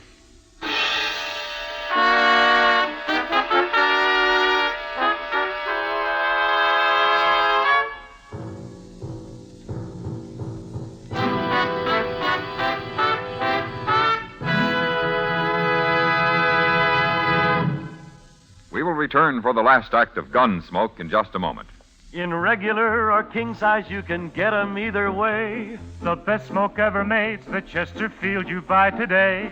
Smokers coast to coast are changing, it's a cinch to do. Here's all you have to say to get the one that's best for you. Chesterfield's for me, Chesterfield's for me. You just say it's Chesterfield's for me. Friends, for your vacation, take along plenty of Chesterfield. Buy 'em by the carton. Chesterfield king size at the new low price. Chesterfield regular. What a pair. They're the quality twins. The same highest quality. The same low nicotine. Either way you like them, they're best for you. Smoke Chesterfield. It's America's most popular two-way cigarette.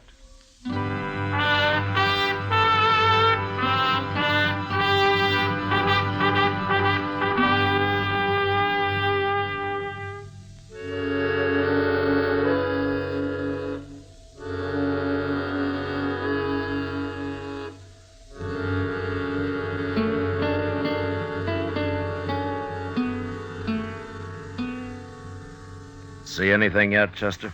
Yes, sir. There's some dust about a mile away, Mr. Dillon. Is it moving? Right this way. I'd guess maybe a half dozen riders. Now, your friends don't take many chances, do they, Stan? They ain't friends of mine. Well, I'll tell them that when they get here. You better turn me loose, or else you ain't gonna tell nobody nothing. You mean they won't like it, you're being all tied up that way? You ain't got a chance, Marshal. By golly, he's about right, Mr. Dillon. How are we going to fight 6 men? You know, I've been thinking, Chester, we could use Stapp here as a hostage. No, Marshal, don't do that. I don't aim to, Stapp. They wouldn't care whether you die or not. Men like you don't have that kind of friends. But we can't stand up to 6 men, Mr. Dillon. We wouldn't have a chance. No, we wouldn't, Chester. I'm going to do something I never did before in my life. What? You'll see.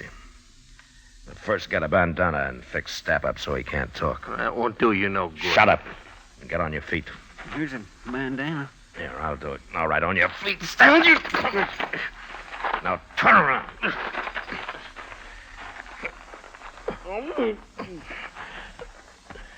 Get our rifles, Chester. Yes, sir.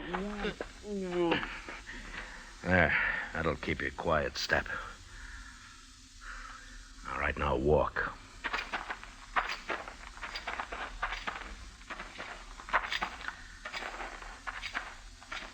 Here's yours, Mr. Dillon. Oh, thanks. You get on behind that log over there, Chester. Yes, sir. I'll keep Stapp here with me. All right, lie down, Stapp. And if you make any noise, I'll split your skull. Now, go on. Lie down.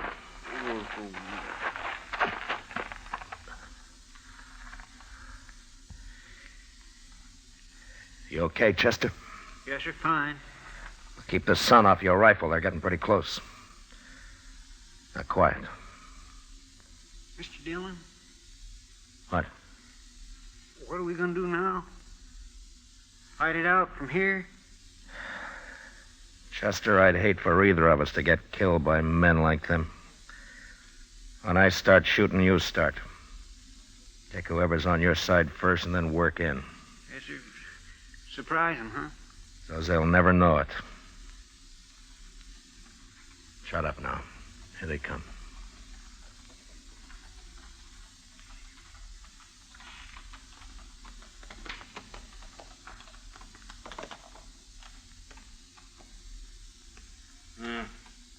They must be over the river. We'll get down and wait here for them. Maybe Stapp's done killed them already. We didn't hear no shooting, did we? I don't like this, Jake. Stapp should have been back a long time ago. Stapp knows what he's doing. Them sure fine horses, eh? Now, Chester!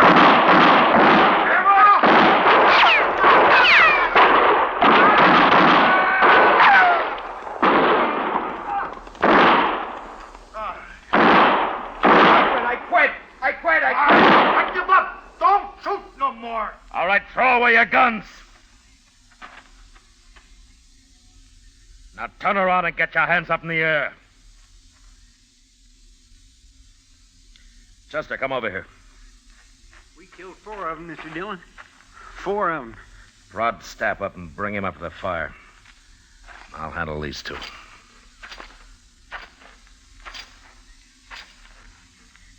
Well, you 2 stopped just in time. You can turn around now. Who are you? What'd you ambush us for? Well, you went and killed 4 men. I'm a U.S. Marshal, mister. You're lying. Am I? What kind of marshal would ambush a bunch of men like that? My kind. I untied his bandana, Mr. Dillon. No reason he shouldn't talk now. That was murder. That's what that was. That was plain murder. Sure was. Even if he is a marshal, he'll hang for this. He never give us a chance. You're right, mister. I didn't give you a chance. There were too many of you. Besides, I never knew any man that deserved a chance less than you. What are you talking about? We ain't done nothing. You haven't, huh? Well, I found this on your friend Stapp, mister. Here. Take a good look at it. Well, what's this? This ain't nothing, just a little yellow ribbon. I burned the rest of it. You blasted fool, Stapp. I didn't get nothing else. It was just kind of a souvenir. I told you to get rid of everything. Stapp, I'm sorry you came in alone. I wish you'd been with the others. But I'll see you hanged. All three of you. And it's that little girl's yellow hair ribbon that's gonna hang you.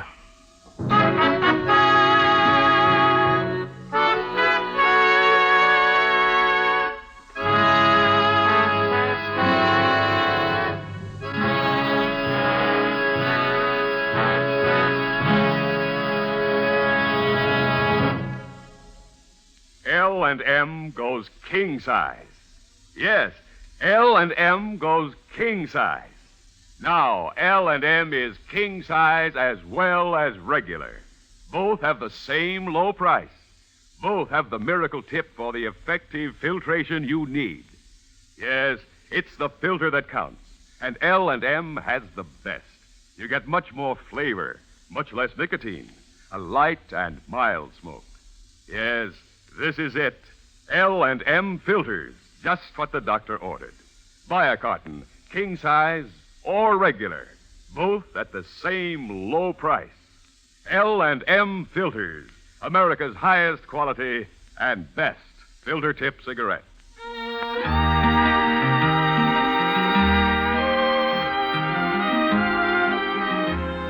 Gunsmoke, produced and directed by Norman McDonald, stars William Conrad as Matt Dillon, U.S. Marshal. Tonight's story was specially written for Gunsmoke by John Meston, with music composed and conducted by Rex Corey. Featured in the cast were Lawrence Dobkin, Joseph Kearns, and Harry Bartell. Harley Bear is Chester, Howard McNear is Doc, and Georgia Ellis is Kitty.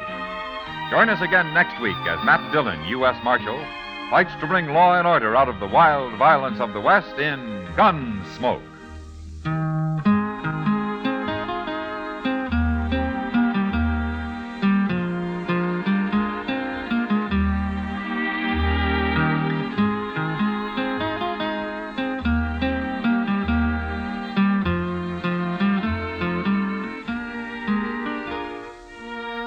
Although the physical danger of war is over for your friend in the service, his morale is threatened now more than ever. He worries about being the forgotten man. And when there's no mail from home, that's when loneliness really settles in. And it's tough to be lonesome. The USO knows there's nothing like a letter to make a fellow feel better. Why don't you let your friend in the service know you're thinking of him? If you're a cousin, neighbor, schoolmate, or a member of his church, club, or union, write to him today. Remember, it's tough to be left out at mail call. And remember, too, next week at this same time, Chesterfield will bring you another transcribed story of the Western frontier on Gunsmoke. This is the CBS Radio Network.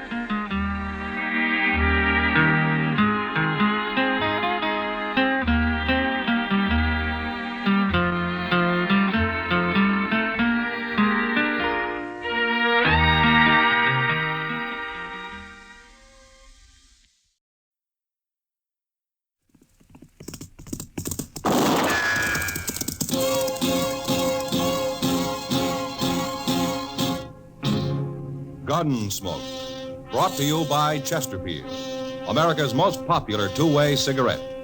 What a pair. Chesterfield king size at the new low price. Chesterfield regular. Around Dodge City and in the territory on West, there's just one way to handle the killers and the spoilers, and that's with a U.S. Marshal and the smell of Gunsmoke.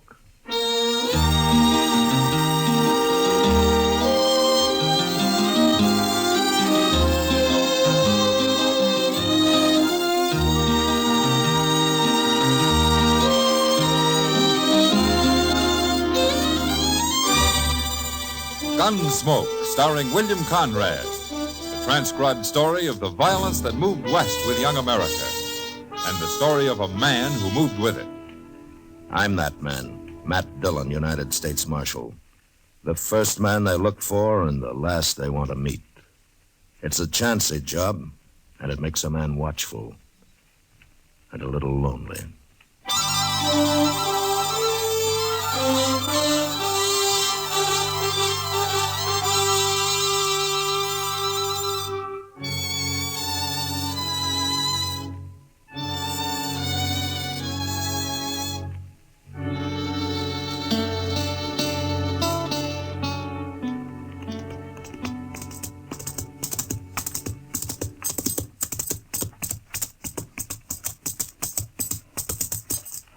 Dillon?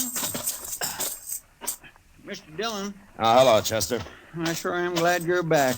I've only been gone a couple of hours. Well, that's all it takes, a couple of hours. Only Becker's been shot. Huh? Oni Becker? You know him, that little sodbuster lives out near Clear Spring. Oh, yeah. He's up at Doc's. You want to see him? Yeah. Well, tell me about it, Chester. Well, sir, all I know is he was gambling this morning over at the Texas Trail. He left there a little after noon, and then some fellas found him laying in an alley with a bullet in him. Well, can he talk? No, sir. He's been unconscious the whole time. But Doc's working on him in here. Oh, hello, Matt. How is he, Doc? He's dead, Matt. About 10 minutes ago. Oni Becker. Now, who'd have shot a harmless little man like that? Harmless is right. He didn't even have a pocket knife on him. And besides, he was shot in the back. Maybe it was an accident of some kind. Accident? Chester, I once tried to save a man who'd pulled a scythe across the back of his neck by accident. Yes, and I remember a boy who fell between the slats of a fence and got hung. But I never heard of a man shooting himself in the back by accident. Well, I meant maybe somebody else done it. Of course somebody else did it. I know that. I meant by mistake. Oh, Chester. Chester, are you sure you've been keeping your hat on when you're walking around in the sun? Oh, you're just mad because Oni Becker died on you, There was Doc. nothing I could do to save him. He bled to death. Inside. Oh, you did what you could, Doc. Yes, well, I think I did. Did, Ani say anything? Anything at all? No, Matt, he never even opened his eyes. Well, he was shot in the back, so it wasn't anybody he was fighting with. Well, I don't know, Mr. Dillon. Oni was fighting, or at least having an argument over a card this morning with that gambler, what's his name, Al Clovis, over at the Texas Trail. He was. Well, why didn't you just say so before, Chester? Well, I never heard of this Al Clovis. Oh, he's only been here about a week, Doc. Chester, you wait here. I'm going over the Texas Trail.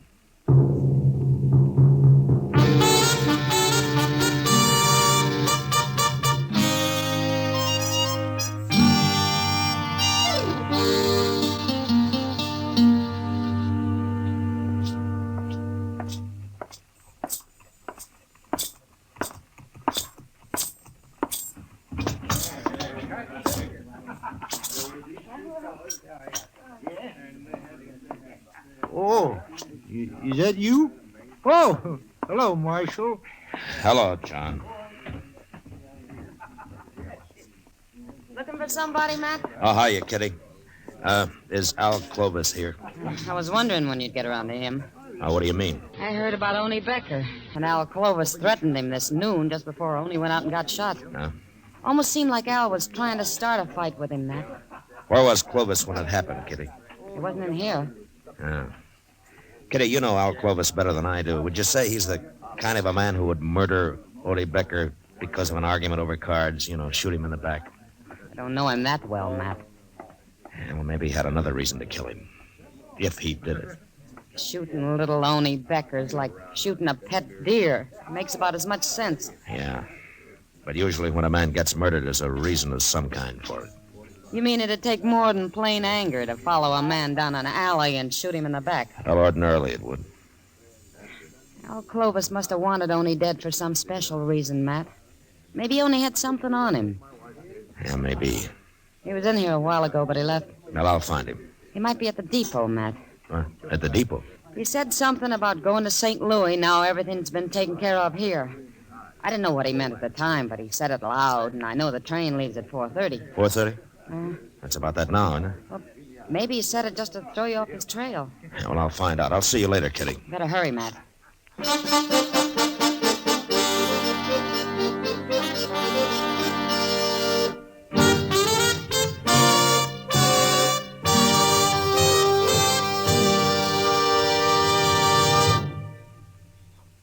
This is George Fenneman.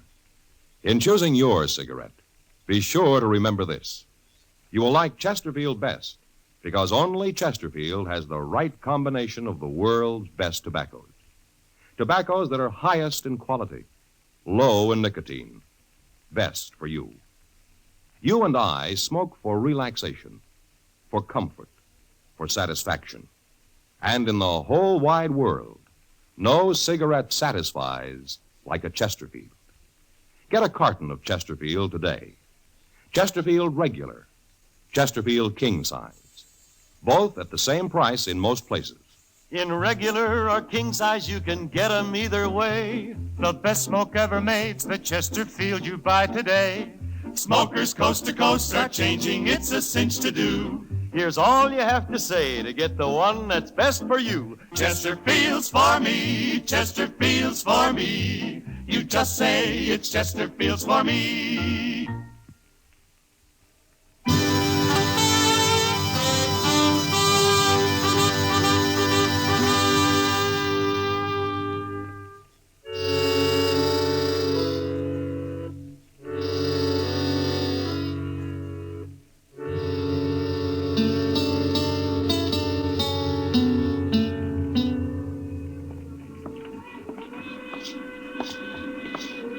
One more car to go, Mr. Dillon. Pal Clovis ain't in there. He ain't on this train. Well, he might have fooled us after all, Chester.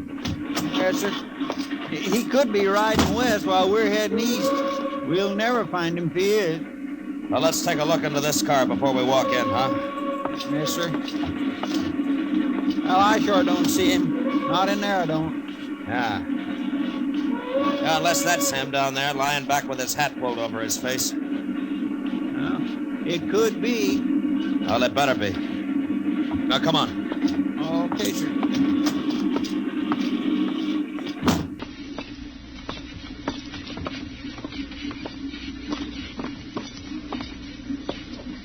Hey, wake up, mister.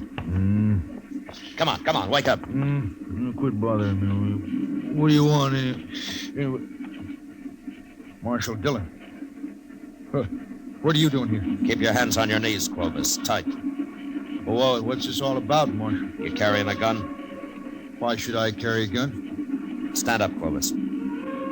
Come on, stand up. Okay. What for? All right, search him, Chester. Yes, sir. No, keep to one side of him, out of my way. Don't you try nothing, Clovis. Why should I? I told you I wasn't armed. No, ain't nothing on him. All right. Okay, you can sit down, Clovis. I don't understand this, Marshal. What are you looking for? I'm looking for the man who murdered Orie Becker this afternoon. You mean you followed me and got on this train because you thought I killed Orie? It's about 100 miles to Great Bend, Clovis. We'll get off there and take tomorrow's train back to Dodge. Oh, you're making a big mistake, Marshal. While you were riding up and down on this railroad, whoever did kill Orie Becker's leaving the country for good. You'll never catch him now. What you're trying to say is that you don't admit killing him yourself, isn't it? I'm not a murderer, Marshal. No, we'll see. Oh, I know what you're thinking. You heard Orie and I had a little argument this morning. Didn't you? Sure. That doesn't prove anything. I argue with lots of men. You threatened to kill him. Ah, that was just to scare him. He was being kind of stubborn about it all. You know what those farmers are like. But I suppose it takes a stubborn man to grow potatoes. Well, if you're so innocent, why did you announce everything had been taken care of and that you were going to St. Louis? Did I say that, Marshal? You know, Clovis, I can always kick you in the head and take you back to Dodge in a sack.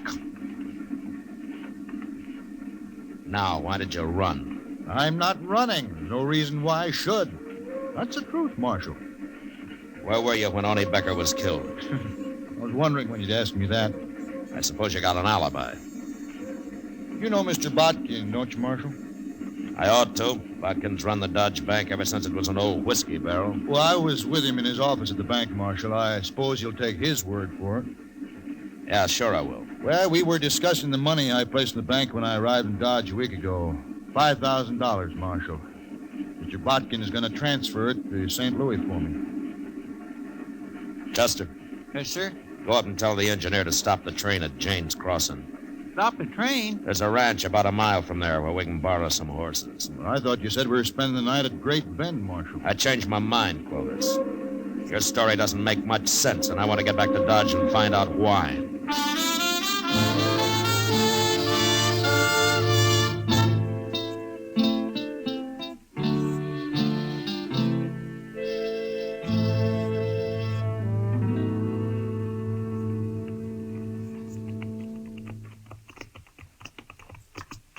It must be about midnight.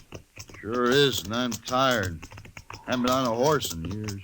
Oh, well, why didn't you say so, Clovis? We'd have borrowed a wagon for you. Never mind, Chester. You take him on down to the jail and lock him up, huh? I'm going to stop here at Mr. Botkin's house. His light's still on.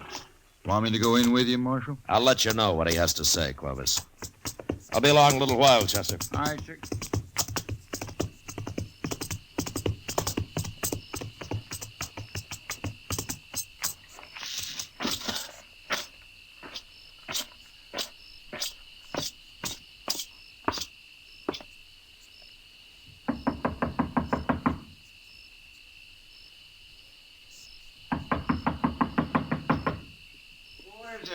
Matt Dillon, Mr. Botkin. Oh. Well, Marshal, come in. Come in. I wouldn't have bothered you this late, Mr. Botkin, but I saw your light was on, and I figured you were still up. Up? Of course I'm up. How could I sleep tonight? Why? What's wrong? Where have you been, Marshal? The whole town of Dodge has been looking for you. Fine time for you to be up riding off somewhere, I must say. Well, tell me what happened. What happened? Don't you know even yet? What are you doing here at my house? Well, if you'll calm down, I'll tell you. You'll tell me? I'd better tell you, Marshal. While you're out gallivanting around on the prairie somewheres, my bank was held up. What? About 5 o'clock, just as we were closing. 3 men that got away with over $25,000. Every cent of cash I had in that vault, Marshal. Well, didn't anybody try to follow him? No, they tied me and them cashiers up so tight they were miles out of town before we could get loose. There's a few men saw him leave, but they were afraid to do anything about it. And, of course, the United States Marshal, he wasn't even in town. Did you get a look at him? No, they were masked. Nobody I found can even identify their horses. They're just gone, Marshal, with $25,000. Look, Mr. Botkin, I came here to ask you a question. It might have something to do with your bank being robbed. Oh? Well, what is it? Was Al Clovis with you in your office about noon today? Clovis? Yes, he was for a couple of hours. Why? He had some money on deposit? Yeah, that $5,000 cash. Of course, that's gone, too. That's part of the money they took. I'm afraid Clovis is broke now, along with me and a lot of other people. Well, maybe he isn't as broke as you think. Oh, he's broke. Unless you can get that money back, Marshal. Look, I got an idea. I might find it for you, Mr. Botkin. And it won't take very long, either.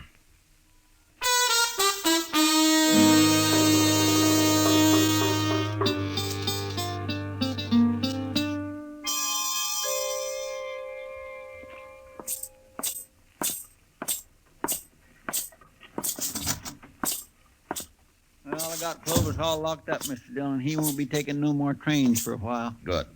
What'd you find out from Mr. Botkin? And I'll tell you and Clovis at the same time, Chester. Well, he's right in the first cell.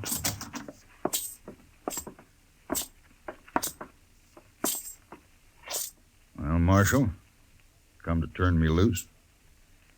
Mr. Botkin says your alibi's good, Clovis. If you'd have believed me in the first place, you'd have saved us all a lot of trouble.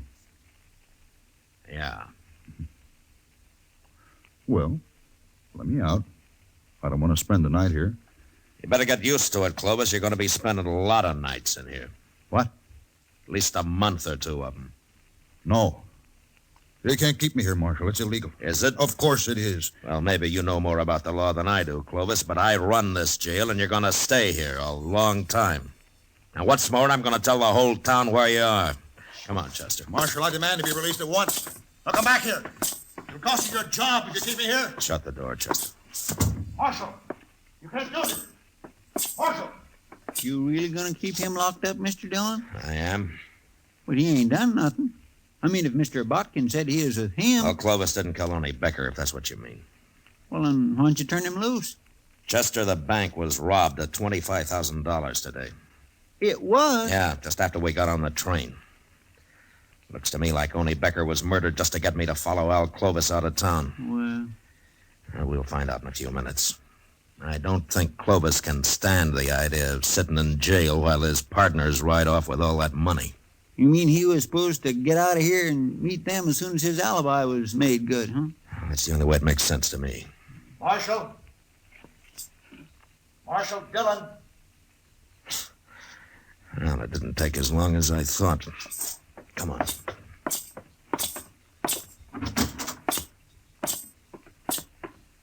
Marshal, I got to talk to you. All right, go ahead. You really gonna keep me in jail here? You mean that? That's all you wanted. Don't bother me again. No, don't go, Marshal. What do you want, then? It's late, Clovis. I want to get to bed. Marshal, I'll make you a deal. About what? If I help you get back whatever was stolen from the bank today, can I keep my $5,000 out of it? How did you know the bank was robbed, Clovis? You're smart, Marshal. I can tell you got this all figured, holding me in jail and all. But I'm smart, too. Are you? Smart enough to know you need me as much as I need you.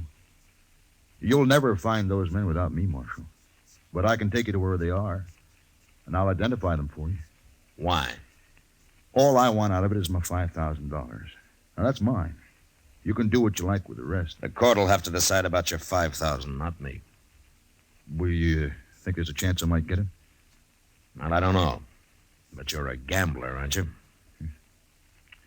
It'll help my showing you where they are, won't it? Yeah, it'll help. Okay. I'm supposed to meet them tonight or early tomorrow, Marshal.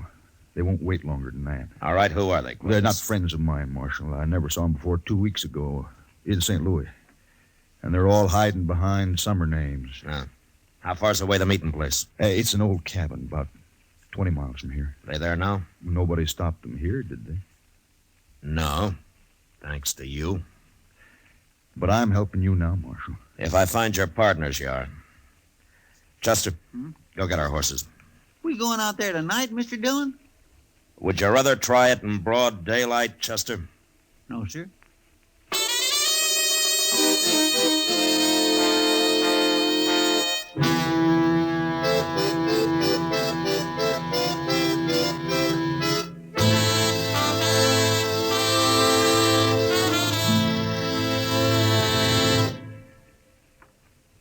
One-way cigarettes, one size, that is, are almost obsolete because they just don't give smokers what they want. Either way, you'll like Chesterfield best. It's America's most popular two-way cigarette because only Chesterfield gives you the right combination of the world's best tobaccos. Tobaccos that are highest in quality, low in nicotine, best for you. You and I smoke for relaxation, for comfort, for satisfaction. And in the whole wide world, no cigarette satisfies like a Chesterfield. You smoke with the greatest possible pleasure when your cigarette is Chesterfield. Yes, these 6 words, highest in quality, low in nicotine, mean Chesterfield is best for you. Get a carton of Chesterfield. Chesterfield Regular, Chesterfield King Size. Both at the same price in most places.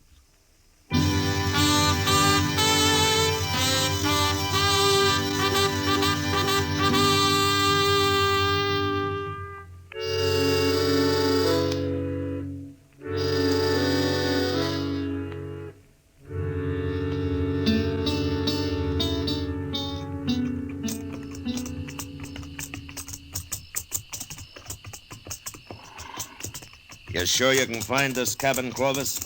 I made the ride out here one night just to be sure. I swear I can't hardly see nothing. I wish that moon wasn't all scudded up with clouds. Chester, you still don't understand that if you can see them, they can see you. That's right. I know. You're right, Mr. Dillon. It sure looks like rain, though. We're almost there. Good. Marshal. Yeah. How are you going to take them? 3 men.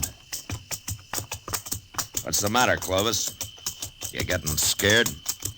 You know what they'll do to me if you don't take them, Marshal. Like I said, you're a gambler, aren't you? Look, why don't you give me a gun? I'll help you. We'll manage. You can trust me, Marshal. I'm on your side now. Clovis, I wouldn't trust a man like you if you were in church, praying. Wait. Somewhere over there. Ooh. Yeah. There it is. That little clump of elder. The cabin's in there. You see the light? Yeah. Are you sure that's it? Of course I am. Okay, let's get out. Chester, I'm going to go up on foot and have a look. You stay here with Clovis. Okay, sir.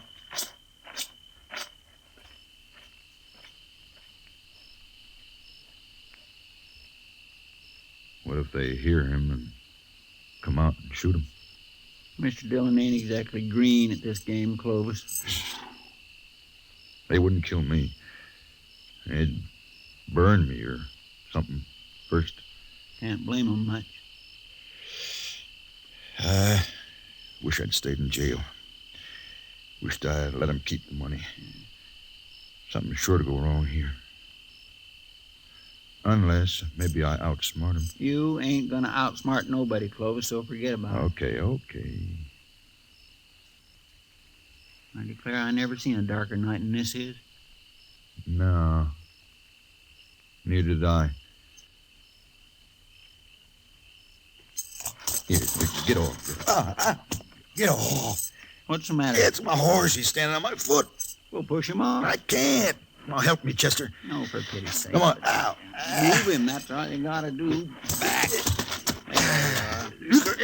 Here, what are you doing? Clovis? I got your gun, Chester. Now shut up. Don't move. You give Shut me up, that I said. gun. That's better. Hey, what's that? Thunder, Clovis. You'll be hearing a different kind when Mr. Dillon gets back here. He's not coming back here. We're going to him. And if he shoots anybody, it'll be you, because you're going to be right in front of me. Like this. All right. Start walking, Chester. Go on.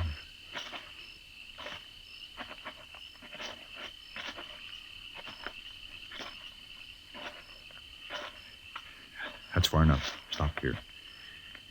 We'll pick up the marshal now and go on to the cabin. I'll call him and tell him how you're fixed. Go on and call him. Mr. Dillon?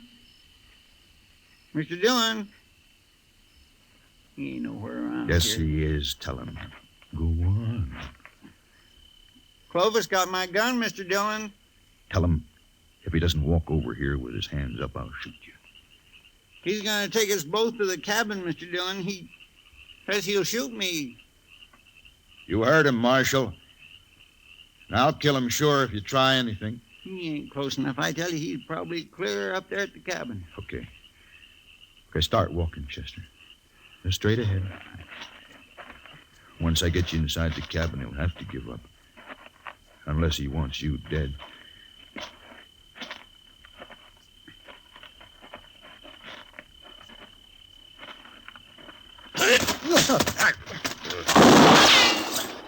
You hurt, Chester? No, sir. His gun just went off when you hit him. All right, get the gun quick.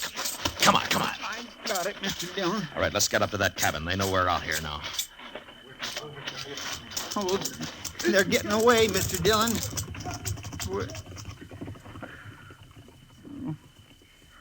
They're gone. Yeah. Oh, my goodness. I just don't know what to say. Then don't say anything. Let's try to find our horses. We'll get Clovis later. We'll never find them horses in the dark this way. Rain. Well, that's it. There won't be a track left now. Well, there go 3 killers and $25,000. Mr. Dillon, I just feel awful about this. How'd he get your gun away from you anyway? Well, see, he said his horse was standing on his foot, so So you walked up and let him pull your gun right out of the holster, huh? Yes, sir, that's about the way it happened. Mr. Dillon, you should have let him take me into that cabin. They'd have killed me, but you could have caught them. They wouldn't have got away like they did. I know. I was close enough to hear what Clovis said. Well, then why'd you save me? Everything would have been okay. if Oh, you hadn't- yeah. Everything would have been okay. Oh, most everything, Chester. Well, let's just don't stand here in the rain talking about it. Come on.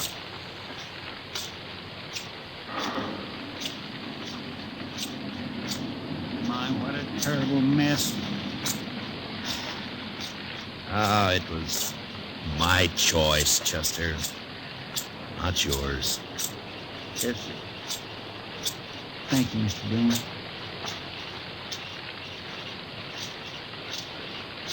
Mr. Dillon? Would you like a whorehound drop?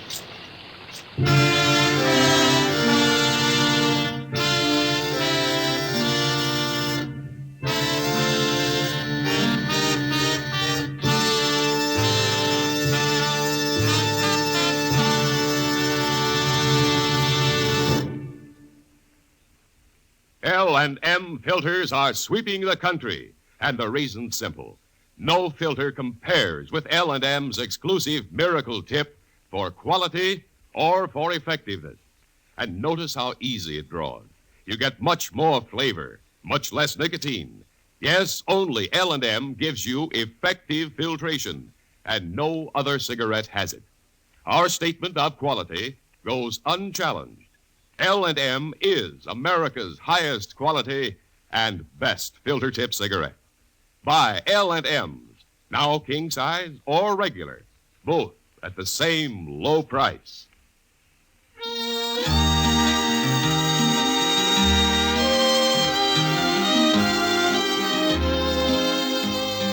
Gunsmoke, produced and directed by Norman Macdonald, stars William Conrad as Matt Dillon, U.S. Marshal. Tonight's story was specially written for Gunsmoke by John Meston, with music composed and conducted by Rex Corey. Featured in the cast were John Daner and Lawrence Dobkin. Parley Bear is Chester, Howard McNear is Doc, and Georgia Ellis is Kitty. Join us again next week as Matt Dillon, U.S. Marshal, fights to bring law and order out of the wild violence of the West in Gunsmoke.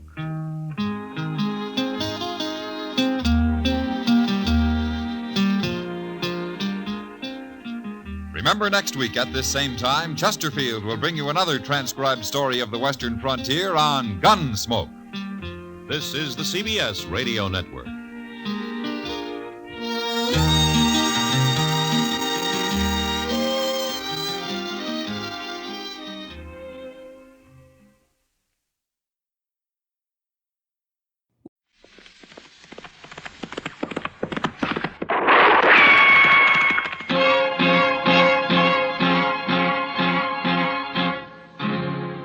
Gunsmoke, brought to you by Chesterfield, America's most popular two-way cigarette.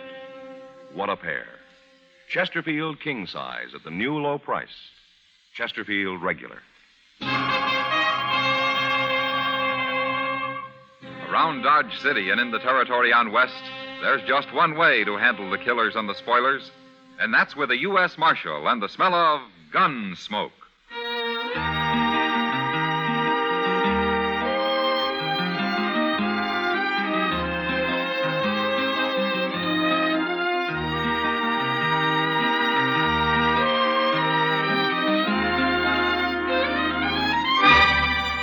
Gunsmoke, starring William Conrad, the transcribed story of the violence that moved west with young America, and the story of a man who moved with it. I'm that man, Matt Dillon, United States Marshal. The first man they look for and the last they want to meet. It's a chancy job, and it makes a man watchful and a little lonely.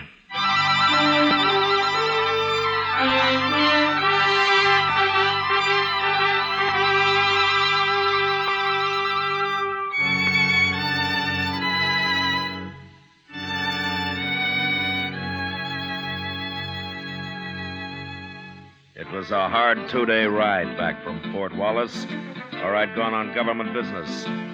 And I was pretty saddle-weary when I reached Dodge late the second night.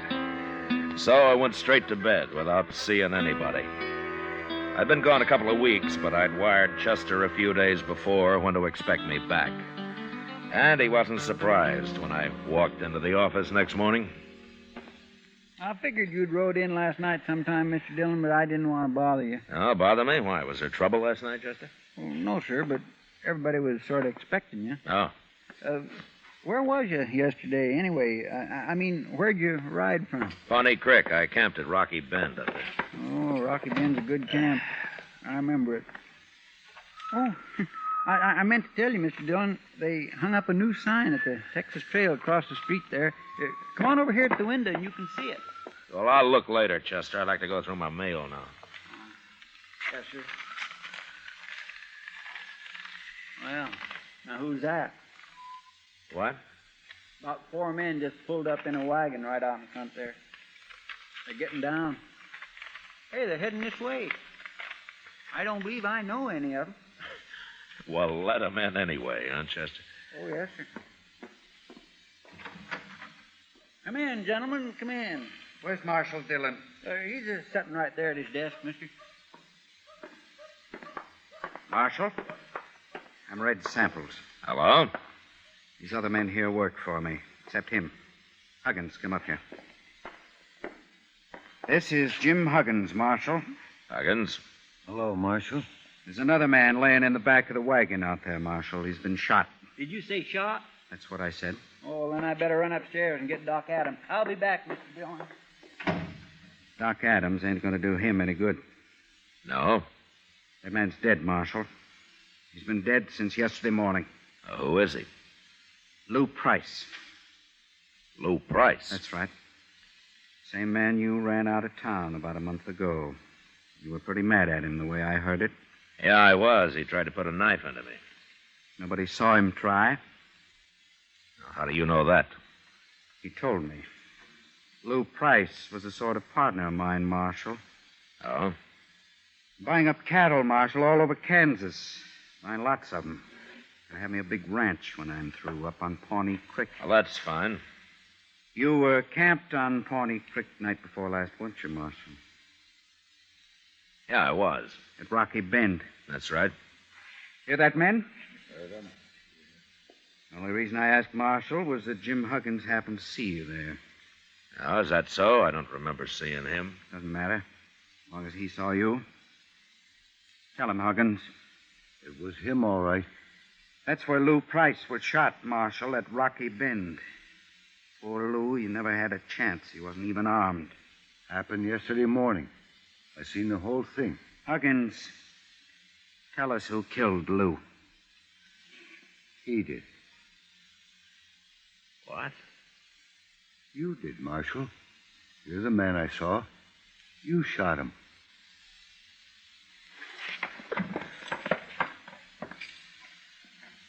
All right, what's your game, Samples? I've got no game. My partner was murdered. You had a grudge against him. You just admitted before witnesses you were at Rocky Bend. Jim Huggins has identified you as the man he saw kill Lou. It's good enough evidence for any court of law. You'll hang for it, Marshal. You got it all figured, haven't you? We're going down right now and swear it out legal on paper. Then I'm going to send it to the governor. Don't you try to get away, Marshal. We'll run you down, sure. Yeah, I expect you would, Samples. Your men look like professional gunmen. Except for Huggins there. I never saw Huggins till he run into us yesterday. I don't bear you no grudge, Marshal. I'm only trying to do what's right. Sure. Sure you are. All right, let's get going, men. The sooner I get this to the governor, the sooner we'll see justice done. Remember what I said, Marshal. Don't you try to run.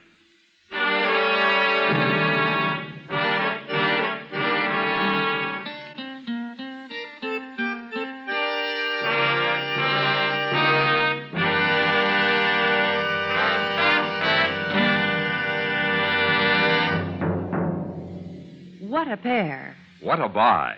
They're talking about king-size Chesterfield at the new low price. And Chesterfield Regular. They're the quality twins. Either way you like them, you get the same highest quality, the same low nicotine, the same wonderful taste and mildness, a refreshing smoke every time. Yes, the Chesterfield you smoke today is the best cigarette ever made. And it's America's most popular two-way cigarette. So buy a carton today. King-size Chesterfield at the new low price. Or Chesterfield Regular. What a pair they are. They satisfy millions. They're best for you.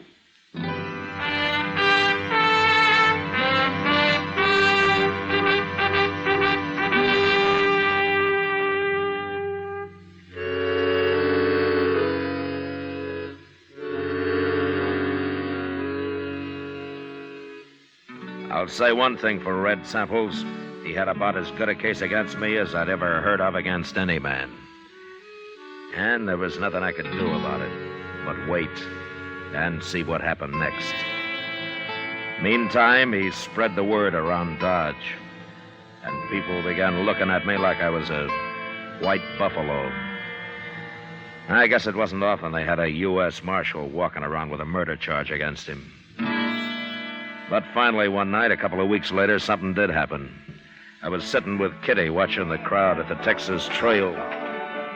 I'll fetch you a drink, Matt. No thanks, Kitty. You're expecting trouble of some kind, aren't you? Seems to me I got enough trouble already. I know. Matt, I hate to say it, but I think half the people in Dodge believe you're guilty. Sure. And the other half just doesn't care one way or the other. Well, I don't think you are. Don't you? Of course I don't. Then why don't we talk about something else? You're edgy. Sure, I'm edgy. I stay that way to keep from falling asleep all the time. Now, don't get all riled up. I didn't mean anything. I'm sorry, Kitty. I guess this business is getting on my nerves after all. Well, I should think it would. Why don't you go and get good and drunk? Forget the whole thing that way. Kitty, if I ever got drunk, I could name you 10 men right here in Dodge who'd cut cards for the honor of shooting me down. Mr. Dillon? Oh, hello, Miss Kitty. Evening, Chester. Sit down. Thank you. I've been down to the telegraph office, Mr. Dillon. Oh, any news? Yes, sir, but you won't like it. Here it is, sir. A telegraph from Washington, D.C. How do you know I won't like it?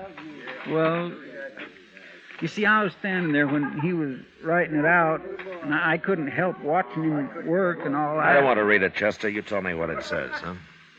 Well, it's from the War Department, and it says they heard from the governor, and, well, you'd better read it, Mr. Dillon. No, you're doing fine. Go ahead. Well, you're suspended. What? You're suspended from U.S. Marshal, Mr. Dillon. And to make it legal and formal like, they're sending somebody to arrest you and take you up to Hayes City for trial. I don't believe it. Neither do I, Miss Kitty, but that's what it says. It's the only way they see how to clear this up proper. Evening, Dillon. Miss Kitty. Oh, I see Chester beat me back with the news. What? How'd you know about this, Samples? I'm just as interested in this business as you are, Chester, so I sort of talked the clerk into giving me a copy of that telegram after you'd left. Well, you got no doubt on It's right to go okay, snooping Chester. around. It doesn't matter. Dillon, Dodge is going to breathe a lot easier now that you're suspended. You won't be around as marshal. I'm still around, Samples. But you're not marshal anymore. You won't be around for long, anyway. Tell me something, Samples. Sure. With me out of office, are you going to be breathing easier, too? I'll tell you, Dillon. There are two reasons I'll be glad to see you hang. One is for murdering my partner. And the other? Well, I always heard you were too strict here, and I like to do a little gambling now and then. Oh? In fact, I'm thinking of running a few tables myself. I see. It's more fun without some hard-nosed lawman looking over your shoulder all the time. You understand? Yeah, I understand. Well, I'll see you at the trial. I hope I'm around when they come to arrest you, Dillon. You probably will be. So long. What's he talking about, Mr. Dillon? You're being too strict. Why, there's plenty of gambling going on in Dodge right now. Not his kind of gambling, Chester. What do you mean? Well, he told me he's buying up cattle and getting himself a big ranch. But he's probably going to finance it from his gambling. And that takes a lot of money. Sure, steady money. Oh. And I've always run crooked gamblers out of Dodge. Matt, what are you going to do? I don't know, Kitty. I'd sure like to have a talk with that witness of theirs, Jim Huggins. Well, why don't you? Well, I can't find him. I got him hid out someplace. Matt, is there something I can do? No, nothing, Kitty. Thanks anyway.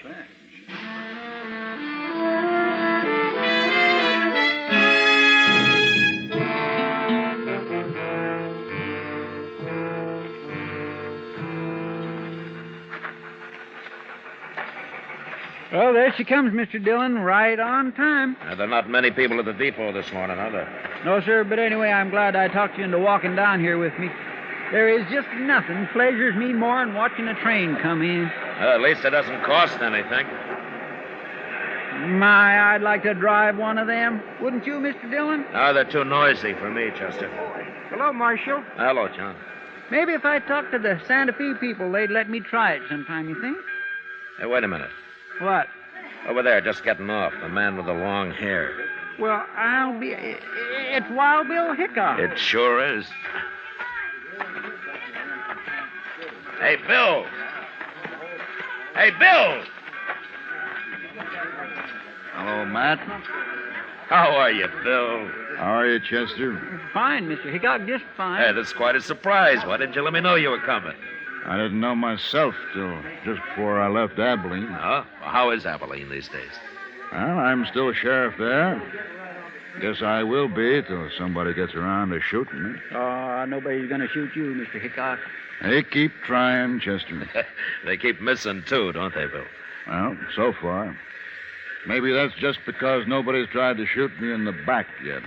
Yeah, you've always worried about that, haven't you? I'll tell you something, Matt. What? I don't think I'd mind so much if I was to be shot by a man like you. By me? You might take it in mind to try it. I never could tell which way he was going to jump next. Like right now. Wait a minute. Yeah? You came here to arrest me, didn't you? That's what I come for. Yeah, sure. I might have known they wouldn't send a tin horn. Guess they figured you might not take easy, Matt. I tried to tell them they could lose a good lawman this way. We're a pretty fair match, you and me. Yeah? Yeah, we are. Well? It's your play, Bill. No, I guess that can wait a while. Okay. I'm still on salary, man. So? Let's go have ourselves a drink. Good. You too, Chester? Thank you. I'd be right proud to, Mr. Hickok. I figure if I get a couple of drinks in you, Matt, I might worm your side of this business out of you. Why, Bill? Don't you believe their side? Well, I've seen you pretty mean and ornery, but even if I was to watch you judged and hung for it, I still wouldn't believe Matt Dillon killed an unarmed man. Thanks, Bill. Yeah, that girl headed this way. Ain't that Kitty? Yes, sir, it sure is. Matt, I've been looking everywhere for you. Well, it's Bill Hickok. Hello, Kitty. How are you? Oh, I'm fine. What are you doing in Dodge? Well, I sort of come on business. You said you were looking for me, Kitty? Matt, I know where he is. Where who is? The witness they've been hiding, Jim Huggins. Huh? Well, where is he? Red Samples was in the Texas Trail drinking last night, and the bartender heard him tell one of his gunmen to take some food out to the loft at the OK stable. Bill. Yeah? While you're buying me a drink, I think I'd kind of like to buy Kitty one.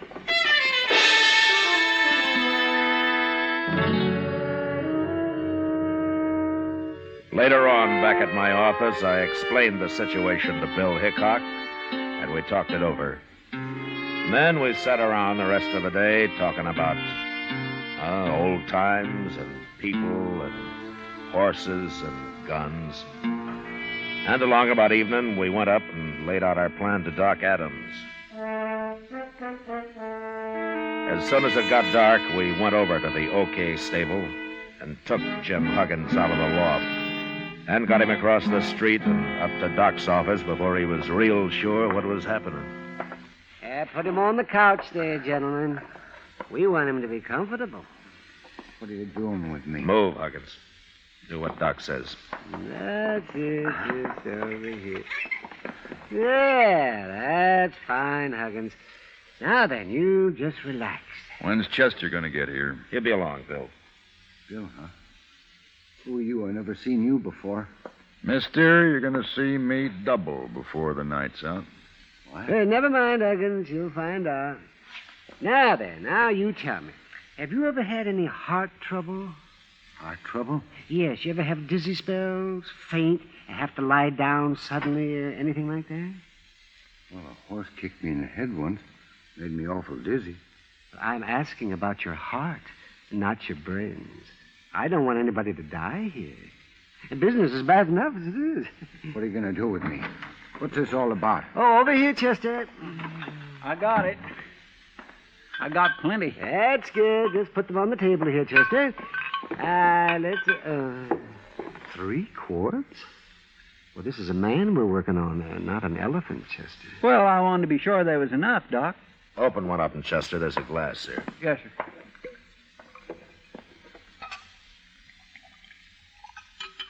Here you are, Mr. Dillon. Yeah. What is that? What are you doing? It's nothing but good whiskey, Huggins.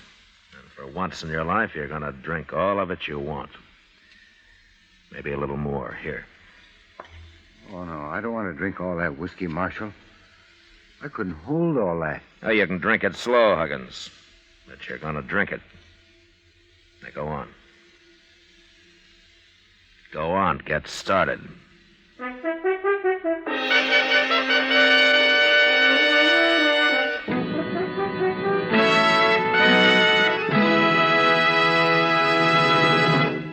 We will return for the last act of Gunsmoke in just a moment. They've got the taste and they've got mildness, millions all agree. They're low in nicotine and they're the highest quality. 30 years research went into this great cigarette. So here is all you say to get the finest smoking yet. Chesterfield's for me, Chesterfield's for me. You just say it's Chesterfield's for me. Remember, friends, Chesterfield is tested and approved by 30 years of scientific tobacco research. For the taste and mildness you want, next time say Chesterfield's for me. Buy a carton of king-size Chesterfield at the new low price, or Chesterfield Regular. What a pair they are. They're best for you.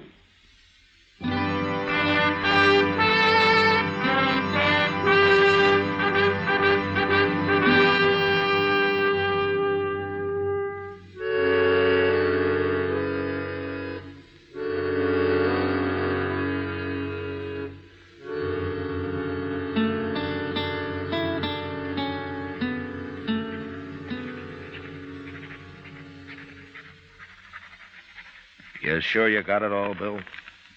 Just about, Matt.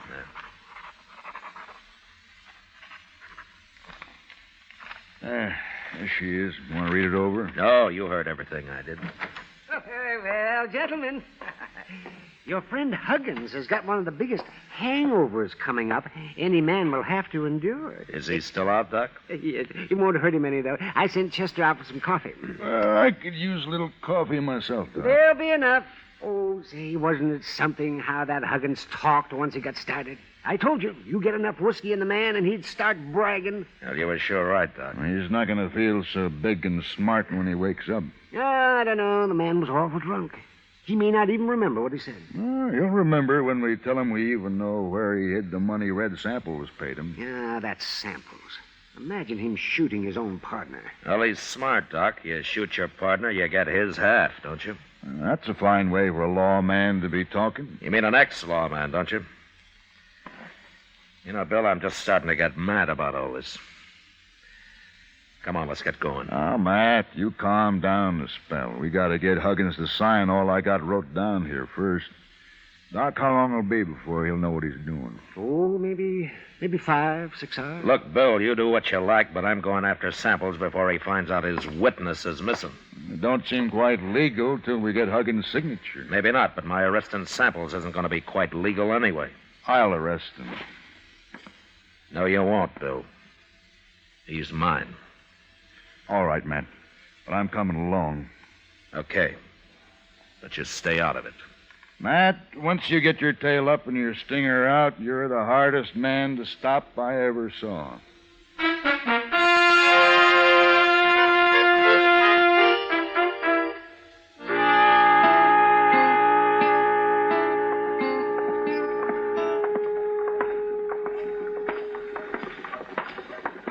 Matt, I've been thinking. Supposing we hadn't got Huggins to talk, what had you done then? You mean would I have fought you when you tried to arrest me? It's been on my mind some. I wouldn't have fought you. Because we're a good match for each other? I'll fight any man alive if I think I'm in the right. Of course. I don't know you ever been afraid of anything. I've been afraid lots of times, Bill. And so have you. Well, maybe. I guess I've worked on the side of the law too long to go against it just because I'm the one that's caught.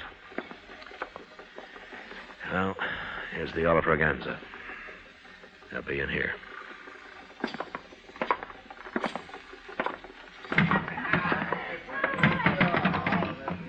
Which one's Samples, Matt? The end of the bar, the one in the middle. The other two are his gunmen. Come on.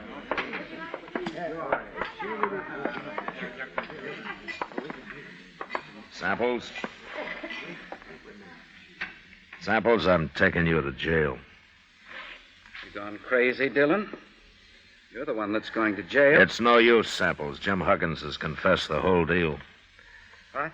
You killed Lou Price, and you paid Huggins to testify that I did it. You paid him $500 and promised him another $500 after the trial. He's lying. Who's going to believe that? I believe it. And don't look at your hired help. They're not going to get you out of this. You can't throw anybody in jail, Dillon. You ain't a marshal anymore.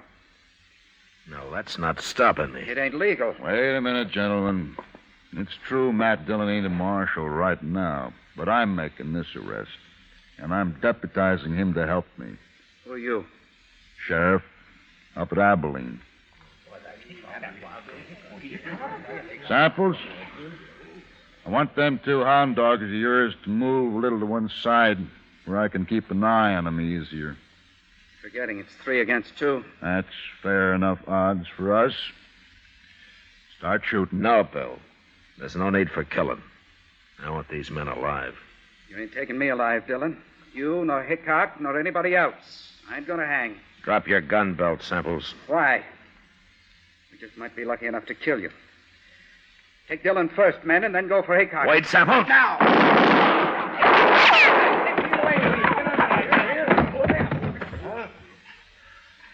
All right. What about you two? They never moved a finger, Matt. They're too scared. All right, you gunman. Pick up Samples and carry him out of here. Ain't you going to take their guns first, Matt? You don't hobble a horse with a busted leg, Bill. Let them keep their guns.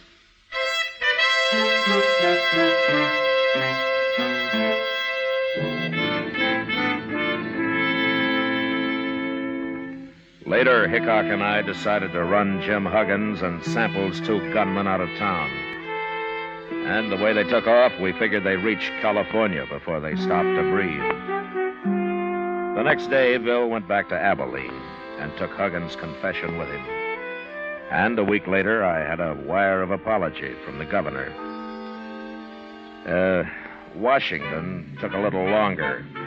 They just sent me my regular paycheck with the time of my suspension carefully deducted, which left me almost enough money to pay for the liquor I'd poured into Jim Huggins.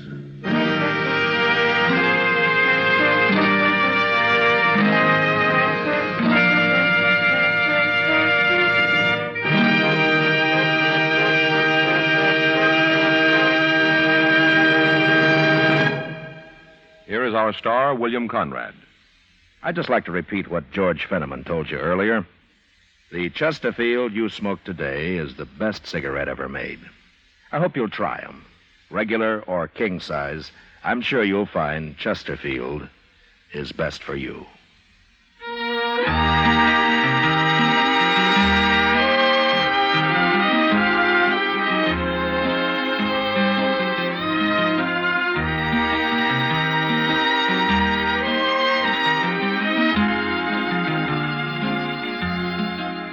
Gunsmoke, produced and directed by Norman Macdonald, stars William Conrad as Matt Dillon, U.S. Marshal. Tonight's story was specially written for Gunsmoke by John Meston, with music composed and conducted by Rex Corey.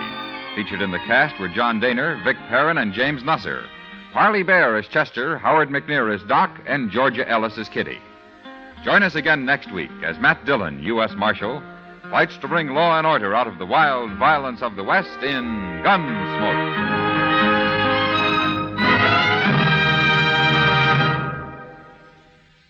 Filter tip smokers, this is it. L&M Filters. At last, a filter tip cigarette with much more flavor, much less nicotine. L&M's Miracle Tip contains alpha cellulose for effective filtration. It's the filter that counts, and L&M has the best. Yes, this is it. As Patricia Morrison puts it, L&M filters are just what the doctor ordered. Buy L&M Filters. The light and mild smoke.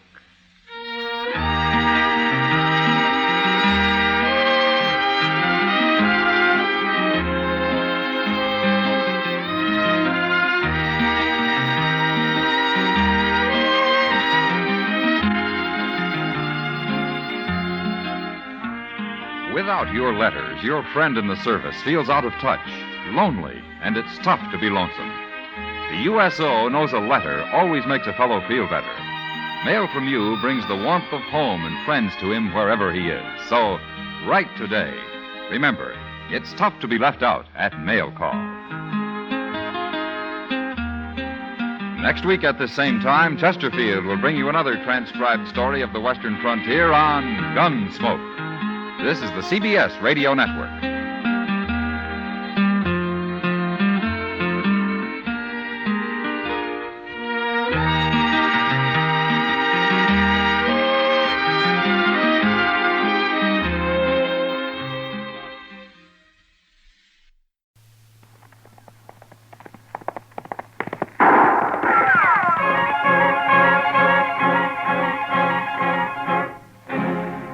Around Dodge City and in the territory on West, there's just one way to handle the killers and the spoilers, and that's with a U.S. Marshal and the smell of Gunsmoke.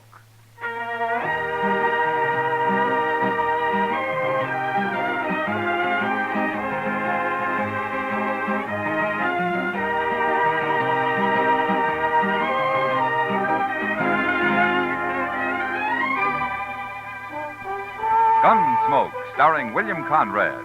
The story of the violence that moved west with young America. The story of a man who moved with it. Matt Dillon, United States Marshal.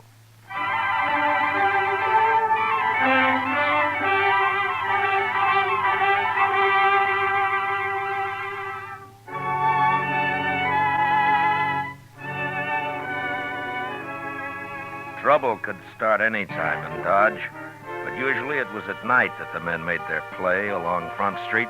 And so ordinarily, I was up a good part of the night and did my sleeping in the morning. It was a rare thing for me to be out in the early day, and for some reason it worried Chester. I just don't understand why you couldn't sleep, Mr. Dillon. Unless you had the colic or something. I feel fine, Chester. Just got a few things to take care of at the bank, that's all. Yes, I know, but the bank's open all day. You know what they always say, Chester. It's the early bird that catches the worm. Yeah. My ma used to tell us that one about being healthy, wealthy, and wise. She used to root us out of bed every morning at daylight on account of it. It's a good saying. Yeah.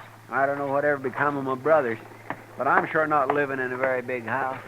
Well, maybe you ought to come in here more often. I got no business with the bank, Mr. Dillon. Well, morning, Mr. Fogg. Morning, Chester. Morning, Mr. Dillon. Morning, Fogg.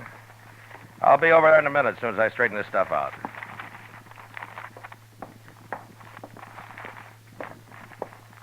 Morning, Marshal. Good morning, Mr. Pap. You taking money out, Marshal, or putting it in? Neither, Mr. Pap. This is government business. Oh, I see. Who are those men, Marshal? What? I say, who are those men? I never saw him before. That one in the middle holding the envelope, he seems pretty excited about something. Certainly, sir. What can I do for you? I want a loan of money immediately. Well, we'll do what we can, sir. First of all, how much do you want? $20,000. 20. Mr. Pap. Yes? Excuse me, Marshal. Gentlemen, this is our president. You'll have to talk with him. I heard you say $20,000, gentlemen. That's a lot of money. What do you have for collateral? My collateral, sir, is right here in this envelope. You may look at it, but don't reveal it to these other gentlemen.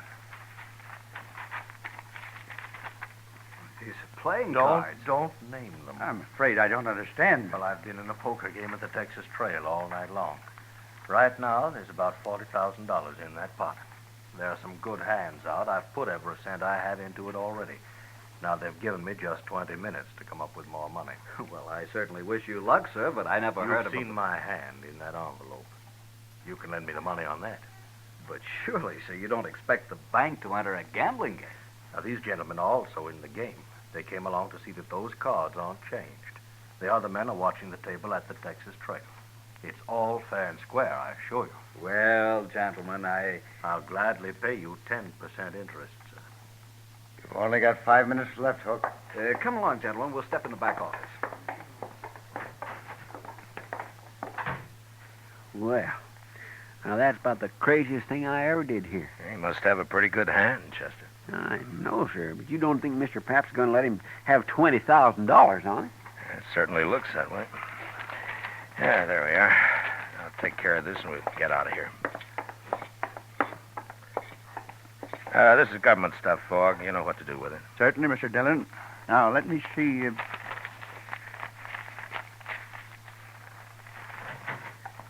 Marshal, I want you to come with me. What? These gentlemen, there's a poker game, and I've got the money here. I think you'd better come along just to be safe. You mean you gave him his $20,000, Mr. Pap? Yes, of course. Now, come over here, Marshal, I'll tell you. All right.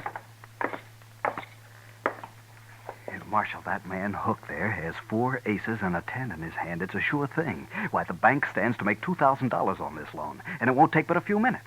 Well, you run the bank, Mr. Pap, but are you sure you ought to take a gamble with other people's money this way? I can't lose. There's not a chance in a million. But I want you to protect this money till I get it back here. Well, all right. I'll see nobody takes it at the point of a gun if you think that'll help. Good. Now, you come along, then. Hook's only got a few minutes to get back in the game.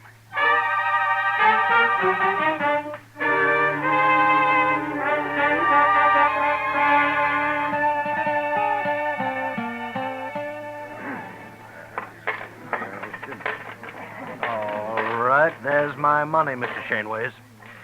I'm calling you, sir. You must have a pretty good hand, Hook.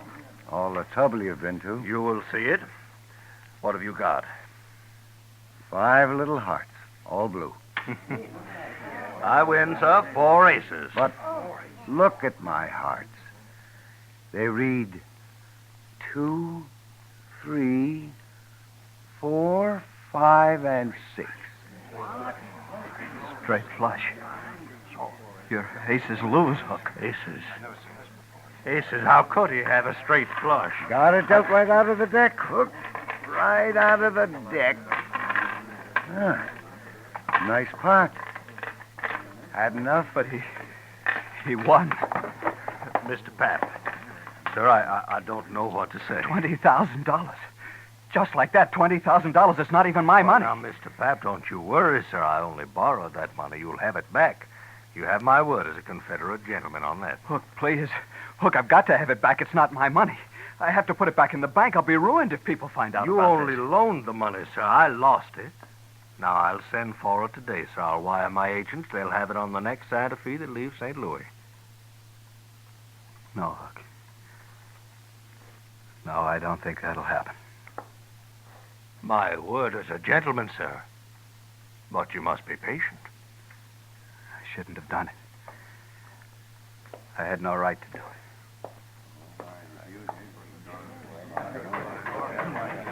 Chester. Yes, sir. Go tell Doc I want to see him. Yes, Mr. Dillon. All right. Everybody. Now listen to me. All of you. Now, I don't want a word said about this to anyone. The bank's important to Dodge, and this could ruin it. Do you understand? We have no reason to spread. All right, then see to it. Or there'll be trouble for all of you. Well, certainly, Marshal. No.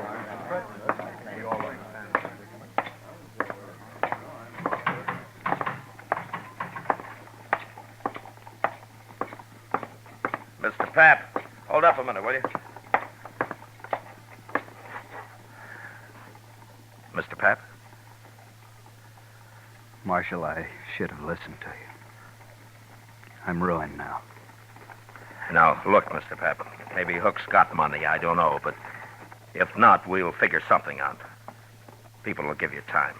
No. No, they won't. As soon as they hear about this, there won't be any bank. They won't trust it anymore. But they have to. It's the only bank there is. What'll Joanne think? My kids. I can't face it, Marshal. I just can't face it. Now, look, you just go back to the bank and tell the cashier to keep his mouth shut about this. You just got to give it time. Sure, Marshal. I'll go. I'll go.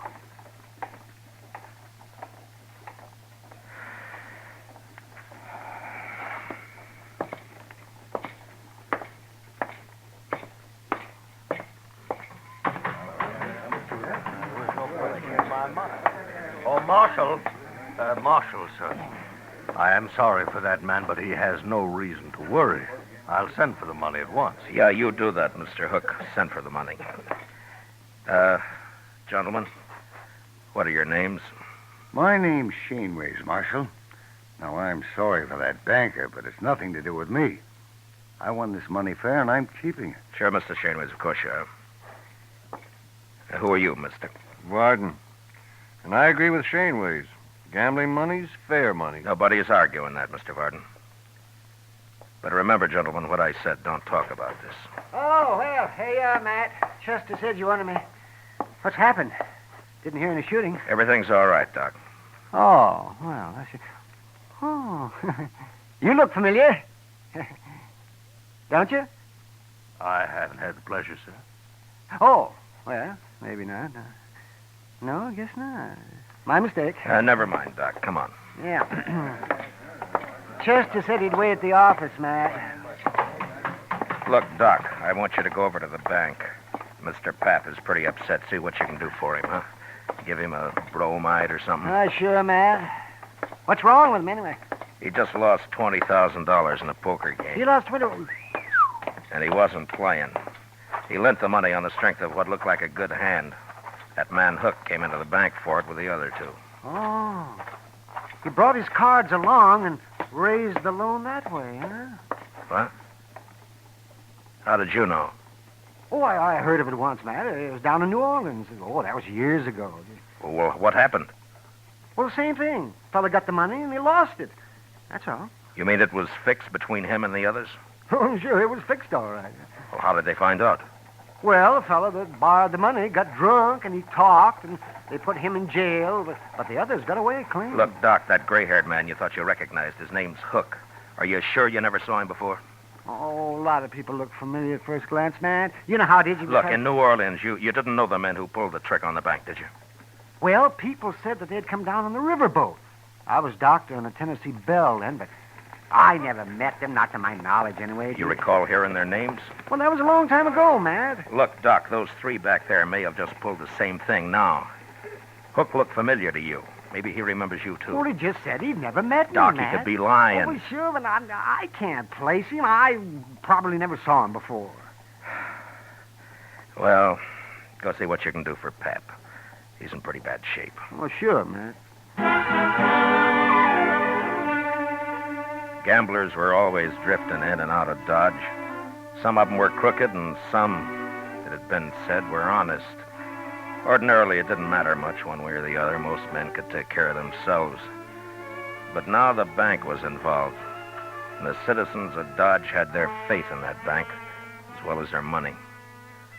I gave it a lot of thought the next hour or so, and finally I had an idea that seemed like a start anyway. I explained it to Chester, and together we went back to the Texas Trail. Shaneways and Varden were idly cutting cars, and Hook was at the bar talking to Kitty. Hello, Matt. Kitty? Hi, Miss Kitty. Do you know Mr. Hook? This is Marshal Dillon. We met earlier. Why, Kitty. yes, indeed. This morning? I must have smelled trouble, Kitty. I got up early. You're always smelling trouble, Matt. Yeah. Leave your beer, Hook, and come with me. What for? Just do it. Whatever you say, Marshal. Miss Kitty, I'll be back. Yeah, sure. All right, Varden, Shaneways, get up and follow Chester. What? Is this an arrest? Now, what would I be arresting you for, Mr. Shaneways? What? Nothing. You've no reason. That's right. All right, come on, let's go.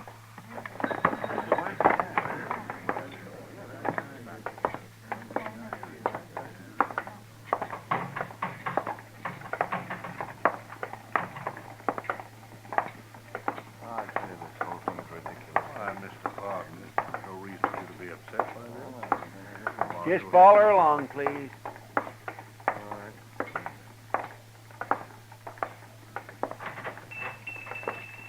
What is the idea of bringing us in here, Marshal? Good morning, gentlemen. What can I... Oh, hello, Marshal. Chester. Hello, Lum. Lum, these men want their pictures taken. Oh, no, not me. I don't. I've got plenty of pictures. Can you do it right away, Lum? No, certainly can, Marshal. And, gentlemen, you'll be the very first to stand before a new drop. The ancient temples of Greece. It'll lend you dignity, power. What's the idea of this, Marshal? Lum's just going to take your pictures, that's all. Oh, Lum, front and side views both, huh? Oh, certainly, Marshal, certainly. And then, gentlemen, if you leave Dodge, any of you, it'll make it a lot easier for the law to find you and bring you back. Wherever you go. This is outrageous. I won't stand for it. Pardon. Wait a minute. I agree the Marshal is being a little high-handed, but after all, he must protect himself in his job. But since we've done nothing wrong, we have nothing to fear. Sure. Hook's right, Wolf Varden.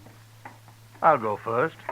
Are you ready, Lum? No, right this way, sir. Chester, you stay here and wait for the pictures. Bring them over when they're finished. Yes, sir, Mr. Dillon.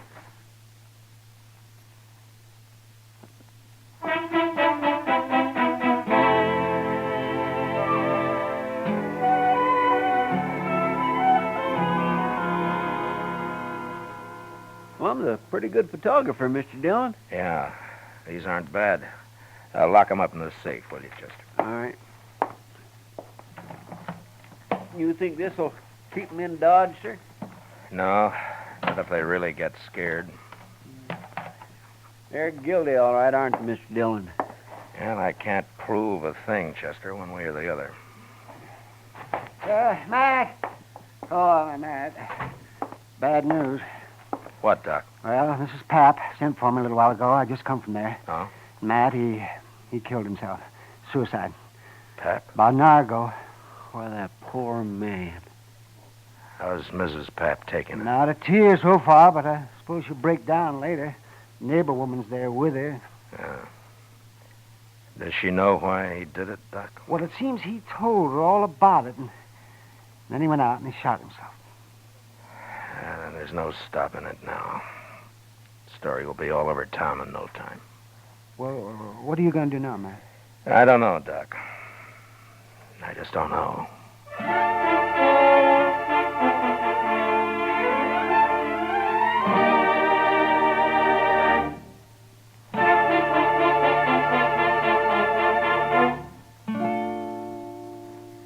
We will return with the second act of Gunsmoke in just a moment. But first, today's opportunity knocks twice for qualified women. For the younger woman, the career of nursing offers opportunity unlimited. Ask how you can enroll as a student nurse at any hospital at the nurse's registry desk. And for the older woman, there are many thousands of openings in practical nursing. Graduate nurses or practical nurses will find expanding career opportunities for years to come. Act immediately. Serve humanity and provide for your own secure future. Now the second act of Gunsmoke.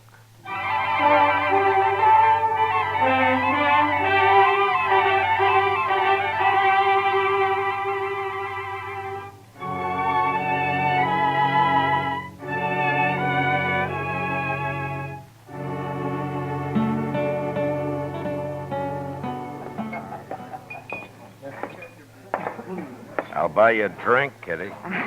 Gosh, I'd like it, Matt, but I just said I'd join Hook over at his table. Well, I'd like to talk to him, too. I'll just sit with you for a few minutes. That's fine with me. I don't know about him, though. I don't think he'll object. I just have time for a smoke, Mr. Hook. I didn't think you'd mind. Why, no, of course not. You're quite welcome, Marshal. May I buy you a drink? No, thank you. Marshal, I want you to know I sent for that money today, just as I promised. Oh? You're a little late. Late? Mr. Papp shot himself. You did? You mean Mr. Papp, the banker? Yeah. But why, Matt? He would always seem so quiet-like. Maybe Mr. Hook will explain it, Kitty. Well, now, Marshal, you can't hold me responsible in any way at all. I didn't say I could, Hook. But you seem kind of nervous about it. Well, naturally, I'm upset. After all, that man did me a great favor. Yeah, sure. But I don't think the people in Dodge are going to like it much when they find out. Tell me something, Mr. Hook. When were you in New Orleans last? New Orleans? Mm-hmm. Well, why do you ask that, Marshal? Just curious. Well, so I've never been in New Orleans. Does that answer your question? Yeah, it's good enough. For now. Goodbye, Kitty. I'll drop by later. Sure, Matt. And, Mr. Hook, it still goes about not leaving town. I like it here, Marshal. Yeah. Yeah, you should.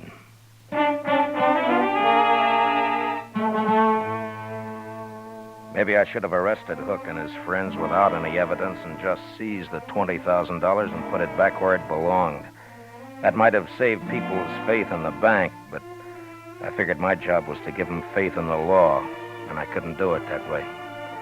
I'd made it plain to Hook what I suspected, and I hoped it'd scare him into making a mistake. And it did. But I didn't learn about it until next morning when I was having breakfast at the Dodge House. Mr. Dillon? What? I've been looking everywhere for you. At your room, Delmonico's, the Texas Trail, everywhere. This is the last place I hit. Well, what is it, Chester? Here. Look at here. Just you read that. Marshal, we're taking Doc along. If you follow us, we'll kill him. Where'd you get this, Chester? It was under the door when I opened up this morning. I ran up to Doc's right away, and sure enough, Mr. Dillon, he's gone. Come on. Go check the depot and the stage line, Chester. I'll cover the livery stables. All right, sir. It'll take me longer, so you get our horses ready. I'll meet you at the office, huh? Yes, sir.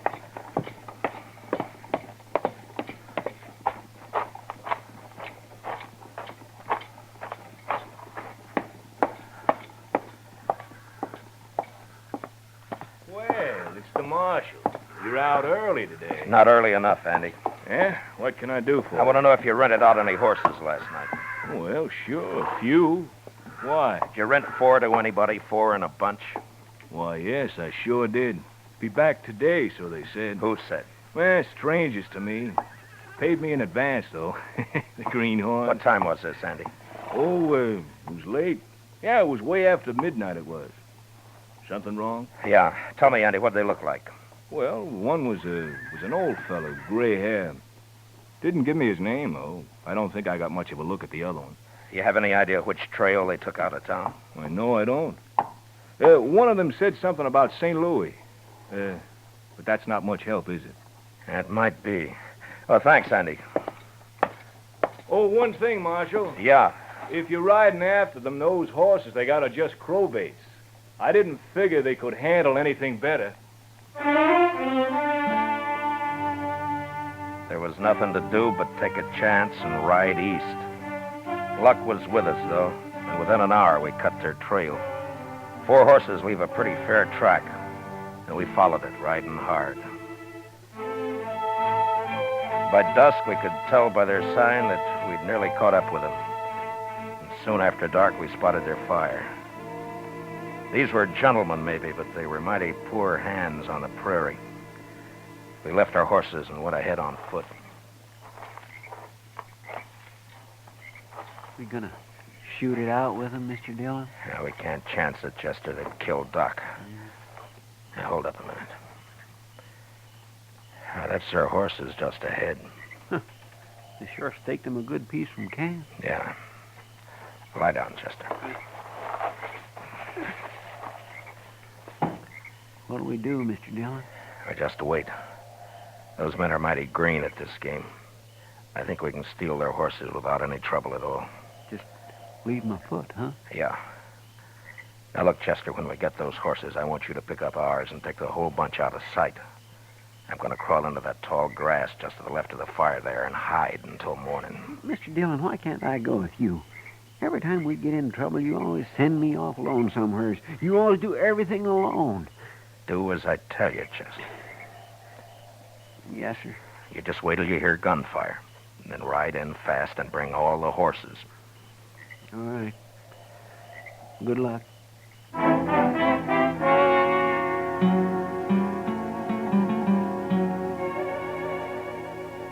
By dawn next morning, I was half burrowed into the ground and covered by blue-stem grass, not more than 30 feet from their camp. I could hear their talk all right, but I couldn't see them unless they were on their feet. Shaneways had already gone out after the horses. Pretty soon he was back. With their ropes, that's what every last one of them. What'll we do now? You and Shaneways go after them. I'll stay here and guard Doc. Now, hurry up. We've got to get moving. Come on, Wagner. We'll never find them. I ain't coming. I don't know why you're doing. You can have this country, Doc. I don't know why you ever left that soft berth you had on the Tennessee Belle. Well, I didn't have to leave it. That's more than you can say about New Orleans. More talk like that, you'll get your throat slashed like a fat shoat, Doctor. Oh, spoken like a true gentleman, Hook. Or whatever your name is. Now, if you hadn't talked so much in the first place, you wouldn't be where you are now. Oh, you're a fool, Hook. I might have seen you somewhere, but I sure couldn't connect you with that New Orleans business. Anyway, you're giving yourself away now. Just how? Don't you know there wasn't a thing the law could do until you ran? Oh, you'll be caught now for sure, yeah. Oh, I doubt it. Why don't you untie my hands? I can't eat this way. You'll manage. I let Hook and Doc wrangle on till I figured the other two men had walked about a half a mile from camp. Then I waited till Hook had his back to me, and I stood up slowly and moved quietly forward. Doc saw me and almost spoiled the game, but he caught himself in time and then started another argument with Hook. I was about 15 feet away when Doc suddenly kicked the coffee pot off the fire and all over Hook's legs. And then I moved. Oh! No, you... Hit him again, Matt. He can stand it. No, that's enough. All right, get up, Hook. Oh, Marshal, easy now. Don't shoot. Get Doc untied and be quick about it. Yes, get me untied and be quick about it. There. Yes. Oh, that feels better. Oh, Hook, if I weren't a professional man, I'd punch you right in the eye. Never mind, Doc. Here, put his gun in your belt. All right, I'm just mad enough. I'd like to have an excuse to use this. Matt, what are you doing? You'll see. Matt! Why, you'll have them back here in no time. I got a surprise for Hook, but he's not going to like it much. Huh? Oh, Where they got the money, Doc? He in that saddlebag, right over there, the yellow. All right, get it, will you, quick? Hurry up. Them two didn't get very far away. All right, Doc, if you got the money, get up on the horse. You too, Hook. Come on, quick now. Come on. Yonder they come. You see him, Mr. Dillon? Yeah, I see him. They're shooting at us. Well, I'll fix that. All right, hold it, Chester. They can't hit us from there. Come on, let's ride. You just gonna ride off and leave them, Matt? Oh, we got you, Doc, and we got Hook, and we got the money. Oh, but they'll die out here, Marshal. Because none of us know how to live on this prairie. Well, maybe they'll learn. It's a good way. You're murdering those men. Oh, they'll be all right for a few days, Hook. You'll all meet in prison. All right, ease up. Oh, We've left them. Well, what do you plan to do about this? They're full of fight right now, that's all. I don't want to have to kill them to take them. But in a few days, they'll be so hungry and scared we can walk right up to them. Nobody will get hurt that way, neither them or us. Mr. Dillon? Yeah, what is it, Chester? Mr. Dillon, later, in a couple of days, let me come back and bring 'em in. What? Just me this time, alone. Well, now, Chester, Please, Mr. Dillon. Okay, Chester. You can do it. Alone. Thank you, sir. All right, Hook. Ride a little faster there. We ain't got all day.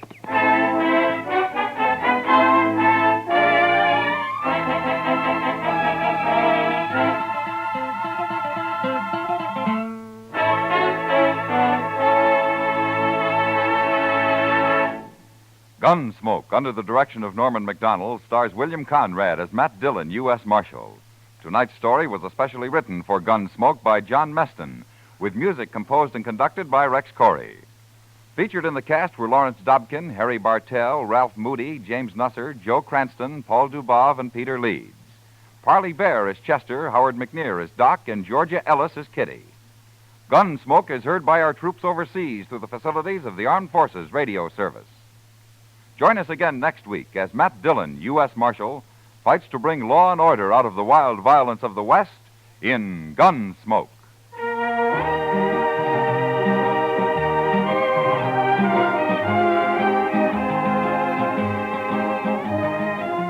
This Monday night on the Lux Radio Theater, June Allison recreates her original screen role and appears as the Girl in White. Don't miss the Lux Radio Theater this Monday night on most of these same CBS radio stations. George Walsh speaking. America now wakes up to 3 million clock radios and listens most to the CBS Radio Network.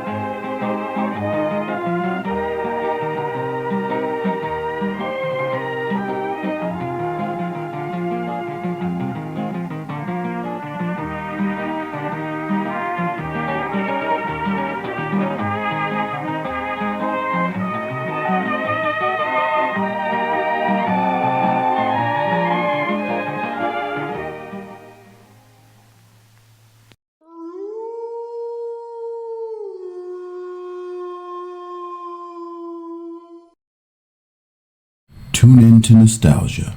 Tune in to now. Golden Radio Hour.